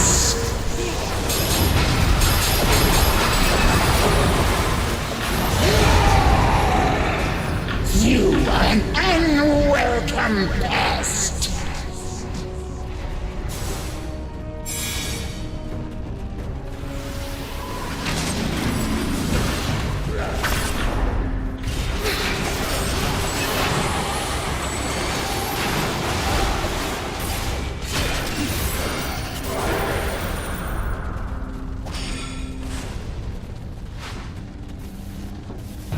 Your skin will crackle and peel.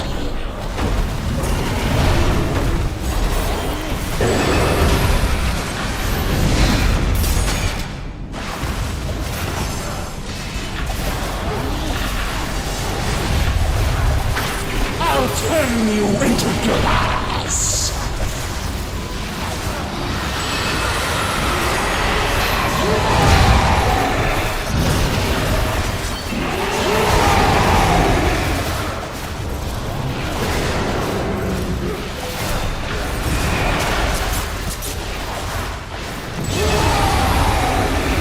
You will all know your place.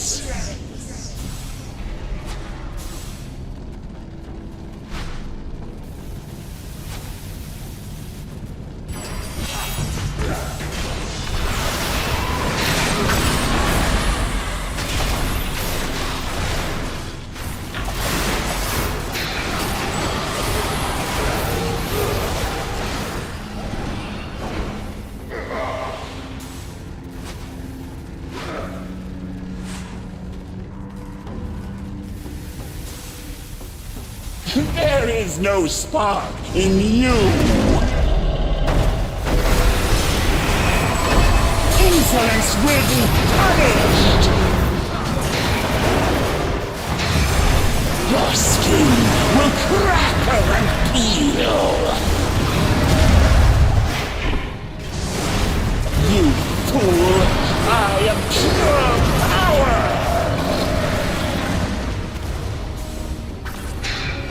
Insolence will be punished!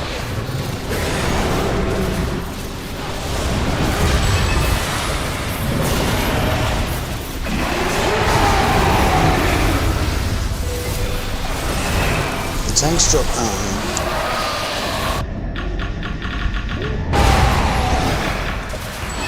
The tanks job in one of these is just to keep it still.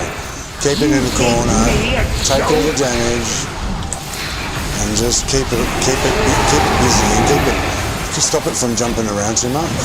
That's the best thing a tank can do. So I've done loads of these on pop.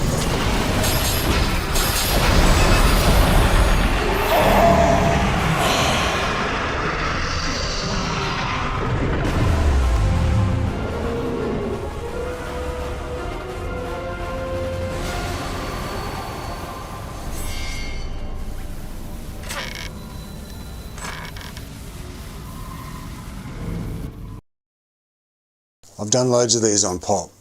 Even though he's not that high an item level, he's a good tank. He can hold that dragon. He's only lost the aggro a handful of times.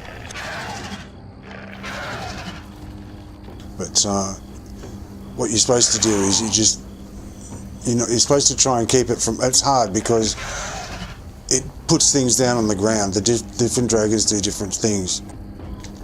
They put stuff down on the ground, so you've got to try and move sometimes you've got to move the dragon out of the way so that everybody can get to it as well. If you've got melee fighters.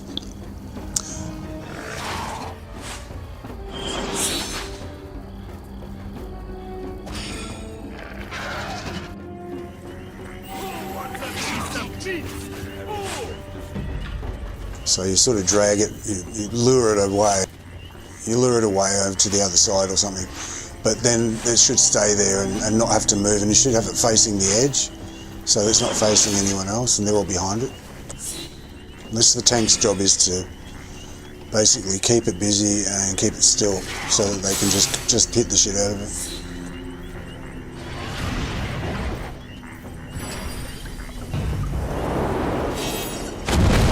You witless things!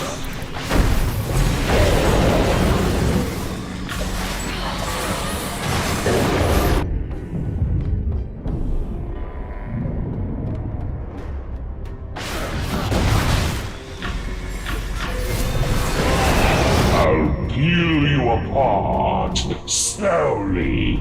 It's a nice looking dragon, this one.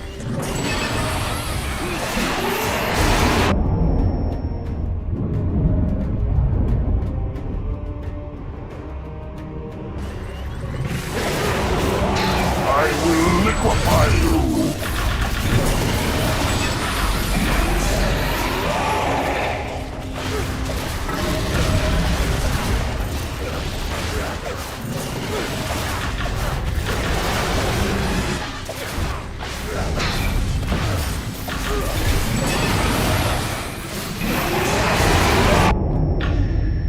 Yours is a legacy of rot.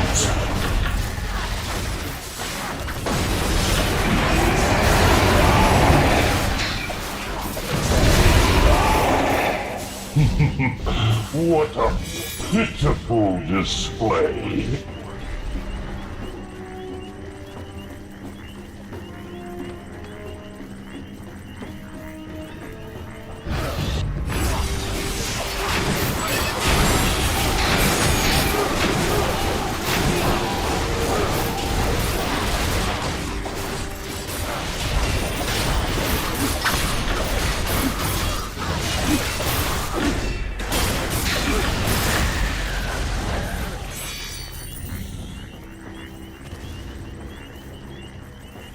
You witless things!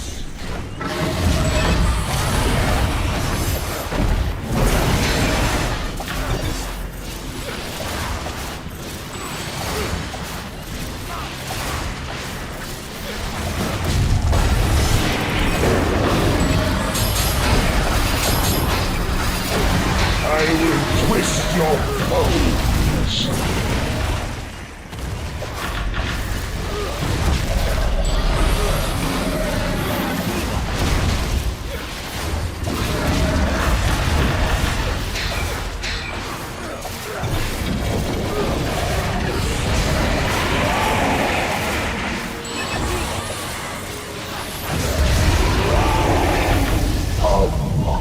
Let's continue our little game.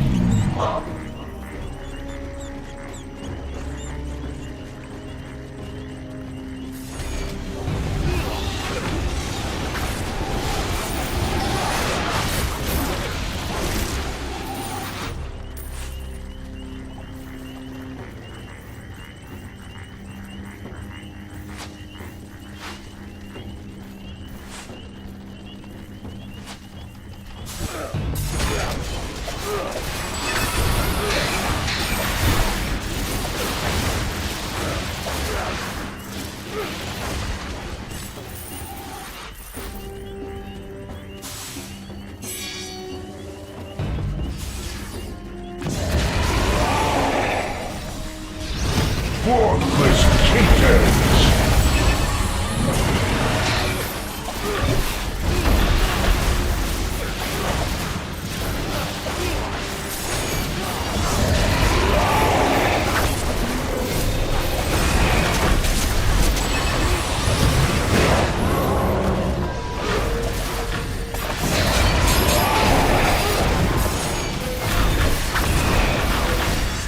Worthless creatures!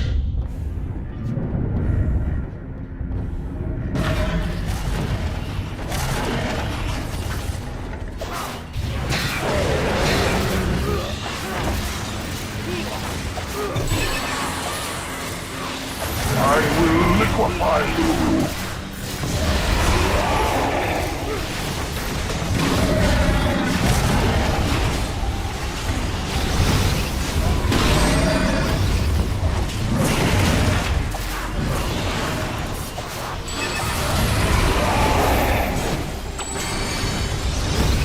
I shall dissect you!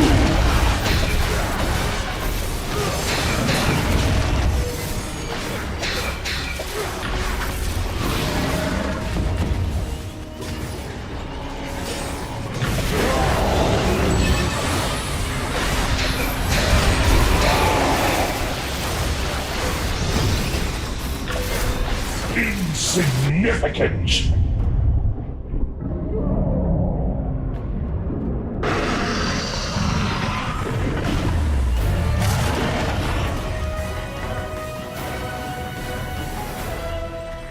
This is a nice looking dragon, that.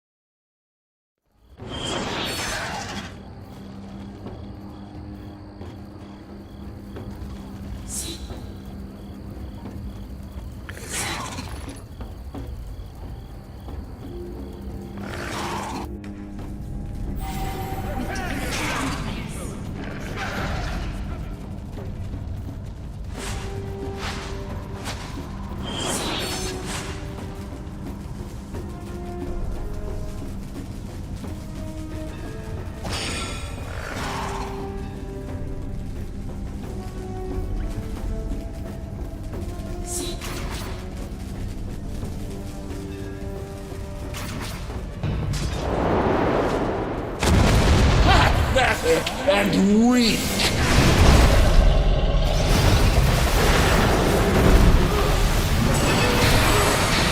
I'll turn you into glass!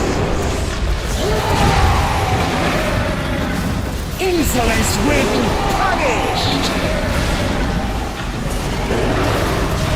Remember your place!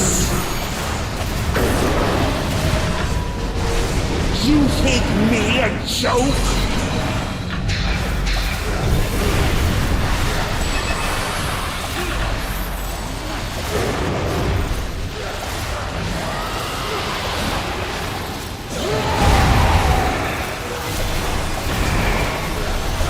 You fool! I am pure power!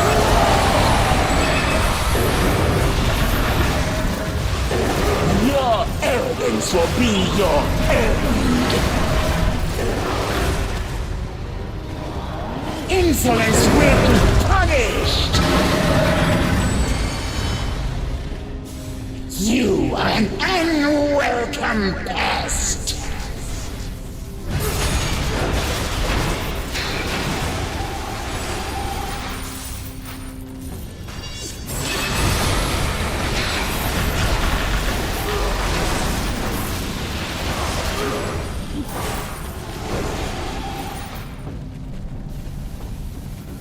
Your skin will crackle and peel!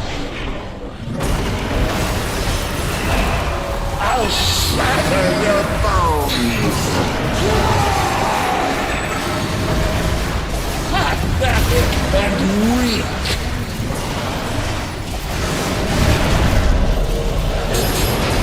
You dare ridicule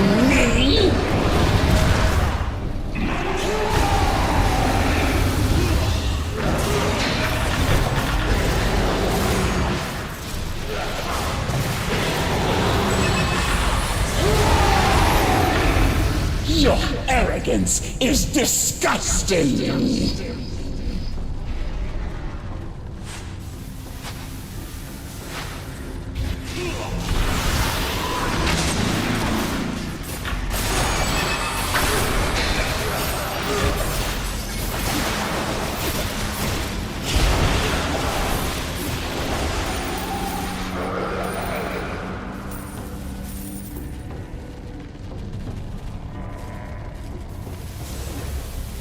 I'll shatter your bones!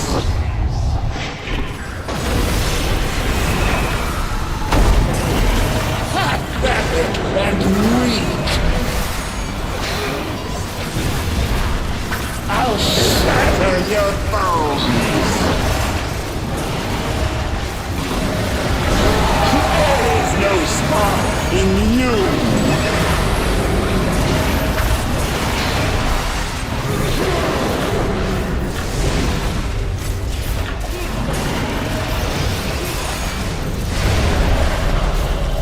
There is no spark in you!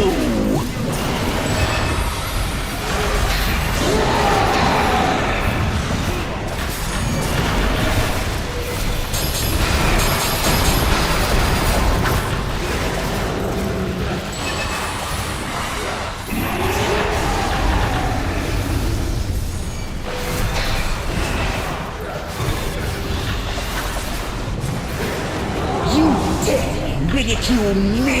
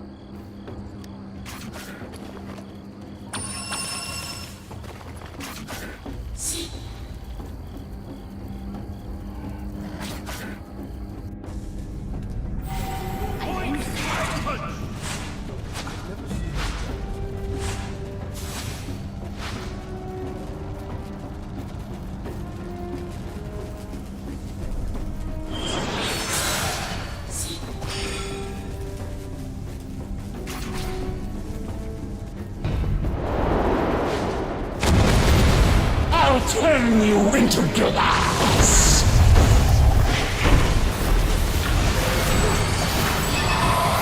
Suffocate already! Suffocate already!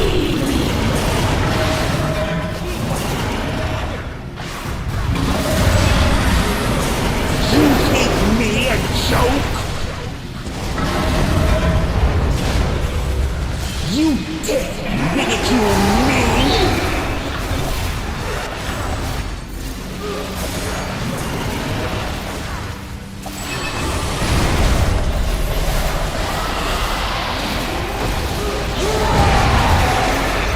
You fool! I am pure power!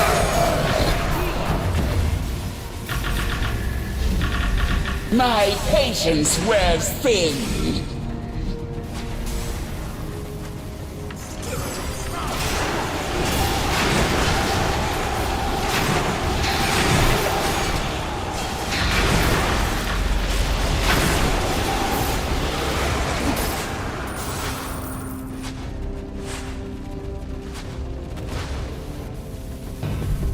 Your arrogance will be your end!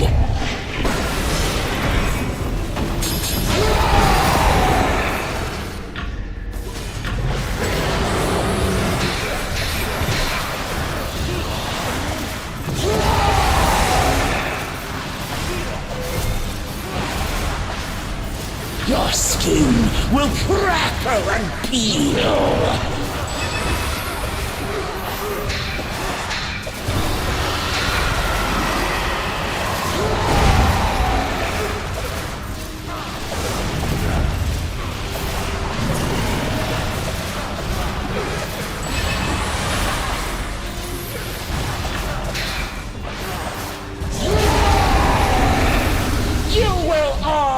know your place!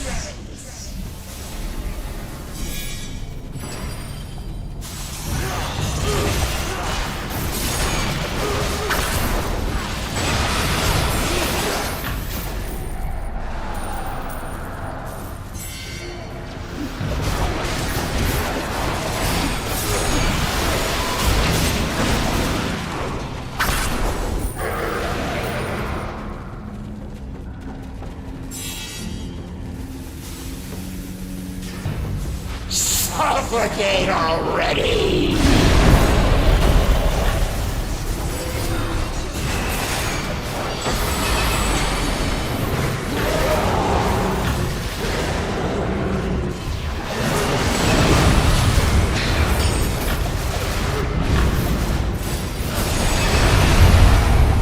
There is no spark in you!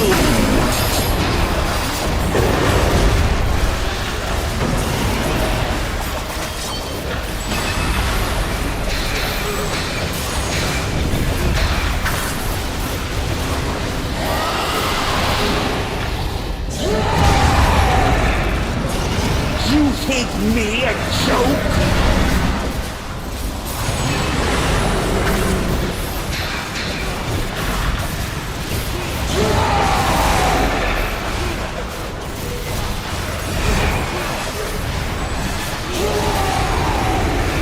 Suffocate already!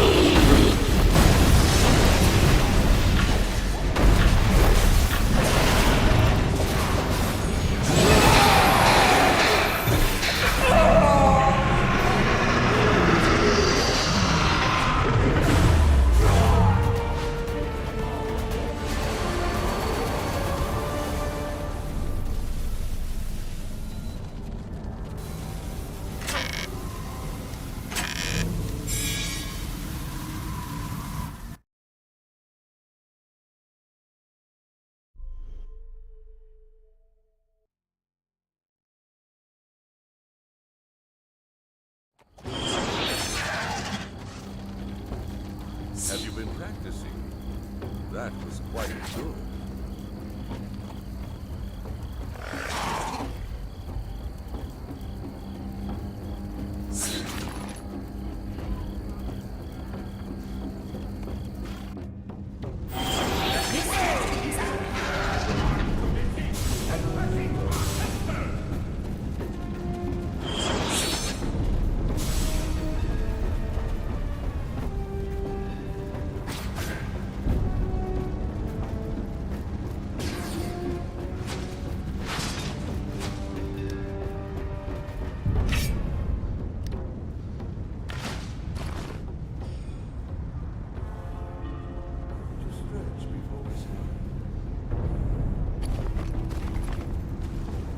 I just realised, I just did all that stuff.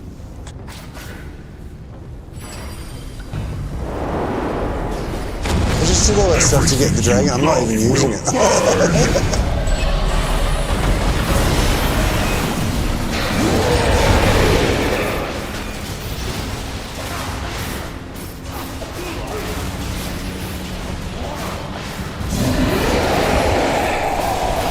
On your own ashes!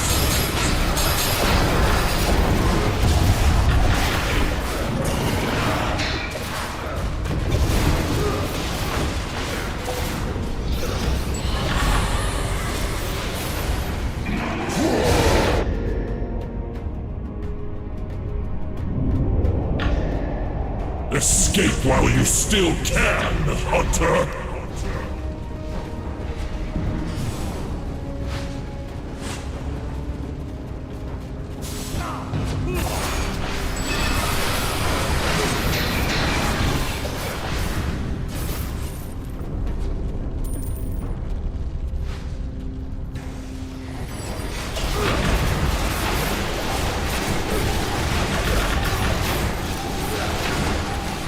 I forgot about it completely. I was like talking for the last few days about, oh yeah, I'm dead for dragons, do it for dragons. To a furnace with you!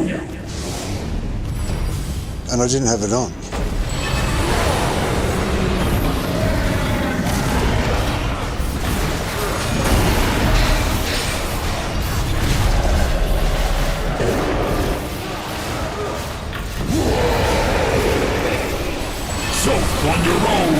ashes!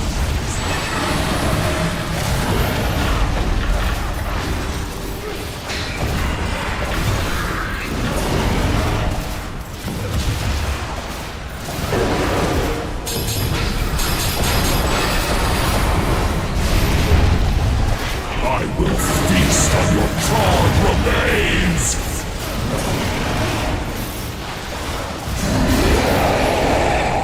Perhaps I've underestimated you!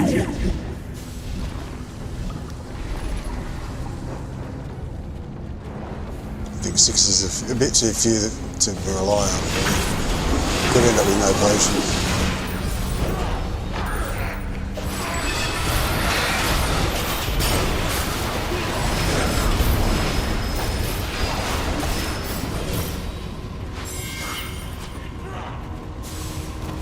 You will burn for this!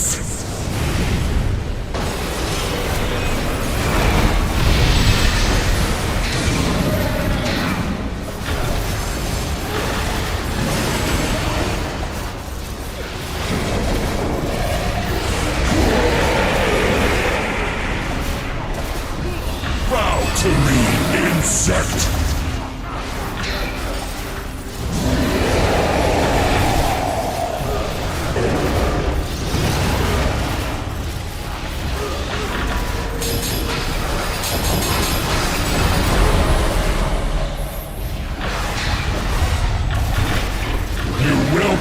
For this!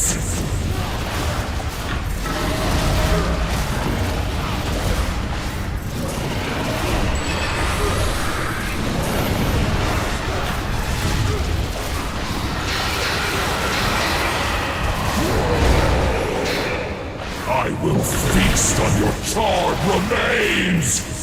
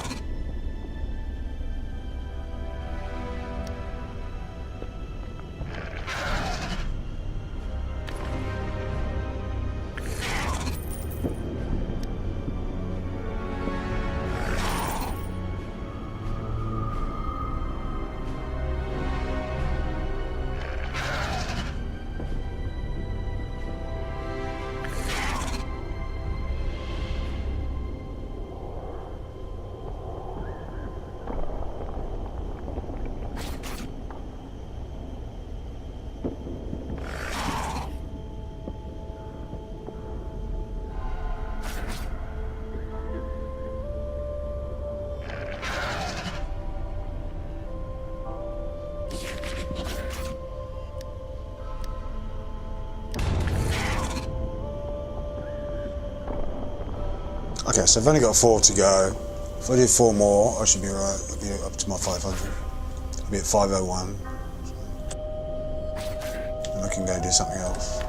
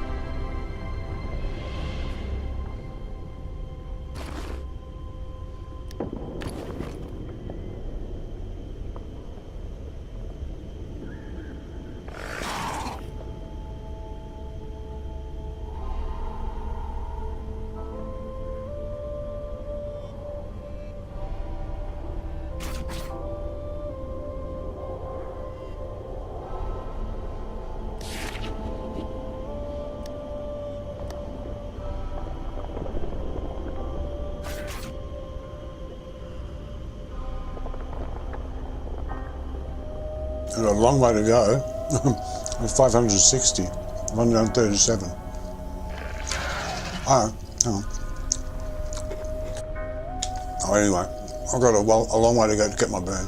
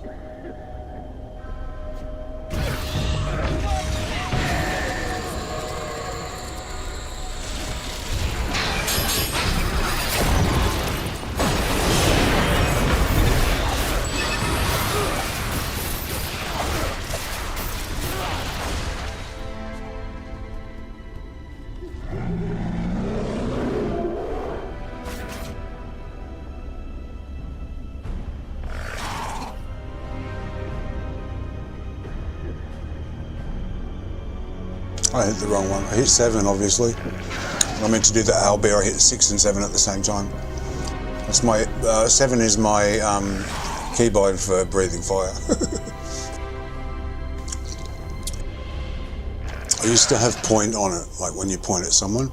So if I was in a dungeon and someone did something stupid, aggro something that they shouldn't, instead of me going in chat with so and so, I could just look at them and then hit 7 and I'd say, Zagan points at so-and-so. But I kept knocking it by accident in fights. And it depends on where you're looking as to who it says that you're pointing at. Not necessarily who you're facing. If there was someone behind Zagan, right, and I was looking this way and I hit it, he'd still be facing that way. He'd point that direction. But it would say that he was pointing at whoever I was looking at behind. So it used to go off all the time in the battles, and they'd be like, Zagan points at so-and-so, and I thought, they think that I'm accusing them of something. It's like, it's the wrong message. So I'm sending out the wrong message, so I changed it. Because I need all the keys I've got for keybinds. I've hardly got any spare ones. So I changed it to fire breathing.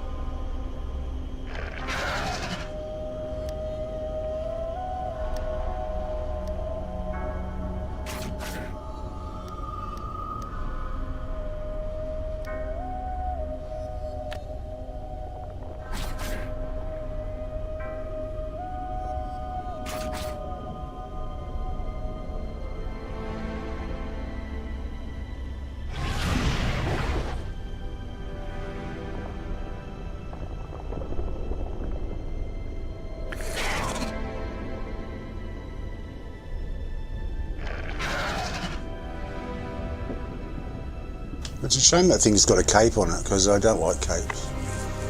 I always disable them, or if I got anything with the cape, I disable the visuals on it, so I don't like it.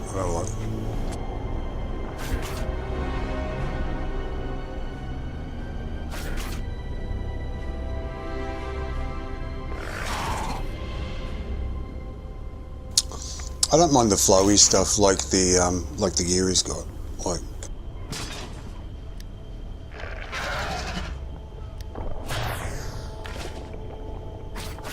like that panel at the front.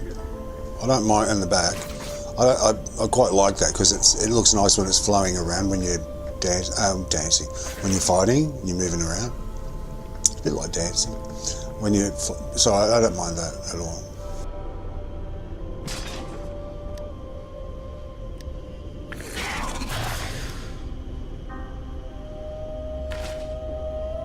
But capes, no, not interested. Regis wears one. I mean, Minster's got one, Regis has got one, they all have them, but I don't like them.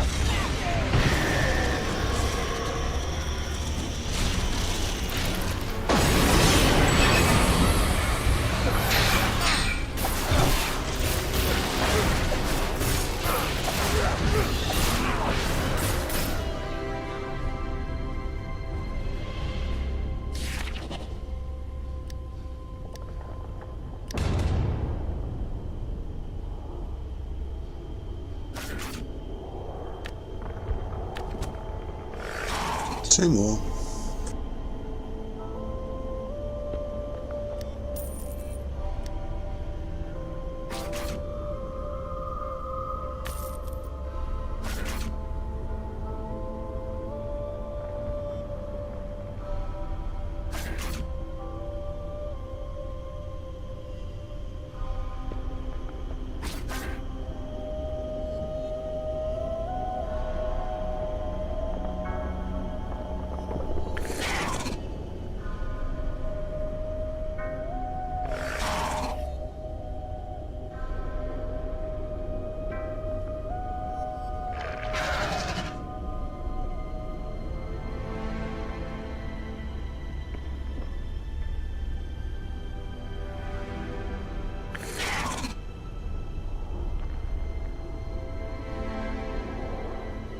So yeah, I did waste one after all. I could have just left the other one on for 10 minutes.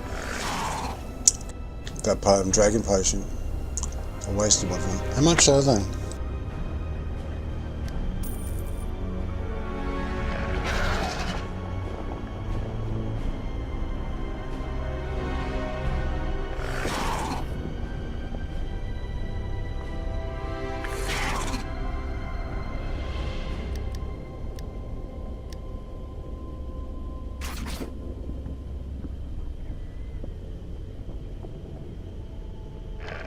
They're not that much. They're not that much. They're like, what's 3 into 5?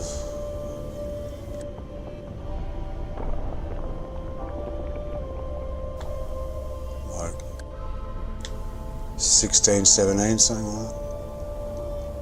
That's not much. I don't feel so bad now.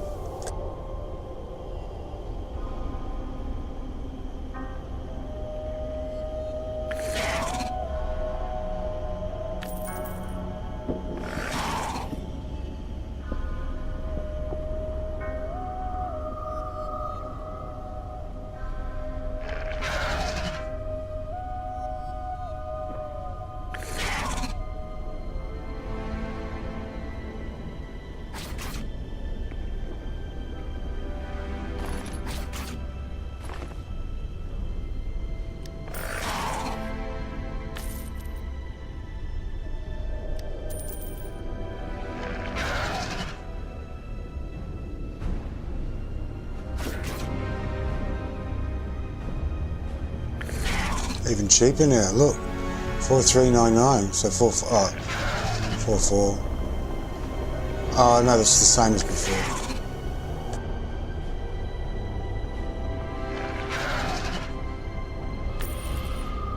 Come on, buy my Basilisk for fuck's sake. I need that artifact. I have to have that artifact. I've got to have it. Give it to me now. I saw the, I said earlier, like the girl, the lady that was doing the voice acting, I said, oh, she's really overacting. I think I know who that is. When I saw a video once on YouTube about the making of Neverwinter, like right at the start when it was a new game, and there was one woman that did many of the voices, and she's like, she does Valindra and all of those ones, and it showed her in the studio with her doing her voices, like doing one of the recordings. She sounds sort of like, how can I say it? She sounds sort of hefty and chunky, but she's actually quite thin. And she's got this really rich voice that she can put on all these other voices. So, but I think that's still her doing it, but she's overacting a bit. Maybe she's feeling like she's lacking confidence, thinking, oh, well, I've done it all already. I don't know what more I can do. So she's trying to overact it. It's a little too much. Less is more sometimes.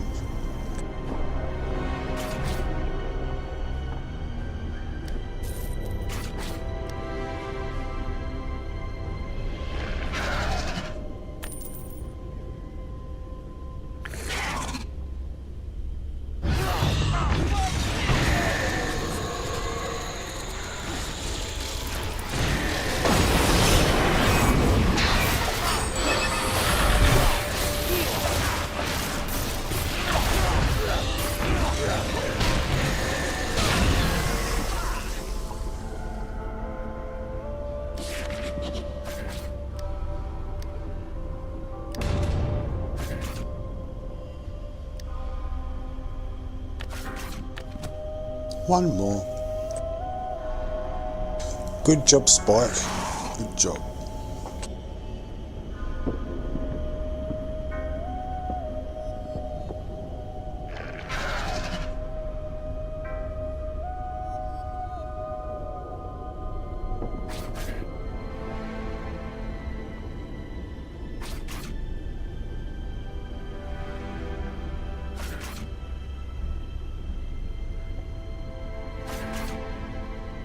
So what, am I just playing right through to reset, am I? Apparently. Oh wow. How long has the stream been going? I might have to do a new one. Let me have a look.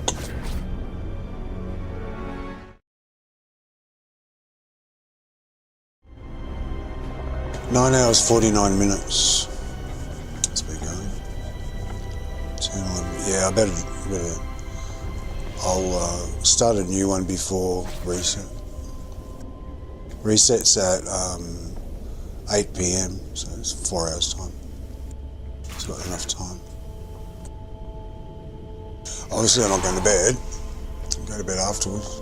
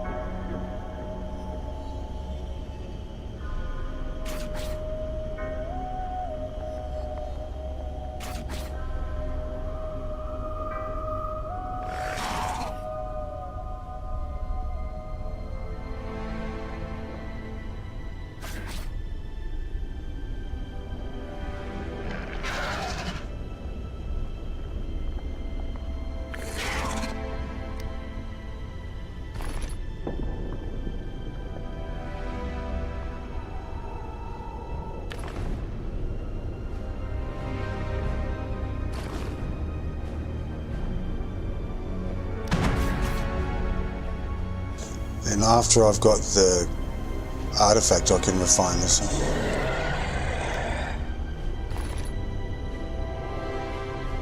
Oh, what the fuck was that?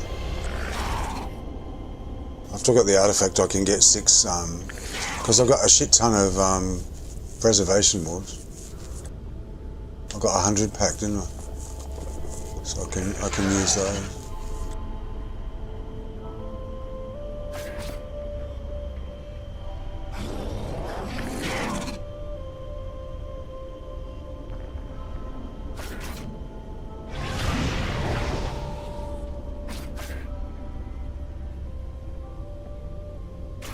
You get a guaranteed, what is it? How many?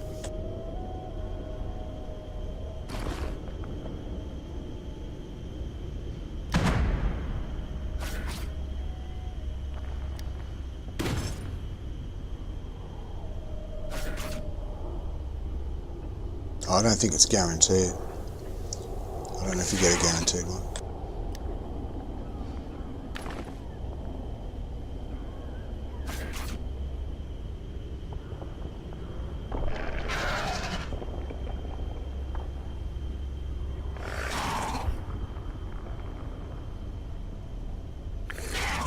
I can burn through them all anyway and just see if it works or not.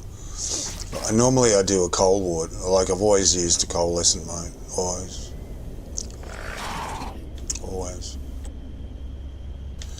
I buy them, I just think it's $10, I'll just buy it. Or like I just save up the diamonds and get one. They're not that expensive at the moment. They're like, were they 600 and something? It doesn't matter. I think they were about 699 or something. 650, I can't remember.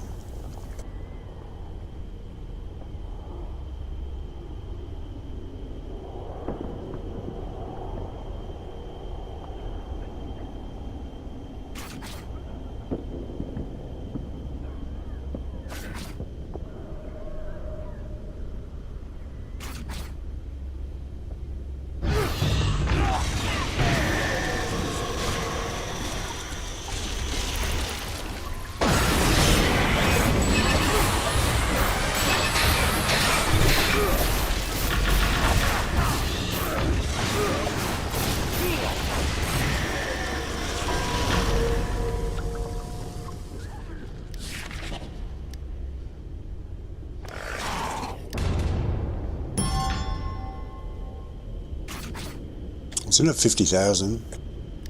Yeah, 50,000. Oh, that's welcome. Thank you. So next week I can do another one. That was easy to get those 500 too.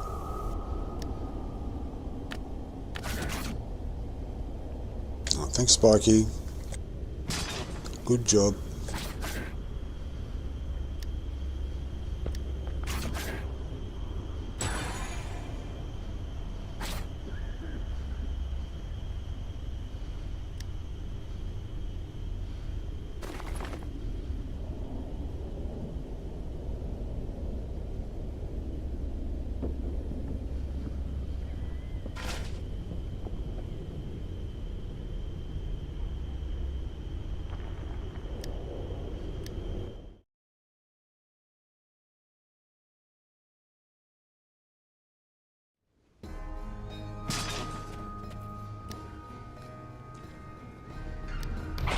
These foes aren't worthy of our steel.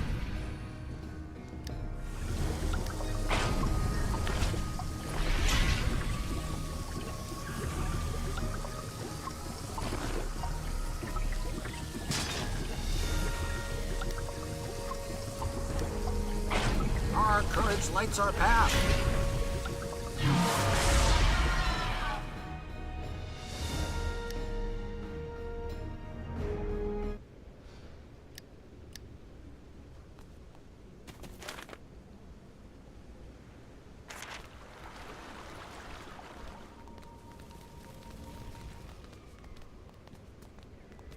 I mean, I should go to bed, you know what I mean, but I can't. I'm driven. Hang on, why is it going backwards?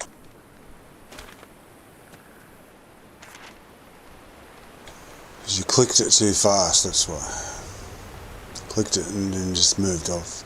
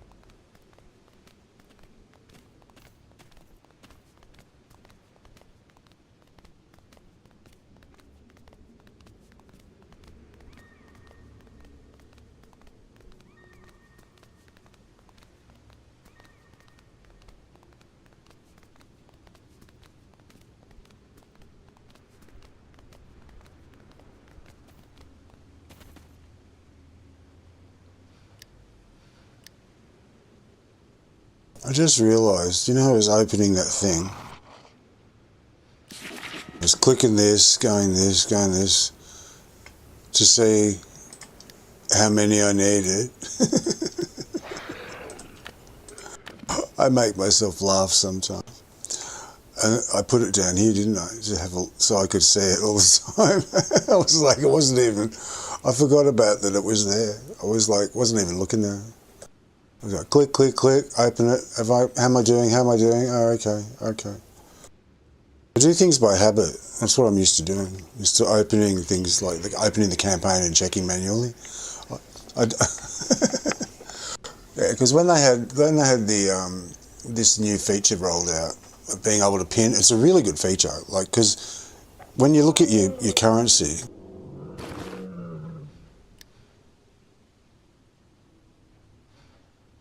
Look how many fucking currencies we got. Look, this game is ridiculous. It's got like gold, Zen, glory, guild marks, all these things, right? And then it's got Hunt's currencies, all these. And if I go like this, Hunt's currencies, bait, seals, campaign currencies. Look at the campaign currencies. Look how many there are. Look. Oh, so many. Right. Black ice. I should find some black ice actually.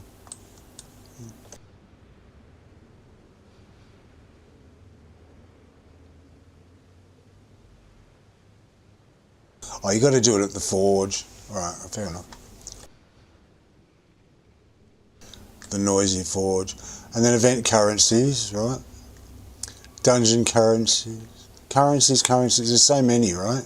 Other currencies. There's so many, right? Currencies. Like, look at that. So when you're actually looking, it's easier to look at it like that, I think. Yeah.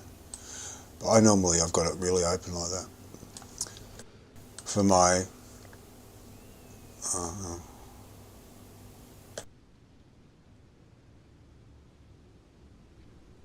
For my bags, like I know where it's open the right way because these two are sitting here, these two lock boxes. So I have it like that. But when you look at them, look how many there are, and you go, how many have I got now? Like, hello, like, where am I going to find it? Like, where is it? So I normally just find it easier. I normally find it easier just to click on the campaign itself and say, where is it that I need? What do I need? Oh yeah, I need this. I've got one, blah, blah, blah. It's easier for me to do it that way. But I forgot that we can have more than one now. I don't know when they did that. That's a great idea.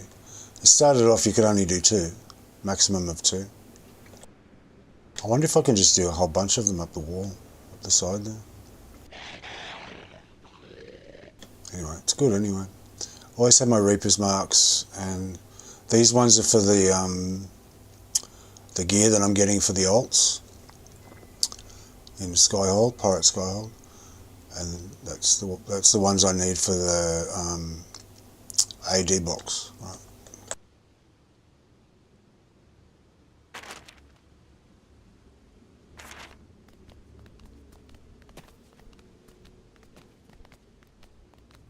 So I forgot that was even there. I was like, because I do things by habit. I just do it automatically.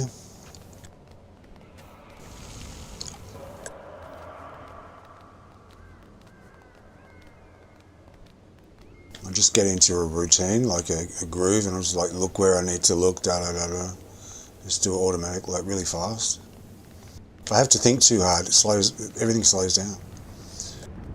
I want to do, like, because I play the piano, right? I played the piano since I was 3 years old.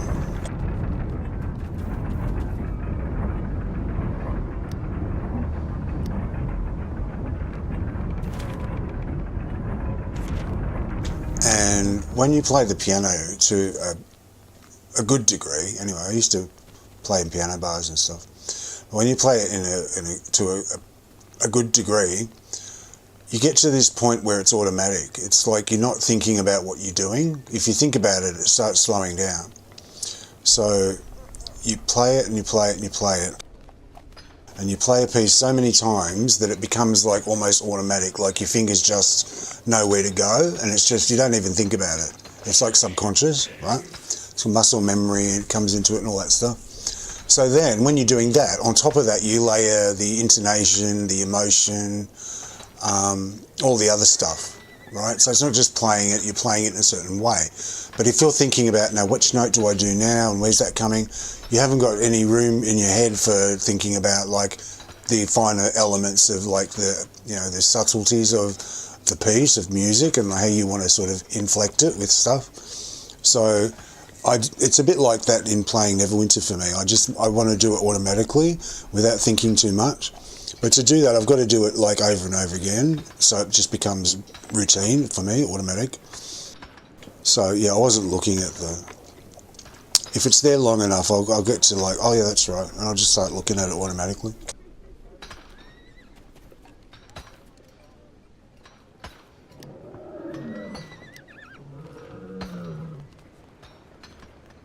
Okay, so they're done.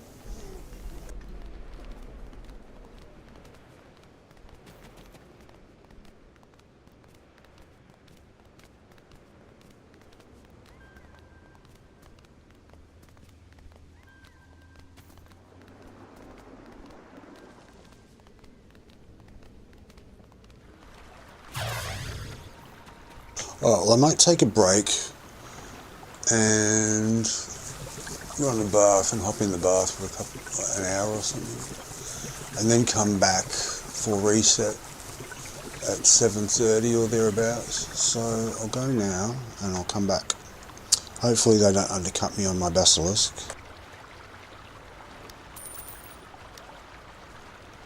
Hopefully they've gone to bed or something. Like, it's in the middle of the night overseas, so hopefully they don't undercut me. I really need it, so please take pity on me. He needs his arty. He needs his artifact. And you can sell it for whatever you want.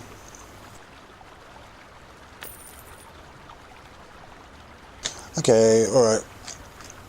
I will see you in the next stream. Thanks for watching. Take it easy, and I'll talk to you soon. See ya.